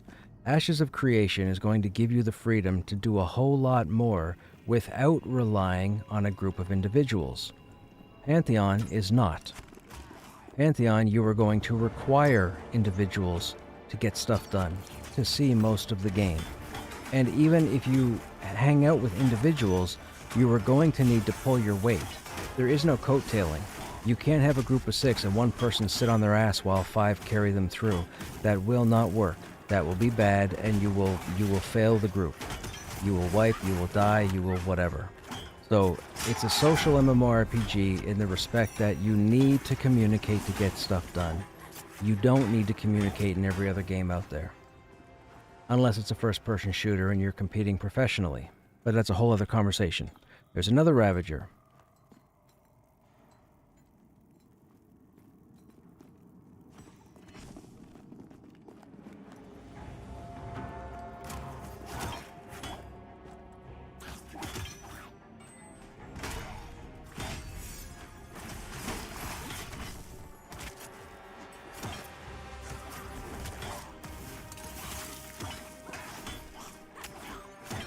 Still can't interrupt Ravage. I wonder if they stopped me from doing that. I don't know why I'm resisting all of a sudden. I've been resisting the past 2 days like 100% of the time.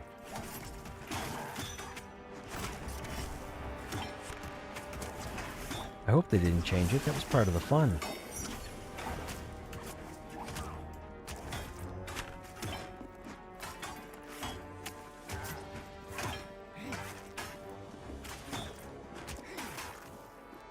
Now, this game and its social aspect will turn a lot of people off. That's fine. They know that. They're not looking to please everybody with this game. This will grab a small market, and this will keep a small market. If you're not into the whole social thing, If you're not into the point that, if you're not into the fact that they pretty much shoehorn you into groups, don't play this game. Don't ruin your experience. You know, enjoy your time in whatever game you still play, used to play, want to play, but don't play this one if you're not la-di-da with the whole group mechanic or group requirement.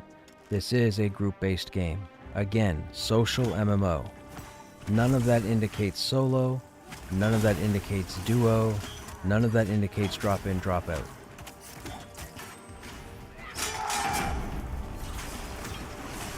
And it's unfortunate for people who really want to give it a go, but that's the state of the game.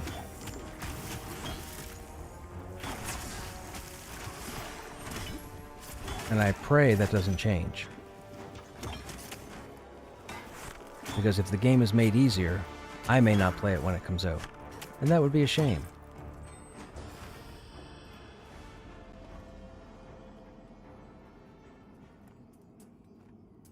You'd be hating the Ravager, but he probably likes them still. I know where parties that I can do. We were in here a few nights ago, and a group thought they'd be cocky and try and pull ahead of us while we were setting up in the entrance. And they pulled a Ravager, and I don't think... I believe half the group didn't know what the Ravager was or did. And man, to watch all 6 of them go down, I didn't smile, but I did think serves them right. I definitely thought serves them right. Hey Ferdy, I believe the gaming community is so huge that a game can be successful. So, here's the thing. They already have their population. VR already has a stable population to support the game. They know they do. But we need more. We need more people. The game is fine. There are a lot of play. There's a reason this game went from 5 servers in Season 6 to 22 servers in early access. No game in the history of games have had 20 servers on early access. What about Monsters and Memories? Monsters and Memory, that's... I don't consider Monsters and Memories the same thing. Yeah, no, Whiskey, I'm not talking about Steam. Steam only just happened for early access. There are thousands of people that have played for the last 4 years, 5 years. They all came back. They went away in Season 6 because they were done with everything. They came back. There were 14 servers today that were almost at max capacity when I logged in. Those aren't all Steam players. Only a fraction of them are Steam players. They only just went early access. You're not going to get 100,000 or 10,000 players on an early access game. You're going to get them on retail. That's not a failure. They're over the moon. It's a success. Are you kidding? Their population keeps growing. The player base hasn't gone down and it hasn't gone stagnant. It's increased. It keeps increasing. The whole week it's been increasing. To them, it's a success. What is my group doing? Did we have AFKs? No, we didn't have AFKs. What's going on?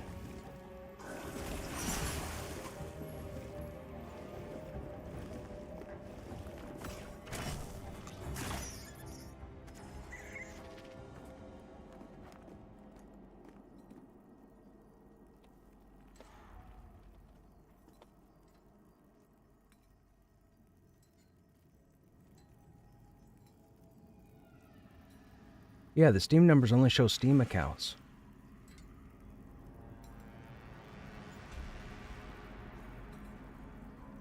I'm guessing they weren't expecting to pick up anybody on Steam. I'm guessing their Steam play was a gamble.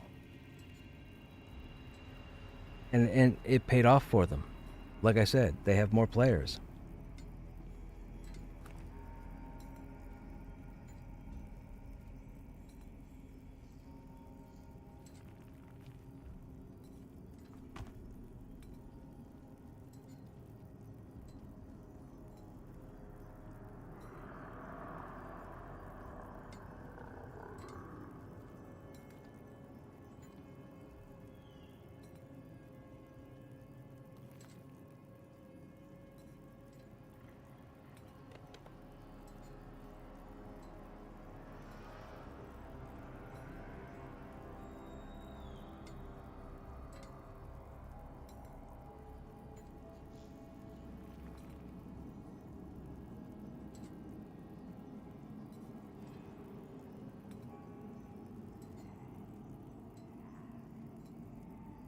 You play on Steam? Right on. A lot of people play on Steam. I have a couple of friends that play on Steam. They're on different servers, but they play on Steam. And there are still a fair number of players that haven't even come back to the game yet. They'll be back later on. When there's more content, there'll be even more people here. But Steam, as far as I'm concerned, Steam was a gamble for VR. And it paid off for them. Yeah, there's almost 80% positive reviews. But again, like I said to the stream earlier this evening, I went and browsed through the negative reviews to see what people were typing. There was a little bit of constructive criticism, and there was a whole lot of nonsense that just shouldn't have been typed. So, what can you do? The reviews on these applications, there's a reason that all the other there's a reason that a lot of the applications don't allow you to review. Because they know how it can affect the game, because people just want to get butthurt and post opinions. They're not even valid reviews, they're opinions, and everybody's got one. Myself included.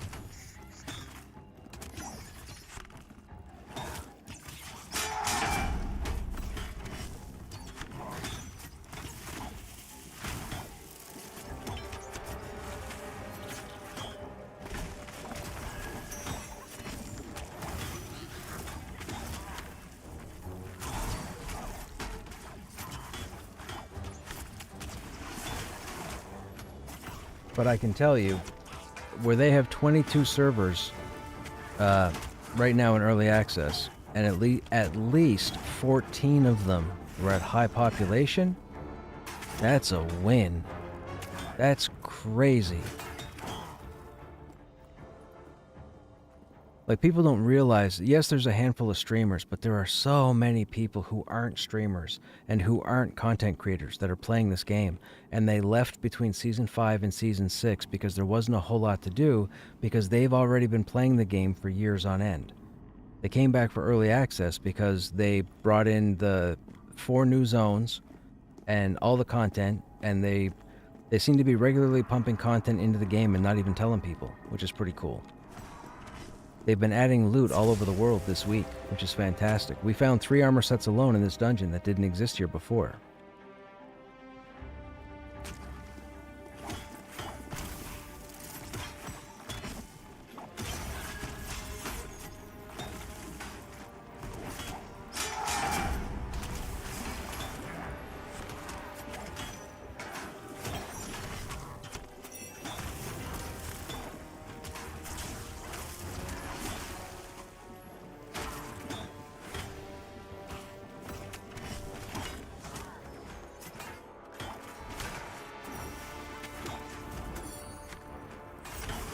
Yes, silenced. Exactly. That's exactly it. That's me. That's me to a T. Not to rhyme, because that was just cheesy. But that is me. Wild Ends is so pretty. You are not going to be able... Nobody's going to be able to pay me enough to run Krushnek over to Wild's End. I don't care how many players found their way over. I'm not doing it. I trip over spiders. I have to run 3 zones? No thank you. I'm good right where I am. I got plenty of stuff to do right here.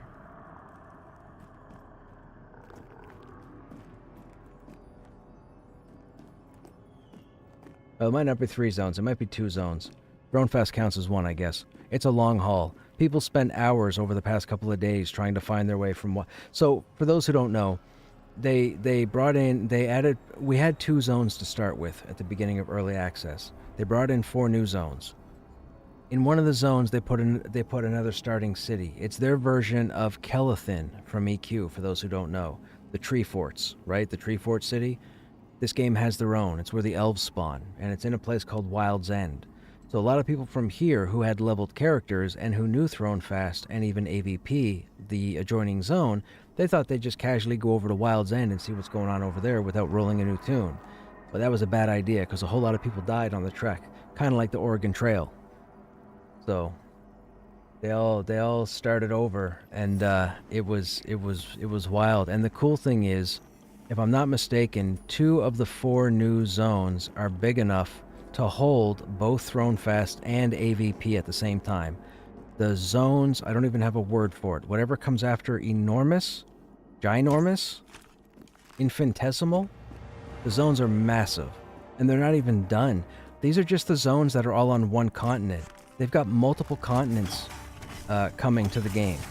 All the races will start in their own cities, a la EQ. It's going to be fantastic. It's going to be fantastic.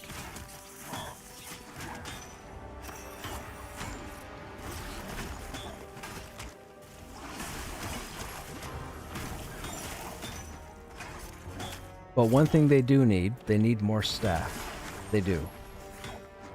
They need more staff. They need more developers. And unfortunately, it's not up to individuals like Joppa to make that decision.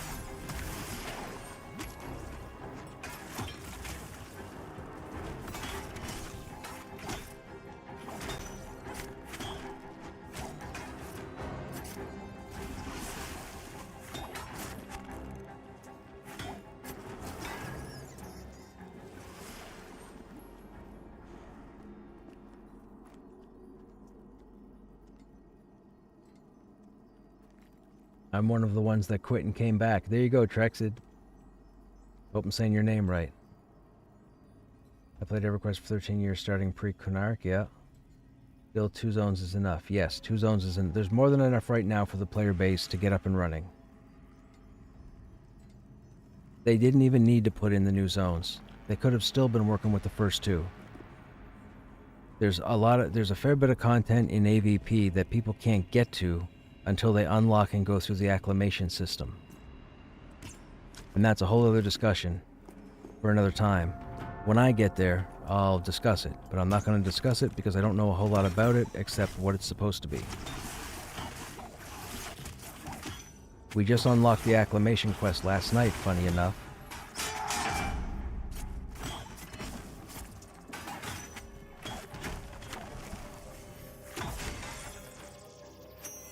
I shouldn't say unlocked. We completed the quest, so we unlocked acclimation. But now they want us to loot some kind of ice crystal, and I don't know where that is. I thought it was here, but I don't think it's here. I think it's a different cave. I think my princess is in a different cave. And by princess, I mean icy crystal.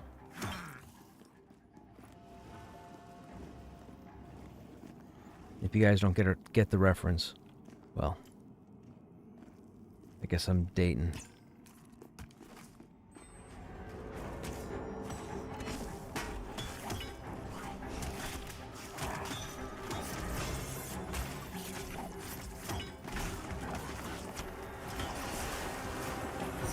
Wild's End is huge. Yes, I've been told Wild's End.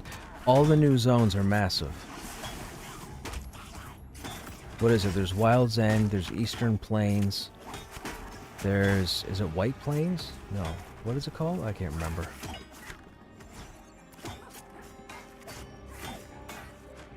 No roads in Wild's End. Oh, so yeah, so you have to remember everything.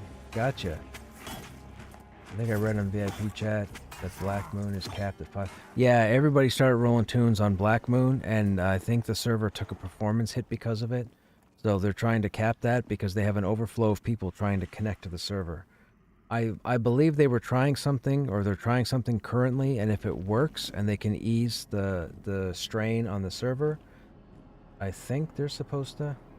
Oh, hey, Joppa. Hey, listen, man, listen. Thank you very much for the raid earlier. I have had a fantastic time talking to your viewers. It's been great. HC is fantastic. My problem is we haven't been able to get out of the entry. We keep having to replace, but unfortunately the people we get are of lower level, of course, and I don't want to risk taking them down there and wiping them, Because if I ruin the morale of one person, you stand a risk of ruining the morale of the group. I'd like to get them leveled, but every time I get somebody leveled, somebody else has to leave. If this was Season 6, I'd be down with the Ulterians, but unfortunately, I'm not there yet, but I will get there. I will get there. I might get there over the weekend. Very welcome. Have enjoyed your streams and happy to share. Oh, you've been checking out my streams. I'm blushing. Actually, I can't remember the last time I blushed. I don't think I blushed. Do I blush? Well, I can't remember when it was. I love the work you guys are doing. I had a conversation with, is it Joel Attire? I think that's how you say his name. Last Saturday, he jumped into the stream. And I got introduced to him. We talked for a bit. I couldn't stop praising him for the audio in this game. I'm absolutely in love with the audio in this game. I do wish that the ogres and dwarves would stop mining trees. I would like to get the thunk thunk thunk back on the trees if possible. I don't know if it's complicated, but it would be nice to have the trees thunking again. Just saying. I love dungeon crawls. I absolutely love dungeon crawls. I love this game. I have talked so much about this game this evening. It's ridiculous. But I want to get back down to the Black Roses. We need to get back down there. I need to live down there for a while because we've been finding the new armor that's here, and I need to see what they drop.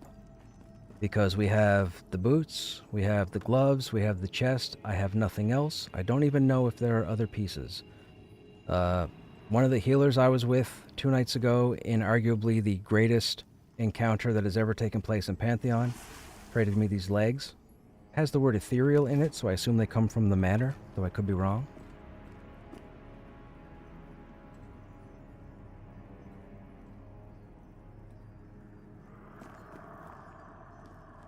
Hey, Silence, what's happening? How you doing?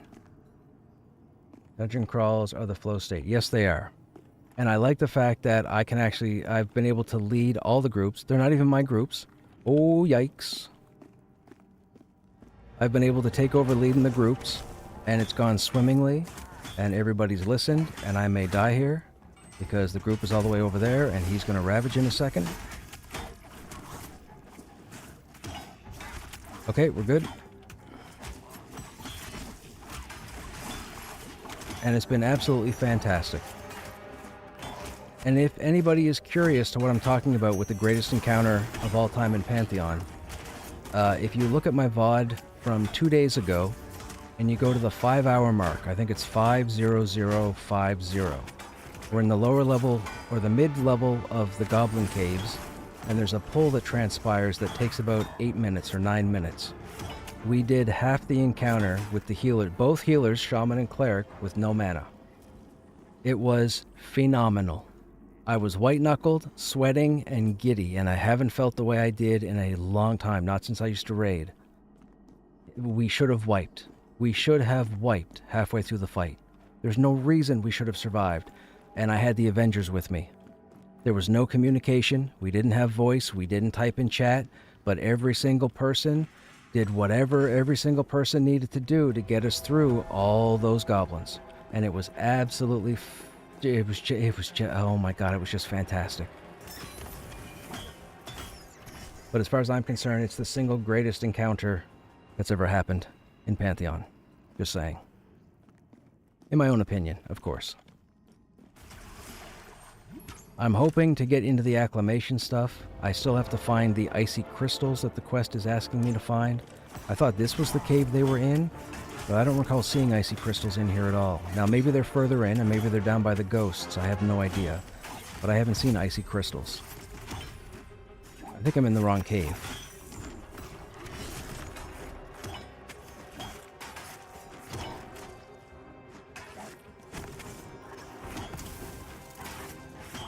I love the warrior, by the way. I will admit to this.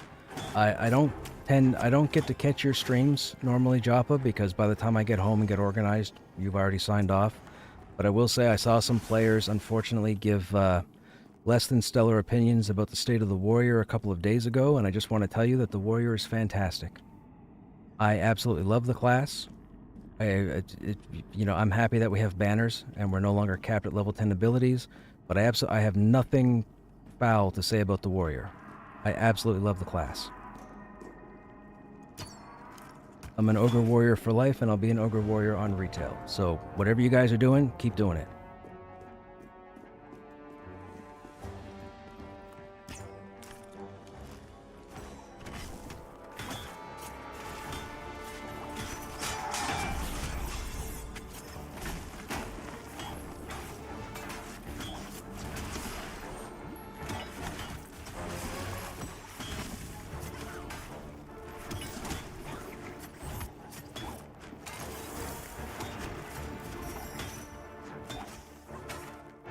You're still on vacation? Ah, right on. Gotcha.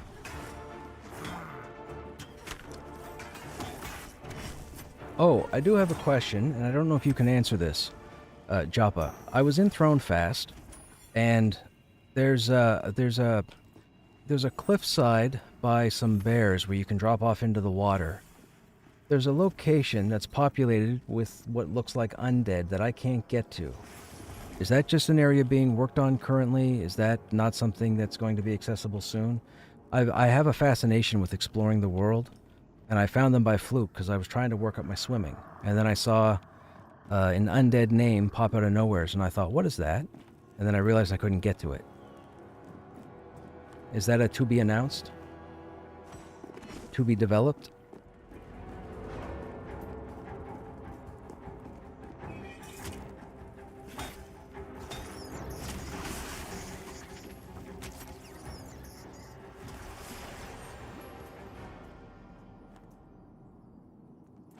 That area should be opening up soon. That's all I'll say for now. No problem. No problem. Don't spoil any. Yep. Don't spoil anything, of course. I just thought it was cool. So I was having a discussion earlier with some viewers about the game, and we were looking at it from a ground level, not as in figuratively, but an actual ground level of the game. And I was saying it's amazing what you can find when you actually explore the game, because the game is being built, as we know, vertically. And there's a lot of locations that I've found personally that I've made note of that have all sorts of different types of creatures that you wouldn't normally see. Like I found ghost goblins. I found, well, I'll keep information to myself, but traversing vertically is well worthwhile and fantastic. So everybody level up your climbing. Get your climbing up. Train yourself to spot ledges. You know, you climb something really high, you don't think you're going to make it, look for a ledge that you can get part of the way up there. And then rest, and then climb the rest of the way.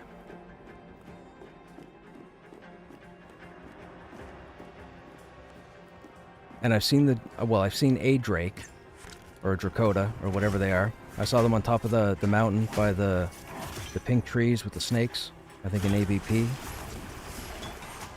They look pretty ominous. I saw the head and the talons peeking over the side. That got me excited.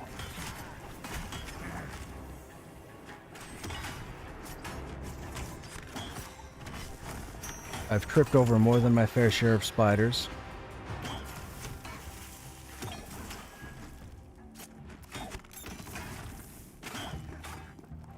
I had a funny experience where I was killed by the Dusk Fiend in AVP a few weeks ago, I think. And I thought for sure it was a 40-foot creature. I was running, if you look at the screen right now, I was running towards the darkness, and it was like midnight or 1 a.m. or something. It was pitch black, I didn't have a torch, and I was trying to find my corpse. And I ran forward, exploring, and all of a sudden this face came out of nowheres, and it was a giant werewolf face or lichen face, and I was like, uh-oh, and I turned around and had an Indiana Jones moment. So the werewolf was the giant boulder, and I was Indy. And I'm running, and I spin the camera around, and I swear it was a massive, massive behemoth of a werewolf. And then 3 days later, we end up farming the spiders in the area, and then the Dusk Fiend showed up, and he was no bigger than I was. I felt so silly. I felt so silly, but in the moment, I thought that the Dusk Fiend was like 30 feet tall. It was hilarious. Absolutely hilarious. I didn't want to lose my body. I didn't want to have to go find it in the dark, not knowing anything about AVP.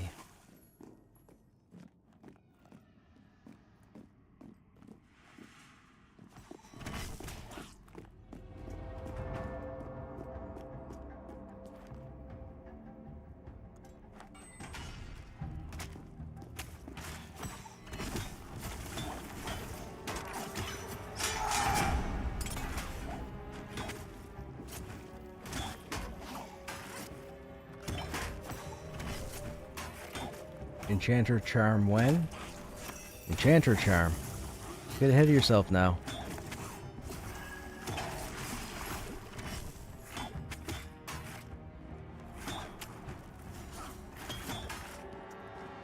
What's going on? Chris, dude, what are you doing? Man, thank you for gifting subs to the community, my friend. Congratulations, all of you that are now adless. At least for the next 30 days.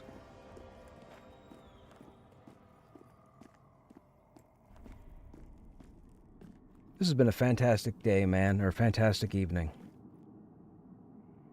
Love hearing you've done that much exploring. Hey, look, I'm not in a rush. I don't have a straight line A to Z. I told the viewers earlier, and I've said this, I don't know, probably 30 or 40 times over the last year, 8 months. I'm trying to... Oh, yikes. I'm trying to flesh out as much of the game as possible when I play, so that any viewers might get more information than, might normally be presented to them. I need this game to happen, so I need possible players to have all the information, that they can get without making stuff up or being a snake oil salesman. So I can deal with the trolls, no problem. I can deal with the ridiculous negative reviews, no problem. But I want to explore as much of the game as... Whoops. That happened. I want to explore as much of the game as possible and open it up so anybody that checks out my VODs or my streams can get, like I said, all the information they need. I'm trying to not get into a narrow-minded focus, because if I fall too much in love with the dungeon crawling, I will turn a 16-lane highway into a 2-lane country road. I want my focus to be wide.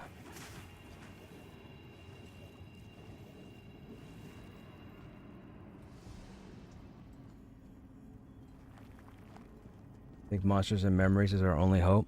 I don't know about that, man. I got in on one playtest. I thought I would like it being an EQer, but it will definitely have an audience. Monsters and Memories will definitely have an audience. And as I mentioned earlier, so will Ashes of Creation. But neither one of them are offering what I'm looking for. And honest truth, this is what I'm looking... I'm not getting... Like I told you guys, I'm not getting paid. I have no tie to Visionary Realms, except that I've backed the game since the first day it launched, or the first day they kickstarted. I still have my original receipt, and I still have my original pledge JPEG that I took as proof, because I figured it was going to take a while for the game to come out. I just didn't realize it was going to take this long, but I'm really happy that we're here.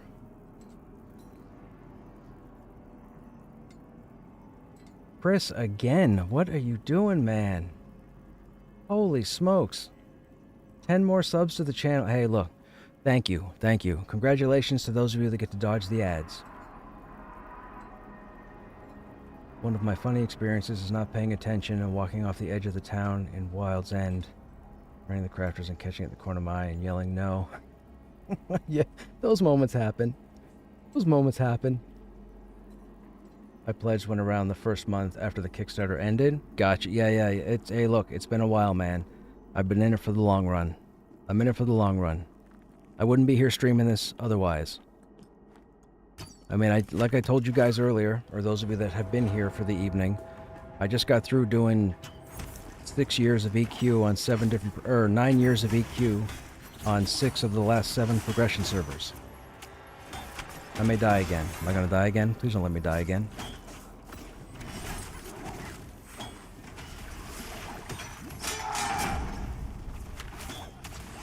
By the way, that's me talking to myself. I'm not talking to the group. Hey, Steel Rose, what's happening?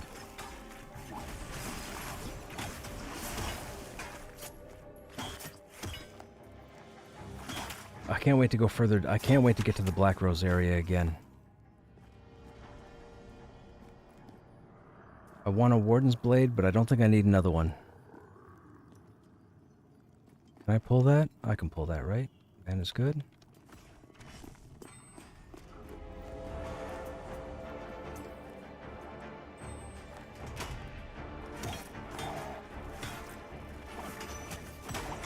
I want the rest of this armor. I need the rest of this armor. I need the rest of the Scarred Husk armor. There has to be more. There's no way you guys would put in boots, gloves, and chest and nothing else. Doesn't make sense. Although I will say I haven't seen it drop yet, so maybe if there are other pieces, maybe they drop off of other creatures in the zone. I have no idea. But I'm not happy just getting 3 pieces. There has to be more. We have 14 strength and 11 stamina, and I'm not even burning food. Or dual wielding.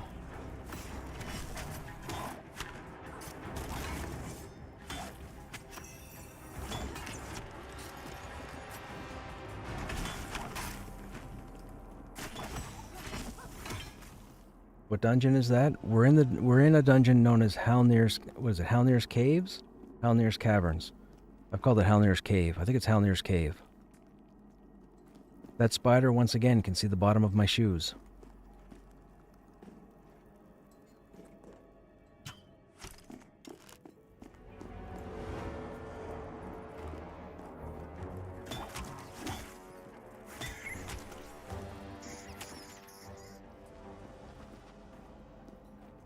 I should get healed. For those wondering, those little spiders died really quickly because they don't have many hit points, but they do a whole lot of damage. As far as I'm concerned, they're the definition of a glass cannon, if you're familiar with that term.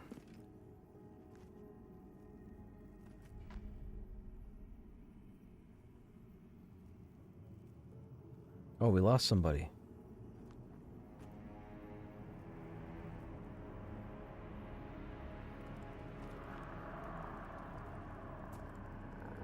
Who got lead? Did I get lead? I got lead. Oh, that was group pursuit.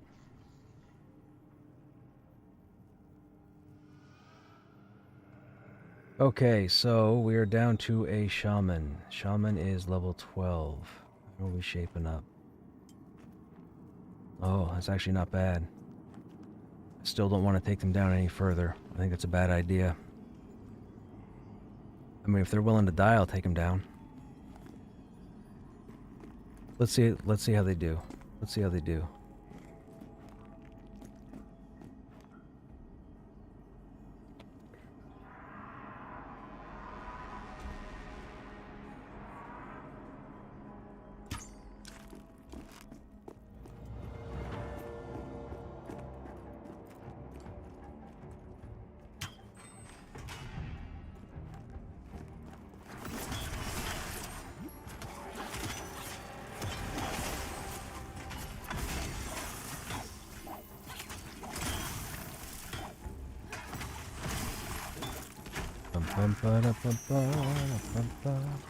Just got up from bed. Did they change the UI when I was asleep? I have no idea. I haven't changed the UI.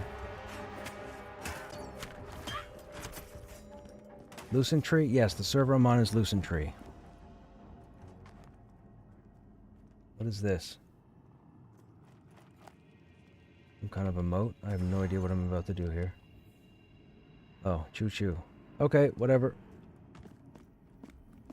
That must be from all the attention.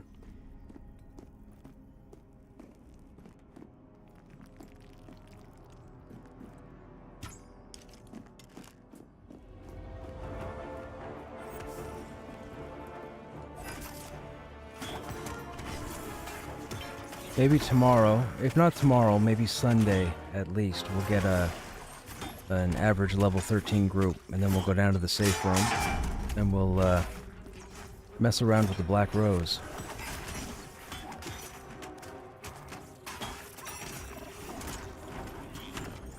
There's some neat little headaches down there that are interesting.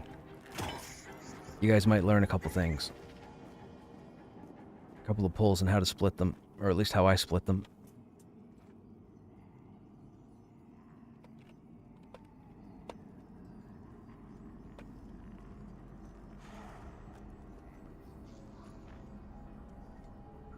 They're gonna buff real quick before we continue.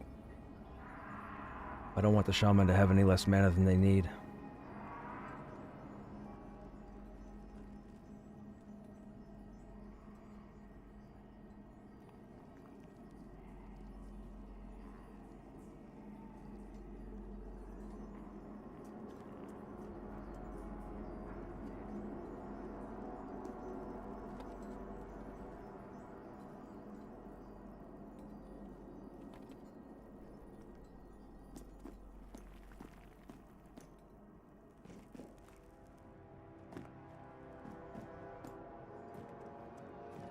What is the next pop? I don't know. I think it's right by the entrance. Stalker? He's going downstairs. I don't want to pull him. We'll wait for whatever spawns up here next. I think it's this guy.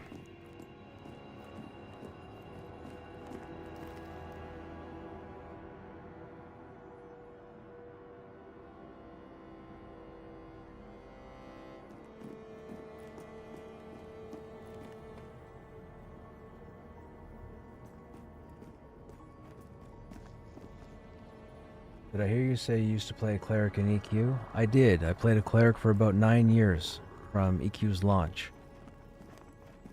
I was right. Let me get this Ravager out of the way, Chris.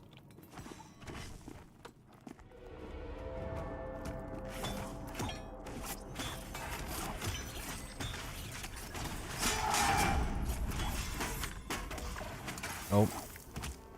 Here we go.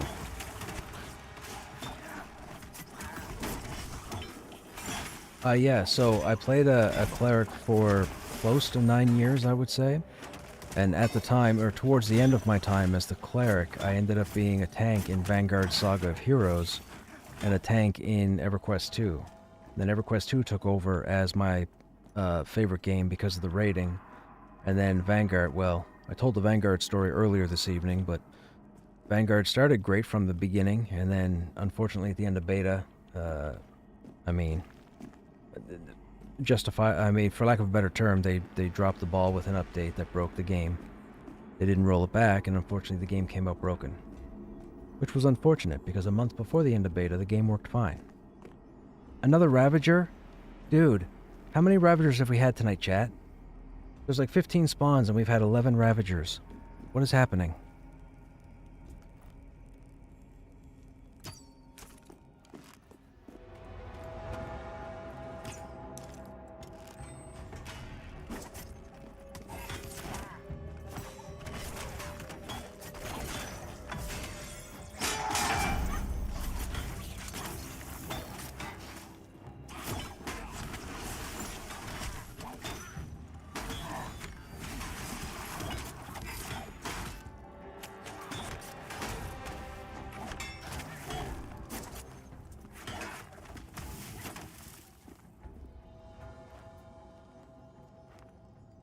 As a tank, what's your preferred healer class in Pantheon? Well, a good tank loves his buffs. So, I would probably lean towards Shaman.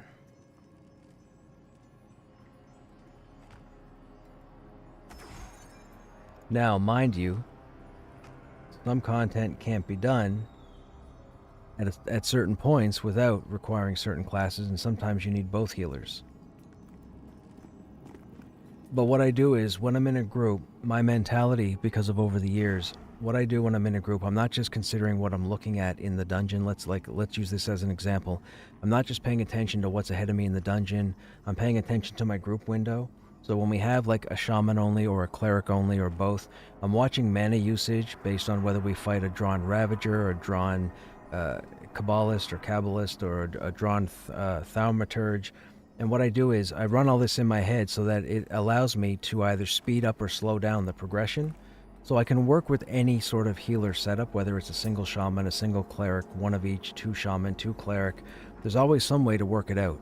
But I'm constantly trying to figure that out. But if I had to choose one or the other, I mean, the buffs are great, but the cleric I feel has the bigger heal.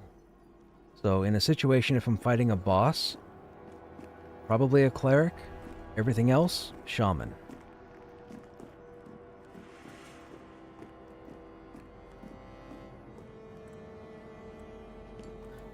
But again, I haven't seen content past level 19. My warrior in Season 6 only got to 19. And we didn't have the banners, and I didn't have the gear that I have right now. So it could be a totally different story. But for right now, Shaman for most things, Cleric for the hard stuff. Just because it's a bigger heal. Now, when I had the greatest encounter of all time 2 nights ago, I had a Shaman and a Cleric.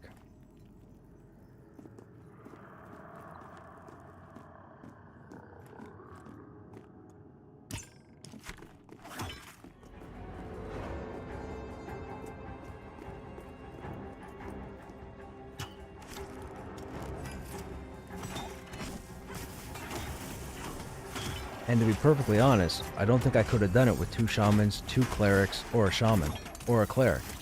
I think I needed both a shaman and a cleric to survive that encounter. I'm positive. Cleric also has the shield, yes. Neither had man. It was man. When you see it, you can see them run out of mana, and they pretty much stay out of mana for like the whole second half of the fight. They knew to sit, and they knew when to stand at the bare minimum to get a heal off. Like it was, dude, I'll never have another. I don't think I'll have another moment like that ever. It was 8.5 minutes of just, whoops. We got some glass cannons. Nice. They had traps down. Yeah, it was 8.5 minutes of absolute ridiculousness. I was white-knuckled. The back of my hands were cold sweating when everything was said and done. I could not believe we survived. By all rights, we should have wiped halfway through the fight.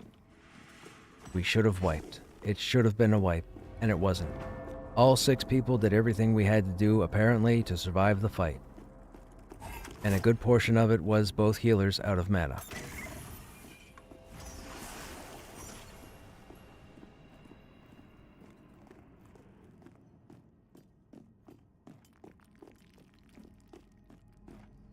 Another Ravager. Brr.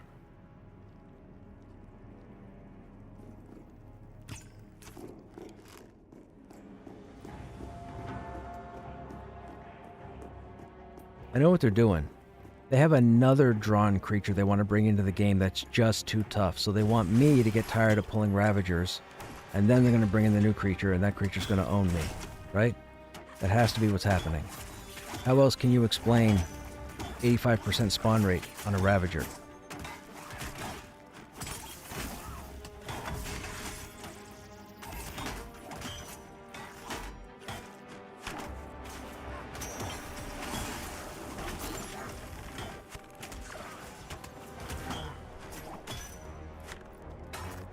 New creature will be a bigger Ravager, right?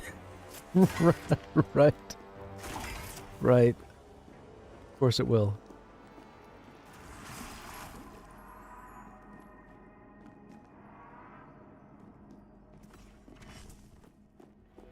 It'll be the Ravage S. ESS. That's what it'll be, the Ravage S.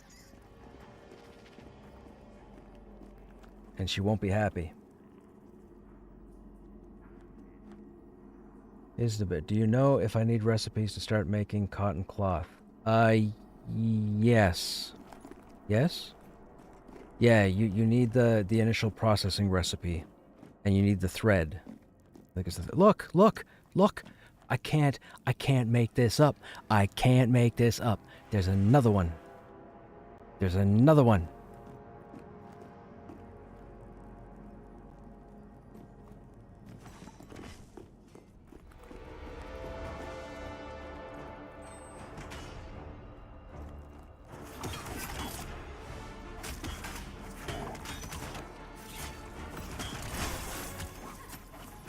Ooh, that sucks. Oh, there we go. Get me up. Get me up. Perfect. Thought I dodged that. I guess I didn't. I still can't interrupt them. I could interrupt them like 3 days ago. I thought I could. I could do it all through Season 6. I don't know if they changed something.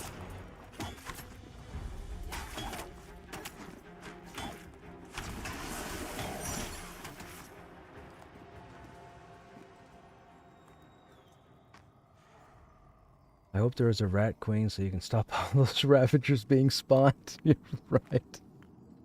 Yeah. No, but I am pretty sure about the cotton cloth. I do believe you need the initial recipe for it.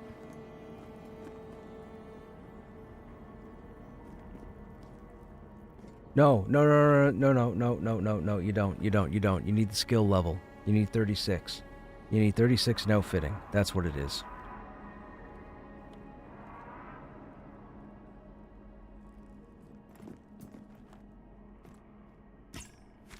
I had to think about it. I don't think there's a cloth recipe to purchase. There might be, but you still need to have skill level 36 to use it.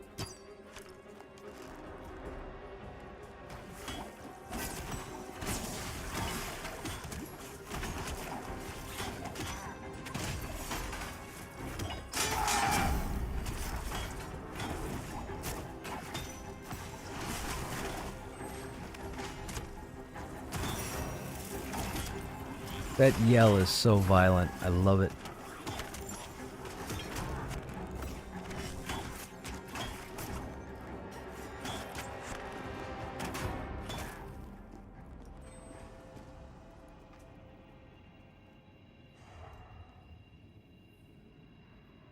How goes the grind? Sorry, just got finished with the group up here camping the ring spawn. It's going, man. It's going. We've had a couple ravage scares, which is to be expected. Stave dropped 1 stamina, 5 mana. Meh, I wouldn't use that. Oh, it's the dripwood. I've seen that. I need a key, man. The last person took the key and they don't even know what it's used for. I know what it's used for. And it would be great because then I could put groups together to be able to use the key.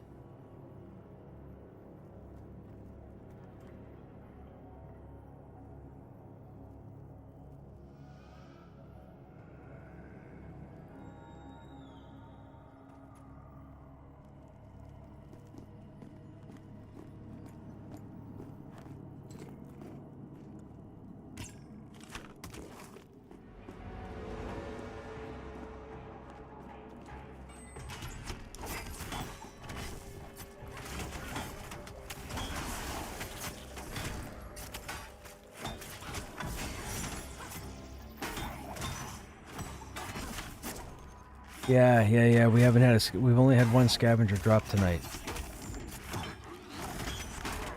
Or spawn tonight, I should say.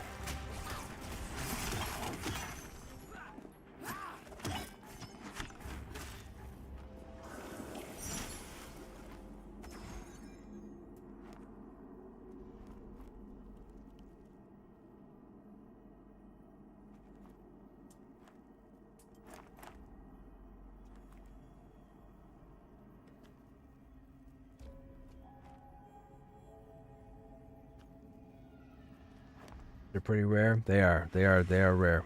We didn't see them too often in Season 6 either. I was just fortunate enough that when it dropped, the group gave me the key. And the key just opens... what the key does, the key opens a gate a little bit further in that allows you access to an area where you can set up... It's kind of like a secondary safe spot.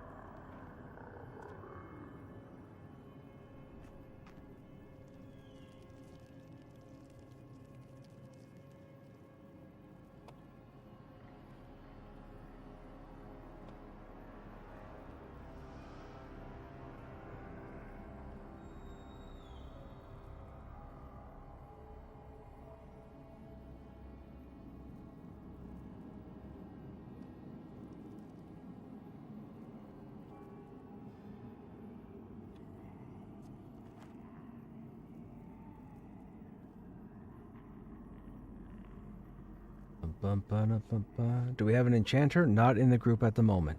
But we have a rogue, which is the next best thing. And I know it sounds weird to say, but you know like I do, the rogue is great in a pinch. Even a necromancer. The channeled mez? We got to utilize the channeled mez tonight. It's fantastic. Fantastic. I didn't get to use it on my necro in Season 6. we'd gotten it, but I didn't have a situation where we could use it because we ended up at the manor for most of the teens, and we just had controlled pulls.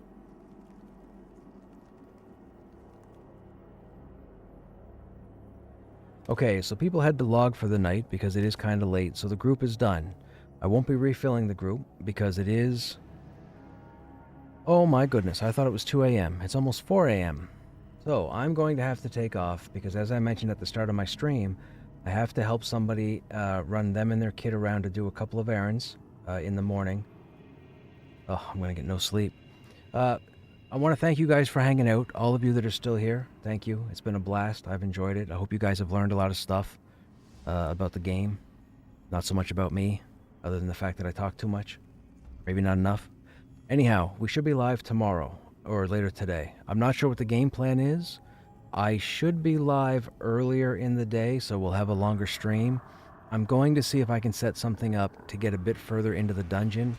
I'm cool with sitting here at the entrance, but it seemed like every time I thought we had footing to go further, people left and it brought down the group. And then by the time we refilled the group, we had to get those people up as well.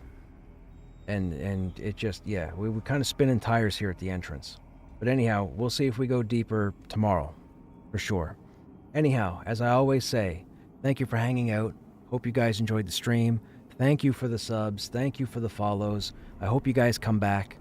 Yeah, have a good night or have a good day, and we'll see you on the next one. Take care.